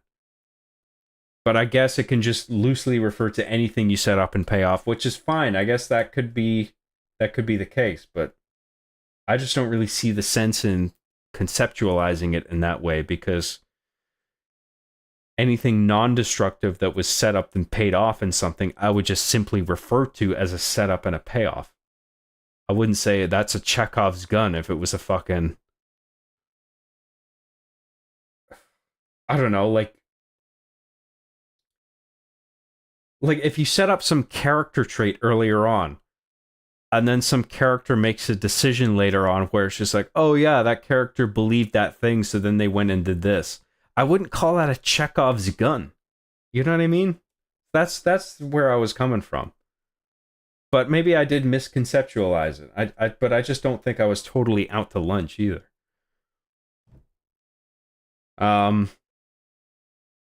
The best example of Chekhov's gun, which I assume you're talking about,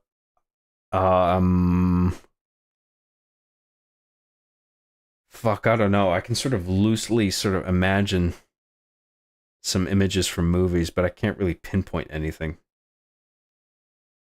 It's basically just if you see a gun somewhere, and then later somebody fires the gun. It's that simple. Like, I don't know, dude. It's like Kill Bill, where she's spending a bunch of the movie trying to get a Hattori Hanzo sword. And then at the end, she has it, and she fucking kills O-Ren Ishii with it. I think that's her name. I think that's sort of a Chekhov's gun. Something like that. You know what I mean? There's countless examples. I'm just tired and kind of drunk, and I just can't think easily of a bunch of examples right now.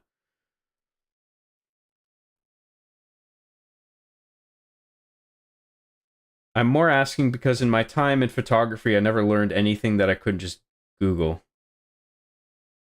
Oh, sorry, I missed your super chat. My bad. Sarah XC for $2 says, John, which university did you take film school at? I went to Capilano University in Vancouver.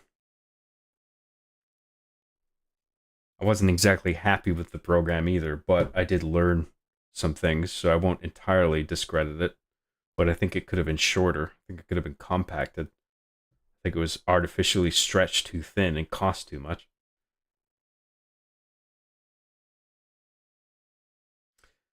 I'm more asking because in my time in photography, I never learned anything that I couldn't just Google. Well, that's the thing, right? You're right. Because I think the whole college university environment is basically just a big racket at this point. And because of the internet, you can go online and teach yourself anything you want. You just won't get the official documentation saying that you can do the thing, which I think is becoming increasingly irrelevant as time goes by, because what people really care about is a body of work, not just some fucking document that says you graduated from whatever the fuck university. It's more about being able to actually do the thing and being able to prove that with a body of work that's impressive. That's the important thing.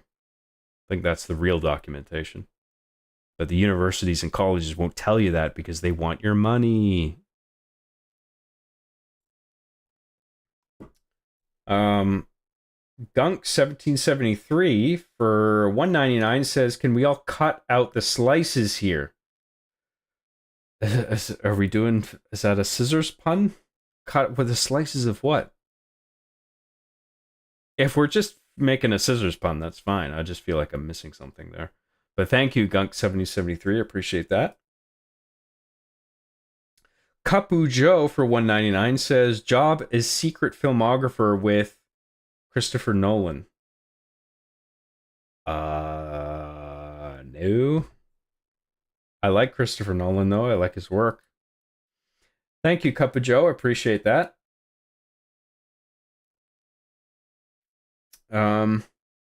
You can learn most things on YouTube. Attending classes and being formally educated is mostly just for the prestige of having done so and distinguishing yourself from amateurs or casuals.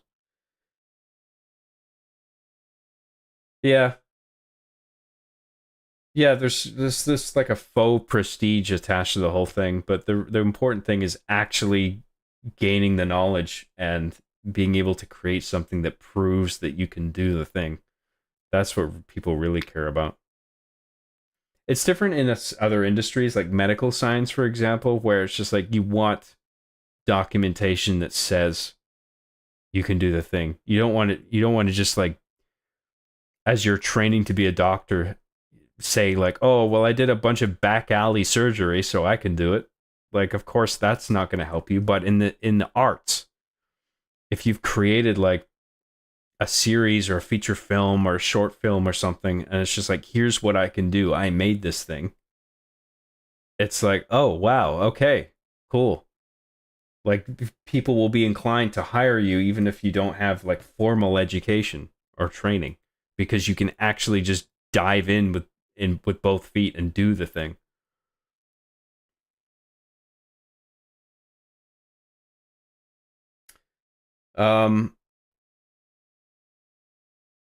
I think you balding is the Chekhov's gun to something. I don't know.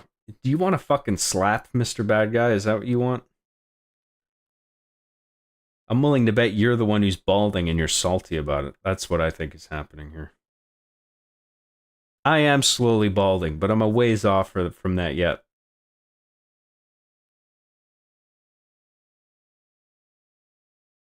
It's a good thing you're not here. I'd slap your bald ass fucking head like a bongo. Solar Hyperkeen for $4.99 says, which would you rather unironically watch? Josh Butterballs or Chip Gaiman? I think Chip Gaiman might be, because he has a head injury. I would probably be more inclined to watch him. Because he might be more inclined to say something totally fucked. The presence of the... thank you, Solar Hypercane. I appreciate it, by the way. Thank you very much. The presence of the oven in Season 1 was a Chekhov's gun for Cortana's death, and the double suicide in Season 7. Bravo, Vince. I mean, John. Oh, yeah, the whole Bravo, Vince meme. Vince Gilligan. Breaking Bad. I didn't think that far ahead. But there are certain things where it's just like you dig, as you're writing a new season, you dig into past seasons and you're like, what previous objects or imagery can I repurpose or use here? And it's just like, oh yeah, what if, you know? What if I use the oven for something? We always saw it there. Maybe it can actually have utility now. Or, you know, whatever it is. It doesn't have to be that.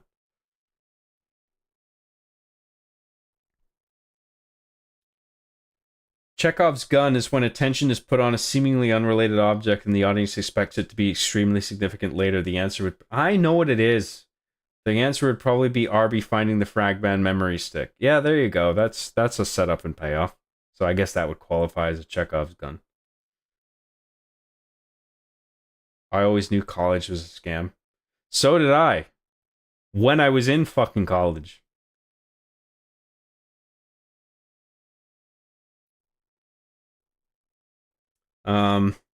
Which made it quite frustrating.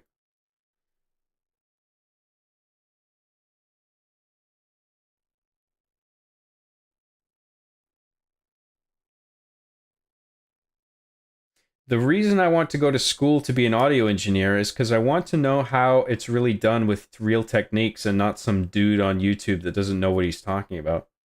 Well, I find the people who are very successful on YouTube making tutorials, in fact, do know what they're talking about. And there's absolutely utility in observing observing the products of people with homegrown talent.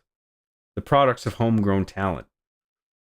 Because you don't always need like a college degree to know what you're talking about. Sometimes if you just work hard enough at home and just study and do the work, you can become an expert. You don't have to go to some institution or whatever. But I mean, yeah, like I was saying, depending on the industry, there is utility in going to some college or whatever and being surrounded by, you know, experts. And sometimes you do want that documentation to tell other people that you can do what you do.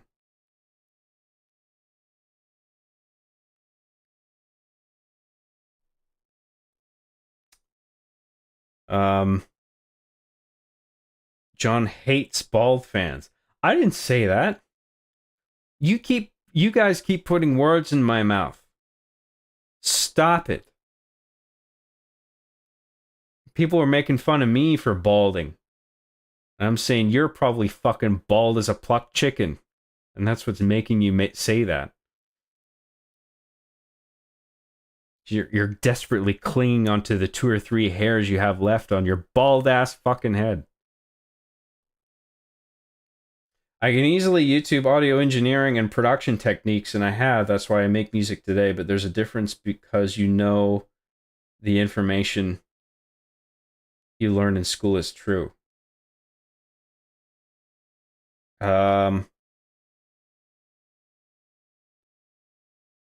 Sure, yeah, but I don't think relatively looking stuff up on YouTube from a guy who knows what he's talking about, I don't think that's going to be significantly less the case that you think it's true. Like I'm not going to listen to like some YouTuber who has like a whole bunch of views and subscriptions for doing what it is he does and think, oh, just because he's on YouTube, he doesn't know what he's talking about. I wouldn't think that. Like it all comes down to the product that comes out at the end of the process, you know?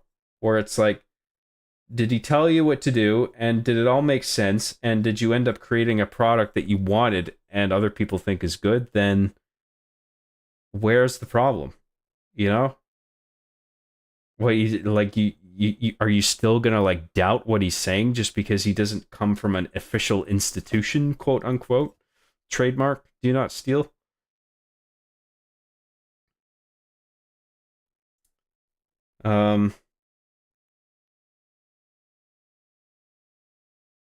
My unironic favorite thing is when people explain media terms to John, and John is just flabbergasted because he already knows, and he makes that funny face that makes me want to pinch his cheeks. I don't even know what funny face that is. Probably my pissed off face. Because people are trying to tell me about storytelling devices that I've employed time and time again over multiple seasons of a show that I fucking made single-handedly.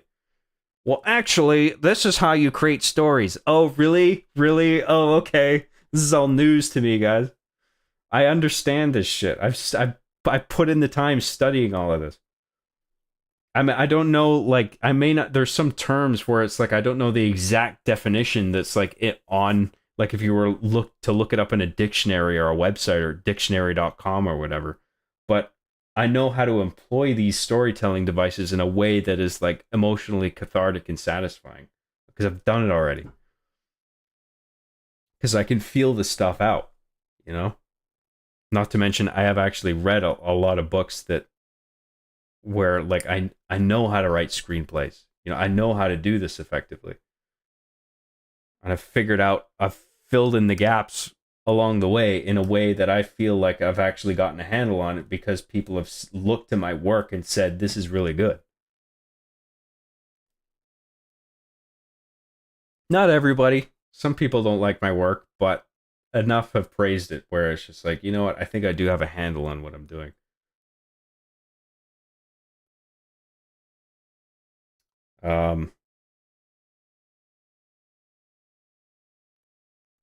In part, it also comes down to how much you trust the educational institutions.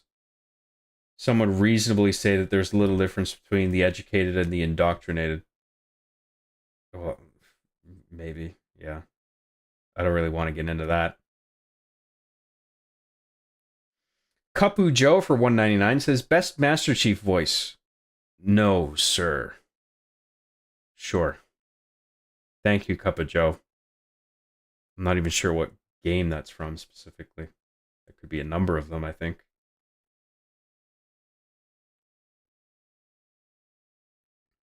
I learned 3D printing online from YouTubers and make fun stuff, but people who went to college for engineering and use 3D printers are making revolutionary stuff.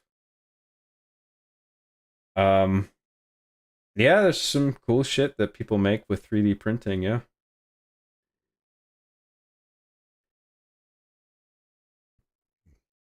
Honestly, John sounds a lot like Scissors, the best Amanda and Mr. Chief character from Arby and the Chief. Who is the voice actor for Scissors? He has such a sexy voice. All right. Let's keep going. Or at least let's watch this cutscene. Whoops. And then we'll see where we are. You recommended assassinating him. After we killed millions of our people. So why didn't you? Things changed. John, stop trying to sound like you know shit about storytelling. Here we go. We've all watched your show multiple times. I think we know you're out of your depth on this one. Chat, as always, is undefeated experts. You're right. I'm a fucking moron. I don't know anything. You guys got it all figured out. In combat, we will escort you to him. Locke. Planet's deep in civil war. If this all goes sideways... I understand, sir. It's not my first mission that doesn't exist. Good luck, Spartan.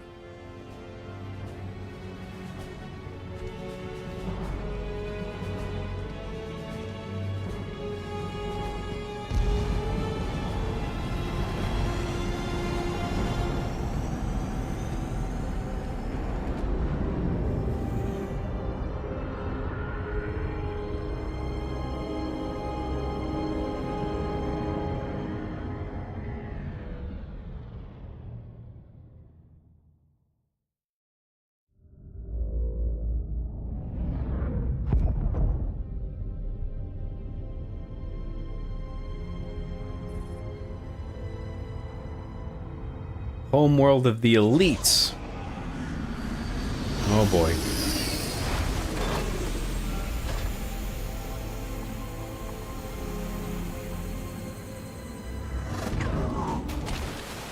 Arbiter has united the keeps and formed a new alliance, the Swords of Sanghelios.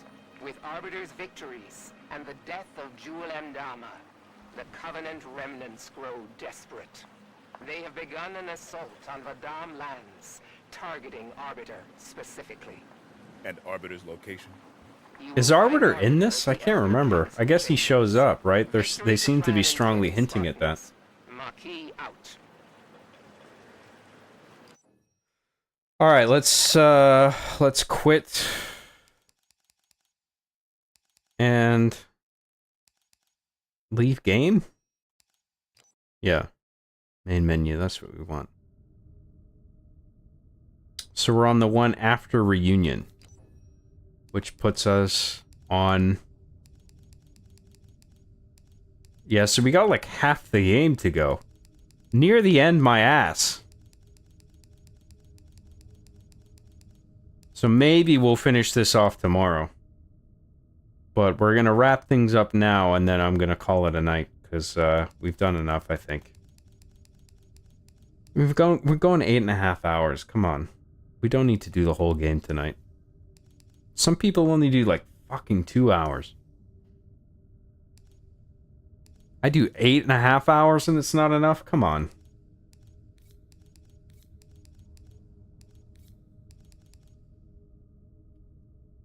All right.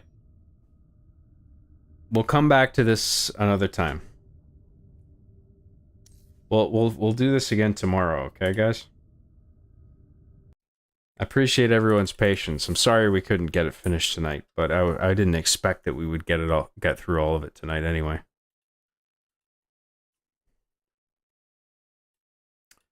Let's go through chat. Wrap things up. Wind down. Can enjoy the rest of my beverage. Arbuckle and the Queen. There you go.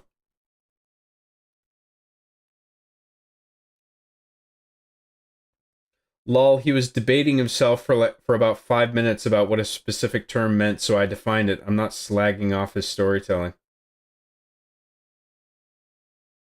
What was I debating myself about?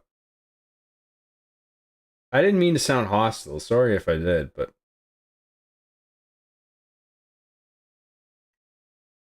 Sometimes I don't know the exact definition of terms, but, like, I'm able to feel them out on some level, where I just know how to execute it. But if you ask me how to exactly define it in accordance with, you know, some website or a dictionary, like, I wouldn't be able to explicitly tell you. I'd be like, I don't know.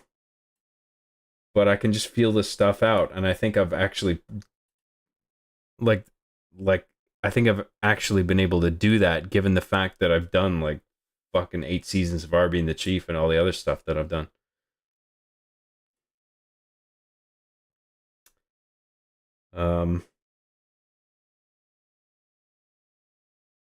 Job, it's from Halo 4 when he couldn't give up Cortana. No, sir. Then Locke was activated to capture the Chief because he seed not... okay, sure. Sarah XC for $5 says, if/when you decide to watch Halo Forward Unto Dawn or Hunt the Truth, then you'll understand that piece of dialogue.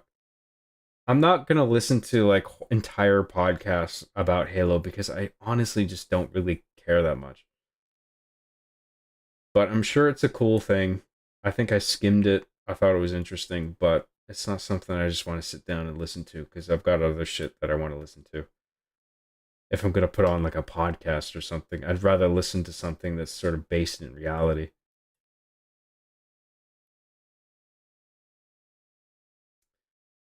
Thank you very much, Sarah XE. Appreciate it. Halo Forward Unto Dawn. What is that, like an anime or something, or like a? I forget what that was exactly. Was it like a CGI animated series or something?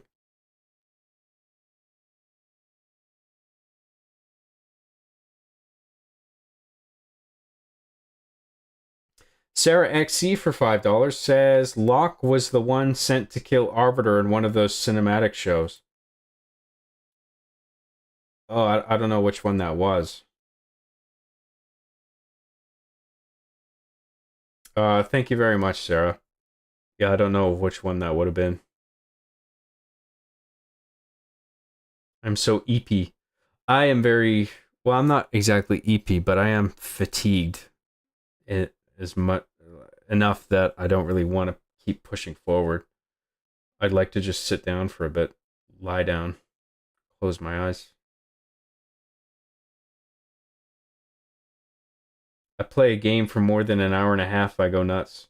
I can do longer than that, but I feel like I've been doing enough. I've done enough now, where I gotta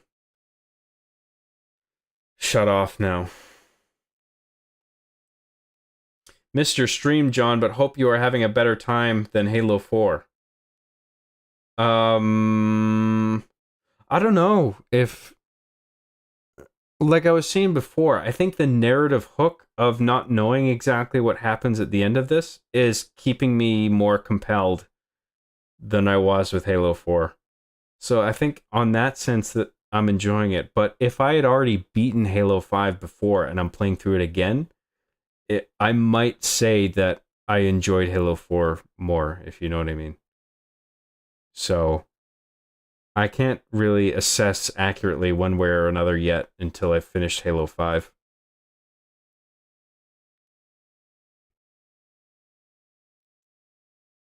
I guess if you're just outright asking me, did you enjoy your Halo 4 or Halo 5 playthrough more? I think I'm actually enjoying the Halo 5 playthrough a bit more. But not substantially. Just marginally. Sarah XC for $2 says, can you though, please, with a cherry on top? Sarah, come on. I've been doing it for 8.5 hours, man. Most streamers do a fraction of that, I think. Well, actually, there's probably a lot of streamers who do about that length, but it's probably not that much longer than that. And I can't go as hard as most those like streamers that fucking go like 24/7 and shit. Like I can't do that. But I still I think 8.5 hours is pretty long. So just let me switch off and then I'll come back to this tomorrow, okay? Thank you, Sarah. I really do appreciate everything you've sent. I understand you like the show and you want to just keep it going, but I've had enough now for today. John, you're drunk. Go home. I wouldn't say I'm drunk, but I'm buzzed and I'm a little bit tired.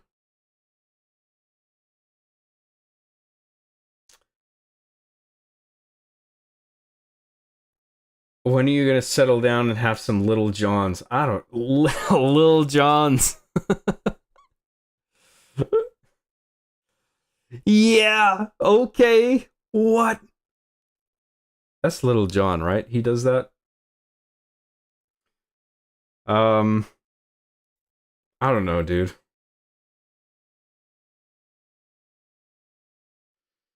Being a one-man creative army inevitably results in not knowing every little piece of jargon in that field. You can know everything about how to use something without knowing what others call it. Yeah, well, like I was saying, like there's a bunch of storytelling stuff that I just sort of feel my way through. It's not that like I looked it up in a dictionary and I was just like, oh, I know how to employ that. You know, it's like I just watch movies and I get a sense of what movies are doing on some emotional sort of esoteric level. And I'm just like, you know what? I think I actually know how to sort of roughly execute that without really explicitly being able to define what it is. I think that's sort of what's going on with me, with my stuff.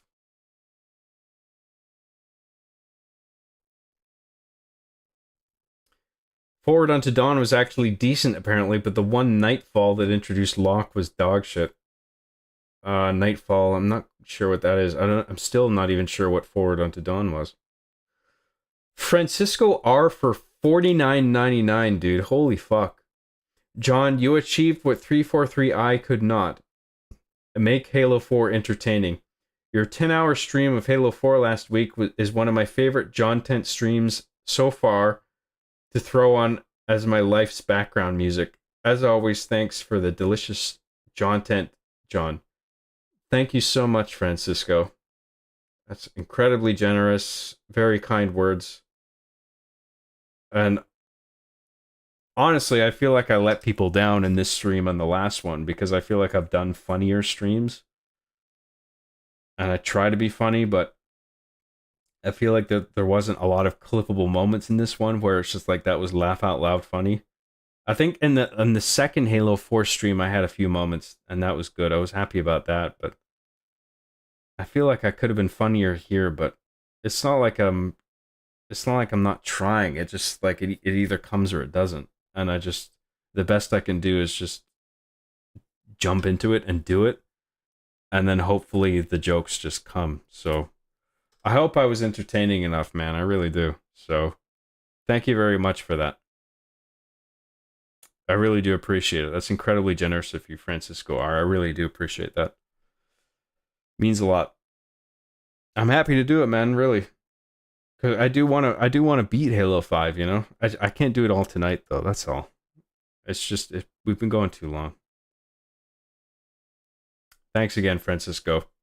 Deeply appreciate it. Forward Unto Dawn was a show. Features Lasky in boot camp when the Covenant first attacked. Not bad as far as Halo media goes. It was a show. Okay, was it a cartoon? Like what type of show was it? Was it like an anime? Was it a CGI show? It couldn't have been live action. Kapu Joe for $9.99 says, Job, you're very cool. If you was a character from Halo, you'd be the ship master. Like the captain of a ship, like Captain Keyes. Having my own ship would be pretty cool. Thank you very much, Kapu Joe. I appreciate it. Forward Unto Dawn was a live-action movie. So it was live-action. It was a live-action movie / miniseries where it followed Lasky when he was a cadet. Chief shows up, and he's actually cool in it, unlike whatever the hell the Paramount Halo TV show was. Yeah, well, if that was anything, it wasn't cool. That's what it was. It had cool parts, I thought, here and there, to be honest. The Halo TV show. Yes, I am talking about that. But not nearly enough. I don't want to like completely discard it as all of it being irredeemable trash because I don't believe that. I think there was some good shit in there. But it was just lost among an ocean of poor execution. Mr. Bad Guy for $1.99 says, Job, you look like John Graham. Ever meet him? No, but I heard he has a huge dick and he's super sexy. I'd love to meet him one day. Thank you very much, Mr. Bad Guy. Appreciate your super chats and your membership. It really means a lot. Take care, John. I just got here, but I remember loving R being the chief dude. Thank you very much. Yeah, I know my time slot doesn't really cooperate with everybody's zones.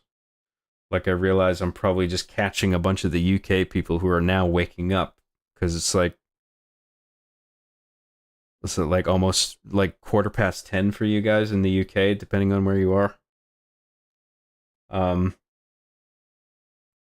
But the time slot that I have works best for me based on what I am, based on my sort of biological rhythms.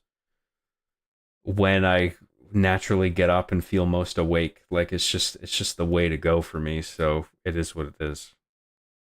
You know, but whenever I have the energy, I like to push on and catch the UK people in the morning. To just, let them tune in for a little bit live. That's nice. When I see people tune in and they appreciate that. John, I said turn off the Xbox. Now, I said turn off the Xbox now. Go to bed. Well, we're gonna wrap up chat. I'm not in a rush. I am tired, but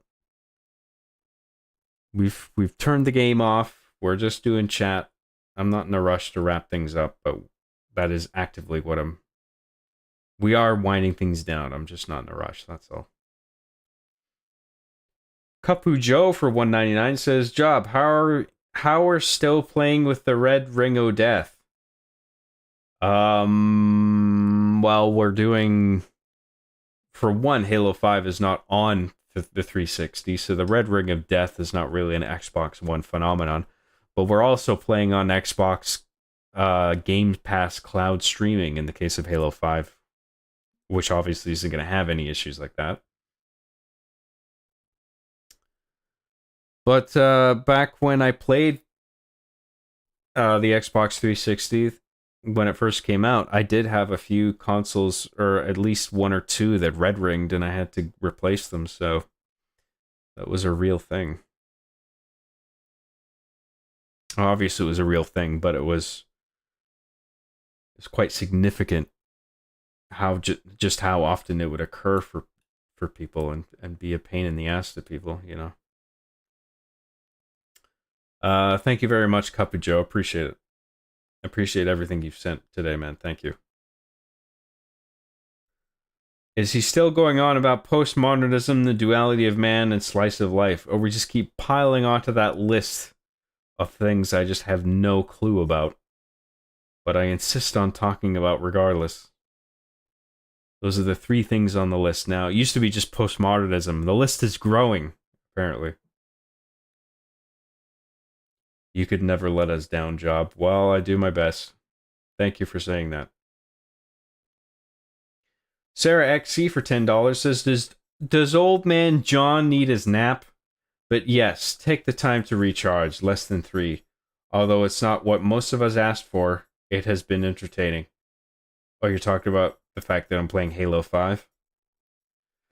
Yeah, well, I never finished it, man. And we did all the other Halo games, so I think it would be a shame if I didn't finish it. So I'm glad that we're actually going to power through and I'm going to be able to finally say I got through it all. I think it's a good thing. So thank you very much, Sarah XE. Thank you for that and everything that you've sent. You're incredibly generous, and I really do appreciate everything that you've ever sent. Thank you very much.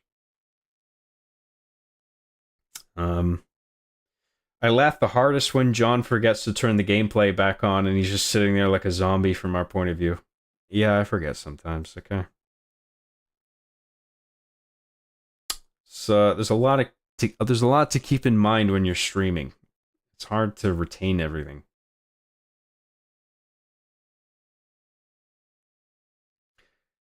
Were you really focused on R being the chief that you insulated yourself from the world during 2010, 2013 when they did Halo TV over and over? Halo TV? What's that? Insulated yourself from the world during 2010, 2013. I don't really know what you're referring to. Oh, shit like Forward Unto Dawn? Is that what you're referring to? Forward Unto Dawn was cool. You can also see Frankie from 343 playing as the janitor. Really? That's cool. I didn't know that. Yeah, I wasn't tuned into that, I have to admit.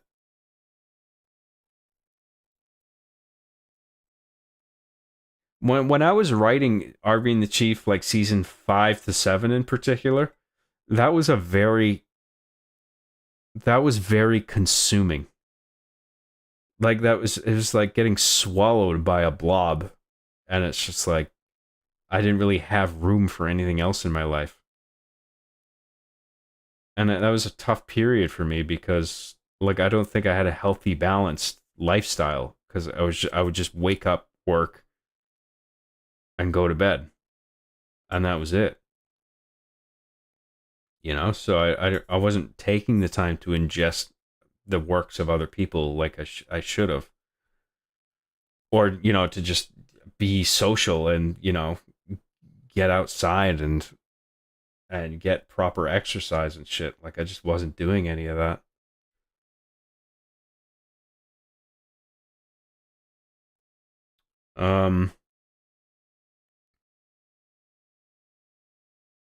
Red Ring of Death is happening right now. You just can't see it. God, I hope not. I'm using a 360 to make hard justice right now. If that goes Red Ring of Death, I'm gonna be fucking mad. Halo 5 Kardashians. Yes, we will. We got about halfway through today, and we might finish it tomorrow. We'll see. John is insisting upon himself, much like The Godfather. It's crazy how they shipped a console with no notable power issues after the 360, and there have been zero noteworthy games since. Yeah. Yeah, the 360 was just quite clunky compared to what they're putting out now.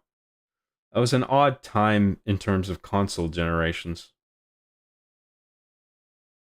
Because the 360 wasn't unique in that regard. I think the PlayStation 3, when it first launched, had a unsettlingly large failure rate, but I don't think it was quite as large as the 360's failure rate, but the number was still considerable. It might have been like 40% and 35%.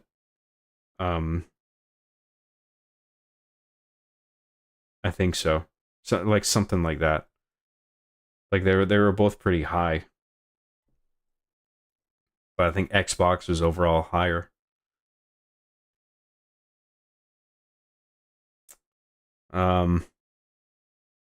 Most of us did vote for it. That's true. I was just going by the poll results. If the poll had gone another way, I would have moved on to something else.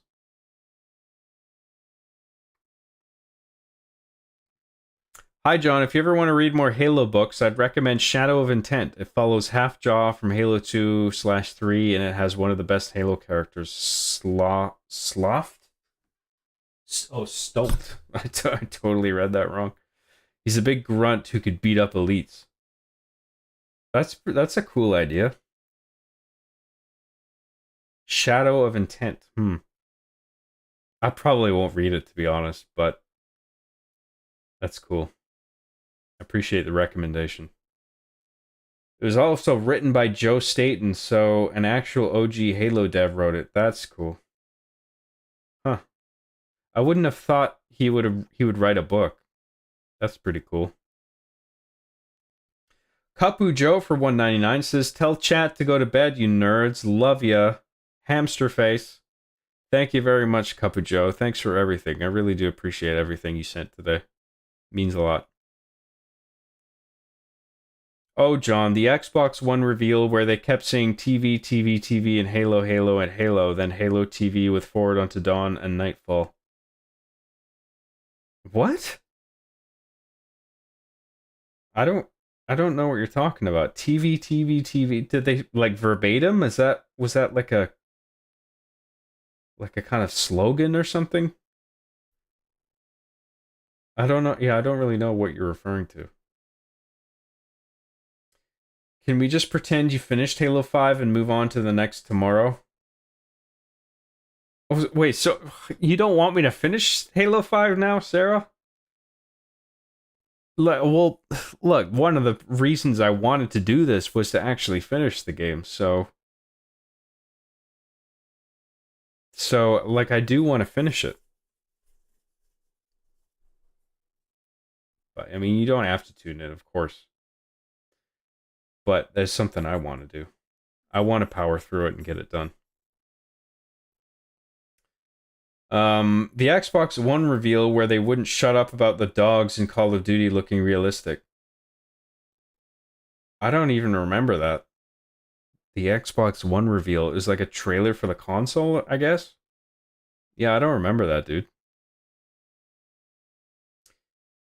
If we're finishing the games, might as well move on to Halo Infinite. No, I don't want to do Halo Infinite. It's too recent. I think most people have probably played it and remember it well enough. I beat it. I wasn't overwhelmed or I wasn't impressed by it at all. I have no intention or incentive to play it again. Halo 5 is different because I never finished it. And also, a considerable amount of time has passed since Halo 5 came out relative to Halo Infinite.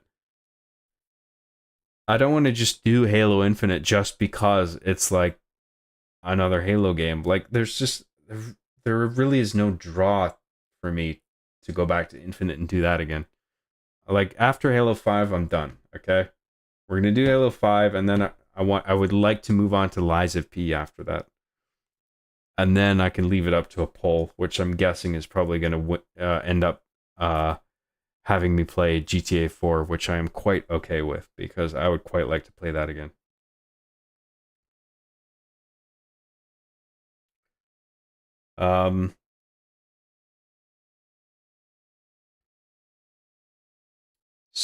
Stolt has this cool scene in the book where he flies behind the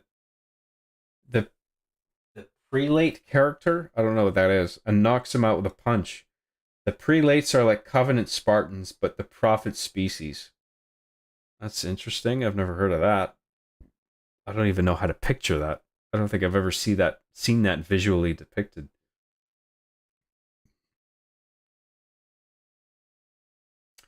John, you really forgot the Xbox One reveal where they had nothing going for them but try and go full multimedia box. One of their big push was making TV shows and movies about their IPs for the Xbox.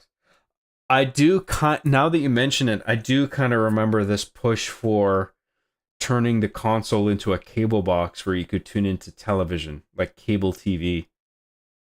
Because the Xbox One, one of the reasons that it was called One was that it is the one thing that your entire entertainment experience should revolve around, and that includes games and it includes TV and films.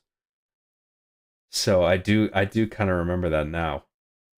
I just don't remember the aggressive marketing campaign attached to it or the specific examples of said campaign. Connectimals, I remember that. I played Connectimals at E3 when that was first announced. I was there when they were demoing it, and I was just like, ugh. I don't think I tried it, but I watched other people doing the demo of it, and I was just like, that's not for me. I don't give a fuck about that.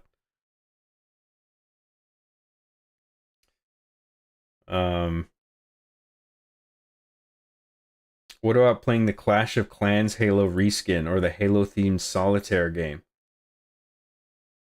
Nah. You could try seeing if your local GameStop has the Halo-themed car air fresheners. I have a local GameStop, and I don't remember seeing anything like that. I'd love to watch you play Lies of P, honestly. It would be such a change of pace from the last streams. That's what I think, yeah. Been playing all these shooter games and shit. I think a Souls-like would be refreshing.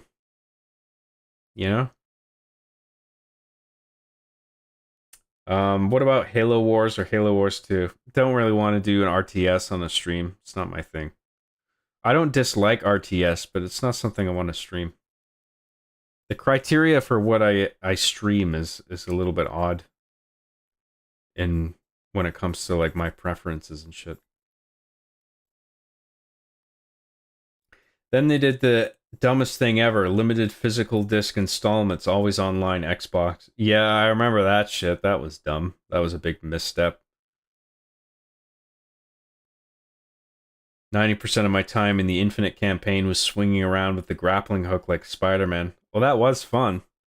I actually quite liked that mechanic, that swinging, sort of fulcrum-based swinging gameplay. I thought that was actually pretty cool. Mickey's Bickies for $2 says Bungie's giving you $1 million and H Infinite girlfriends. H Infinite. Interesting. That's very generous of Bungie. Infinite girlfriends is still not enough. Still not enough. I need more. More girlfriends. Thank you very much, Mickey's Bickies. I appreciate it. If you're going to stream another game, you need to play it with Halo mods if they exist to fit the theme. Yeah, this doesn't need to be like a Halo stream where every game needs to have like a Halo aesthetic. That's not the way I see it. It's not what I want to do. Kapu Joe for $1.99 says Halo in small text. Thank you very much, Kapu Joe. Appreciate that. Bungie is going to be dissolved after Marathon extraction shooter reboot fails.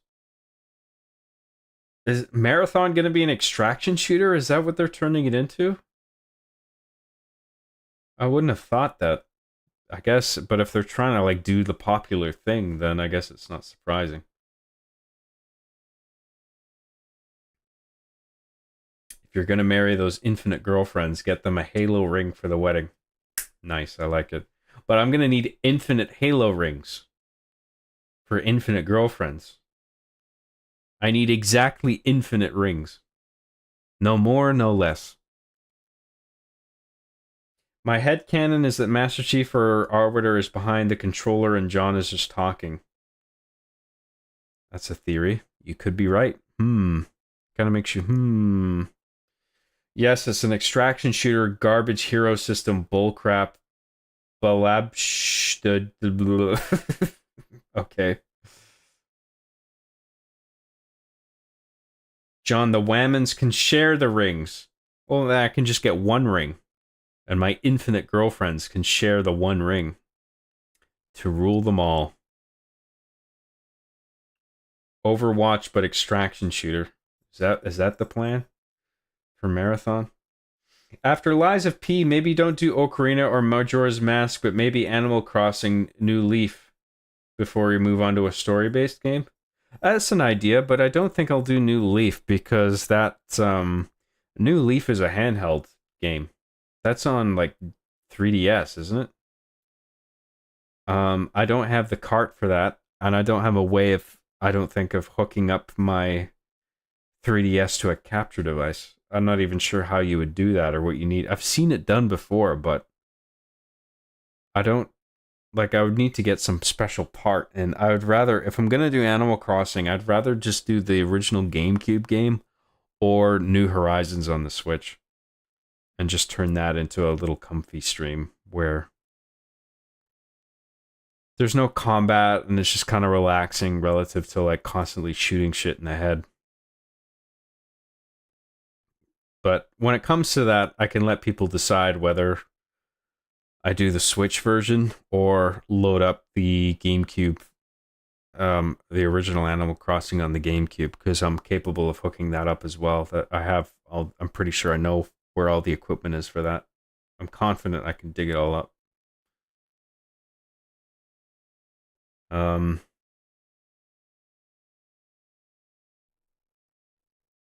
Animal Crossing, but the GameCube version instead. Yeah, sure. If people want that, I'm pretty sure I can make that happen.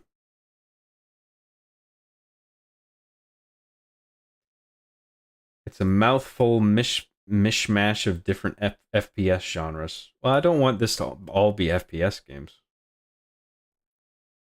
Oh, okay, even that. The original Animal Crossing on GameCube? Yeah, I wouldn't mind playing that again. John, have you ever played the Time Splitters games? I'm not sure if they're streamable since they were on PS2, Xbox, GameCube, but I know there's emulators for it. Well, yeah, I don't want to do any emulation and stream that, but I think I could get Time Splitters going on the GameCube if I'm hooking up the GameCube anyway. Because I don't think I have it on. I might have the PS2 copy as well, but I'm not sure where it is. But the GameCube version, I know where my GameCube is. I know where my GameCube discs are, and I'm pretty sure I know where the controllers are. So I think I could get that going. Time Splitters 2 is great. Time Splitters 2 and 3 Future Perfect were the ones I played, and those were terrific. I used to spend a lot of time in the map maker in Time Splitters 2, making my own campaign missions and stuff. That was really fun. A lot of Sony execs were pissed that Bungie overvalued themselves to the tune of $3.6 billion. That's half the value of what Microsoft bought out Bethesda. Wow. I didn't know Bungie valued themselves at that number. That's crazy. Time Splitters Feature Perfect was cool because they finally fixed the aiming to be more like Halo. Oh yeah, I do remember 3 playing a bit differently to 2. Not too much, but I kind of know what you mean, yeah.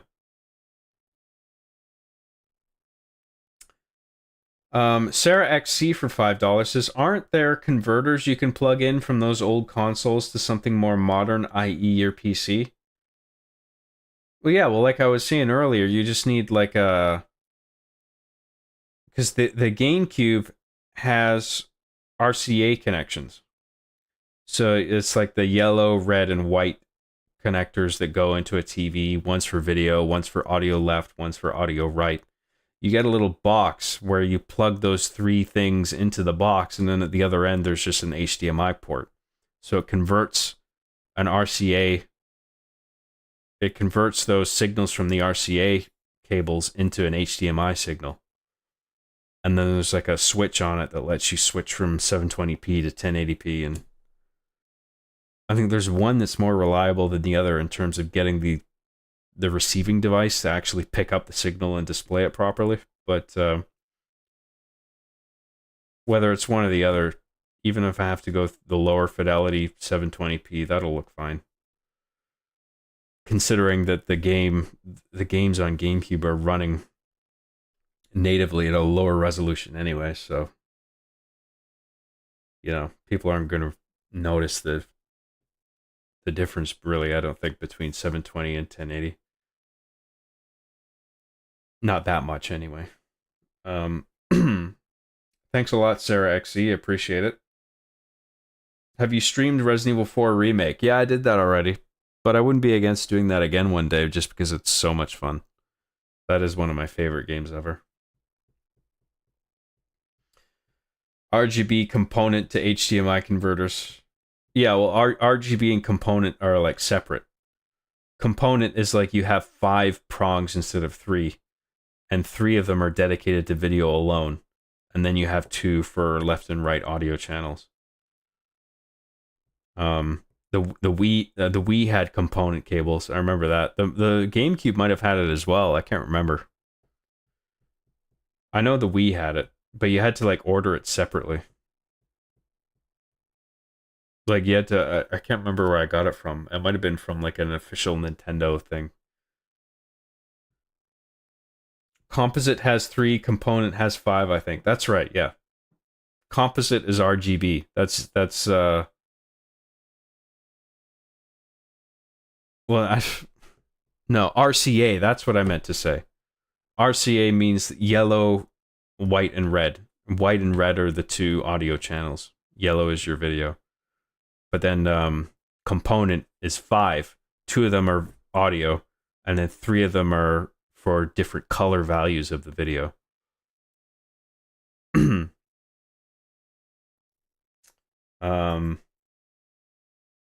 Still waiting for Time Splitters Rewind. I heard there was like maybe a new Time Splitters coming out, but I haven't heard anything recently.